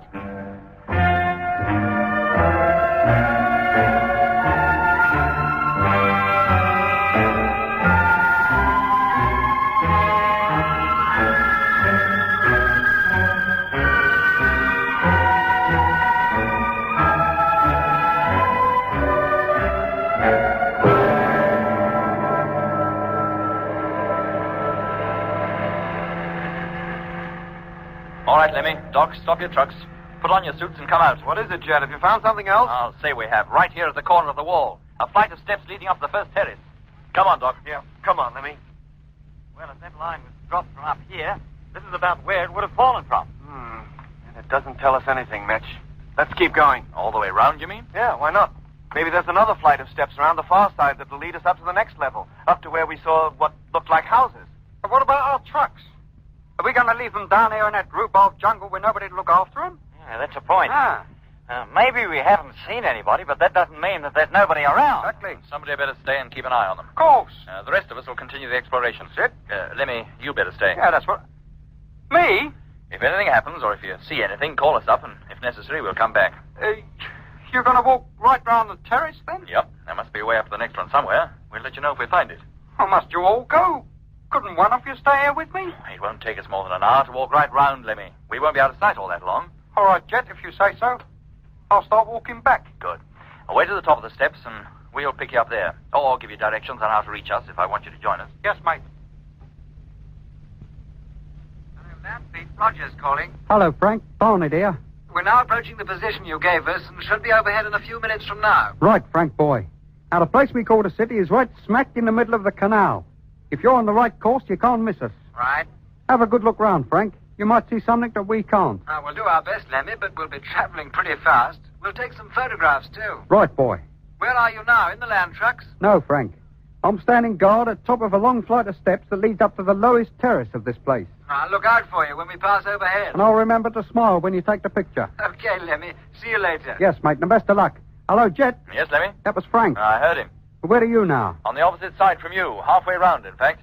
Any sign of any more stairs or anything yet? No, Lemmy. We'll call you the moment we see anything. And don't leave it too long, Jet boy. I'll get lonely standing here with nothing but a flight of steps and thousands of sticks of rhubarb for company. And there's another thing. Oh, wait a minute.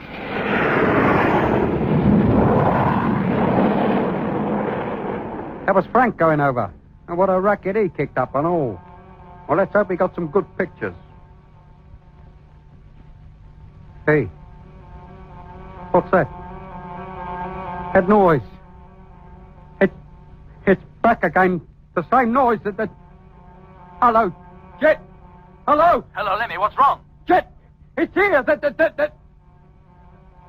Lemmy, do you hear me? Oh, what wouldn't I give to have 40 winks right now? Huh. I'm so tired. Lemmy, answer me. Lemmy! Oh, shut up. How can a fella sleep with you making all that noise? Lemmy, you must not go to sleep, do you hear? Of course he can sleep. There, you see. Hey. Who was that? Who was who? Said I could go to sleep. I didn't hear anybody. Lemmy, pull yourself together. He's too tired. Lie down, Lemmy. You'll feel much better. Yes, mate. That's just what I will do. I want to lie down. Hello? Hello, Lemmy? He must have fallen asleep, Doc. He doesn't answer. We've got to get back to him, Jet. Which way? It doesn't matter, Mitch. It's the same distance round, whichever way we go. Then we'll keep going in the same direction. Come on, and keep calling him. He might still be awake. Hello, Lemmy. Hello. Hello, Lemmy. Hello, Lemmy.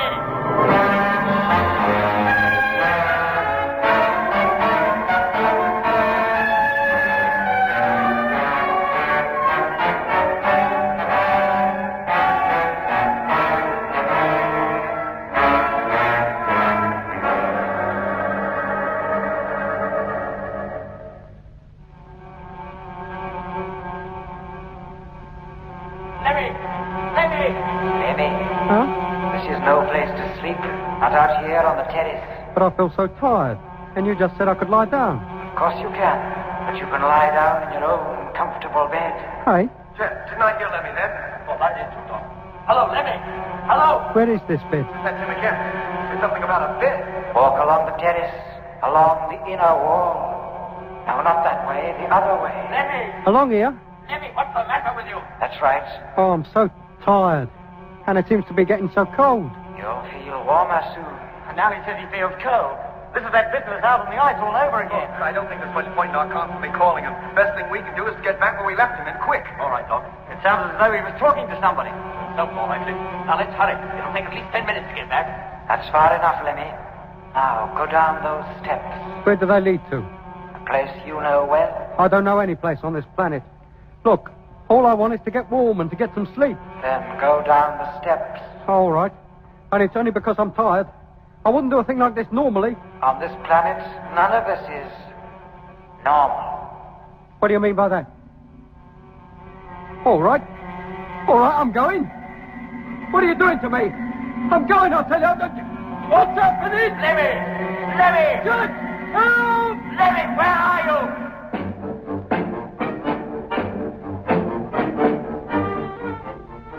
There, Lemmy.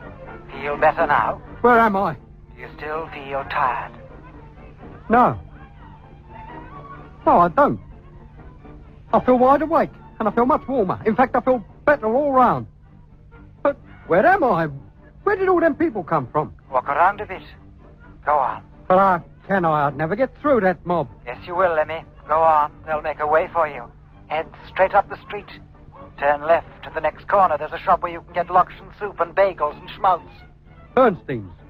I thought you didn't know this place. Of course I know it. I was brought up here. This is the Sunday morning market. Well, I'll be here. Over there by the cosmetic stall. Somebody you know. No, I'll say I do. Hey, Becky! Becky! It's me, Lemmy. Becky! Oh, pardon me. I thought you were somebody else. Well, there's no need to be like that about it. I mean, anybody can make a mistake. Not the person you thought. Did you see that? Way she acted, I might as well not have been there. She completely ignored me. Yes. Come to think of it, everybody seems to ignore me. That's right. Well, what do you mean, that's right? What sort of a welcome home is this? Me, just back from the other side of the sun. But for all this lot cared, I might have just got back from the pictures. Have you forgotten the soup? You were on your way to Bernstein's or to Sam's for a herring. I'll settle for the soup and bagels. Lemmy! Lemmy, where are you? Hey? Who's that? Somebody's calling my name. The Lokshan, Lemmy, the best in town. Never mind the Lokshan. I distinctly heard somebody call my name, and it wasn't any of the crowd here, because for all the notice they've taken me, I might as well be invisible. Invisible. Is that why that girl ignored me? Looked straight through me as though I wasn't here at all. Yeah. There's something fishy going on around here. Sam stocks the best fish in the market. His herrings can't be beaten. And who are you? Just one of the crowd. Then why Lemmy. don't you show yourself? You've already looked at me twice. Hey? Where? Which one? Which one is you? Hey, wait a minute. There's that noise. What's happening? Everything's getting blurred again. What are you doing? No! No! No!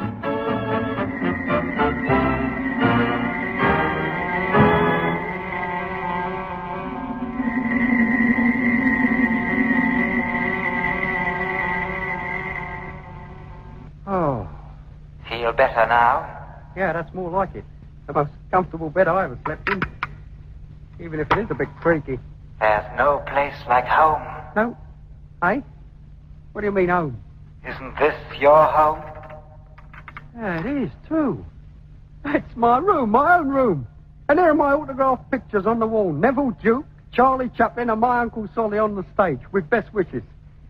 Which day is it? Sunday. I always go over the lane on Sundays. Here, what's the time? Must be getting late. Sun is high in the sky. Oh, blimey, and I promised Mr. Bernstein I'd give him a hand in his delicatessen at 9 o'clock. Why didn't somebody wake me?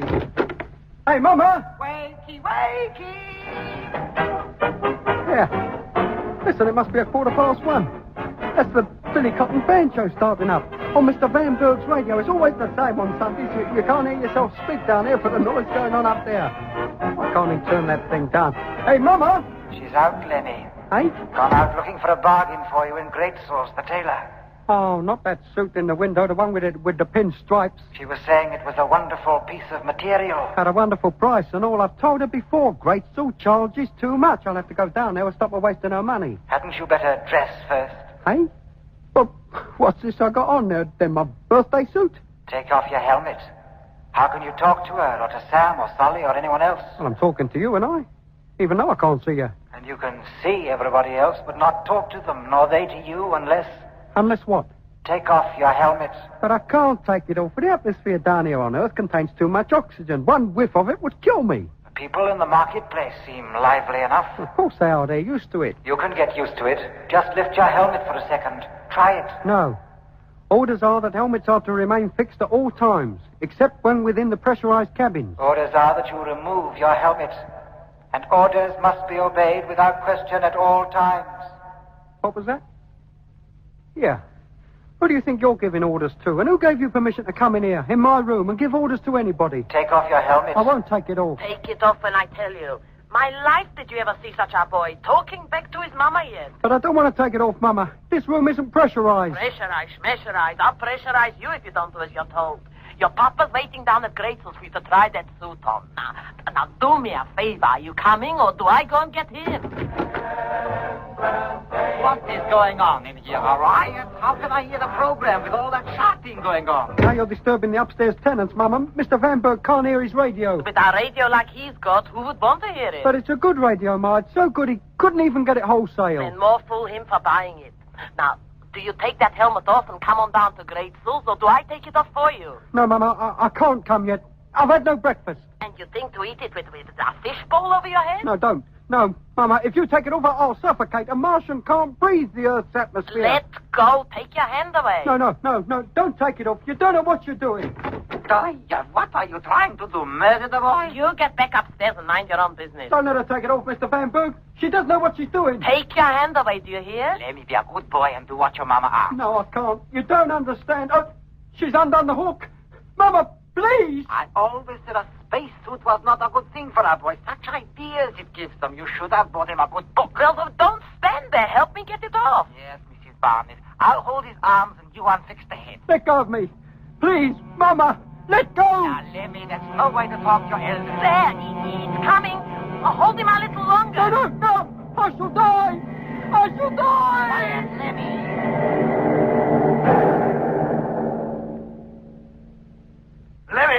Lemmy! What could have happened to him, Jeff? Oh, here comes Mitch, back from the trucks. Well, Mitch? Not a sign of him. You looked in both cabins? And in the living quarters trucks. He's not there. Then he either walked round the top of this wall in the opposite direction from us, or he's wandering about somewhere in that valley. In among all those plants, Jet, he'd be bound to leave a trail. Well, the only trails through that forest are those the caravans made. Then he must still be up here somewhere. Or up even higher, on the next terrace. How could he get up there? Well, there was a way up this far from the ground level. I think we can reasonably expect a way up even higher. We searched two sides of this terrace thoroughly. There was no sign of stairs or an opening of any kind. Then we'd better search the other two, hadn't we? Just came around those two, Mitch. Almost at the run.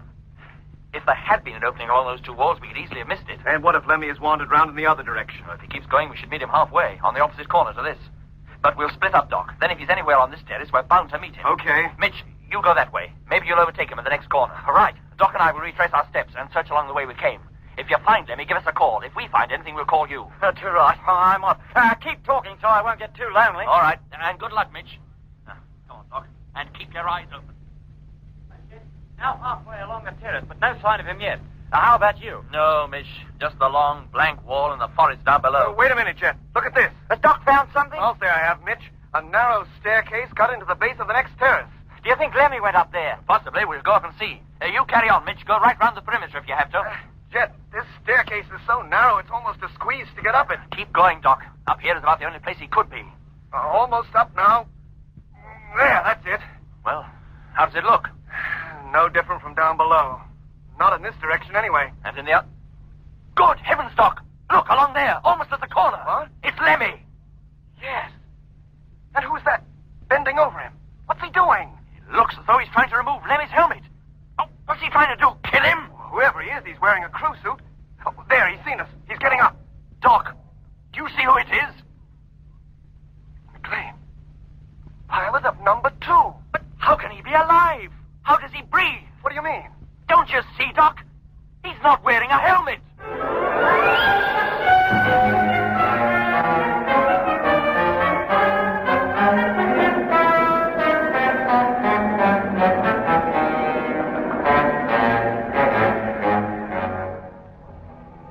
In episode 13 of Journey into Space, you heard Andrew Foles as Jet Morgan, David Kossoff as Lemmy, Guy Kingsley Pointer as Doc, Bruce Beebe as Mitch, and with David Jacobs and Miriam Carlin. The orchestra was conducted by Van Phillips, who also composed the music.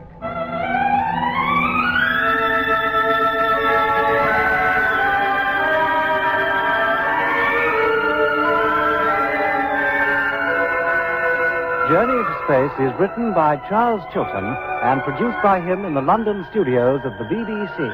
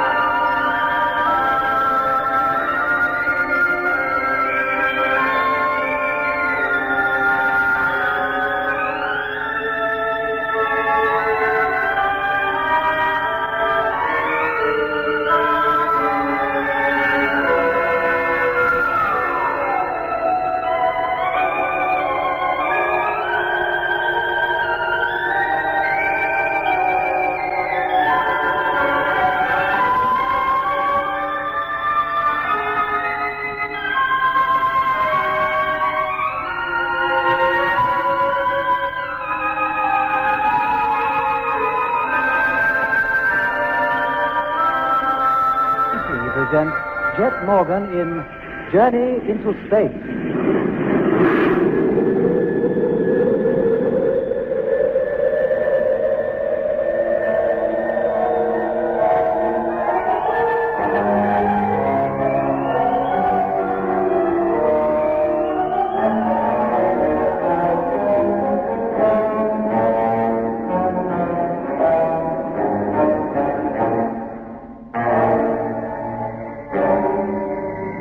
The exploration of Mars had begun. After the landing of the Discovery and the converted freighter ship No. 1, the first land fleet, led by Jet Morgan, headed northwards for the more temperate climate near the equator. For 3 days, the two caravans slowly made their way across the great polar ice cap. Meanwhile, further supplies were being ferried down from the rest of the fleet, still revolving in free orbit 1,000 miles above the Martian surface, by freighter No. 2, the only other freighter capable of making a landing. We had covered nearly 400 miles and were hoping to sight the northern limit of the ice cap when news came through from the polar base that freighter No. 2, coming down from space for the second time, was in trouble. Hello, land fleet. The ship, I can't control it. I'll have to make a forced landing. What's the matter with the ship? What's wrong? I don't know. I was circling to investigate a mysterious orange light. An orange light? And there's a noise. A noise? What we heard when we made the first landing. I'll have to put her down. I'll never make peace. It's the only way I can hope to save the ship. I'm so sleepy. Sleepy? Oh, blimey. Hello, No. 2. You must not go to sleep. You must stay awake. Do you hear? We're almost on the deck now. About to land. She's difficult to control. Oh, my God.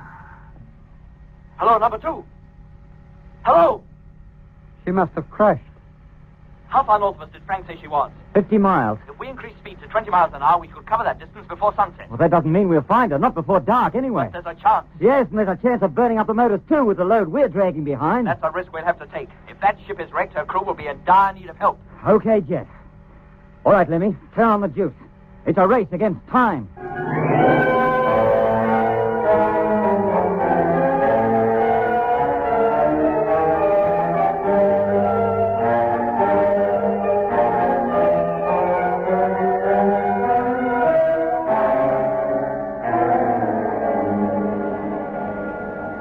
Hello, Jet.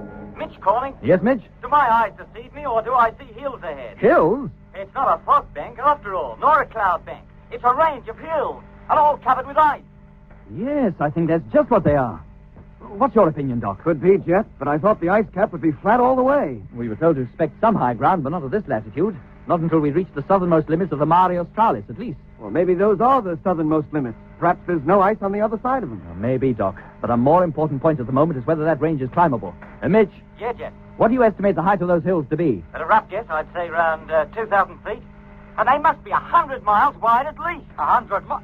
Hey, what do we do, Jet? Climb over them or go around them? Oh, it may take hours to find a way round. We'll go over them if we can. And what if we can't? What if the load's too heavy? We'll cross that bridge, Mitch, when we come to it. Meanwhile, we press on and hope for the best.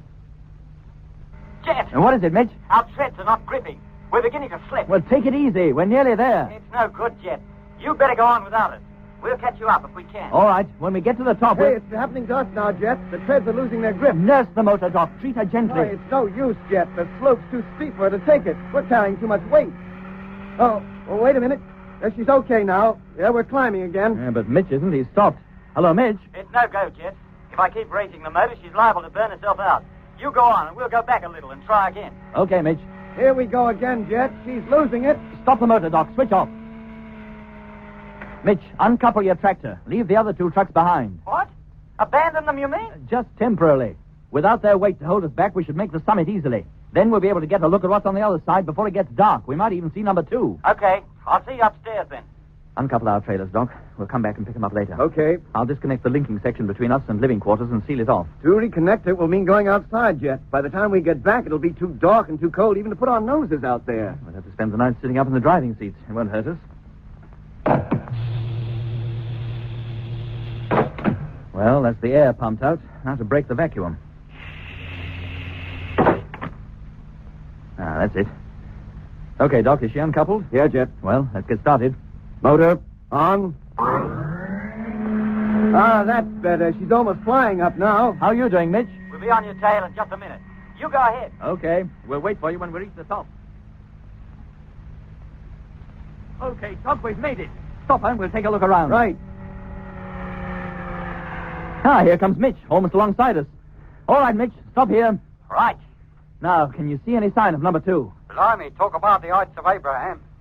Hey, look down there. The ground changes color from white to a sort of deep purple. Yeah, it's the end of the ice. It ends down there on that plain. Oh, never mind the scenery. Look for the ship. Well, there's hardly enough light for that, Jet. And it's getting darker every minute. Well, Mitch? Lemmy? Well, there's no sign of a jet that I can see. I'm afraid we're too late, Jet. Had we arrived half an hour earlier, we might have stood a chance. But the light hadn't completely gone until just now. Well, maybe she's not down there. But she must be, Doc. According to Frank, she was 50 miles directly north of us before she crashed. But that was 7 minutes before she crashed, Jet. She could have drifted miles off course in that time. All we can do is go down there and search for her. In the dark, with absolutely no clue in which direction she lies? But what about the ship and her crew, Doc? Look, Jeff, there's no point in throwing your life away. If we could see her, I'd agree to make an attempt to reach her, but to wander around down there in the dark might be suicide. You mean we made all that effort to get here to no purpose? Oh, we can start out again in the morning as soon as it's light. There's nothing we can do now anyway. We can't even see the plane anymore. Nothing but pitch darkness and the stars in the sky. Oh, you're right, Doc. Hey, Jet, a light. What? Yes, mate, you see it? Directly below us. You can just make it out. Where, Lemmy? Yeah, there, you see? Yeah, I can. It's hardly more than a pinpoint. Yes, I can see it now. It must be them. Huh? Of course it is, Doc. At least one of the men must be all right. And he's put the headlight on in the hope that we'll see it and that it'll guide us to where the ship is. We must let him know we've seen him. How, when his radio is out of action? With our headlight in Morse. Then we can learn exactly how bad their position is. If they're okay and merely stranded, we can spend the night here and go down to them in the morning. Here, let me get the switchboard. No, wait a minute. Eh? That light, it's moving. What? Well, isn't it? It's quite distinctly traveling towards the west. Good grief, it is. Then it can't be the ship. No, Jet. It can't. And who is it? And what is it?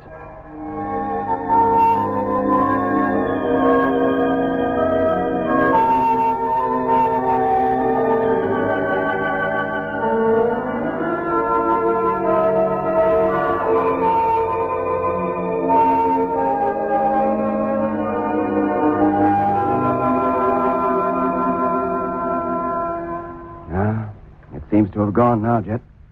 What could it have been? Oh, goodness knows, Doc. If only we knew how far away it was, we could have calculated its speed. That might have given us some clue to its identity. Do you think it saw us, assuming it's capable of seeing? I wish I knew, Doc. I think we'd better play safe, Jet, and not put the cabin lights on. You mean sit here in the dark all night? Well, it's the only way we can be certain of avoiding detection, visually at any rate. Well, we could go back down the hill a little way. The rise would block us from the view of anything down there on the plain. And what if it can fly and passes overhead? Oh, well, it'll have to be a night without lights as well as beds. I'll call up Lemmy and Mitch and tell them not to put their lights on. And we'll draw up a rota to keep one of us watching the plane while the rest sleep, in case that light appears again. Hello, Lemmy. Doc calling. Can you hear me? Hello, Lemmy. Wake up, you hear? Hello, Doc. It's Mitch here. Oh, my 2 hours are up, Mitch. It's Lemmy's turn for watch. Okay, Doc. Leave him to me. I'll wake him. Right. Meanwhile, I'll try to get some sleep myself. What time is it? It needs 3 hours to sunrise. Did you or Jet see any sign of the light again during your watches? No, Mitch, not a flicker. But don't relax. Keep a sharp lookout and call us immediately if you see it. The intercom speaker is right near my ear. I'm bound to wake. Okay, Doc. And good night. What's left of it, anyway? Night, Mitch. Oh, so stiff. Hey, Lemmy. Lemmy, wake up. Oh, I've never been so uncomfortable. These driving seats were never made to sleep in. And it's stupid. What? Oh, down the hill, not 100 yards behind us are the sleeping quarters with 2 comfortable, warm beds going begging. And here we are, trying to stretch out on 1 square foot of sitting space. I wonder I'm stiff all over. Any coffee left? Maybe. You put your mind on that plane. I'll feel in the locker for the flask. Wouldn't mind a hot drink myself. Yes, Mitch.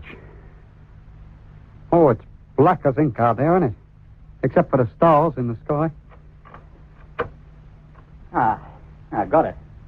And the mugs, too. Good show, mate. What was that? That's the stopper. I dropped it. Will you be able to find it again? Oh, it can wait till morning. There won't be any drink left after this anyway. We won't need it till then. Here, Lemmy, can you take it? Yes, mate. Tar. Oh, this will put new life into me. Oh, blimey, there's only a mouthful here. Is that all there is? You're lucky. There's even less for me. Well, it looks like we've had coffee until we get into living quarters in the morning. Oh. Any grub left? We finished that up yesterday during the noonday halt. Oh. Well, I'll just have to sit and suffer. Reckon you will, Lemmy. I'll sit and suffer with you. Hey, you mean you're going to stay awake and all? Well, hardly seems worthwhile trying to sleep again. Oh, well, in that case, I mean, you can take the watch and I'll go back to sleep. Oh, no, it's your watch. You take it. Besides, I might get sleepy again after all. Mitch, boy, there's no sense in Service sitting up. Look, Lemmy, I've already had 1 bash, remember? I took first watch before Jeff and Doc took theirs, and you slept like a log all through it. Oh. Do you think that light will come back? Well, how should I know? I'm a stranger here. What is it, I wonder? You don't think it has got something to do with number 2 after all, do you? How could it? If number 2 has been wrecked, it couldn't move. Oh, but maybe one of the boys left the wreck and came out onto the surface with a flashlight. Well, he'd have more sense than to come outside at night in this latitude. Besides, that light was moving far too quickly and smoothly for a man to have been carrying it. Yeah, I suppose it was. Yeah. Perhaps it was some animal or an insect, like a firefly or something. Maybe, but unlikely. Or maybe unlikely, but not impossible. Well, I wouldn't say that an insect was completely out of the question, but an animal, no. Or maybe nocturnal animals down here on Mars carry lights at night, like some insects do up on Earth. Why not? No reason at all, Lemmy. If animals could exist up here, but they can't. Not what we mean by animals. Oh, do me a favor, Mitch. I'm not talking about Earth animals. Martian animals could be quite different. Would have to be, or how could they exist? So far as we know, Lemmy, they don't. No form of animal life could survive the kind of cold you meet up here at night. It'll be frozen right out of existence. Well, somebody or something must be connected with that light. It couldn't get up and walk, could it? And it, Oh, blimey. Oh, what's the matter? It's here. It's come back. What? Oh, where do you see it? There, look. Directly in front of us. Down there. Cripes, yes, it is, too. Traveling across from the west, back from where it went. Hello, Doc. Mitch calling. Wake up. Hello? It's come back. It's there, moving across from the west. Yes, I can see it. I'll wake Jet. Call you again later. Right. There it goes. And now it's stopped. And at the place we first saw it. It's not an orange light, is it? No, Lemmy. That's definitely white. It looks as though it's made up its mind to stop there for a bit. Where are you going? Into the observation hatch. To take a bearing on it. With the astro compass. Can you read it in the dark? Now, don't go putting any lights on, Mitch. No, Lemmy. I'll just set it and read it off in the morning. There must be some reason why it came back to the same spot. And an examination of that place tomorrow might tell us what. He's off again. Making off towards the west again. I wonder if it'll be back for a third time. Not if it only travels at night, it won't. Sun will be up in any minute. Yeah. There. It's gone. And he didn't travel so far that time before he disappeared. It was though the light was switched off. Hello, Mitch. Jet calling. Yes. Can you still see it? It's completely disappeared, so far as we're concerned. We've lost it too, Jeff. Oh. Oh, well, it'll be getting light soon. As soon as it's light enough, get up into the astro hatch and see if you can see anything through the navigational telescope. I'll do the same here. Meanwhile, Lemmy and Doc can search the plane with binoculars. Jet, I've located it. Down there on the plane. Eh? What, the light? No, Lemmy, the ship, number 2. Jet, do you hear me? Yes, Mitch. Where is she? Bearing 325 degrees. Declination -5. Where is she, Mitch? I can't see her. Look, you see where the plane lightens towards the horizon? Yeah. And see that dark streak running towards the east? Yes. A little to the north of where the streak begins. I've got her now, Mitch. I can see her, too. And so can I.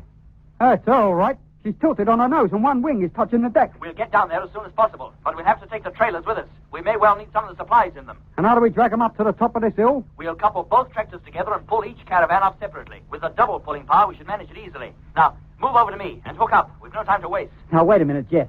Is that wise? How do you mean, Mitch? Well, that light we saw. What about it? It's gone, hasn't it? Yes, it has. But the place where we first saw it, and where it's headed for in the night... Well? I figure it to be exactly where number 2 is now.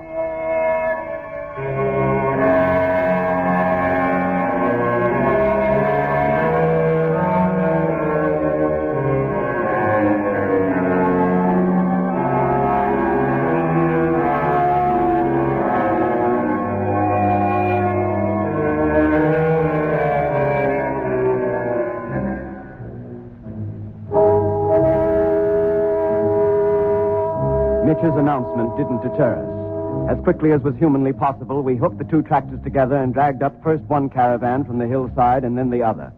Once the trailers had been hauled up to the summit, the tractors were reconnected, each to its appropriate train, and the long descent down towards the purple plain began. We reached the bottom in about 30 minutes, and when we were once again on level ground, increased our speed to maximum. Now the ice began to thin out, and patches of the purple soil showed through the frozen sheet. An hour later, we had left the ice behind altogether and were traveling across a moist, almost marshy expanse of country stretching as far as the eye could see.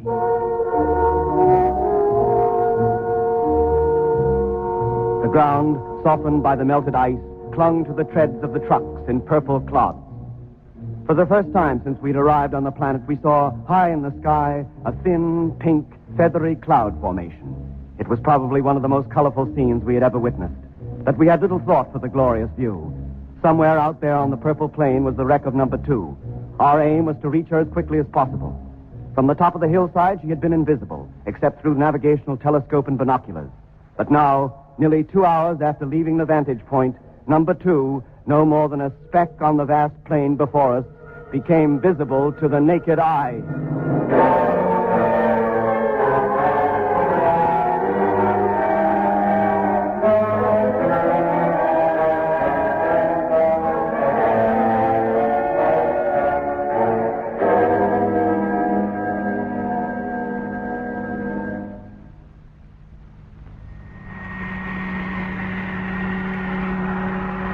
How about it, Doc? Can you make out any details? Not really, Jet. Binoculars aren't quite powerful enough. But the port wing is damaged. It's all out of line. Any sign of life around her? No. Oh, then our crew must still be inside. That's what they stayed in from choice. Hey, wait a minute. The main cargo flaps are open. What? Yeah. Then they must have left the ship at some time. Maybe the airlock was damaged and they could get out only through the cargo hatch. And where are they now? Inside, of course. They'd have to go back into the ship for the night and they must still be in there. Well, that means that at least one of them must be okay. Maybe they all are. I wonder if they got their radio working yet. Hello, number 2, Jet Morgan calling. I'm now directly south of you and near enough to see you. Can you hear me? Can you hear me, number 2? Hello, Jet. Hello, Lemmy. I don't think you're going to get any reply, mate. I've been calling them every 5 minutes since we come down from the hills. Oh. Well, keep trying, Lemmy, and let me know if you hear anything. Right. How about Frank? Any news from him? Yes, mate. He called up less than half an hour ago. He's on the other side of the hills now. He should be over them in about 3 hours. And overtake us sometime during the afternoon. We'll be at the ship by then. Yes, mate. Well, thanks, Lemmy. I'll call you later. Right. Hello, Midge. Jet. We've only a few hundred yards to go now. When you reach the ship, pull up just south of her. Then both you and Lemmy put on your suits and go outside. Wait by your truck and Doc and I will join you. Right. Oh, come on, Lemmy. Jet and Doc are already on their way over here and you're not even out yet. Well, give me time. I talk up the personal sets to the main radio, or how would we hear Frank if he calls up? Now opening airlock. Hello, Midge. Lemmy can follow us over. Did you hear that, Lemmy? Yes, Jet. You get going, boy, and I'll join you in just a jiffy. Come along, then. Doc, Mitch, let's get over the ship. She's a bit of a mess, isn't she? Must have hit the deck pretty hard. Yeah. It's a miracle that any of the crew are still alive. What makes you so sure they are? There's been no sign of life since we first sighted it. How else can you account for the cargo flaps being open? Impact might have done it. Might have set the mechanism off and they opened automatically. Chance in 1,000 of that happening. There was a chance in 1,000 of a crashing. You know, I can't help feeling, Jet, that if there was anybody in there, they'd have shown themselves by now. They must have seen us coming across the plain toward them, even if they didn't hear our radio calls. Yes, Doc, you'd think somebody would be keeping a lookout. Look, let's go round to the nose. The way the ship's tipped, we should be able to see into part of the pilot's cabin, at least through the window. Yeah, come on, Mitch. Hey, where you going? Wait for me? Oh, here comes Lemmy at last. Only round to the nose, Lemmy. Make your way round there, will you? Yes, Jet. And don't walk under the wing. Go round it. Well, why? You think it's going to fall on me? The ship has had a heavy smash, Lemmy. There's no point in taking any risks. All right, round the wing then. But it means a lot further to walk. Well, there's nobody in there. If there was, we'd see him. Even if he was slumped on the floor? During flight, he'd be strapped to his seat, Lemmy. He couldn't slump to the floor. And if he isn't in the seat, where's he going? Ask me. Well, if they won't or can't come out to us, we'll have to go into them. But how? The main door of the crew cabin is tight shut. We'll go in through the cargo hatch. And how do you get up to that? Fly? We'll drive one of the caravans over here and climb onto its roof. We should reach the hatch then. Yeah, I reckon we might, too. All right, Mitch. Come on, a couple of feet more. How's that? A little further. That's it. Hold it. All right, Doc. I'll go first. And be careful, Jet. Don't slip and damage your suit. Oh, I'll take care. Don't you worry. Look, have you got a flashlight in case the ship's lights don't function? Yes, Doc. Hello, Doc. Mitch. Yeah, Jet? Come on up, all of you. Any sign of the crew, Jet? No, but the airlock between the cargo hold and the cabin is open. What? That means that there can be no air in there. That's right. Oh, blimey. No wonder there's nobody keeping watch. And no wonder they don't answer our radio calls. Up you go, Lemmy, and take it easy. Righto, Doc. I'll go next, Mitch. Okay. Hey, Jack, give me a hand, will you, mate? I can't quite make it. Hang on a minute, Lemmy. Now, come on. Ready? Yeah? Up. That's it. Ah, tall. Well, look, I better stay and give Doc a pull up. He's no taller than me. This is unbelievable. There's not a sign of anybody. The whole crew's missing. They must have abandoned ship. When they found the main airlock was out of action, they got out through the cargo hatch. Then why wasn't the ladder down? And where did they go? And why? There was no need. They must have known we'd find them within 48 hours. They could have sat tight here until we arrived. Oh, they didn't, did they? And wherever they went, Jet, they must have walked. Eh? Yes. This ship carried only one land truck, and it's still in its stowage. It hasn't been moved. In that case, they're frozen to death. Unless they spent the night here and left the ship this morning before we came up. In which case, we would have seen them, Jet. We've had this ship under constant watch through the telescope and glasses since dawn. Look, Jet, if they left the ship, they must have gone on foot. Well? The ground outside is soft and moist from the melted ice. Anybody walking on that ground would have left footprints. Let's go back outside and see if we can find any. Yeah, come on. Oh, the prints out here seem to be ours. Of course they do, Lemmy. We all wear clothes and boots of identical design. And except for their size, these prints are barely distinguishable from one another. No, we don't look here, Lemmy, directly under the cargo flaps. We look over parts of the ground we know we haven't walked on. If we find any prints there, we know they can't be ours. Oh, yes, mate, I didn't think of that. Now, let's see. We left the trucks over there, walked round to the front of the ship, and then back here over the same route. Doc, you better take the area towards the ship's stern. Right. Mitch, you take the starboard side of her. Roger. And Lemmy and I'll cover the port side. Hey, Jet, over here. What is it, Lemmy? I found them. You have? Yes. Come on. But there's something fishy somewhere. What? How do you mean? When you get here, you'll see for yourself. Well, Lemmy? Are they footprints? All right, they. Yes, they are, But they're not the same type as ours, are they? Whoever made them marks wasn't wearing regulation boots, spaceman for the use of Mark III, was they? Gracious.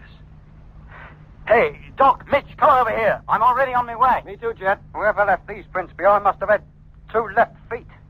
Or 2 right ones. And flat feet at that. That's certainly not the regular boot shape, I must say. What do you think, Doc? No, not a pattern I'm familiar with. Well, why doesn't somebody say it? Say what, Lemmy? Martians. These are their footprints. Who else could they be? Now, don't let's go jumping to any hasty conclusions, Look, Lemmy. do these prints lead right back under the cargo hatch? They seem to. Let's follow them. Now, what's all this about peculiar footprints? Well, you take a look at them, Mitch, and you'll see. There, right under the hatch. Now, we might have noticed them before if we hadn't driven the caravan right over them. How far away from the ship do they lead? Well, we can soon find out. Come on. Here we go again. If people back on Earth could see us now, they'd think we were playing at Boy Scouts. Where they stopped, nearly half a mile from the ship. But there must be some more of them. They can't just disappear into thin air like that. Hey, look at this. What, Mitch? A deep circular depression. Here, about 3 feet wide. Yes. Now, what could have made that? And here's another one over here, exactly the same. And here's one more, Jet. That's 3 of them all together, like the corners of a triangle. An equilateral triangle, sides about 20 feet long. I know what this is. It's the light. The light? What? Yes. Or whatever was carrying the light. It must have come here to investigate the ship after it had crashed. And maybe it even caused it to crash. Hey? What else could it be? You mean some machine or other's been here, been messing around with our ship? Possibly. Then those footprints must have been made by somebody or something coming out of it. Exactly. And what about our crew? What's happened to our crew? Well, it's pretty certain that they, or their bodies, if they were dead, have been taken from our ship and transferred into something else. But where have they been taken to, and who took them? That's what I intend to find out. That light. The last time we saw it, it was moving directly west from here. Yes, and pretty fast, too. Very well, gentlemen.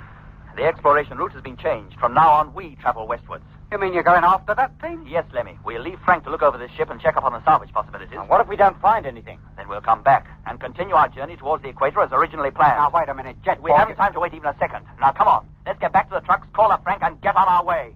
Yes, Jet.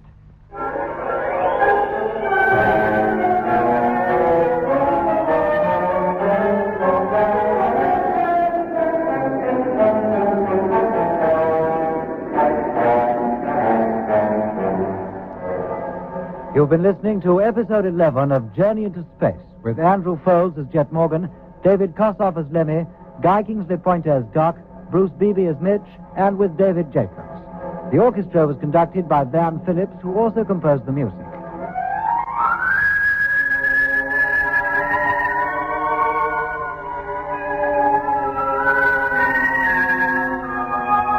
Journey into Space is written by Charles Chilton and produced by him in the London studios of the BBC.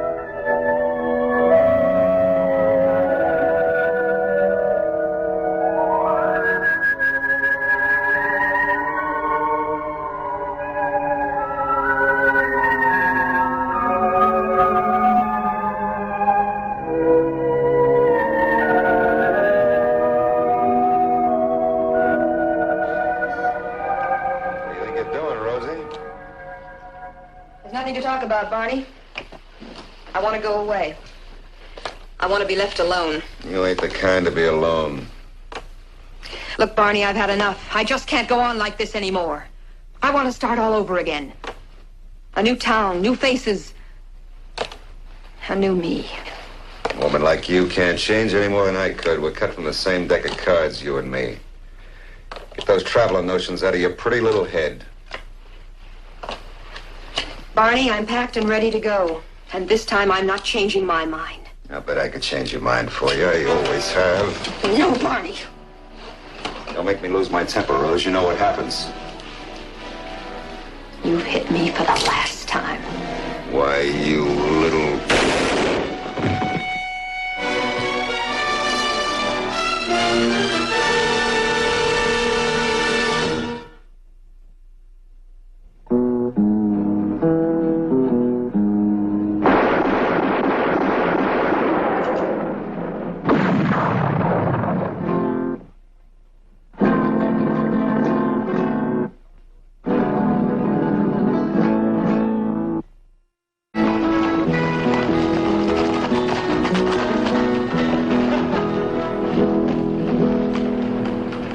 Looks like you buy again.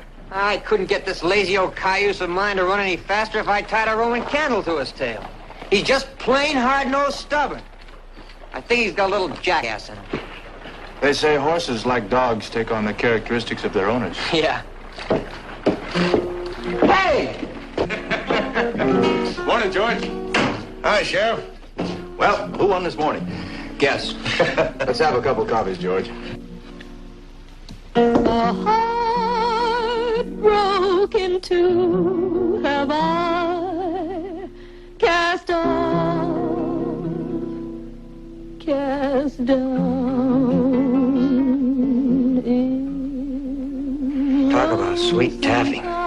Yeah, she came in yesterday and asked for a job. So she sang for me and I hired her. She's pretty good, huh? Yeah, she's got a pretty good voice. In lonesome town, the road always leads, the sign always reads, lonesome, lonesome town.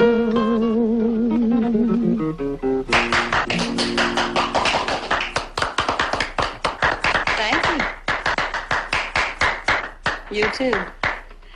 Thanks, Pete. That was wonderful. See you tonight. Beautiful, just beautiful. Why so sad? I'm a singer of sad songs. Oh, I haven't heard a voice like yours since I left St. Louis. Oh?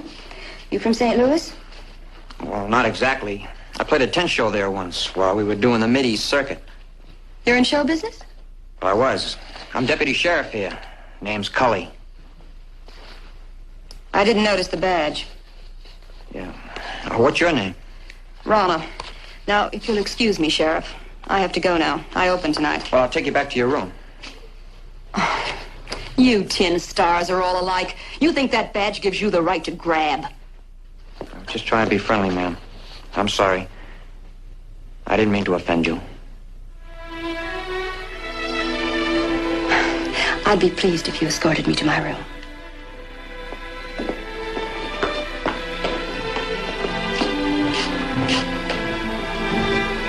What's her story, George? I don't know, Johnny. I asked a few questions, but she was pretty roundabout with the answers.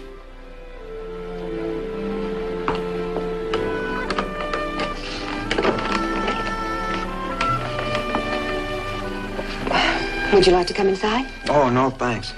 Oh, someone might get the wrong idea. I wouldn't like it if they said something about you that wasn't nice. Thank you. I'll tell you what. It gets nice and cool around sunset. How'd you like to go for a ride? I promised to get you back in time for your show. I think I'd like that. Oh, that's fine. Well, I'll see you at 6.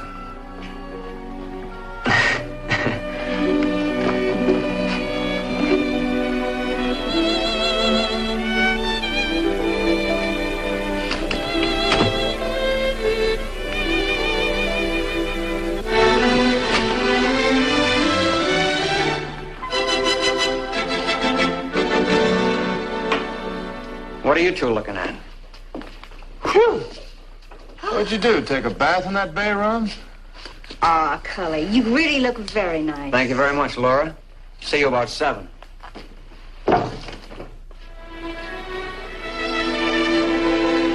I come up here often. I like to watch the sun disappear behind that flat-top mountain over there. Makes long, cool shadows on the canyon floor. Look. Mm-hmm. It's just like a painting in a gold-gilt frame. Yeah. Cully, tell me about yourself. Well, I've been on my own since I was 11, traveling with carnival mud shows. I was a trick shot artist. You can't be much over 19 now. Traveled a lot, met a lot of people, saw a lot of things. Experience can make a man older than his years. Woman, it shows in her face. You've a very pretty face. I'm going to be 24 soon. This Friday, as a matter of fact. I look older, don't I? No, you don't. I'm glad I came to Villardi and met you, Cully. I'd forgotten a man could be sweet and gentle and still be a man. I've forgotten a lot of nice things. You better get back. I have a show to do.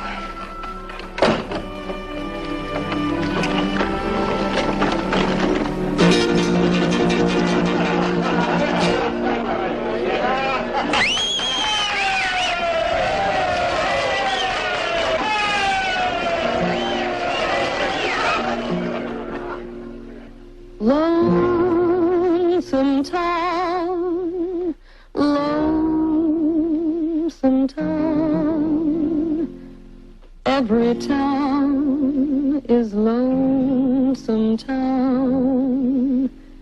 Strange places, strange faces, dark shadows surround. Lonesome, lonesome. lonesome town. Willow trees sadly bend to the breeze, the black skies send. The streets are forlorn, the welcome is worn in lonesome town. A lost,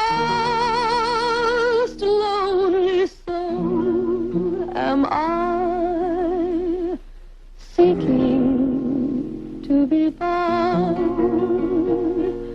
A heart broken too have I cast off, cast down in lonesome town, lonesome town. Once again in lonesome town, the road always leads, the sign always reads, lonesome, lonesome town, lonesome, lonesome town, lonesome, lonesome town.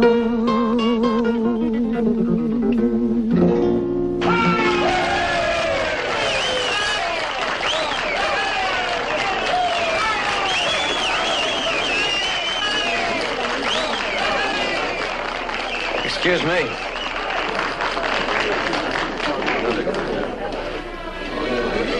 You know, I think he's really caught this time, Laura. I think she's a very nice girl. Yeah, but... Anyway, every man has to settle down, sooner or later. Now, that's a leading statement. Don't you believe that? Yes, I do. But I don't know. She's pretty old for him. I only hope he keeps a level head. Rana, this scratch bird is delicious. Oh, it's wonderful. Scratch bird. Yeah, that's chicken. I tell you, I've known him for some time now, and most of the time I don't know what he's talking about. Sometimes it's better that way. She understands me.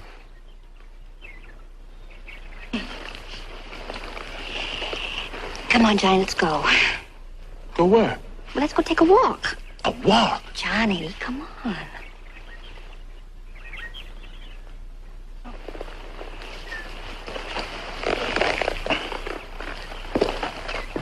Oh, I like them. Oh, they're the best.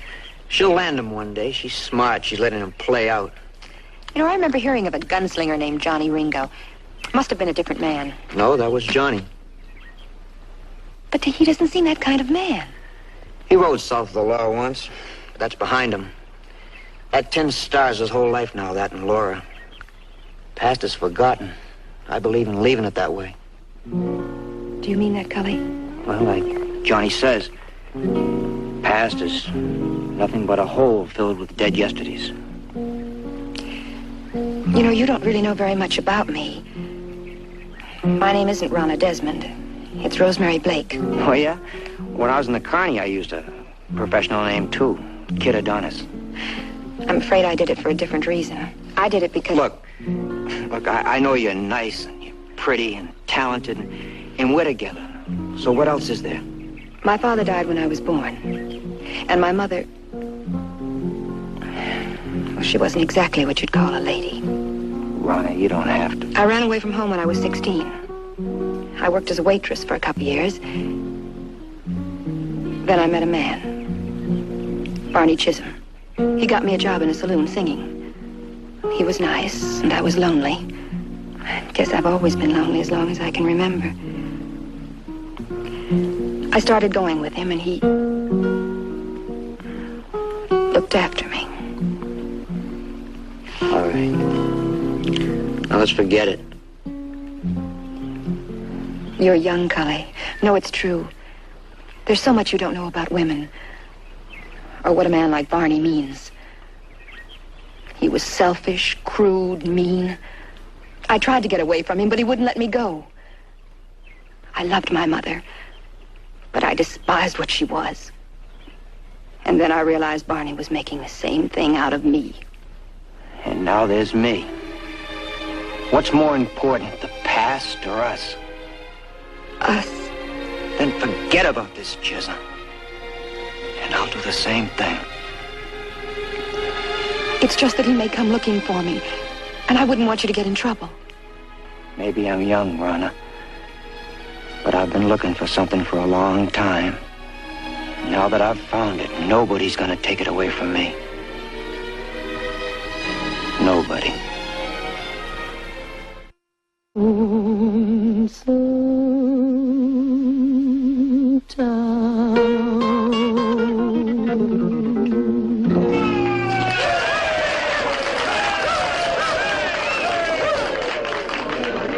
have you been? You finished? Hmm? Let's go. Where are we going? To your room. I'll get my wrap. I'll wait.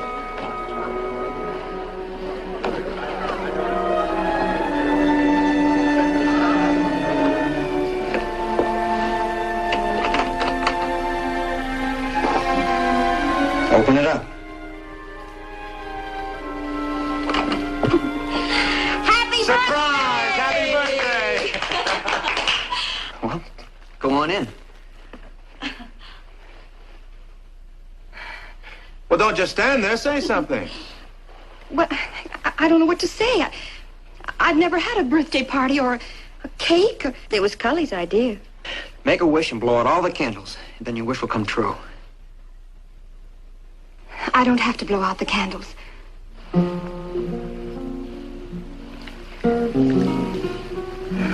Cully, thank you so much. Well, go ahead. Blow out the candles.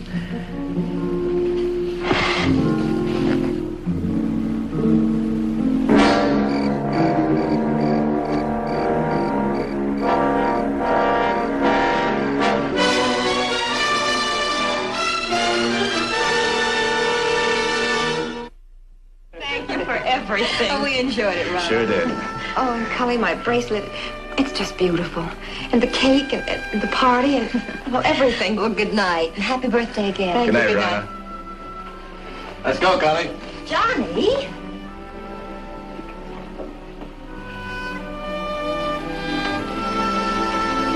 You my girl? Of course I am. Remember that.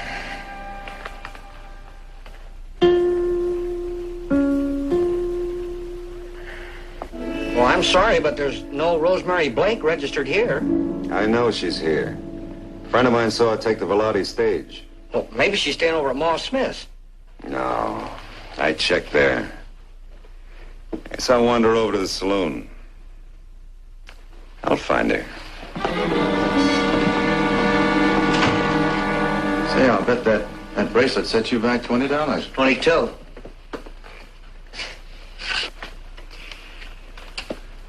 Are you really serious about her, Cully?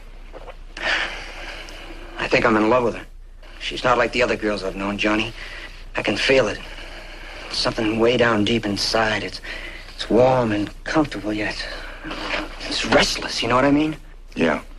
You like her, don't you? Oh, of course I do, but... But what? Well, for one thing, she's older than you. Oh, so what's a few years? We're both over 50, we'll never know the difference. Cully, Rona is... Well, she's like you said. She's not like the other girls you've known. I'd say she's been around for some time. Yeah. Since you were 16. What are you trying to say? I wouldn't try to say anything if you were just a little older. Look, Cully, I like Rona. I think she's a beautiful girl, and I like her. But for you, well, that's a different story. Why not for me? You don't know that much about older women, especially women like Rona. What do you mean, women like Rona? Oh, don't start jumping to conclusions. No, I'm listening. Well, Rona is... Sheriff, there's a gunslinger in town. I thought I recognized him, but I didn't know for sure. And then I remembered. I was in Las Cruces when he killed 2 men. Who is he? Chisholm? Chisholm. Barney Chisholm? Yeah, I know him. He's a paid gun, one of the worst. He was asking for a Rosemary Blake. Thanks, Sam. He won't be around town long. Cully, I'm going to take the east half of town. You take the other. This is Chisholm. What does he look like? Oh, he's big, over 6 feet, dark hair, wears expensive clothes. Easily spotted by one of two things, usually both. What's that? Fast gun and fast women.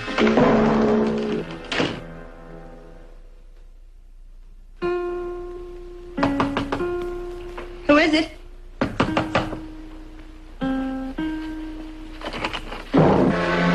New faces, new town, same old Barney. Get out of here, Barney. Is that all you got to say to me? You haven't seen me in a long time. Oh, it's nice, real nice. I could be comfortable here. You know, I heard him talking at the saloon about the new singer.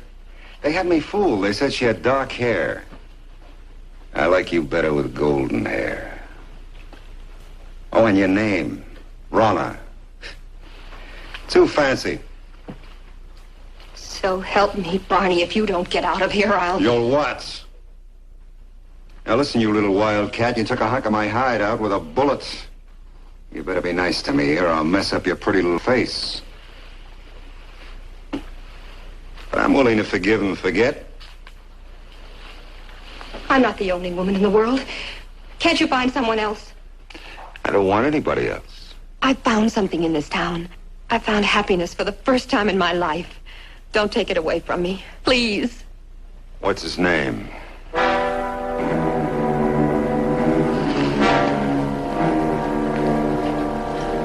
What's his name? You cheap little...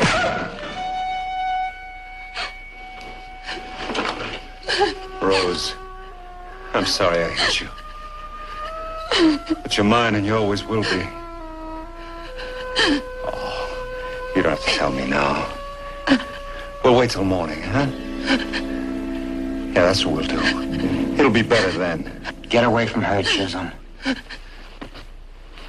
Cully, get out of here. Him?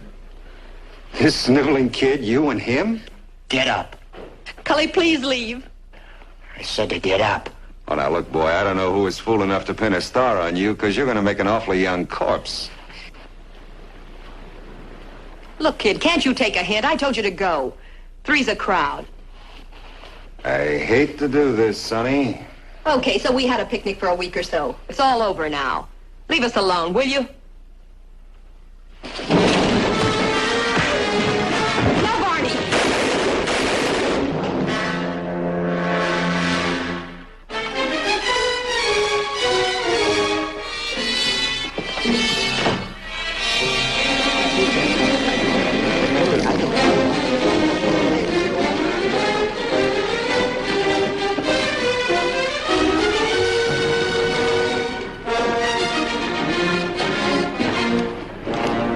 Chisholm!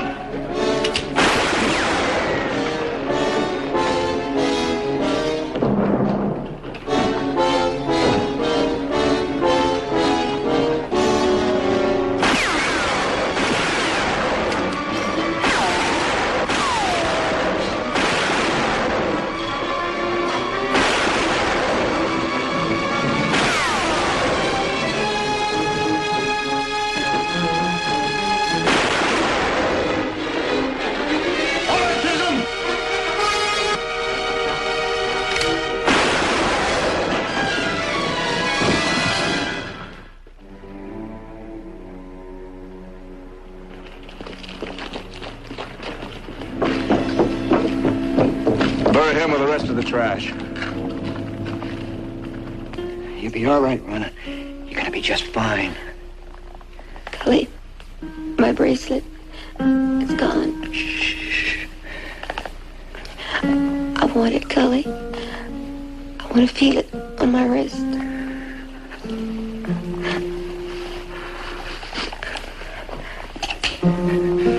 Here it is. I hate him, Cully. Believe that. I do. Don't try to talk. Am I still your girl? Sure you are. A couple of days, you're gonna be fine. We'll go on another picnic. We'll run up. Run up.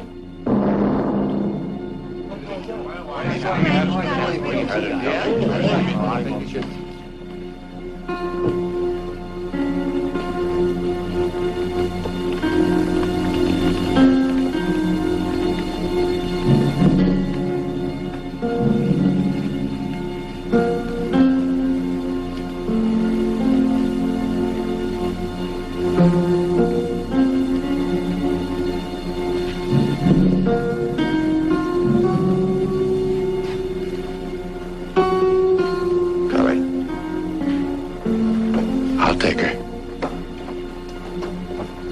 Let me have her.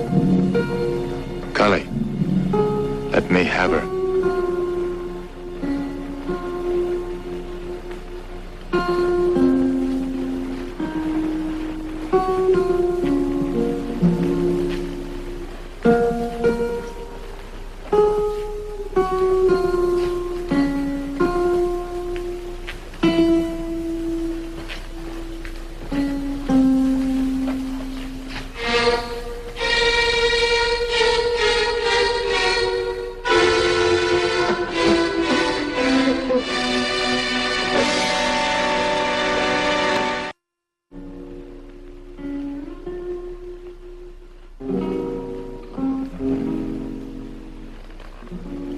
Beautiful up here. Like a painting in a gold gilt frame. Kelly, you got a lot of years ahead of you. You'll get over this. I don't want to get over it. Memories are expensive things. You pay for them with chunks of your life. I'll be all right, Johnny. But it'll take a while.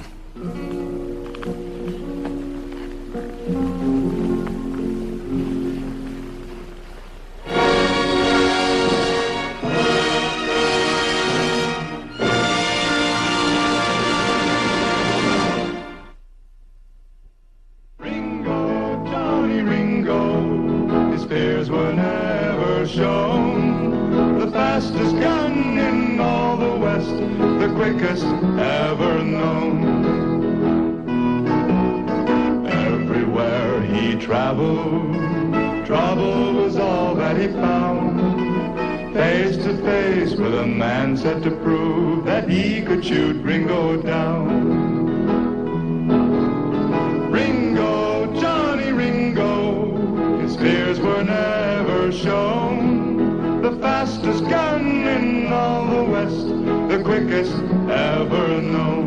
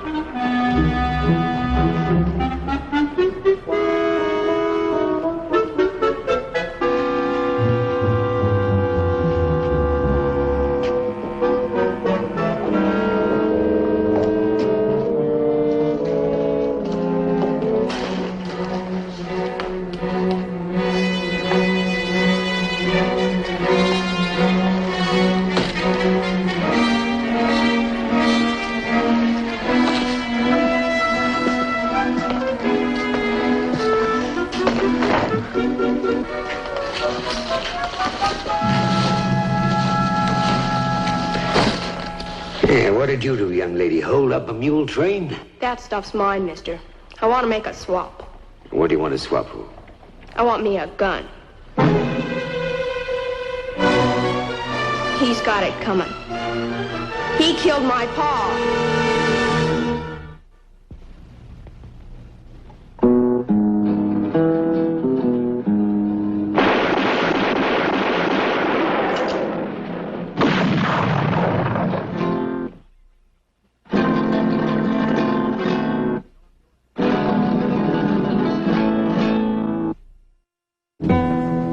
Josie, let's start at the beginning.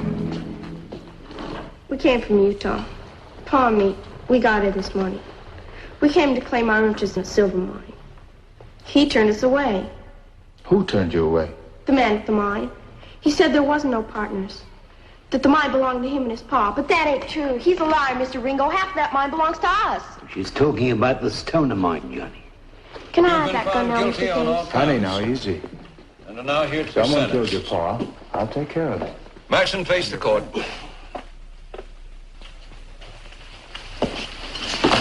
The judge said face the court.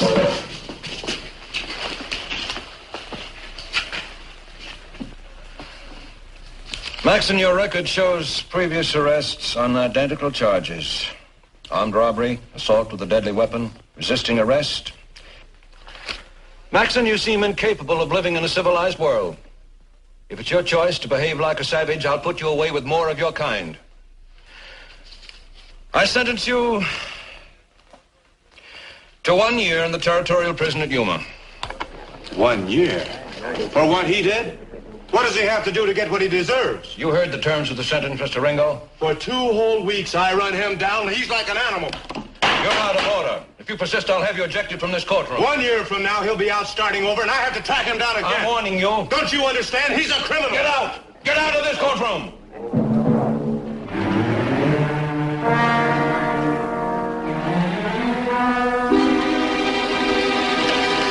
Johnny, you better hurry. There's trouble. Stagecoach has been held up and the guard's dead. You hear that, Judge? A man's been killed. And we have to go out and find his killer.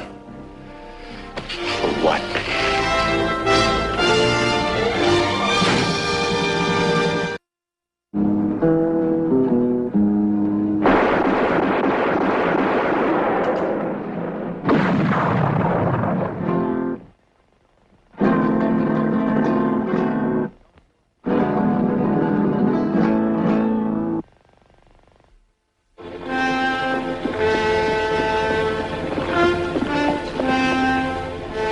Been pistol whipped. The stagecoach was way overdue, so somebody went out looking for it. They found it near Apache Wells. Frank, the guard, was shot, dead. And they brought Blodgett in looking like this.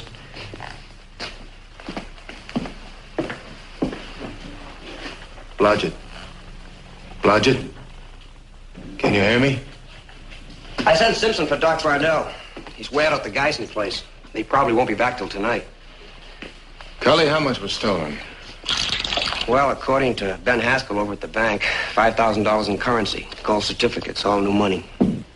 That means the bills are recorded. We can go over to the bank and get the serial numbers and see if they show up anywhere. If they try to spend that new currency, we'll know about it.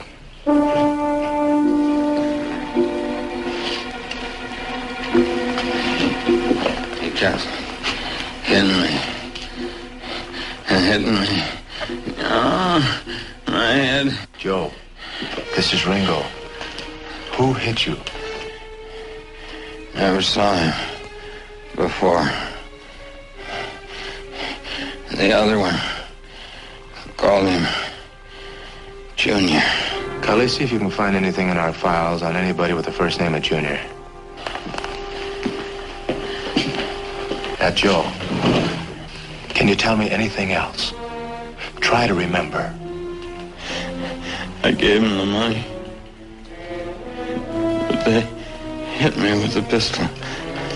Again and again. They kept on hitting me. Ringo. I'm here, Joe.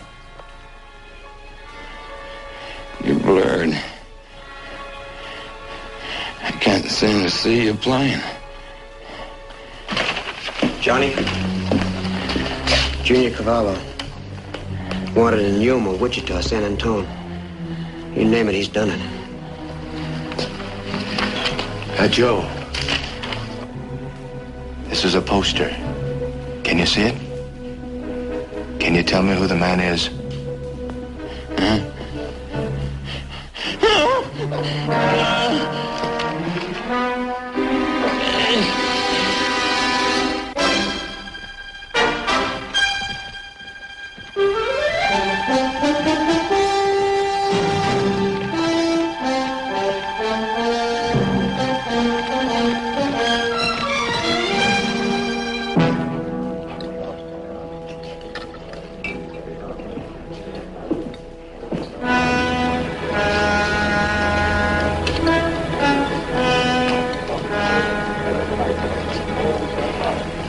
Good evening. My name's Ringo. Have you ever seen this man anywhere? A man came in here once, asked me if I'd seen his glasses anywhere. They were right on the end of his nose. How close to the end of his nose?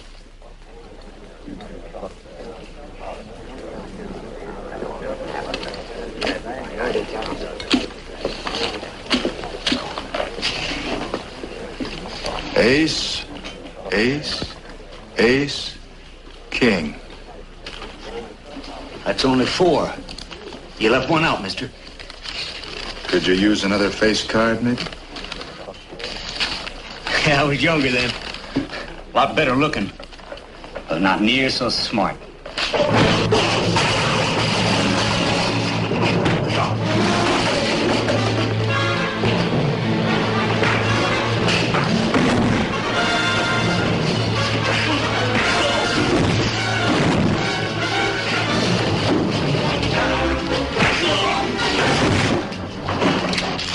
Go ahead. Give me an excuse. Please, Mr. Ringo, not in here. Ringo? Johnny Ringo? Is that who you are? I came near getting my head blown off. Let's go, Mr. Ringo. Wherever you're going.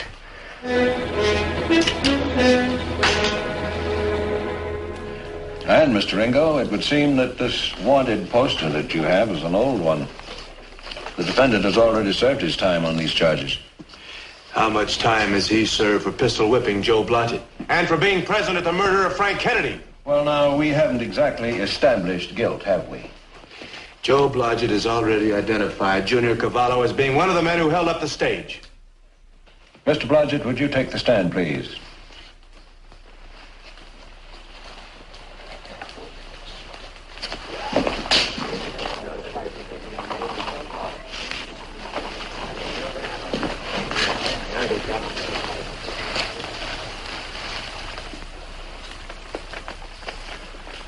Mr. Blodgett,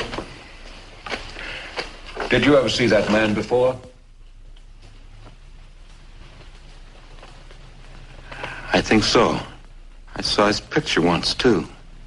On a poster, I think. Yeah, I remember that. And then...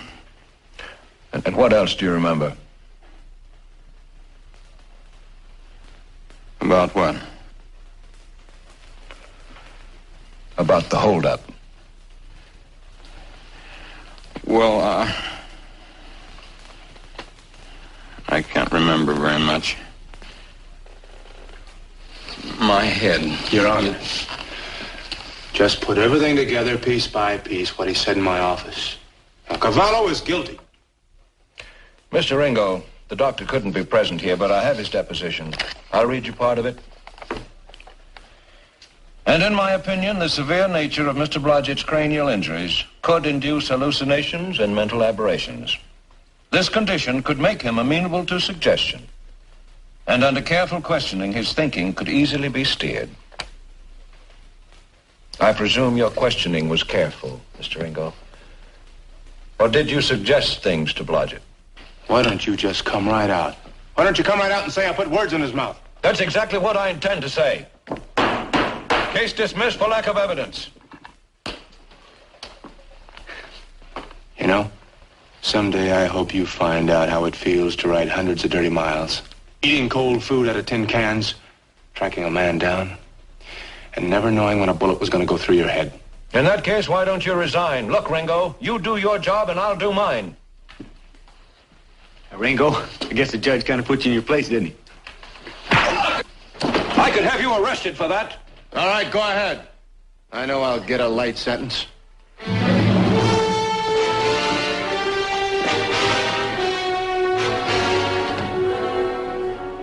Over the dirt road again to the next town on the circuit. Live out of a suitcase, take abuse, try to fit yourself into a primitive life that ill becomes you.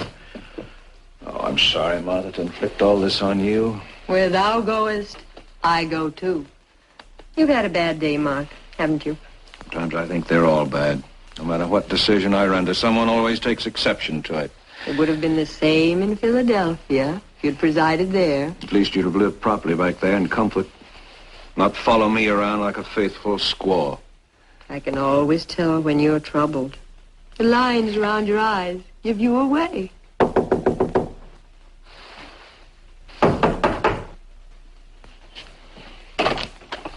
Ringo. Bentley? What are you doing here at this hour? Some more critical afterthoughts on my decision? The bank cashier was robbed and stabbed. When? We don't know exactly. We just found him. But Cavallo left town about an hour ago. Cavallo. What do you expect me to do about it? I just want you to know that if I arrest the robber and bring him to trial, that I didn't put words in the cashier's mouth. How can I be sure of that? He's dead. And you've come here just to tell me that? No. I've already formed a posse. They're waiting for me. But I want you to see firsthand what it's like to start from nowhere, looking for a shadow with a knife in his hand. Bentley, I want to deputize you. What? Mr. Ringo, my husband is a judge. Your husband's been sitting on the bench for many years, and he still doesn't know the law's side of justice. I'll join your party, Ringo. But, Mark, you can't. I'll change my clothes. I'll wait for you downstairs. Mr. Ringo, if anything happens to my husband, I'll hold you morally responsible.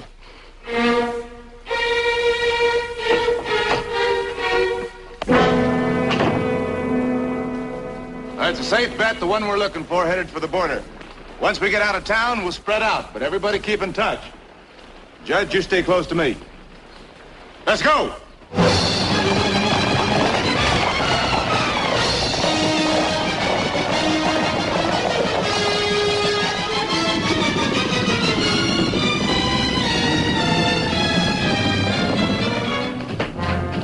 All the fool things, Jesse. We was off the hook.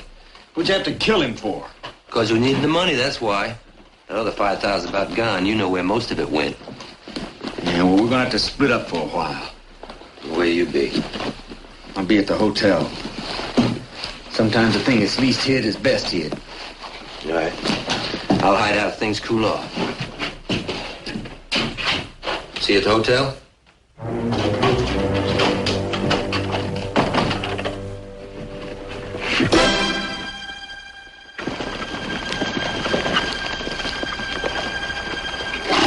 We're getting near the trees. Let's spread out.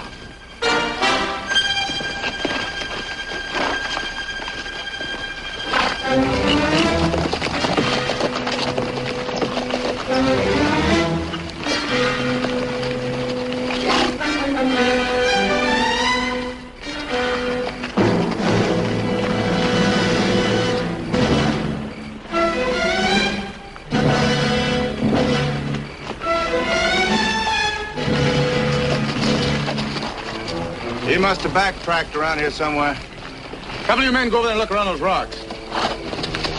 Where's Judge Bentley? I think he was right here on my left 5 or 10 minutes ago. We must have lost him back there in the brush. I told him to stay with me. You all wait here.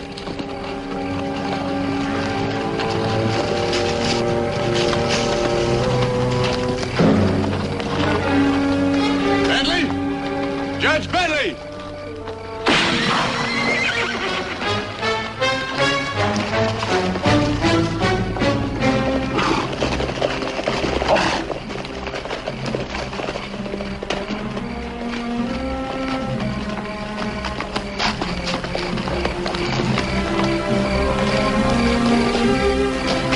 Judge Bentley. He's dead.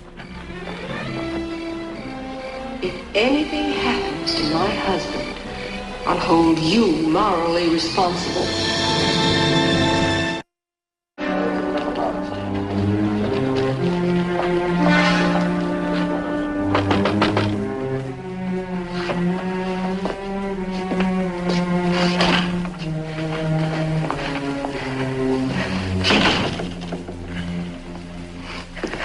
Are you satisfied, Mr. Ringo? I'm sorry, Mrs. Bentley. Very sorry. You've lived with death before. I haven't. It must be easy for you, or any man who lives by the gun. I'm a sheriff, and a gun is part of my work. My husband was a judge. His mind was his work. He used his knowledge, but you questioned that knowledge and tried to make him use a gun like you. If I disagreed with your husband in court, I did it honestly. And Mrs. Bentley, we'll find the man who killed your husband. Is there anything we can do for you, ma'am? Mr. Ringo's done enough already. Oh, yes. I have something for you to remember me by. The deputy badge you pinned on my husband.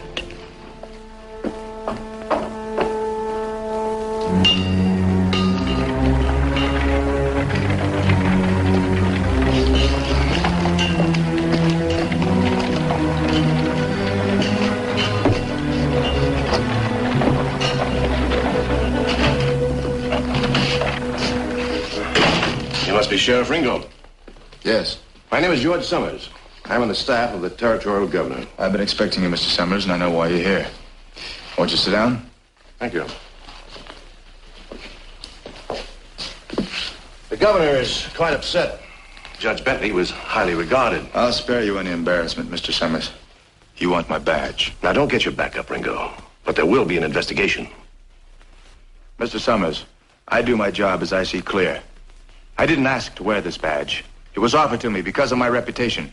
And now I'm just doing the best I know how. Ringo, why not try to see things from our side? I'm fairly reasonable. But just what is your side? You have a reputation as a gunfighter, a deadly one.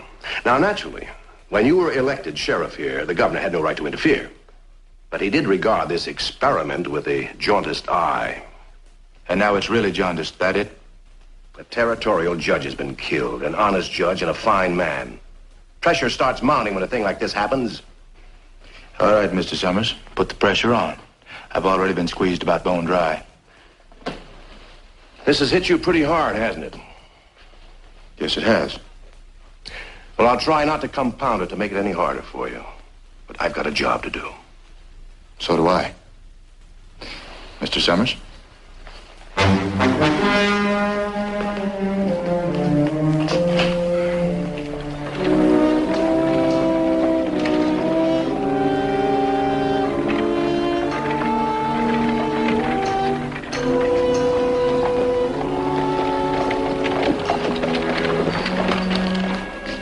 Johnny, we're in luck. Serial number on this bill checks out. It's all muddied up like someone tried to change the look of it, though. That's stagecoach robbery. Where'd you get this, Cully? Over at the saloon. Junior Cavallo bought himself a drink. He's in town. Where's he staying? At the hotel. Room 224, I think. Want me to go with you? No, you check around and see if you can find any more of these. I'll talk to Cavallo myself.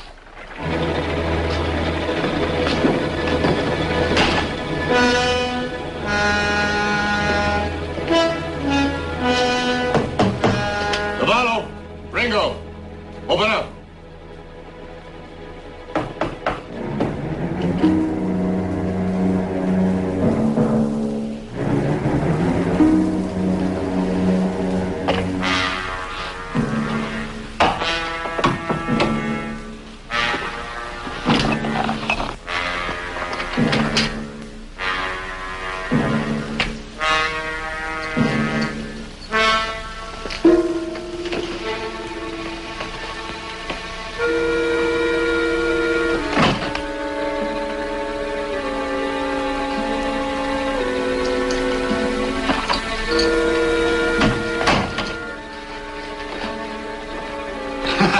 Hey, Ringo! You're in the wrong room. I'm in here. Get away from that door. It's locked. Where are you? On the floor? Hey, Ringo. I hear tell you're a real fast draw artist. What good's a fast draw gonna do you now?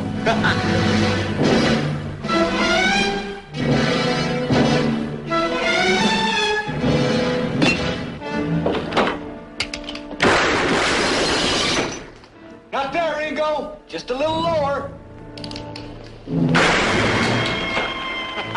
Getting warm?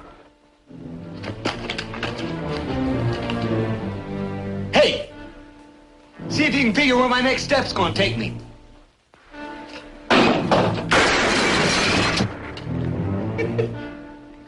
More to your right, Ringo.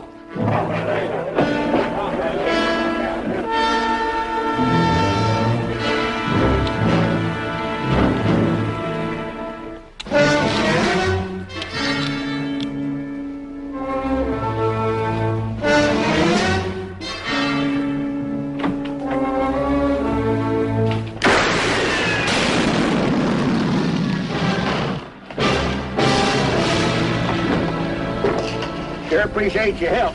I'm going to see if I can't get the company to refund your fare. Forget it. I guess I better go warn Miss St. John. We're going to be leaving pretty soon, ain't we? Yep.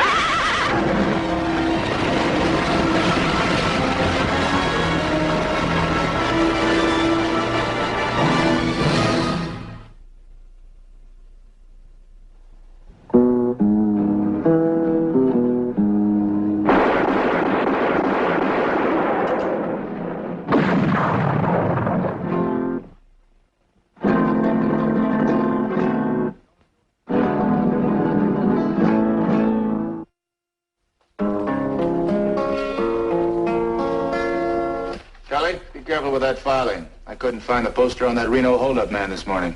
Right here under C. Why under C? He was caught. What about the file on those released prisoners? Under L. L? Let out. Johnny, the stagecoach has just come in without Clem or his passengers. Come on.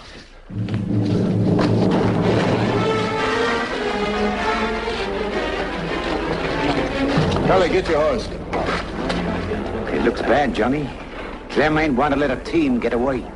He sure isn't. He may have just stepped down to fix an axle or something. Maybe... Case, don't push your hopes too high. Those are bullet holes in that door.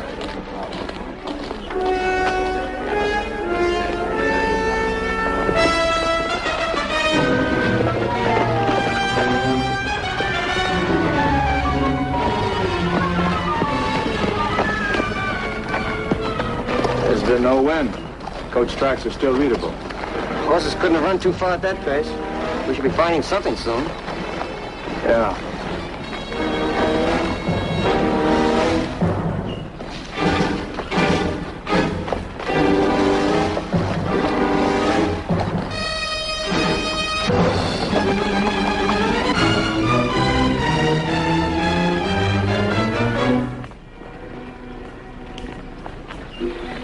Looks like she passed out from the heat. Get me your canteen.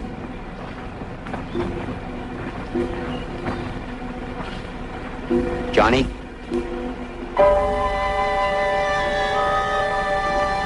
Take a look. I'll stay here with the girl.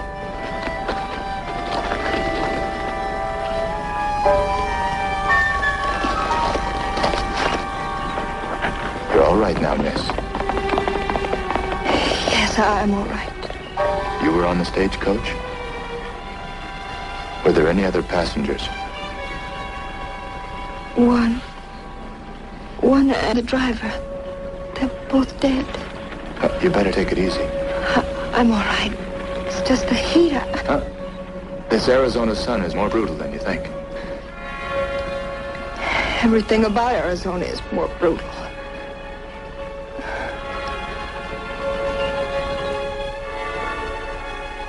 Those two men, Miss St. John.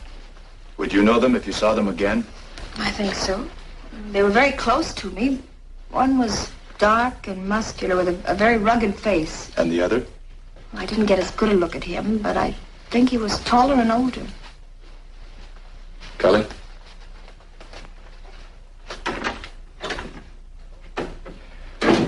I hope this experience won't change your opinion of the Arizona Territory, Miss St. John. Certainly not, Mr. Ringo. It merely confirms it. I've always known the frontier was the last refuge of the country's thieves, malcontents, and killers.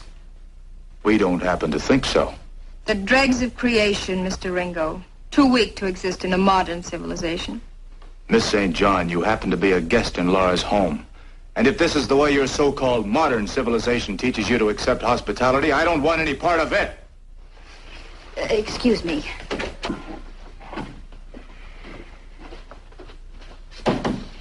Johnny, calm down. She didn't mean any of those things she said. Well, I did. She's been through a lot. She's had a terrible shock. She's tired. So am I. I'm tired of all these people coming out from the East with a lot of preconceived notions on what they'll find. I'm tired of people treating us like a pack of savages. I'm tired... Johnny. Oh, I'm sorry, Laura. I shouldn't be taking it out on you. If you can put up with her, I guess I can.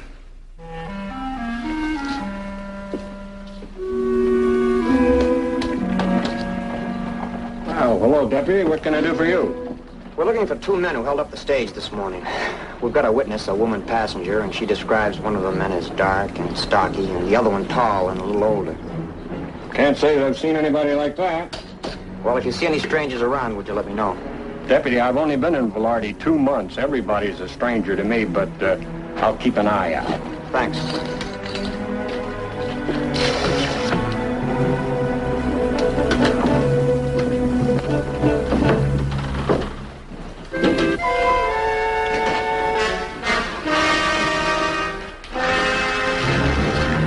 You finished with the bridal? Take a couple more minutes, maybe. Heard about the stage holdup? Yeah, terrible thing. I figure I know who done it. Why tell us? Just thought it might be worth a little something to somebody for me to keep my mouth shut. Someone could shut it for the price of a bullet. Not worth it. Noise would bring a crowd. And I come cheap. How cheap? $50, and I throw in some information. What's the information? Seems there was a witness left alive, a woman passenger. She got a good look at the killers. Says she can identify them. $25. I said... I heard. You want to earn the rest? How? Find out where the woman is. We'll wait here.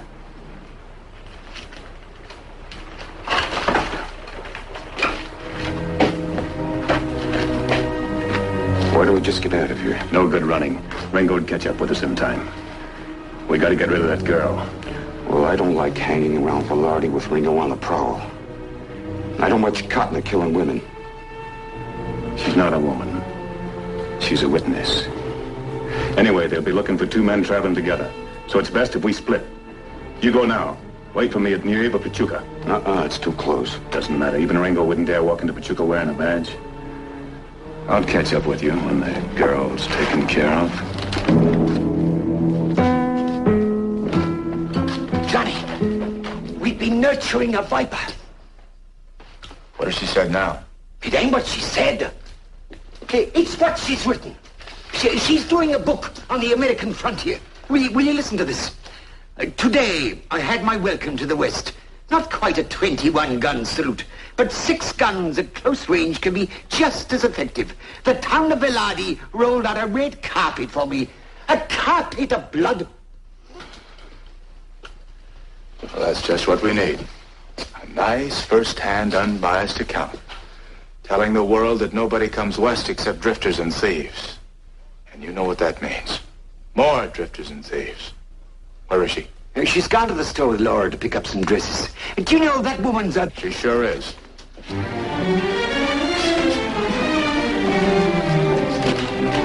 Where is she? Now, Johnny, calm down. She's really very nice. Did you know she's writing a book? She told me.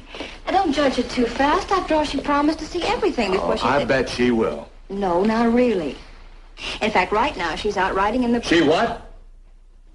Well, she just borrowed the buckboard. I told She her can't go out there alone. When those killers find out there's a witness, they'll... Did she say where? Well, she took the West Trail.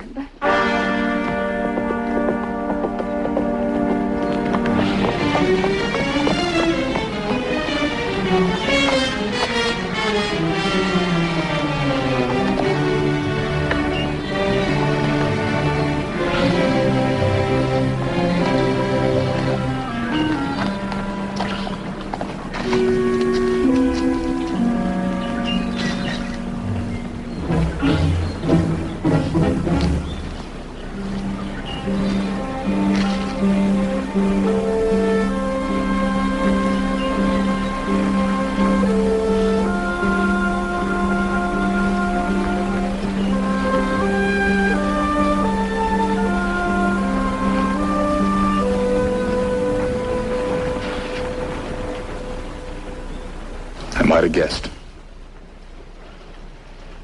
What does that mean?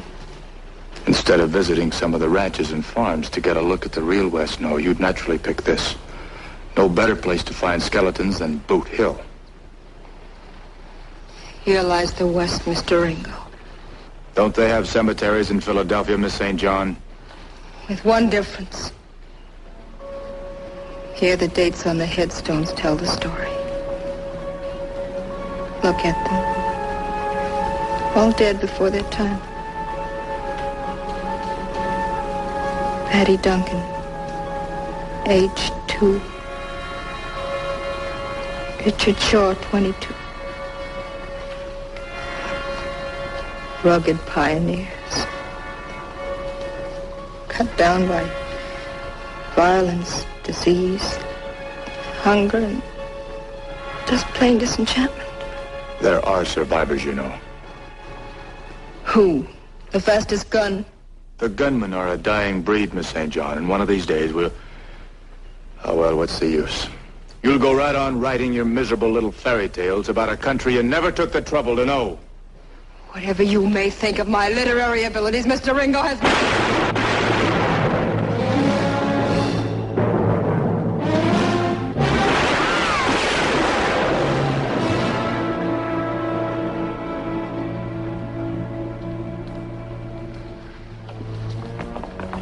Aren't you going after him?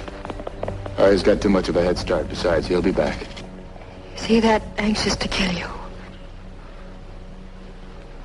He's that anxious to kill you, Miss St. John. Me? What are you talking about? 2 men committed murder. No one but you knows who they are. Yes, but I don't believe that they... You said so yourself. A carpet of blood? How dare you read my private papers? Are they private? I thought you'd written for publication, for the whole world to read. Those were just notes. It was unfair of you to... Is your book going to be fair? Why don't you write about something you know? Go back to your family in Philadelphia. My family is right here, Mr. Ringo.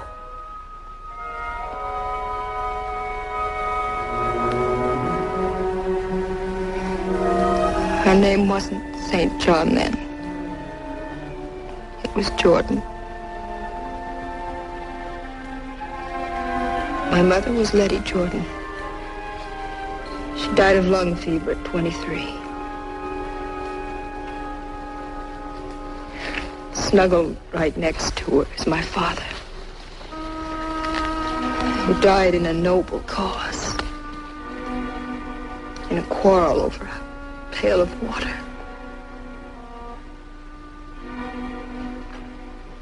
There's an example of frontier gallantry, Mr. Ringo. My brother, Tim, strapped on a gun and went out after the man who killed our father. He was 15.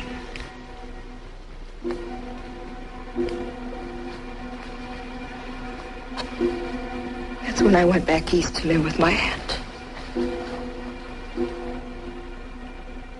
So don't tell me about the West, Mr. Ringo. I know this part of the country as well as you. Better. Part of me is already buried here.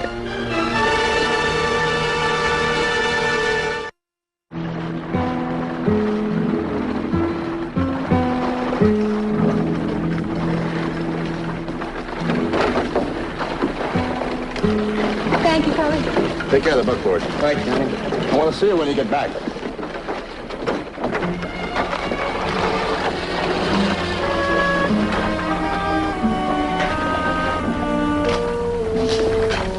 Mr. Ringo, What is it now, Miss St. John?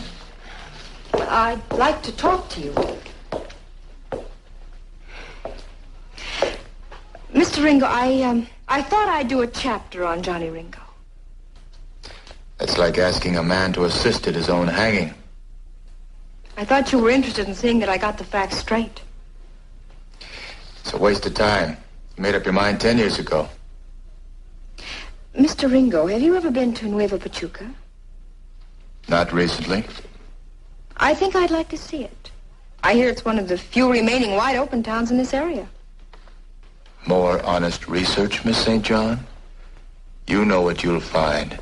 When you open a garbage can, you're bound to find garbage. And I couldn't let you go alone. I know that. That's why I'm asking you to take me. You've seen all the West you're going to see. What do you mean? There's a stage leaving in the morning, and you're going to be on it. Oh, really, Mr. Ringo? Is that the best you can do? You don't want me to look too closely, so you just order me out of town? That's right. On what charge? Or am I just an undesirable? That's exactly what you are. Just because I want to write a book. I don't care about your book, but if you remain in town, you're bound to get killed, and I can't watch it day and night. Is that the real reason, Mr. Ringo? Are you afraid I'll blacken the character of your beloved, filthy desert? Gully, keep an eye on her.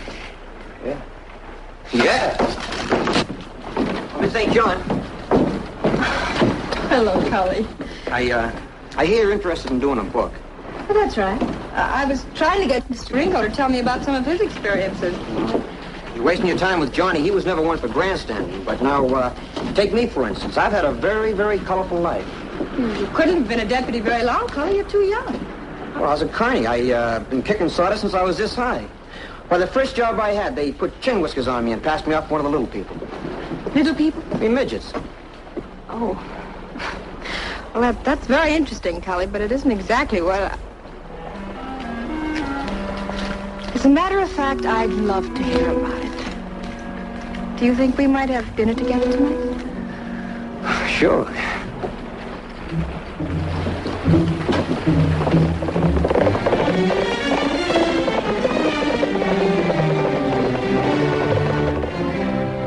But why did you lend her the horse? I'm sorry.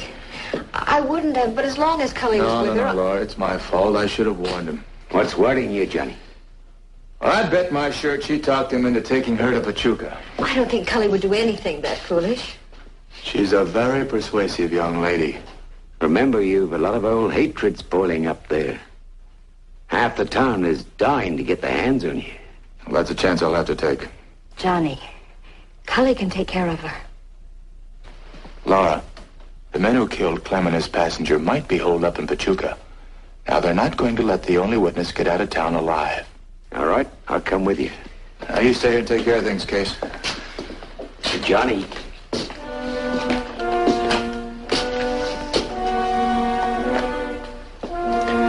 There's no sense in asking for it.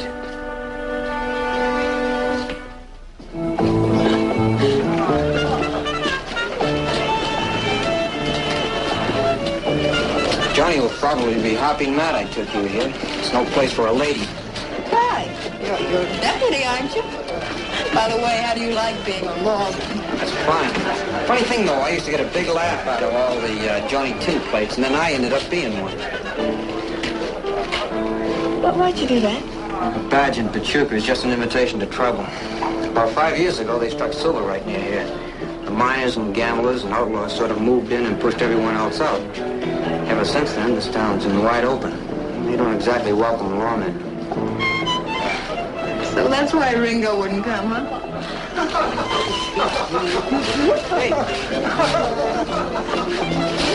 You asked Johnny to bring you here? Yes, but he said it was too dangerous. I thought he was worried about me. Now I know he just didn't want to come here himself. He wouldn't be afraid. If he was worried about you, he had a reason. Let's go. Oh, Cully, just one more place. We've been here all evening, and I haven't seen one bit of excitement yet. Now look, Miss St. John. Please, Cully, just 10 more minutes, and then I promise we'll go. All right.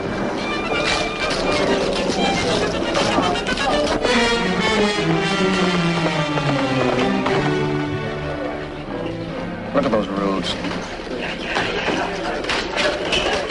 Wheels are probably gaffed. Most of the gambling places in Pachuca are just skin stores set up to take the minors. Skin stores? Gaff. You know, Cully, sometimes I get the feeling we just think we're speaking the same language. Ain't you the pretty one? Miss Fancy, I'd like to buy you a drink. Well, is that enough excitement for you? Ringo's deputies. He's got a girl with him. So? He's old enough. She don't look like a local. Maybe she's one from the stagecoach. Where are they? Here's the door.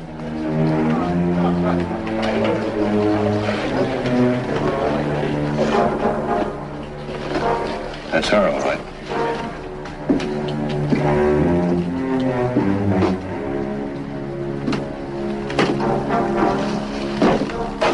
Well, what do you know? Johnny Ringo. Hello, Carnes. I see you got yourself into Pachuca. How you figure on getting out? The same way I came in? I don't think so. Some of the boys might hate to see you leave. Might have some ideas on getting you to stay permanent. Hey, fellas!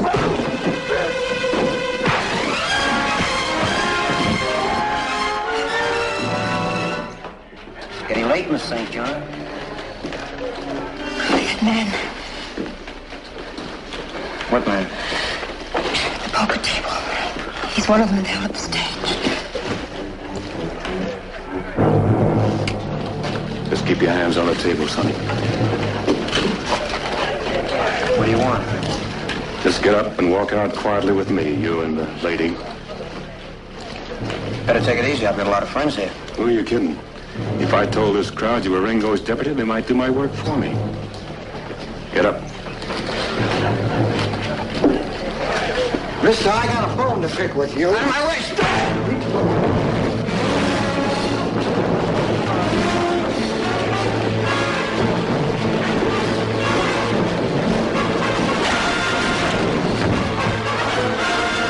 Horses this way.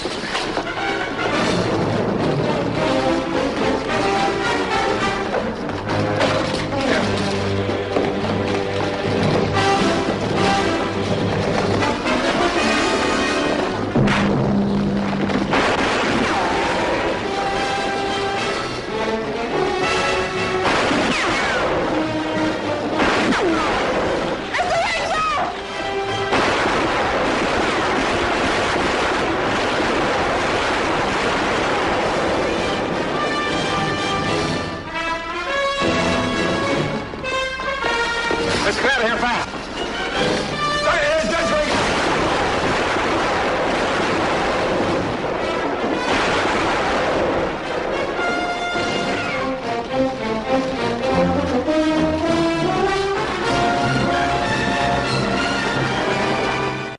You know, I'm glad you got to see Nueva Pachuca, because that's the way Velarde used to be, before there was any law. You haven't had a chance to see the real people of the territory. The ones building this country. Your parents. I know. Pioneer spirits who died in a noble cause. But their deaths have never seemed anything more than empty and meaningless to me. But don't you see, that's because you made it that way. I'm... They tried to build something here. They got a toehold, and then the only person who could carry on for them ran away. My mother died out there, too. But if we had left then, it would have been an insult to her memory. It would have been saying that she died because of a stupid mistake in thinking this part of the country could ever be made livable. And it has to be made livable. You really believe that, don't you? Why don't you stay a while and find out for yourself? hate can't change easily, not one as deep as mine. You could try. Maybe we could help.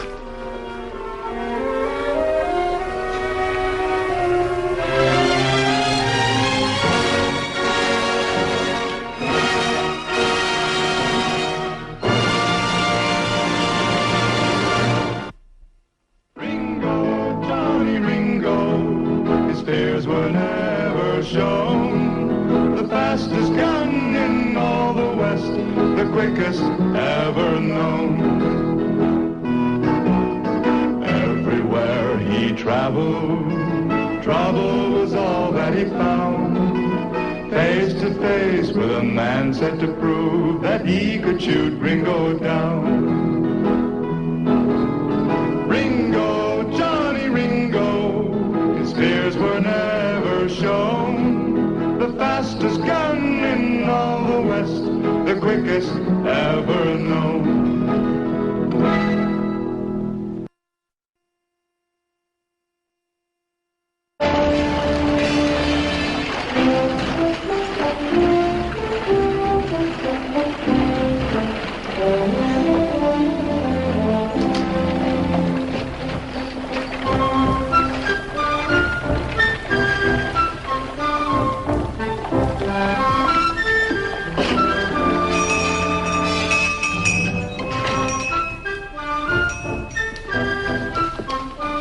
Can I help you? Yes, please. I'd like to see some nice shirts, size 16. Yes, sir. There's some nice ones right here.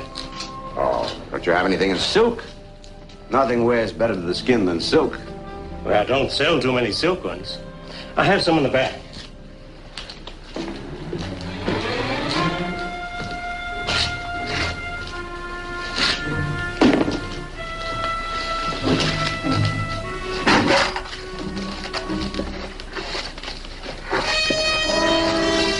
Here we are, one blue, one gray.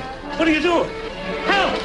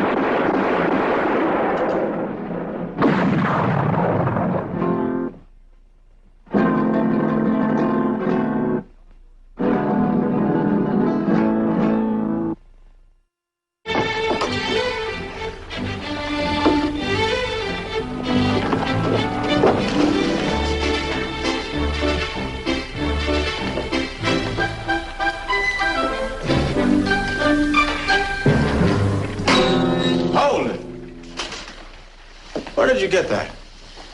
Bought it at Case's store? But you obviously have never played a guitar before. Nope. Well, then why did you buy it? Case had a special on it. You know me, I'm a real groove when it comes to bargain sales. No. Can I see it?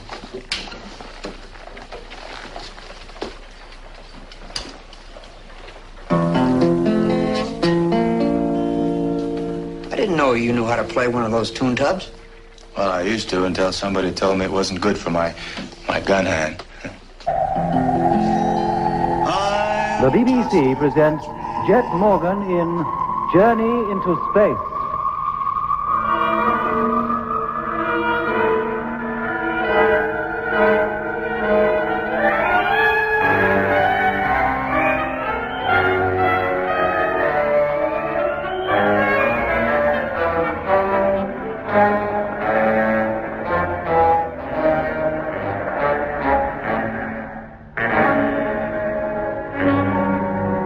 The mysterious spherical ship, which we'd pursued across the Argier Desert, had, although we were unaware of it for 2 days, landed on the uppermost terrace of the pyramid-shaped city lying in the wide Martian Canal.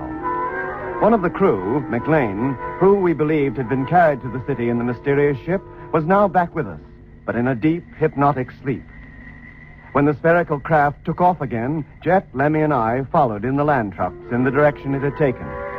We believed that Besides the rest of McLean's crew, this strange craft also contained Mitch, our engineer. But we were wrong. At that time, Mitch was, or imagined he was, back on Earth, in Australia, being cared for by a sheep farmer and his wife, who believed the engineer to be suffering from sunstroke. Now, calm down. You're not well. Aren't I? Or maybe I'm not. Or maybe you're not. Neither you or that dingo hunter I met up with last night. It's a conspiracy. It's a plot to send me mad. Lie down on that bed. I won't lie down. Not until I get to the bottom of this. I said lie down. I said I won't lie down. Martha, hand me that rifle. Oh, no, John, be careful. I said give it to me now. You keep your distance. Not before you tell me what's going on. What are you doing up here on Mars? What are you... That's where I am, isn't it? I warn you. And what are you doing with a black beetle for a dog? A dog that whistles like a bird. Keep away. And what kind of sheep do you have that sound like a lot of hooting owls? For the last time, stay where you are. And another thing, No, John, don't! Now get back on that bed. Next time I won't shoot over your head. Do you hear me? All right. I'll go back. You're a sick man. We're trying to help you. Yes, yeah, I'm sick. I'm going to lock you in here. What for? Because I can't trust you. How do I know that the minute my back is turned, you won't try to attack me again, me or my wife? I won't. I promise you. I'll make sure you won't. I'll call up the doctor again, see if he can get over today. Very well. Maybe he'll bring the flying ambulance and take you to his place where you can be properly looked after. Martha and I have enough to do without having a raving lunatic on our hands as well. Anything you say. I won't give you any more trouble. Well, I'll leave the tray here. If you want anything more to eat or drink, you can help yourself. Thanks. I shall leave you now. Don't try to break out. Remember, I'll have this gun with me from now on. All right, Martha, we'll call up the doctor again. Yes, John. What's going on? What's happening to me? I'm going crazy, that's it. There never was any space fleet. I never even left the Earth. I'm as crazy as a goose. Start raving mad!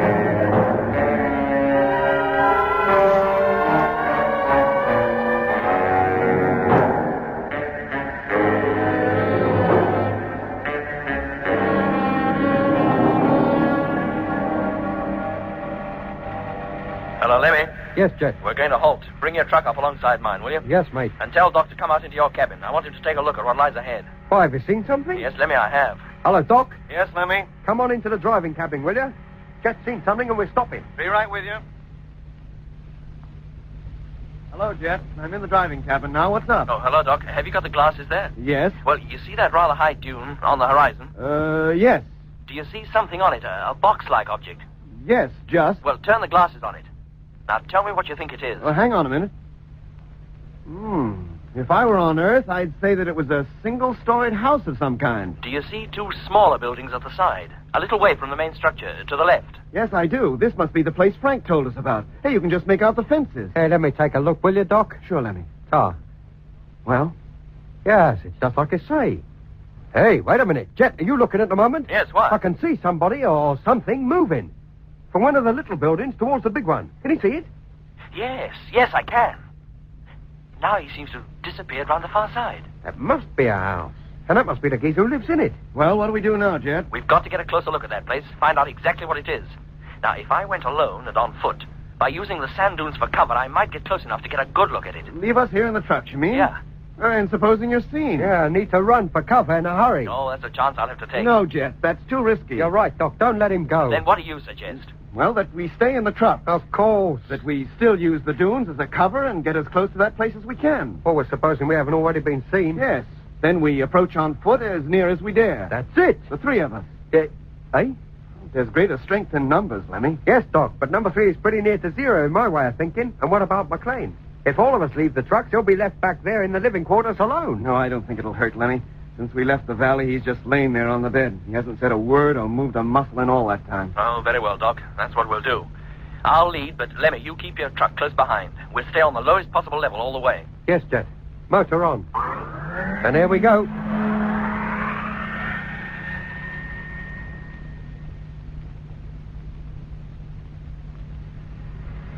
All right, Lemmy. Hold it there. Motor off. Jet, do you think we were seen? Not unless they saw us before we took to cover. Now, we'll leave the trucks here and then climb to the top of that dune. The house, or whatever it is on the other side. All right, Lemmy, get your suit on. Go outside and walk over to Jet's truck. I'll be out as soon as I've checked on McLean. Yes, Doc. Blimey. What are they? I've never seen anything like that in a zoo. They look rather like anteaters. Yeah, see how they poke their long snouts into the ground. They're probably rooting for food. So there is animal life on Mars. And what animals? Enough to drive a bloke on the wagon for the rest of his life. Hey, Doc, do you think they're dangerous? Heaven knows, Lemmy. Hold it. Stay still. Don't move. Huh? There's somebody at the other side of the large building. Oh. What did he look like? If it is a he. I don't know. I caught only a glimpse of him. I think he'll appear in a minute round the far corner. Hadn't we better duck down out of sight? No. If we stay still, he might not notice us. There he is. Good grief. He's just a normal person. Human, like us. And that's a gun he's carrying. Oh, blimey. Now, what use is a monkey wrench going to be against that? It sounds like he's got a dog with him. And here it comes. A dog, did I say? It looks more like an overgrown beetle. Hey, that dog. It's got 6 legs. Land sakes, it has, too. Oh, no, and... Hey, look, that man's turning in our direction. He's bound to see us. Can he? I don't know, Lemmy. Don't move. Maybe he won't. What's he doing now? Looks as though somebody called him. Yes, that's just what it must have been, Doc. He's going back again. He's going inside. Oh, well, let's thank our lucky stars for that. He's gone. Now, let's get back to the trucks. Do me a favor. I'd feel a lot safer in there. Oh, very well, Lemmy. You and Doc go back. Me and Doc? What about you? I'm going down there to introduce myself, as you might say. No, Jeff, not alone. If you're going, I'm coming with you. Yes, mate, me and all. If that bloke down there is unfriendly, he's not likely to take on the 3 of us. Lemmy's right, Jet. It's safer to stick together. Oh, very well, Doc, but leave the monkey wrenches here.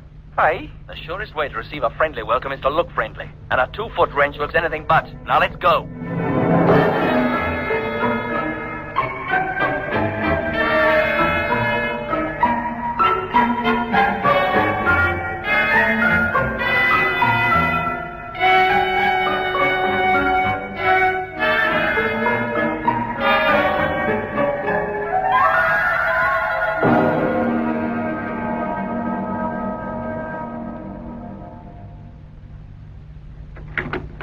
Well, Martha, what's the trouble? You went outside. But only to the sheep pen. Well, you promised not to leave me alone in the house while that man was still here. But there hasn't been a sound out of him for an hour or more. Well, there was a sound out of him just then. Huh? He yelled something at the top of his voice. Well, what was it? I don't know. But so long as he's in the house, I don't want you to leave it.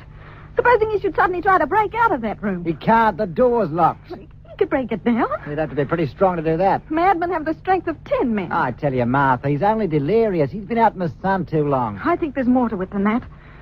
Just to talk to him makes me feel all peculiar. As though I was talking to somebody from another world. Ah, you're imagining things again. Maybe I am. But the sooner the doctor gets here, the happier I'll be. Meanwhile, I'll thank you to stay inside. Oh, very well, Martha, if you say so. We sort of asked to keep the front door. Wait, listen. Must be the other side, Lemmy. Well, what is it? I thought I heard voices. Voices? Yes. Strange-sounding voices. As though they were coming from a great distance. Didn't you hear them? No, I didn't. Well, there's a window, Doc. There they go again. Surely you heard that. No, Martha, I didn't hear anything. Somebody said something about a window. It must be the stranger talking in his sleep. No, John, it was more than one voice. Then why didn't I hear them? Now, look, Martha, you must try to relax. You're getting all worked up over nothing. Now, why don't you make yourself a nice cup of tea? Well, look, can you see anything? No, Jet. There are curtains blocking the view. Jet. Somebody said Jet. Jet? What? Jet? Well, let's keep going, Doc. Maybe around the corner we'll find a door. And Doc. Another voice said something to somebody called Doc. Now, look, Martha, if this is a joke, it's gone far enough. It's not a joke. Don't you remember? Jet and Doc are 2 of the names that fellow in the next room was raving about. Jet, Doc, and one other name I can't remember. I think you'd better lie down, Martha. Do you think I'm delirious, too? That I've got a touch of the sun? Look, as soon as the doctor gets here, I'll tell him he's got to take the stranger away with him. I tell you, I heard someone talking. Then why didn't I? I don't know why you didn't. If it I is- only know I did, John. Now, look, if it'll make you feel any better, I'll go outside and see if I can see anybody. No, John, don't leave me. Well, then pull yourself together. Next thing you'll be saying, Who's that? somebody at the door. Quiet, boy. Quiet! Must be the flying doctor. Then why didn't we hear him land? Because we were too busy talking about your stupid voices. But he's never knocked before. He's always walked straight in. That's true. I better go and see who it is. No, John. Well, now, why not? There's no sense in sitting here and letting him knock the door down, whoever he is. John, don't go. I'm scared. Well, I'll take the rifle with No, me. John, please don't leave me. Let me come with you.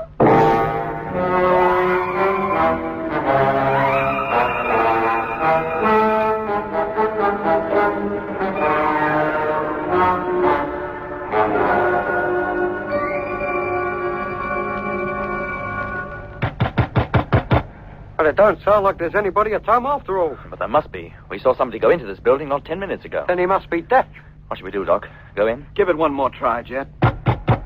Hey, not too hard. Make the stake that door's in, you'll knock it off its hinges. It certainly could do with a little repair.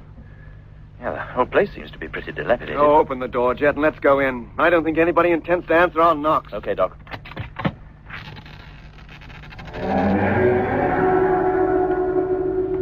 Oh, blimey. What's the matter, Lemmy? I don't know. I just felt a kind of foreboding as that door opened, that's all. I'll lead the way now. Keep close together. Okay, Jet. This place feels so cold, like a tomb. What kind of people could possibly live in here? From what we saw up on the sand dunes, ordinary human beings like ourselves. And for ordinary human beings, they seem to have an extraordinary taste in furniture. What's this contraption supposed to be? Looks like a table, but very crudely made. Yeah. Oh, I suppose this is meant to be a chair. I should think so. No, Lemmy, don't touch it. I just wanted to see what it was made of, that's all. Don't touch anything. Just look at the state of these walls. This place is virtually a ruin. And yet it seems so clean and tidy. Hey, Jet, over here on the wall. What is it, Lemmy? Well, a photograph it looks like, but it's so faded you can hardly see the picture. What's it a photograph of? Looks like a man and a woman on a beach in bathing suits. Kind of old-fashioned ones at that. Yeah, kind of costume my old man wears in some of the pictures in the family album back home. Wait a minute. Here's an inscription. What does it say? John and Martha, Bondi Beach, Christmas 1935, on the occasion of our first wedding anniversary. Bondi Beach? Are you sure you're reading right? You can see it for yourself, can't you? Yeah, but who's John and Martha? How should I know, Lemmy? And how did that picture get here? Hey! Here, that wouldn't be a picture of that fellow we saw outside just now, would it? How could it? However that picture got here, it was taken 36 years ago. The man we saw would be far too young for that to be a picture of him. Yeah. Hey, would be. Wouldn't he? Well, it certainly don't look as though there's anybody at home. Here, let's go back to the trucks. No, Lemmy, this is only one room. There must be others. But, Jet, mate, that fellow we saw, maybe just what he wants is for us to come in here. Maybe that's why he showed himself when we were up on the sand dunes. He was leading us into a trap. He intends to make Whittakers out of us, like they've done to McLean and even Mitch, possibly. Look, Lemmy, if you can't go through with this, you're welcome to go back and wait for us in the trucks. I'll stick with you, mate. Then don't let's have any more argument. I'm just putting a point of view, that's all. Then let that be the end of it.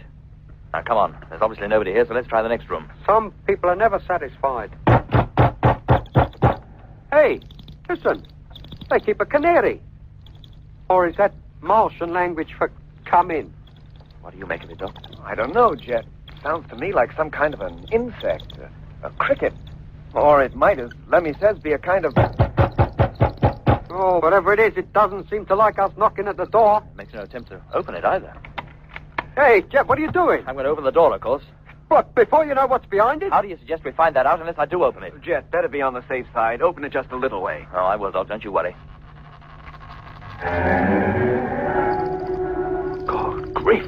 What is it, Jet? It's that beetle we saw outside. Oh, don't just stand there with the door off open. Shut it before that thing takes a seat out of our flying suit. Oh, I don't think it will, Lemmy. He seems more scared of us than we are of him. There, you see.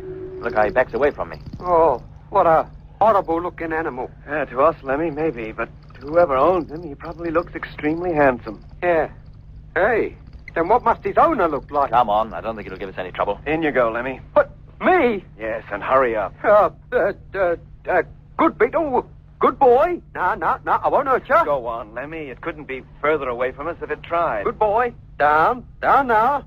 Down. He seems to be trained just like a dog. He must have excellent hearing, too. Well, the only way we can talk to each other is over our radios, and yet that thing hears what we say as though we were talking to him direct. Well, how does he do it? I tell you, Jet, He either has incredibly sharp hearing or else some kind of telepathic communication is possible between it and us. Telepathy? Yeah. In which case, it wouldn't matter which language we spoke in, or even if we didn't speak to him at all. Well, now that he is sitting down, do you think he'll stay sitting? Well, if he follows us, it's too bad, but I don't think it's likely to do us any harm. Now, come on. Let's see where the door at the end of this passage leads to.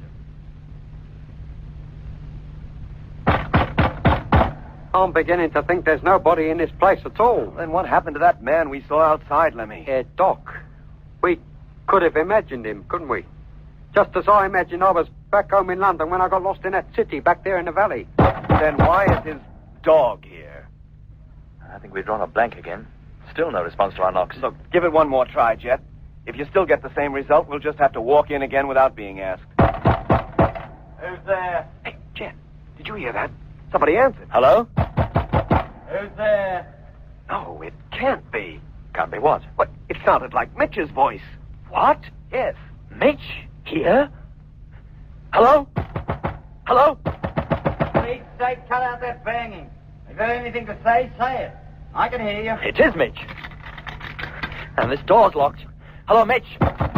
Mitch, answer me. If you have nothing to say, go away and leave me alone. Oh, he can't hear you, Jet. But why not? We can hear him, can't we? We've got to get in there, Doc, and get him out. If you ask me, it doesn't sound as though he wants to come out. Well, we'll have to break that door down. No, Jet. You might damage your suit. Lemmy. Yes, Jet. Go back into the next room. Bring me that chair we saw in there. Yes, Jet. Hey, now, wait a minute. Rudolph is sitting right in front of the door. Then push him out of the way. What do you mean, push him out of the way? Go on, Lemmy. Hurry up. Yes, mate. Hello, Mitch. Mitch, it's Jet. Mitch, can you hear me? It's Jet.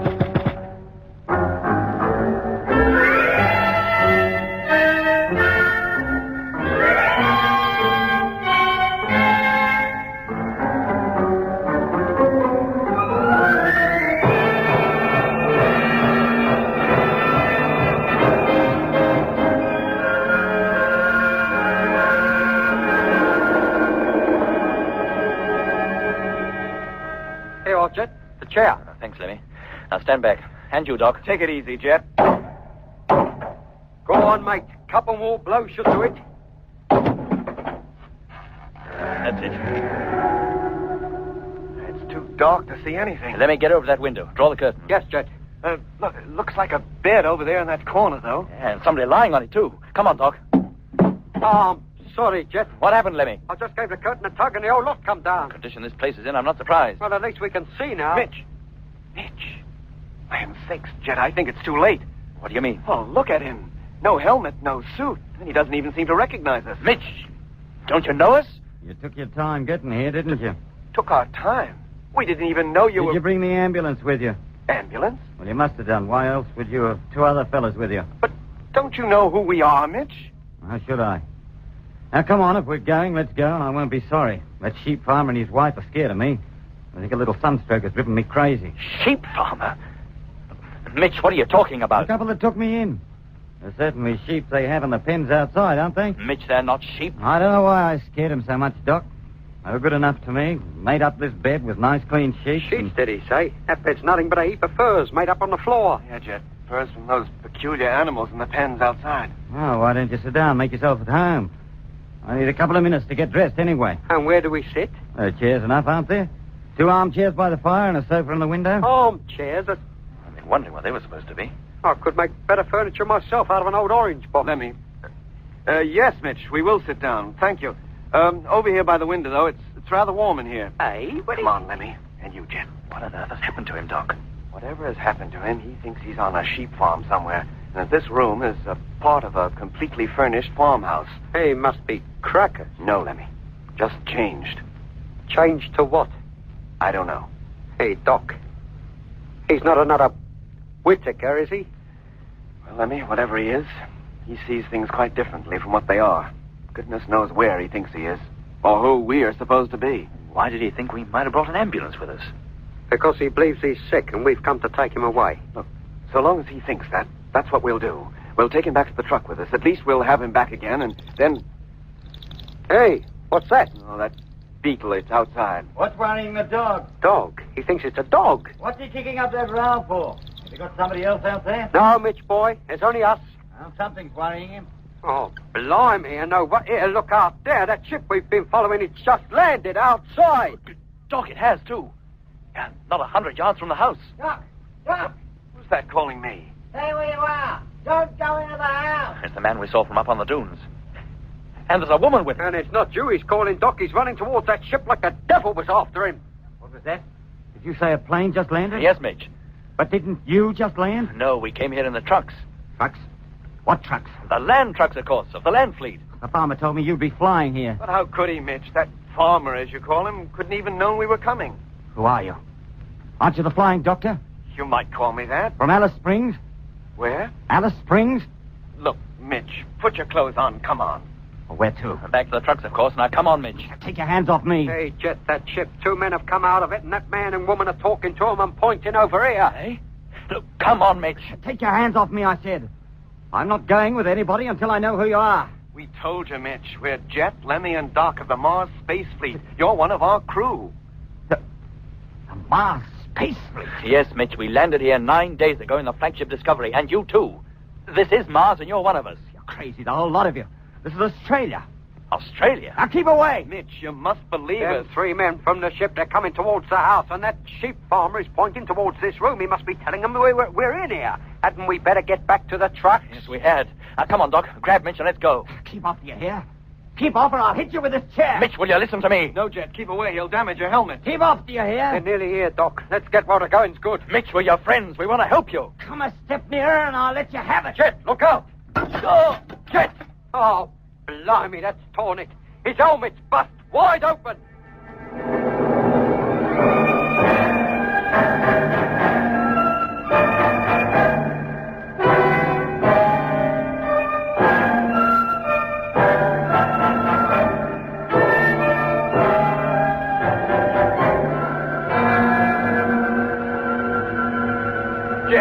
Jet, are you hurt? No, Doc. What about Mitch? Stop him! He's beat it. And if you ask me, he looked pretty scared. Now, shall I go after him? No, Lemmy. Jet, look. Increase your oxygen supply. Turn it on full. I've done that already, Doc. Can you find some way to block this hole? Hurry up. Lemmy, that curtain. Bring it over here, quick. Right. What are you going to do? Stuff that hole with it. It'll stop the leak enough for you to get back to the truck anyway. Here you are, Doc. Thanks. Now, Jet, bend your head forward. That's it. Ah! What is it, Doc? Oh, this fabric, it breaks up into little pieces like it was rotten. You mean you can't use it? Lemmy, look, on the bed, the sheepskins, whatever they are, bring some of those. Yes, Doc. Hang on, Jet. One of those should do the trick temporarily anyway. Do you feel all right? Yeah, for the moment. I must be losing oodles of gas. Here you are. No, thanks, Lemmy. That's more like it. There. Thanks, Doc. Right. Now you look like the Sheik of Araby. Let's get out of here, quick. Where? Along the room, along the end of the passage. Hey, wait a minute. There's somebody coming. It's the geezer what owns that beetle. And the men from out of the ship. The window. We can get out of there. Yeah, come on. Hey, there's somebody out there, too. We're trapped. Right. We'll have to fight our way out. And risk all our helmets being punctured? So what else can we do? Stay where you are. Oh. Oh, well, it's pretty obvious what else we can do. Nothing. They're here.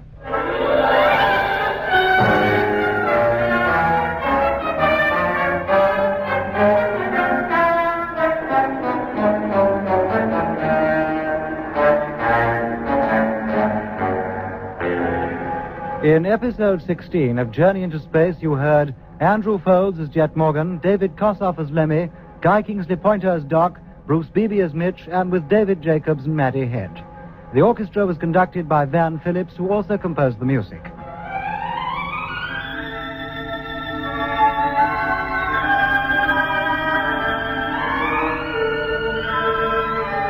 Journey into Space is written by Charles Chilton and produced by him in the London studios of the BBC.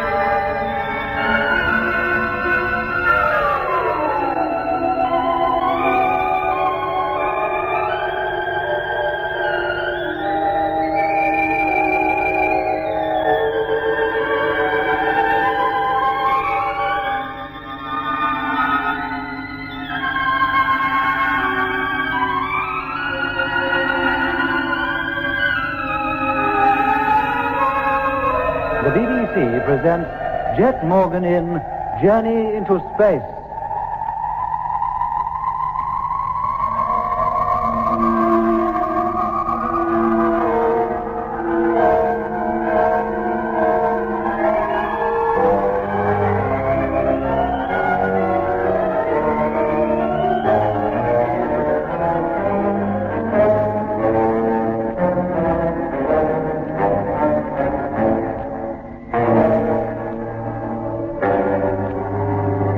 Months after leaving the moon and traveling 355 million miles through space, flagship Discovery, accompanied by the remaining 7 freighters of the Mars fleet, reached the Red Planet. After a preliminary survey from 1,000 miles above its surface, Jet Morgan decided that the Discovery and one other ship should attempt a landing, the remainder of the fleet to continue encircling Mars in free orbit. So, leaving freighter number 1, now completely transformed into a landing craft by the construction engineers, to follow 30 minutes behind the flagship, the Discovery began its spiral descent towards the southern pole cap. Hey, what's that noise? What noise? Well, it's like... Well, I can't describe it, Fay. It's plain enough. Can't you hear it, Doc? Yes, Lemmy, I can. Starting the run-in now. Putting her nose down. The ground looks flat and firm. Must be frozen solid. Let's hope so. If not, we'll sink into it and tip up for certain. Mitch, do you hear anything? A peculiar noise. Lemmy just asked me that. Well, can't you, Mitch? I can, and so can Doc. It's getting more than I can stand. It's like it's right inside my body. Blimey. Hey, watch it, Jet. What are you trying to do? We bounced. Sorry, I'll try again. What's the matter with him? And what's the matter with the ship? She's all over the place. Jet, what's happening up front there? I don't know. The ship doesn't seem to respond. No, Mitch, no. Don't get out of your seat. Stay where you are. But there's something wrong up front. Jet's in trouble. Unless I land her now, we'll never make it. Take her up again, Jet. Switch on the motor. I can't. I haven't the time. Stand by for crash landing. Oh, blimey. Jet, for Pete's sake, give her power. Take her up. I can't, I tell you. Hold on. Here it comes.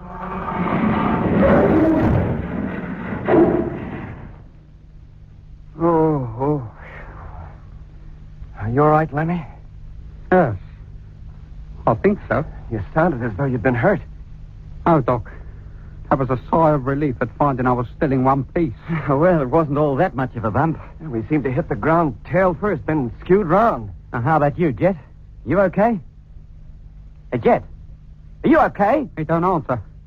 Perhaps he's hurt. Undo your straps. We'll go up front and see. Yeah, there. That's mine. Oh, blimey. Hey, Lemmy, what are you doing down there on your knees? I don't know, Mitch. I seem to have lost the use of my legs. My legs? What's happened to my legs, Doc? Lemmy, for the last 6 months, we've been living under gravityless conditions. Now, for the first time gravity returns, you try to run. Your legs just aren't used to it. Oh. Is that all? For a minute, I thought I must have been injured in that crash. Look, get up, slowly. Then take your magnetized boots off, and when you start walking, take it easy. Yes, Doc. I'm all set. Then go on up to Jet. I'll follow as soon as I'm ready. I'm on my way. Hey, Jet. Jet. He's out cold, Doc. Be right with you. Hey, what happened to him, Mitch? Oh, look at that bump on his bonds. Must have struck his head on the instrument panel. Here, help me undo his straps, will you, Lemmy? Yeah. Oh, blimey, look out there. Christmas on Mars. Oh, never mind that. Give me a hand to lift him out. Yes, Mitch. Yeah. Oh, he seems heavy. Yeah. No weightless objects anymore, Lemmy. Not now we've landed. Can you manage, Mitch? Yeah, thanks, Doc. You'd better reconvert one of the chairs into a bed. Right. There. Now, put him on that, and I'll take a look at him. Now, lower him gently, Lemmy. Yes. Now, that's it. Can I get you anything out of the medical locker, Doc? Yes, please, Lemmy. A number 4 dressing. Right on, mate. Is he badly hurt? I don't think so. Bruise on his forehead seems to be the only injury. He's coming round. Here you are, Doc. Thanks. Hello, Jet. How are you feeling? What happened? We made a crash landing. You bumped your head and were knocked cold. Did we get down safely? What do you think? We're all here, aren't we? Now, hold your head back, will you? I'm going to put something on that bruise for you. None of you were hurt. No, mate, we didn't bump all that much, and the chair saved us. What was wrong, Jet? Why the crash landing? I couldn't help it. I was blacking out. What? I nearly lost control of the ship completely. I've no recollection of anything after we touched down. You mean you were unconscious by then? Well, of course he was. He hit his head, didn't he? Must have happened the second we hit the deck. Do you remember striking your head, Jet? No, Doc, I don't. All I remember was that fearful noise. And the louder it got, the hazier everything became. Didn't any of you hear it? Yes, we all did, but it didn't seem to bother us all that much. Never bothered me at all. And there's certainly nothing bothering us now. No, Lemmy. But supposing that noise did cause the trouble, isn't number one likely to be affected by it too? Look, when did we first notice it? Well, just as we was coming into land. We weren't more than 4,000 feet up. Then if they do hear it, it'll be when they're only a few minutes off touching down. Here, let me get over that radio. No, Jet. Stay where you are, will you? Mitch, you do it. Yeah, Doc. Hello, number one. Flagship calling. Come in, please. Number one to flagship, receiving you. How's it going, Frank? Oh, fine, thanks, Mitch. We'll be alongside you in about 25 minutes. I'll call you before I make the run in. No trouble? No, everything going smoothly and according to plan. Wacko, we'll be listening for you. Well, you heard that. Nothing has affected them up till now, and it'll be another 25 minutes before they attempt a landing. Let's hope it's better than the one I made. There, Jet. How's that? Feels fine, thank you, Doc. Good. Now drink this and lie back for a few minutes. Thanks, Doc.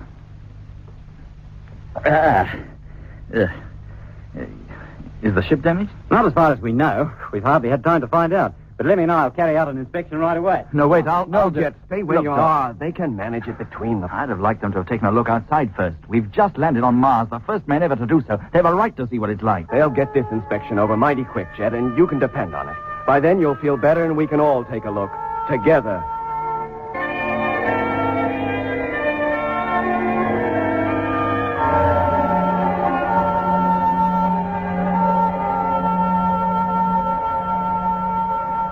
Careful how you get up, Jet. It's not easy to walk at first. That's it. The pilot's cabin's too small for us all to look from there. I suggest you and Lemmy go into the navigation hatch, and Mitch and I look through the pilot's blister. Between us, we'll get a rear and forward view. Right. Okay, Lemmy, come on. Let's get our first glimpse of Mars at close quarters. Yes, Doc. Navigation hatch. Contact.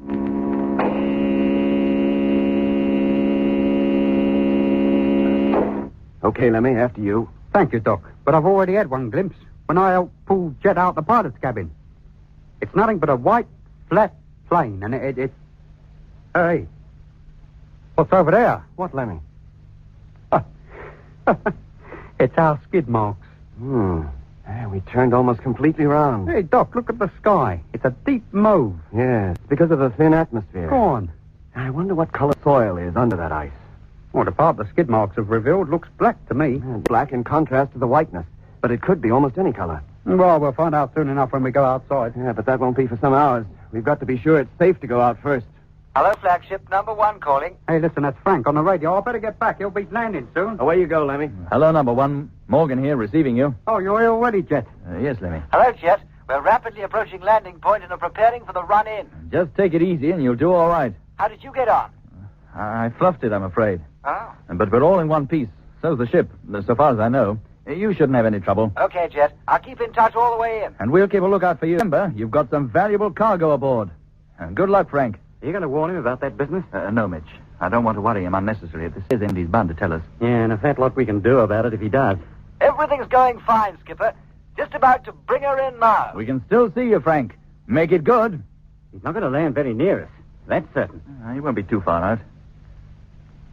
There he goes, touching down now. And a beautiful landing. Good for him. And look at the way that ice sprays up from the wheels. It's more like powdered snow. It must be composed of very fine, dry crystals, Mitch. Don't think it can be snow, not as we understand the word. Well, that's it, Jeff.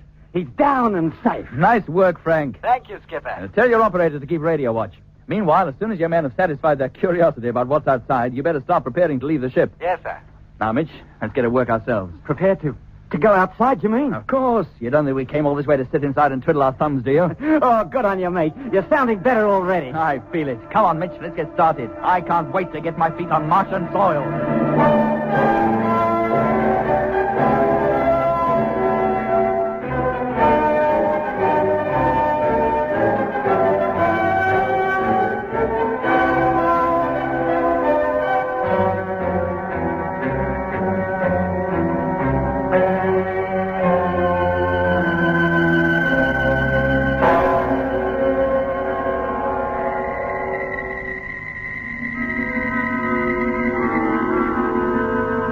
So, 6 months after leaving the moon, the landing on Mars was made. The moment Control knew we'd touched down safely, the news that men had set foot on Martian soil was broadcast over the whole Earth. Within half an hour of touching down, the Discovery was hooked up to dozens of radio transmitters on Earth, while Jet described how the landing had been made. and what Mars, or what little we could see of it, looked like. After hearing his description, the thought that most likely passed through the minds of the folks up there on the old world must have been, well, now that you've made it, was the trouble and the colossal expense really worth it? On the face of it, they might well have had good reason to ask. Years of preparation and our hazardous journey had brought us, at long last, to a glaring, white, ice-bound wilderness, stretching as far as the eye could see. The landscape was as flat as a pancake, a mirror-smooth sheet of white, broken only by the dark tracks left by the landing wheels of our craft. The two great ships, separated by no more than a mile, stood motionless in the eerie silence, their undersurfaces reflecting the glare from the ice. But we had no intention of remaining in our white wilderness for longer than we could help. It had been chosen as a landing place because it was the one spot where we could be sure of finding a smooth surface. But now that we had landed, it was our intention to leave the ships, begin the exploration of the pre-selected regions down towards the equator. The prospect excited us all. But first, we had to be sure that it was safe to step outside. Hello, number one, Discovery calling. Can you hear us? Hello, Discovery. Rogers here. Okay, Lemmy. Exhauster. Airlock. Contact. Hello, Frank. Jet and Mitch are about to go outside. They're in the airlock now. Keep a lookout for them, will you? Yes, Doc. How soon before we can begin to unload the cargo? The boys are all keyed up and ready to go. Air pressure maximum. Open the main door, Lemmy, and let down the ladder. Right, mate. One ladder. Coming up. Well, Frank, that depends on Jet. Shouldn't be long now, though. Okay, Doc. We'll be listening. Now about to descend. After you, Mitch. No, Jet. After you. I was the first man to set foot on the moon. You'll be the first to step out onto Mars, eh? Thanks, Mitch. Well, here I go. I'm going into the pilot's cabin, Lemmy. Watch them from there. Right, Doc. I'll just hook up the radio and I'll be right with you. Hello, Doc. Yes, Jet. I'm now down on the deck, actually walking on the surface. Well, on the ice anyway. And I'm just descending the ladder and touching down. Now. Oh, Stu's ice is all crunchy. It's like walking on a carpet of cornflakes. I just scooped up a handful of it, Doc. It's like holding a pile of little diamonds. Yeah. Look at the way they drop through my fingers, like grains of silver sand. It is ice, then. Well, yes, so far as I can judge just by looking at it. We're about to walk from under the ship, Doc, and round towards the nose so you can see us. Okay. Come on, Mitch. Right with you, Cobber. Hey, Doc. Have they come into sight yet? No, not yet, Lemmy. Give them time. There they are. Hello, Jet. We can see you. Hello, Doc. We can see you, too, now. How's it feel out there, boy? And it cold? Well, if it is, it doesn't penetrate the suits. Not yet, anyway. I'm not knowing what it'll be like after an hour or more out here, though. It's my guess we'll have to put the heaters on. Thermometer's already down below freezing point. We'll move out into the open now, Doc. Over towards number one. We'll set up the instruments midway between the ships. Right, Jet. Can you hear us, number one? Yes, Skipper. And I can see you, too. I wish I was out there with you. Don't be too impatient, Frank. Tomorrow, if this survey shows all is well, you can start unloading. Hello, Doc. Morgan calling. Oh, hello, Jet. Here are the first reports of our findings up to now. You ready to take them? Yep. Switch on the recorder, will you, Lemmy? Recorder on. Okay, Jet. All set. All right. First temperature and atmospheric readings coming up. Surface temperature is 22 degrees Fahrenheit. Atmospheric pressure at ground level, 3.5 inches. Just about what was expected. We've had to put the suit heaters on now, Doc, but we're warm and comfortable and have no difficulty in moving around. Uh-huh. We're going to send the balloon up. As soon as we have some readings on the upper atmosphere, I'll give you a call. Right. How long will that be, Doc? Oh, not for an hour at least, Lemmy. It'll take them some time to get that balloon launched and back on the ground again. Then how about some tea? Ah, good idea. I'll ask Frank if he'll keep watch. Hello, Frank. Doc calling. Yes, Doc. Would you keep an eye on Jet and Mitch for a spell while Lemmy and I take a bite to eat? Of course, Doc. Thanks. Okay, Lemmy. Oh, we'd better get Jet and Mitch's ready, too. Right. By the time they've got the balloon soundings over, night will be approaching and they'll have to be coming in.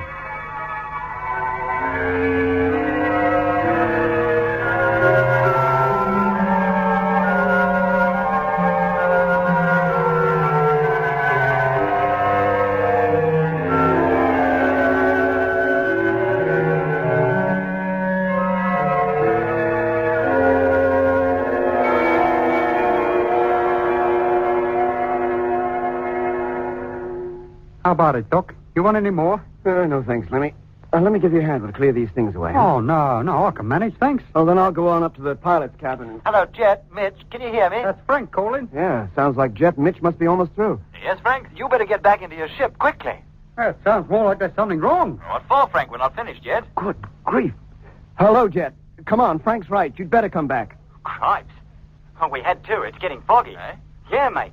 Look, number 1 is hardly visible. But a few moments ago, it was quite clear. Well, it's not now, and it's getting thicker all the time, fast.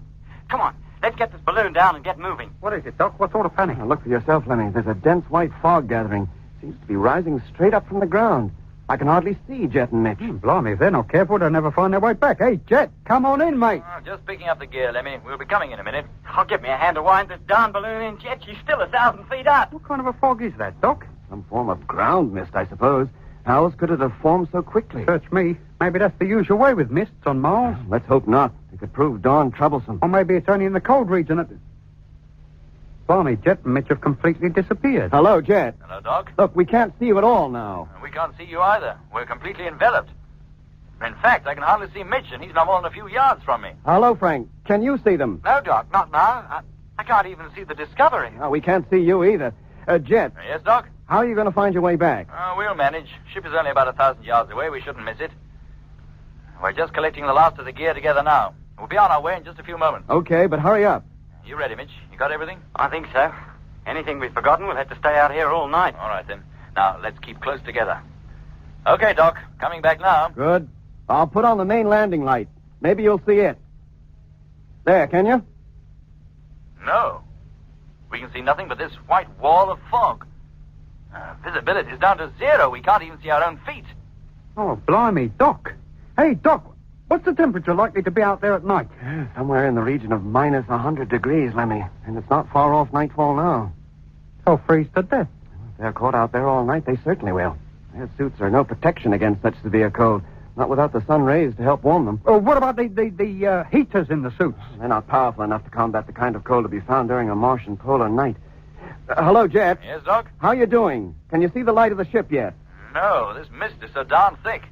I doubt if we will see it before we're almost on top of it. Still, don't worry, Doc. It's bound to come into view soon. Lenny, call up Frank. Tell him to take a bearing on Jet and Mitch. And you do the same, huh? Try to fix their position. Right. Hello, Frank. Yes, Lemmy? Next time Jet or Mitch speak to us, take a bearing on them, will you? And let me know what it is. Okay. Well, there's no need for that, Lemmy. We're not lost. Not yet, we're not. Well, we're just being cautious, that's all. If you've been walking in a straight line, Jet, you must be pretty close to us by now. You should see the light. We will in a minute, Doc, I'm sure. We're not walking as fast as you think. We've a lot of gear to carry. Jet, hello. Yes, Doc? Stay where you are. Don't move. What's up? We figured out your position. You've been walking in the wrong direction. What? Are you sure? Yes, mate. You're well south of us, about half a mile or more. Bearing from Discovery, 182 degrees. You've missed the ship completely. But we couldn't have done. I'm telling you, Jet, this fog has made you lose your sense of direction. You'll have to turn completely round to come anywhere near us. But what's the guarantee we'll stay on course if we do? Well, Frank and I can keep taking bearings on you. We'll guide you in. No. I've a better plan than that. Huh? What, Jet? The balloon line. I'll take one end of it, Mitch, and try to head back to the ship. You pay out the line until it's 1,000 yards long. If I haven't found the ship by then, well, then I'll use you as a center and sweep out a circle 2,000 yards in diameter. The ship's bound to be somewhere within that area. Righto, Jet. We should have done that in the first place. Did you hear all that, Doc? Yes, Jet. Okay, then, Mitch. I'll get going. Start paying out the line. Keep checking on him, Lemmy, just in case. I'll keep him talking. Right, Doc. Hello, Frank. Yes, Lemmy? Keep at it, will you, mate? Just on Jet this time. Roger. Hurry up, Jet. Just standing here, I'm beginning to get darn cold. Is your heater working, Mitch? Yeah, Doc, going full blast, but my feet are starting to freeze up. You'd hardly believe the mere blocking out of the sun's rays could make all that difference. How far have I gone now, Mitch? 70 yards. And don't let go of the end for Pete's sake.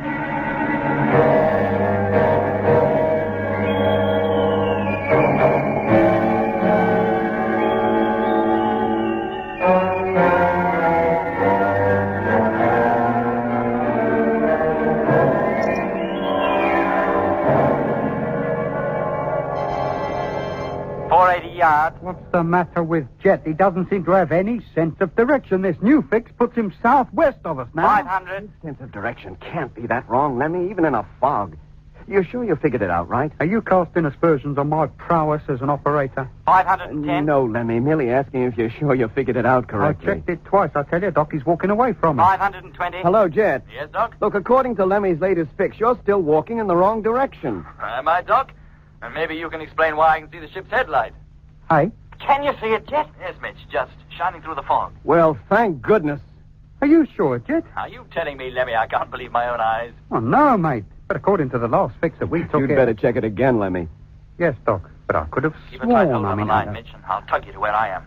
From here on, it's plain sailing. Haul away. You better get ready to let him in, Lemmy. They'll be wanting to enter the airlock in just a few minutes. Yes, Doc. And while I'm doing that, maybe you'd like to check this fix yourself. Look, Okay. here's Frank's bearing, Yeah. and that's mine. According to them, Jet can't be where he says he is. Then how can you account for his seeing the landing light? Oh, the fog must be lifting, and he's seeing it from a distance. Take a look out of the pilot's cabin, Lemmy. The fog's as thick as pea soup. Well, then something must be wrong with the direction No, finder. We'll argue about it later, Lemmy. Now go on, get to the airlock, and don't let's have any more fuss. Yes, Doc.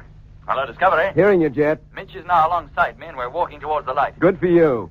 This fog seems to have a most peculiar effect on it. It looks a deep orange, not a white light. It'll probably get whiter as you get closer to us.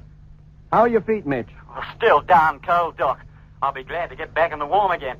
Temperature out here must be down to 0 at least. It's very strange that with the atmosphere so thin, this fog can be so thick. I'd have thought the densest fog we'd see here would be a thin haze. Well, it's far from that. And there must be some reason for it, some peculiarity of the atmosphere that we don't know about. And why should it come up so suddenly? It seemed to envelop us almost before we realized it was here. Thick fogs of this kind are quite common in high latitudes. What was that, Jet? Thick fogs of this kind are quite common in high latitudes. Oh, that's what I thought you said. What a beautiful orange light the ship has. It sends a warm glow right through you. It's like a miniature sun. Mitch, is it still orange? But you must be getting quite close to it. Yes, it's almost directly above us. Oh, we're completely bathed in its light. It's so warm, comforting. It's like a great sunlamp. Hey, what's the matter with you two? Why don't you come out here, Doc, and bring Lemmy with you? Oh, we can strip down to our skins and bathe in its rays. Jet, what's wrong? Have you gone crazy? If the light's above you, you must be right under the ship's nose, not 20 yards from the airlock. Come on inside. Lemmy's waiting to let you in. And you too, Mitch. Oh, I don't want to come in. But you must. Night will soon be falling. You'll freeze to death. What's the matter with them, Doc? Have they gone crackers or what? Can you see them out there? No, Lemmy, I can't. But if they're directly beneath the light, shouldn't we see them? It penetrates as far as the ground, doesn't it? Yes, Lemmy, but they're not there. Then where are they? Hello, Jet. Look, can you hear me? Yes, Doc. Just now you said you were standing directly in the landing light. But we've looked through the pilot's window and we can't see you. Look, this is no time for practical jokes. Hello, flagship. Number 1 calling. Come in, please. Answer that, will you please, Lemmy? Yes, Doc. Hello, Frank. Lemmy here. I've been listening to you talking to Jet and Mitch. Well? And I've been lining up on them with the radio. They can't be anywhere near your ship. At the moment, they're west of us and getting further west all the time. Hey? Yes, Lemmy, our last fix must have been the right one. Jet wasn't anywhere near the Discovery when he said he saw a light. Hello, Frank. There's something screwy somewhere. Nothing seems to add up. Well, I've checked up on them 3 times, Doc. I swear they're nowhere near you. Then how come they're so sure they can see our light? Search me, Doc. I'm as much in the dark about this as you are. Look, how long would it take you to unload one of the land transport trucks and get it ready for service? Well, if we work fast, with all the men on the job, about 45 minutes. Right. Then do it, Frank, will you? And when you've unloaded it, turn the heaters on and get inside. Stand by to drive it over here. Okay, Doc. I'll get started right away and call you when I'm ready. What's the idea, Doc? Maybe your fix wasn't so wrong, Lemmy. If Jet and Mitch are walking away, as they seem to be, we may have to go out after them. What? In this Scotch mist? We'll never find them. There's a chance it'll lift as rapidly as it descended. Maybe after the sun has set. And how long will that be? Roughly about half an hour. It'll be dark by then. How will they keep warm? Lemmy, listen. Huh? That noise. Can't you hear it? Yes. That's the same noise we heard just as we was coming into land. The noise Jet said caused him to... Jet, can you hear me? Jet. Leave me alone, Doc. Can't you see I'm tired? Tired? What do you mean? I want to sleep where it's warm. Jet, listen. It's not the tiredness that makes you sleepy. It's the cold. I must lie down. I must lie down. No, Jet, don't. For heaven's sakes, don't lie down. Oh, sleep. It is a gentle thing. Beloved from pole to pole. Hey, if you ask me, you're up the pole. Jet, do you hear me? Don't go to sleep. And Mitch, what about Mitch? Is he asleep and all? Sleep. That knits up the rebels, sleeve and care. A nice time to start knitting. What's he talking about? Jet, listen to me. You're nowhere near the ship. There is no orange light. You must find your way back. Do you hear? Jet, do you hear me? He's not answering. He must be asleep already. They both must be. If they are, Lemmy, out there in that bitter cold, it'll be the end of both of them.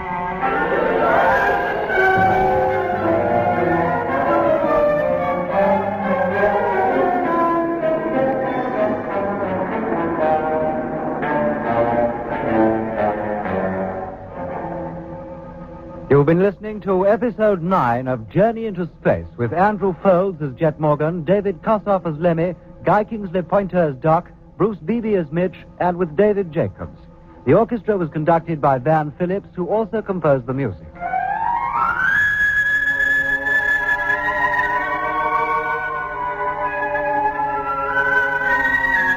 Journey into Space is written by Charles Chilton and produced by him in the London studios of the BBC.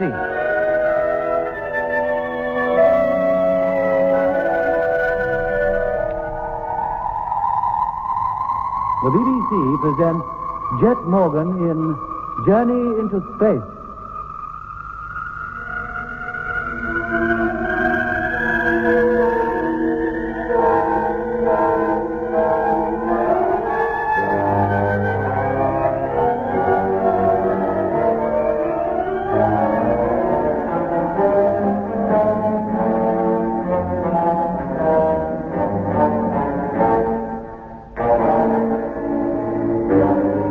Morgan here. Is that Whittaker?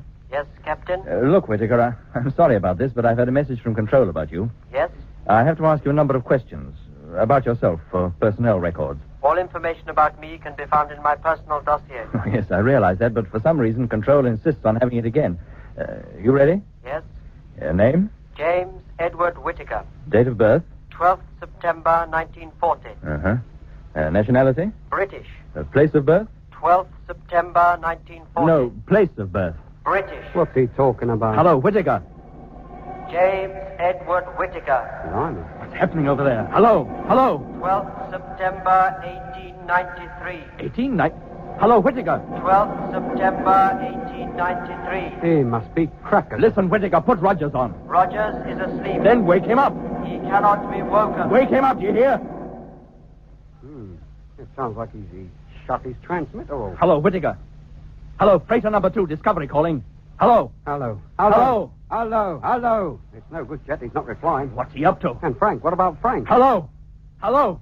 What's up, Jet? I wish I knew. You don't think number 2's radio's gone wrong again, do you? The ship-to-ship system never was wrong, Mitch. Then you're quite sure it isn't us. Oh, we'll soon see. Hello, Space Fleet. Flagship calling Space Fleet. Number 1, come in, please. Hello, Flagship. Freighter number 1 calling. Hearing you loud and clear. Thank you, number 1. Just testing, that's all. Hello, number 1, Morgan here. Yes, sir? Did you hear me talking to number 2 just now? Yes, sir. And you heard him reply? I certainly did. Thank you, number 1. That's all for now. Yes, sir.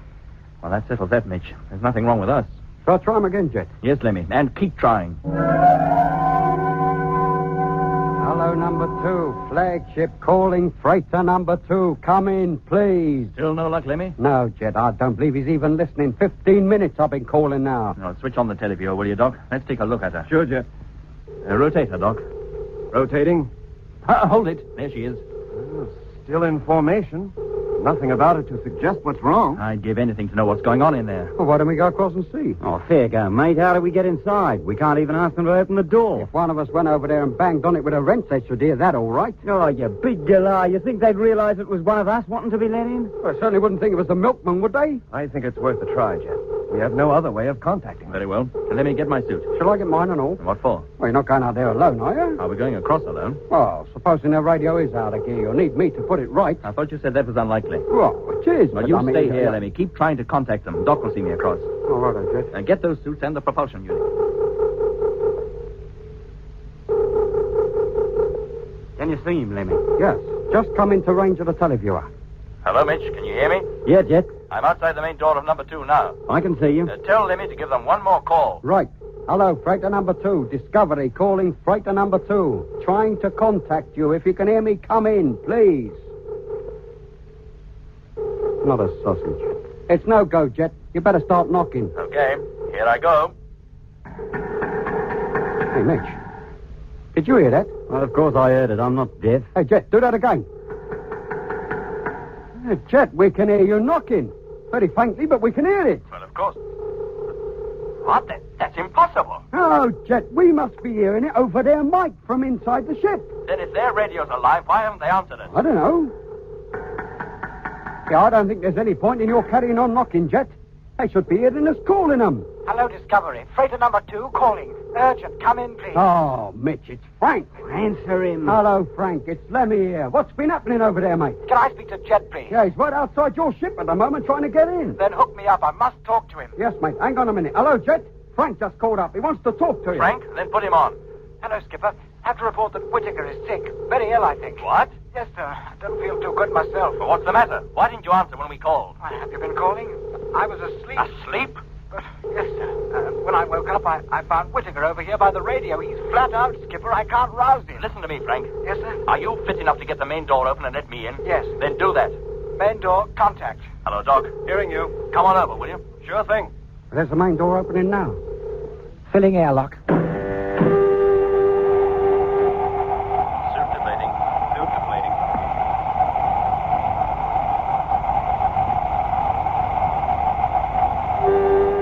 Air pressure maximum. Then open the hatch, Rogers, and let us in. Contact.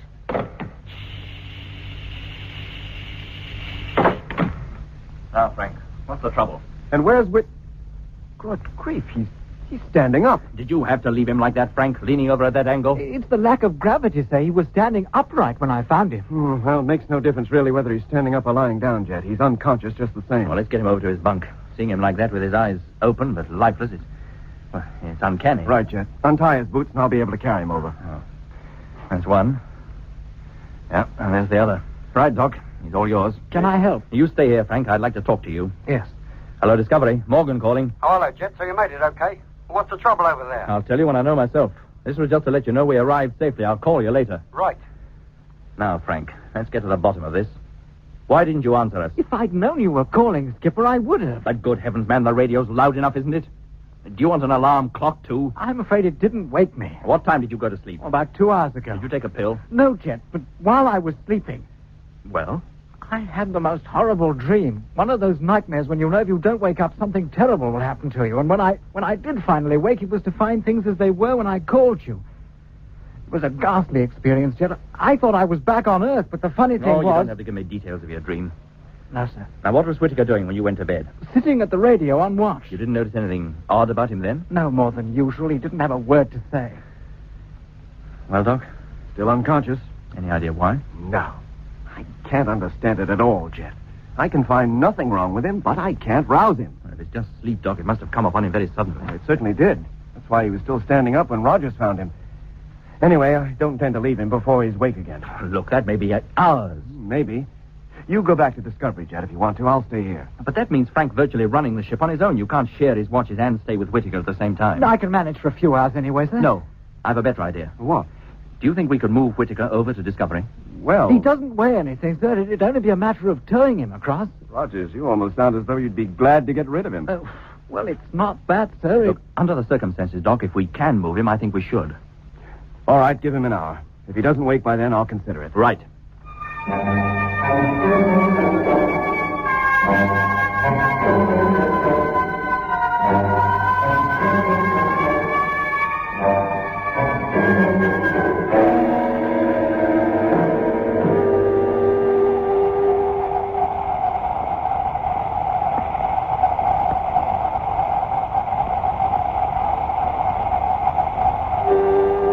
Air pressure maximum. Hatch opening.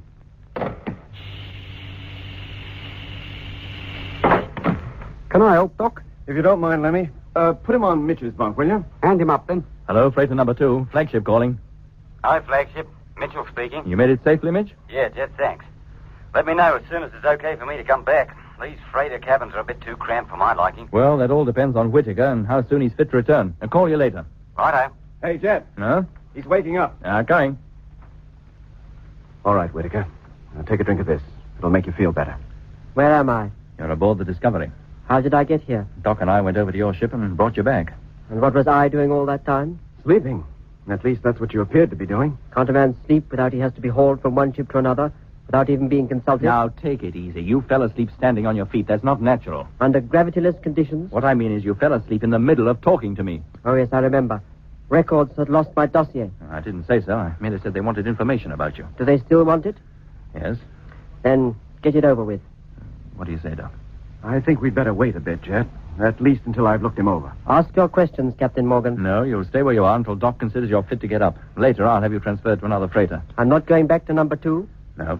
But number 2 is my ship. I must go back to it. I'm sorry, Whittaker, but under the circumstances, that'll not be possible. You and Rogers don't get along too well. One of you has to be moved. Then it'll be Rogers. He's the one who complains. Whittaker, if I decide to move you, you'll move. Yes, sir. Meanwhile, you'll stay here. But if I'm to move anyway, why can't it be now? Because I want you to stay here. Now, is that clear? Yes, sir. All right, Doc. He's all yours. Whittaker rested, much against his will, for 6 hours. At the end of that time, the only report I could give Jet was that he was fit and well, physically at any rate. In due course, Jet got the information he required and had it radioed back to base. As to the cause of the strange, deep sleep that had so suddenly overtaken Whittaker, I was none the wiser. Nor apparently was he. But if I learned nothing else, after spending an hour or so with Whittaker, I could appreciate how difficult Frank Rogers had found him. There was some indefinable, atmosphere surrounding Whittaker that made me uncomfortable just to be near him. When Whittaker was fit enough to take up his duties again and began moving about the cabin, Jet and Lemmy noticed it too. The tension in the ship began to mount. And then, less than 24 hours after Whittaker had joined us, something happened that drove all thoughts of his behavior from our minds. Hello, flagship. Freighter number 5 calling Discovery. Come in, please. Hello, number 5. Discovery calling. Over. Can I speak to Captain Morgan, please? Have special report. Hold on a minute, Bill. I'll get him. Hey, Jet. Yes, Lemmy? Number 5 says he has a special report. Oh? What about? He didn't say. Hello, Jet. It's the radar. What about it? Well, unless the thing's gone crazy, there's something pretty solid in front of us, and it lies right across our course. What? Are you sure? We're getting echoes back from something, and it's pretty big, too. Well, how big? Well, difficult to tell at this stage. How strong are the signals? Very faint, but they're there. All right, number 5, keep constant watch, will you? I'll get the other ships to see if they can pick up anything. Yes, sir. Let me call up the fleet. Tell them to sweep the area directly before us, see if they can confirm number 5's report. Yes, Jet. Hello, Space Fleet. Flagship calling Space Fleet. Have special message for all ships. Come in, please. Doc. Number 1 calling. Yes, Jet. Open up the radar, will you? We might as well join in the search ourselves. Right. Number 5. What do you think it can be, Jet? Well, I think it's number 5's radar going haywire, that's what, but we better check to make sure.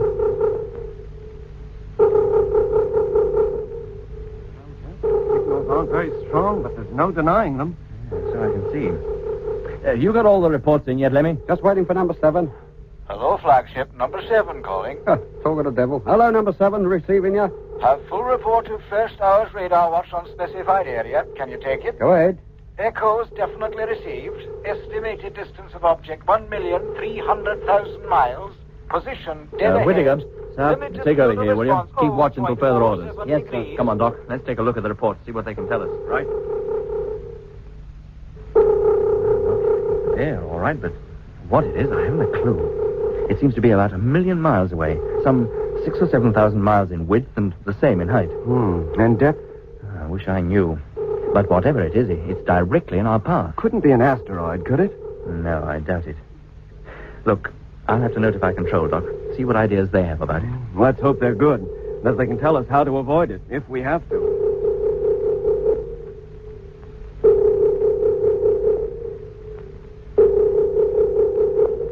Any reply yet, Lemmy?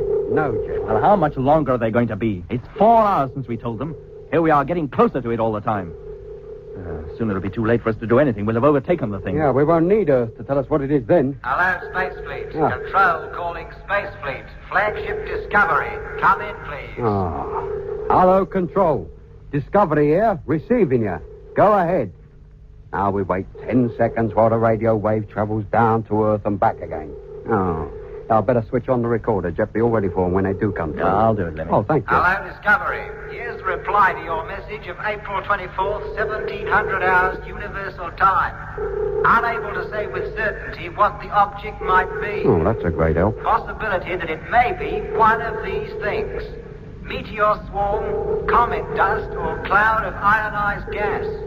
If either of the first two, suggest evasive action be taken as soon as practicable. If ionized gas, you can expect to pass through it safely with no adverse results, other than a temporary upsetting of electronic equipment. And they'll all come running to me. A more accurate estimation of the object's identification may be deduced from radar data received when you're closer to it. Keep us fully informed. Suggest hourly. End of message. Thank you, Control. Message received. Keep listening out, please. Well, Jet, what is it? Meteors, comet dust, or what do you call it? Ionized gas? I wish I knew. As to the first two, they're much the same thing and equally dangerous. Look, tell Control I'll call them again in 30 minutes. Then get Mitch on the intercom for me, will you? So your guess is meteors, is it, Mitch? For safety's sake, I think we should treat it as though it were. Take evasive action. Yes, but that'll mean changing course. Well, that's better than being battered to pieces, isn't it? Ah, well, we're safe enough for a bit. We're not likely to meet the outer layers of the swarm for some hours yet. That gives us plenty of time to get you back into this ship. If we're changing course, you will have to be here. I shan't be sorry. Being a member of a freighter crew can get darn dull. Well, think yourself lucky you don't have to do it all the time. I most certainly do. Very well, Mitch. I'll call you again. I'll wait for one more report from Earth. If they still can't tell us for certain what that thing is, we'll act on our own. Wacko. Oh, how's Frank, by the way? Well, fine. Couldn't be better. Having the right man to crew with can make a lot of difference, you know. I'm not sure what you mean by that.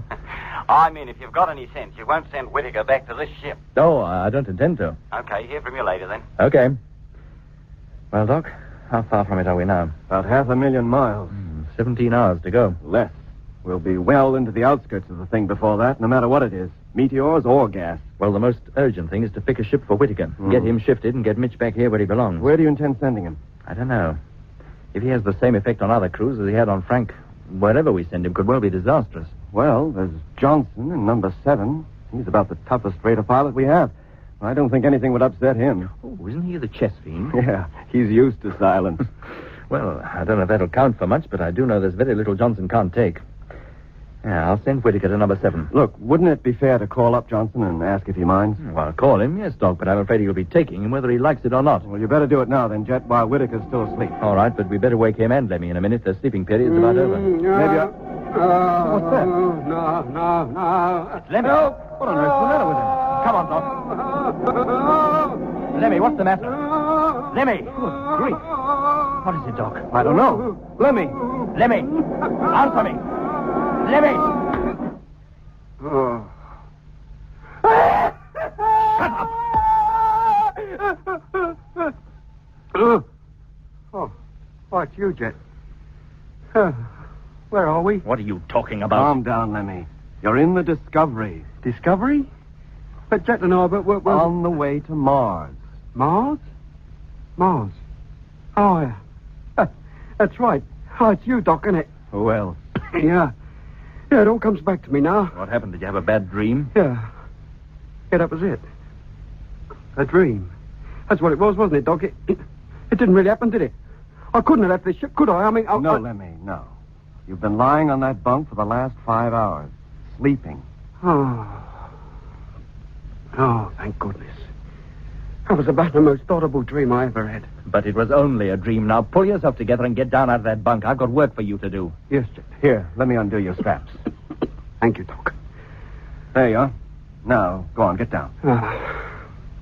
Oh, is Mitch still asleep? Oh, no. No, it's him! Jet! It's the same fellow! Lemmy! Oh. What's he doing here? Where's Mitch? Lemmy, shut up. Mitch is in freighter 2. You know darn well he is. What are you carrying on like this for? Then who's this? Whittaker, of course. Whittaker? What's the matter with you? Have you lost your mind or something? I had him transferred to this ship 2 days ago. Oh, yeah. Yes. So you did, but Jet, He was in your dream, Lemmy? Yes, Doc, he was. Gave you quite a shock to see him lying there, huh? Yes, it did. Me too. How do you mean, Doc? In spite of all the commotion, Jet, Whittaker hasn't even stirred. No, that's true. He hasn't. I'll tell you, Jet. There's something about that bloke. He's a jinx. He's putting the mockers on the old fleet. Hey, Whittaker. Whittaker! Yes, Captain? You're awake? Yes, sir. But didn't you hear all that row just now? No, sir. Then you must be deaf. No, sir. Just waiting for you to wake me. I have to transfer to freighter number 7. No, that's right. Hey, wait a minute. How do you know? Isn't it true, then? Yes, it is, but you were asleep when I decided which ship you'd go to. Now, how did you know that? It was a foregone conclusion. Johnson's the only person in this whole fleet who will put up with my company. Unlike Mr. Barnett here. I don't want to be rude, mate, but you're right. The sooner you leave this ship, the better I'll like it. Now, Lemmy. And if they transferred you to number 9, you'd still be too close for me. Lemmy, shut up, do you hear? And listen to me, both of you. Yes, sir. As soon as you've eaten, you'll put on your suits, attach your propulsion units, and get ready to go outside. Yes, Jet. You'll make your way from ship to ship until you reach number 7. Johnson will let you in. Whittaker will stay there. Lemmy, you'll escort Simmons, second crew member of number 7, to number 2. Leave him there, and then escort Mitch to this ship. Now, is that all clear? Yes, Jet. Right. Now, when you're ready, Doc will open up the airlock for you.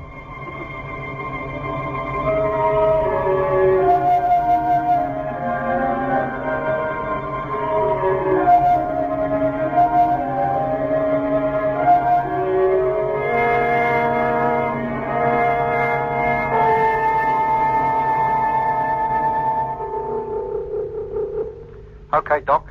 Suits inflated. Intercom working satisfactorily. You can let us out. Main door, contact.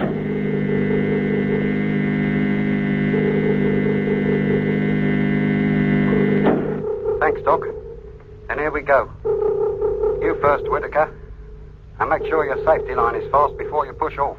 Safety line fast. And away you go. As soon as you reach number 1, hitch up. And wait for me to come over before you push off for number 2. Pushing off now.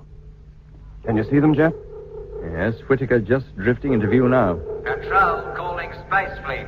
Calling Flagship Discovery. Have a message for you. Come in, please. I'll get it, Jet. Well, let's hope there's something definite for us at last. Hello, Control. Flagship calling. Receiving you. Ready for your message. Over. Whittaker's made it, Doc. Lemmy's just following him across to number 1. Good.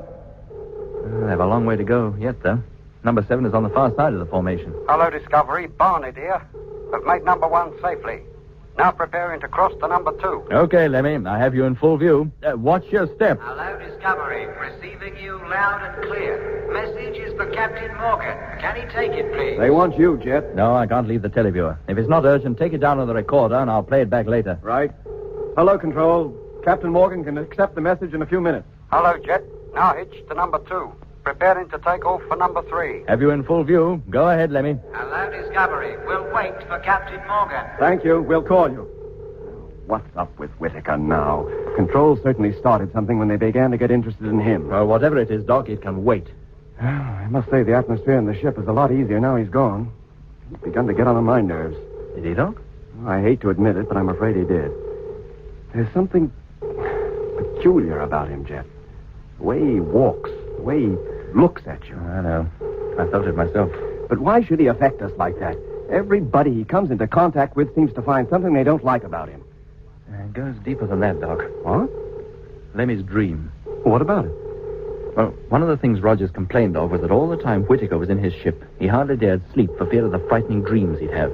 And then, when Whittaker comes over to our ship, almost the first day he's here, exactly the same thing happens to Lemmy. He wakes up hysterical, sweating all over and yelling his head off. And Whittaker calmly sleeps through it all. Frank had nightmares, too. So he said. But since Whittaker left number 2 and Mitch took his place, he hasn't had one. Why didn't you mention this before? I didn't think it was necessary. Hello, Jet. Now hitch to freighter number 3. Ready to cross over to number 4. Go ahead, Lemmy. Still have you in view. But how can a man's mere presence cause people to have nightmares? Well, search me, Doc, but I can't help feeling that Lemmy's hysterics were no coincidence.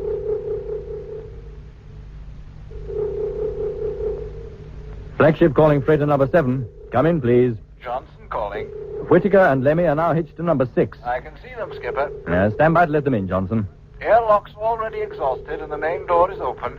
They can step straight in as soon as they get here. Good. And let me know when they're in the cabin, will you? Yes, sir.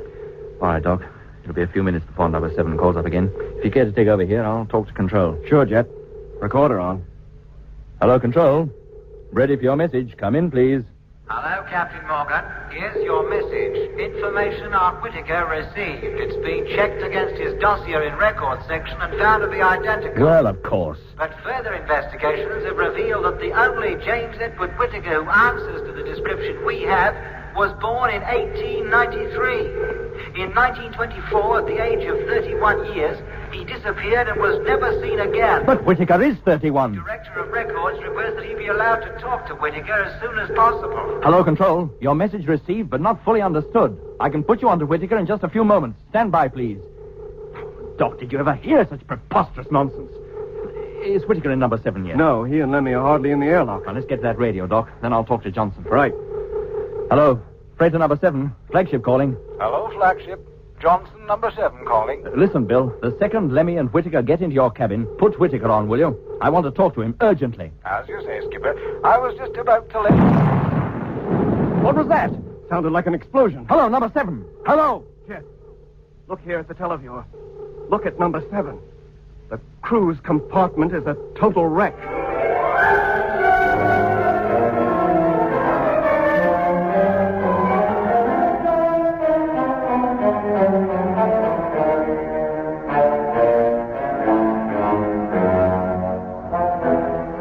You've been listening to episode 3 of Journey into Space with Andrew Foles as Jet Morgan, David Kossoff as Lemmy, Guy Kingsley Pointer as Doc, Bruce Beebe as Mitch, and with David Jacobs and Anthony Marriott.